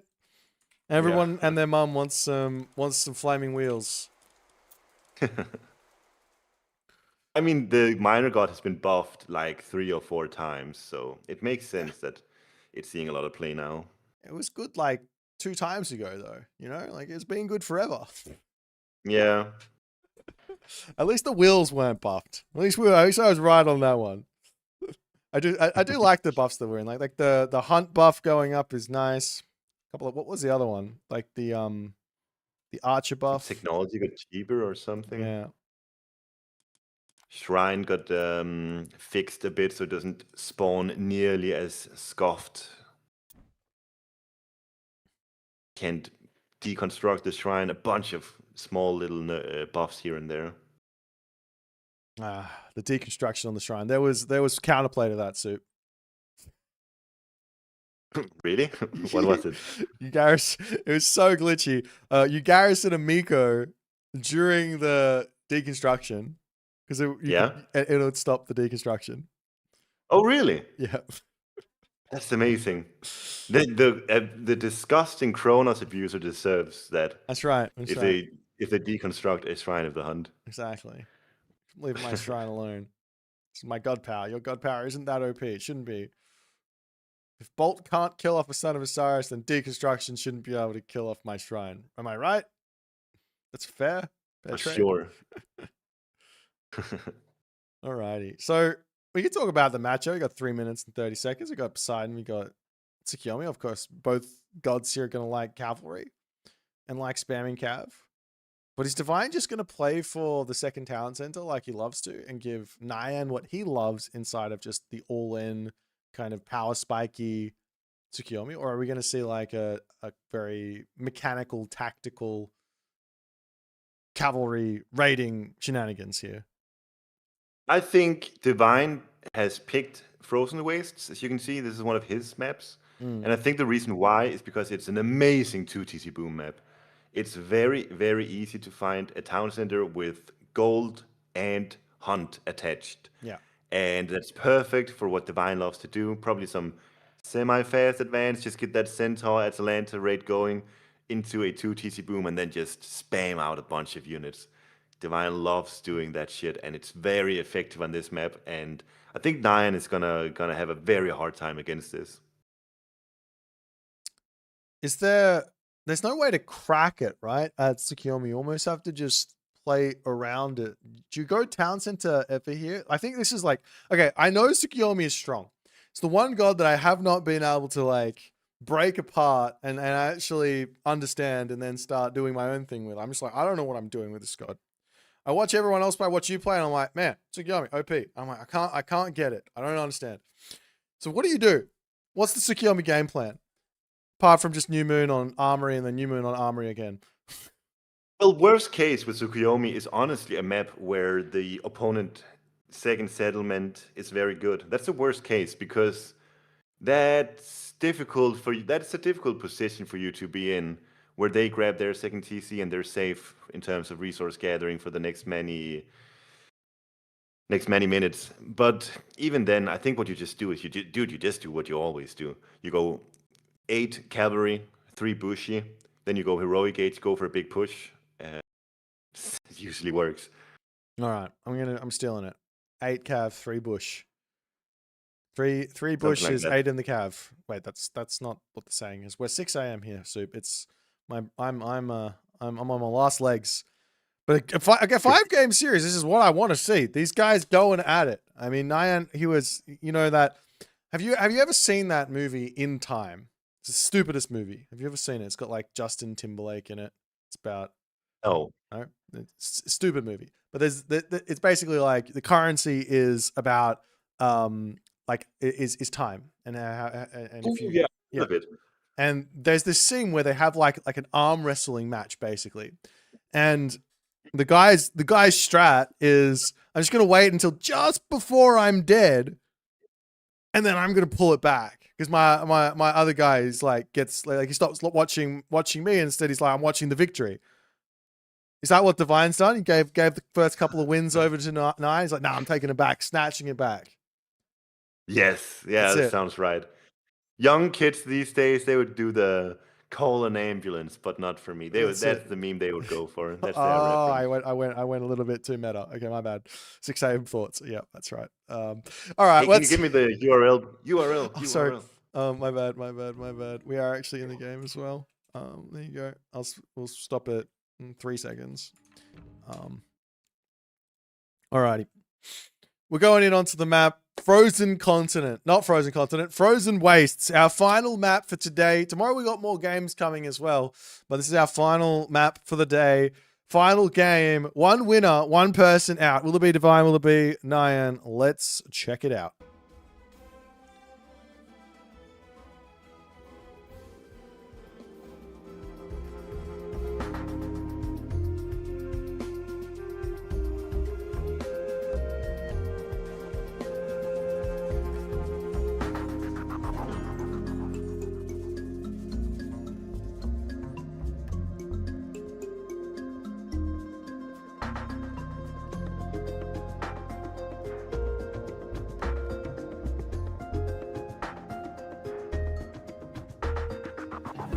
Here we go, ladies and gentlemen. 1 final game in the right-hand corner of the map. It's not Lion that says on the top of the screen. I'm going to flip-a-rooney that one there.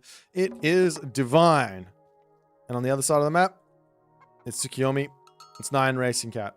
So, walk me through it. What are you seeing? Do we see a Divine level second town center, or is this all about the crazy Nyan? So I think the pressure is on Divine. The Divine is sort of orchestrating this game however it's going to go. He decides it. And I see the early granary from Divine, no lure. So that probably means it's not going to be like a super fast advance with near instant pressure on top of the Tsukuyomi player. Probably going to, I mean, the granary, it tells me that he wants lure on his second town center to get in some extra hunt on the second TC. To me, this tells me that he's going to go for the 2 TC play. It's funny you say that. I think Divine likes to put the lure in his main base on the chickens. I agree with you. It should go onto the second town center, but for whatever reason, that's what I've seen Divine doing. I'm really interested if he's going to change that up or not, though. Yeah, I think the issue, if you do that, is that you're going to lure your hunt that's located on the second town center, and that's really terrible if that happens. Yeah, that's exactly right. But that's on Divine. Looking at Nyan Racing Cat, he's only got 1 Miko. And when you're playing Tsukuyomi, like the optimal build that you can go for is an immediate second Miko and then a third Miko just before you advance. Yeah. But if you're against Poseidon on a map like this, there's no way you can afford that because you're going to advance too late, you're going to be under too much pressure, and so Nyan is forced to just sit on 1, maybe 2. Maybe he's going to build a second Miko just before he advances, but either way, it's not going to be an optimal start from Nyan here just because of the threat of the early game from Poseidon. I don't feel like there's anything wrong. Maybe, well, of course you want the optimal, but I don't think there's anything wrong with just saying, okay, let's send out Kitsune in and scout out the advance time. So when the temple gets up, and you can go, okay, well, if the temple pops up at 2 minutes and 40 seconds, then the fastest they can get is a 3 minute and 45 second for 3 minute and 46 second advance time, whatever it is. With the villager changes, I can't keep up. I can't do math as it is, but that's the fastest advance. And you can scout that and go, okay, it's a later advance. Let me get the Miko and then advance. It's a faster advance. Let's get the Miko. Let's not get the Miko and we'll just play defense and those sort of ideas. Yeah. Yeah, and if he did that, he would see Divine is going for a 4-minute advance, and that would be a perfect opportunity to get a second, arguably even a third Miko, if you actually scout that. I mean, the other thing that Nyan might be looking for here is he knows the town center wants to come up. Is there any world where Tsukuyomi can deny that type of game plan? No, not against Poseidon. Like maybe if he uses New Moon on a stable immediately, like a crazy play like that. Old school. Like my release God, day. it's risky though. Release day. Naginata spam. It's back. Yeah. I think honestly, it might even be, dude. In this particular matchup against Divine, in particular, how sick would that play actually be? Let's do pretend here for a bit. Actually, and watch what Divine does, and then see would that actually work. Divine, the way that he's playing this doesn't look like a. I could be wrong. It doesn't look like a fast second town center. No, you're right. Stable. What? This is not the Divine. That's insane. Someone else is playing for Divine. Yeah, it's gotta be. No, I don't believe it's gotta be. Wait, is this Kitsune stuck? Am I crazy? I think so. How does that even happen? All right. I guess it's Did like. you see, by the way, Nyan got himself one of the absolute best relics in the game, but he's holding on to it. The temple cannot have it for now. Which one is it? Oh, now he's got blue crystal shard. Oh, that's always nice. A little bit of extra. Oh, he's gonna lose the Shurikuma. Is he? Is he gonna stay alive? The Miko, kneeling it. I think he gets it alive, and the Theseus dies as well. That's huge. He just can't keep up. Once he gets snared, he can't, can he? That's 150 resources down the drain for Divine. This is such an early investment that didn't pay off in any way whatsoever. Yeah. I don't like. Nyan is not ready for this. I mean, he's ready for it, in the sense that he's playing. He's playing for Cav, and this is what you're supposed to do against the Divine, like Poseidon player who's playing for Cav. But this is not what he's played. Like the games that he's played against Divine on ladder, this is not what he's been going against. Not at all. Probably not. I wonder why Divine made this decision. Maybe because I look at the settlement that's furthest from Divine, and that's probably a good one, but it's not that good. Neither the hunt or the gold is actually well protected from the TC, and so I think he just looked at the settlements and he said to himself, "It's not good enough. I'm gonna have to go 1 TC here." All right, I'm upset that Nyan hasn't put the relic in the temple now. I'm starting to get more and more upset the more I look at it. It's such a good relic. Like it's this and Harmonious Necklace. Those are the top 2 relics in the game for me. Obviously, sometimes like lions or monkeys can be game winning, but in general, I think those are the 2 best. Any relic that gives me economy. Why? I'm sitting 2 steps away from the temple. What are you doing? I'm allowed to get upset here. Wait, whoa. New moon on the... He did it. He did it. Okay. Of all of the things... he gets the Sashimoni Bannerman. He gets the medium stables, and he's always halfway there for Bushido tier 2. So, you know, that's I like the play. But he's in a pout. Like, why is he not taking the fight? Does he not win the fight like hard here? Am I going crazy? I mean, he should have done it at a point where he would go from a losing fight to a winning fight with it. That would have been the best way of doing it. Okay. Or alternatively, he could have just researched it.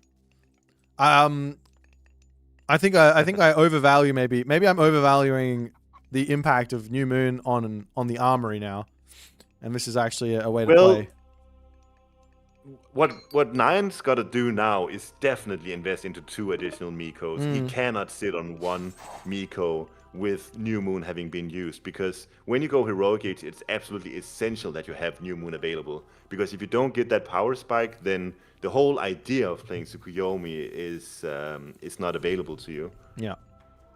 The one thing here that Divine is doing is he's going Aphrodite. He's semi-fast heroic for this Aphrodite, but 5 5-ish Hippias, and he's going heroic age.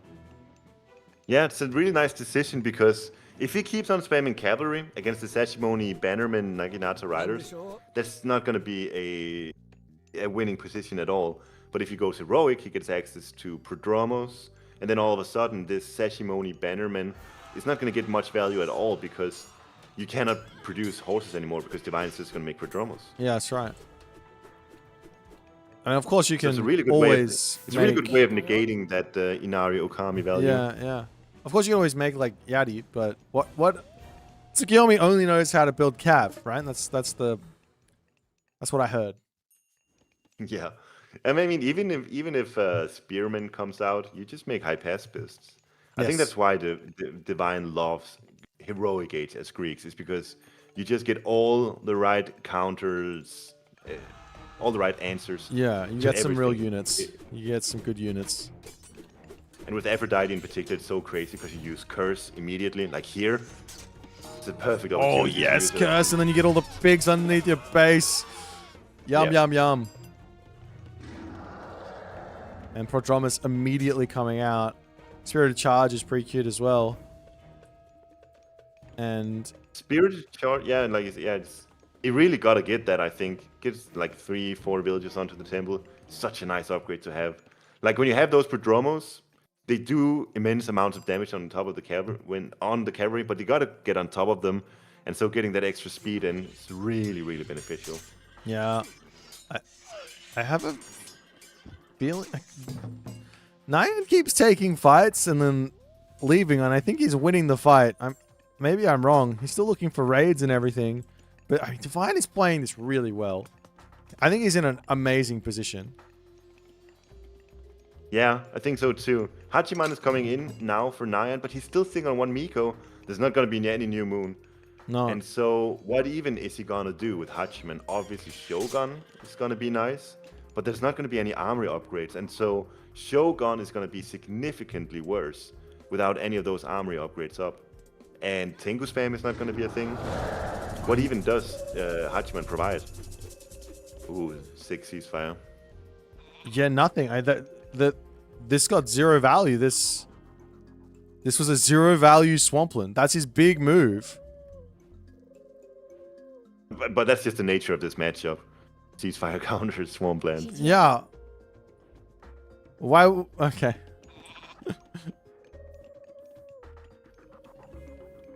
I don't know what Nyan's plan is here. He's caught out. He's the Prodromos on the back. All of these units are going to die. The Nemean Lion gets the roar as well. And there's 13 favor for Nyan. He's making a Jorogumo. He's absolutely scrambling for things to do here. Yeah, village is going down. The Shogun will come through. The Yumi are going to come in as well, but... Oof! I mean, you just have to give credit where credit's due. This game plan from Divine is so on point to counter what Nyan's been doing here. Yeah, and I think the new moon used when it was really came back to bite Nyan in the ass, because he hits heroic age here, and I just don't see any way that he gets any value in. He's producing villages right now, but that's it. He's not getting any technologies. He's not making any military. He's getting some Yari spearmen now, I guess. But he's not utilizing Hachiman in any way, except for having the Shogun out with 2 armory upgrades to his name. Yeah. Yumi archers, 2 of them as well. It's just Yumi archers. Well, what's the Yumi archers to counter the pacifist, right? So you can get Yari, you can get Yumi, you can get Naginata, and it kind of makes sense, but it's not a good idea. You need a lot of archers, I think, and he gets caught out on the bottom side, and Divine is pouncing here. For sure. Nemean line with the roar on the Tengu Master. Nyan can't take this fight. Even with the Shogun here, he can't take this type of fight. He's so outnumbered. Yeah, there's too many units. And farms up in the main base as well for Nyan. He looks to be out of power, out of hope in this game. I don't think he's got anything. He's scrambling back up to the top side for more food. He's got no gold income. He's got 15 villagers on food only. The only unit he's really got left is the Shogun. On top of the lion.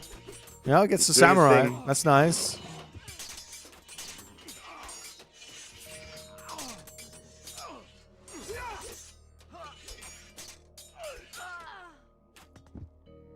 What a performance from Divine. And I said before the game that this map is for 2 TC booming, but for both players here, it just wasn't an option. And so good job for Divine actually just adapting and really, really putting on a performance here.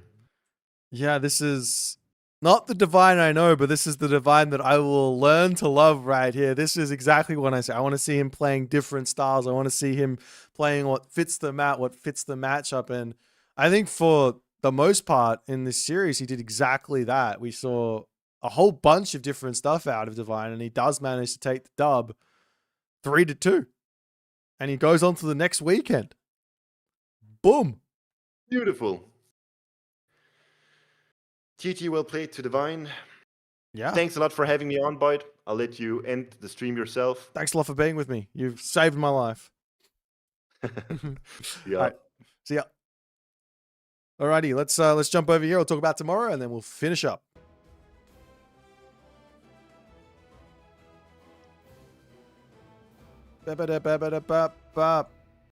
Alrighty, so Divine does manage to take the series in 3.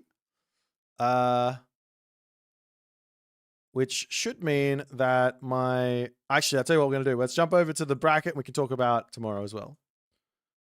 So we've got ourselves Divine taking out Nyan.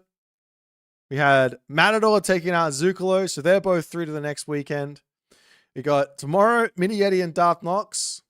And we got Matrius and Izumato playing. And then they will also pull a double header tomorrow to play versus Eric and versus Kama to decide who gets to get through to the next weekend. On the next weekend, we got Rappel and Soup playing in the quarterfinals. We got Mosca Tunison. The Brazilian brothers have to fight each other in the quarterfinals. Not ideal, but unfortunately is the case. Recon Grass going at it, and Kavoth B. Some really, really fun matchups for next week. But tomorrow, another big day. That is us done for the evening. We'll see you guys in, I don't know, what is it, 12 hours, whenever it is. I'm going to send you guys over to Eyes Machine, who is training for his games tomorrow against Matrius. Have a fantastic rest of your day and all the other good stuff. I am Poopskid. I'm going to go to bed, and I'll see y'all when I see y'all. Huge shout out to Soup for coming and hanging out with me, and all the other good stuff.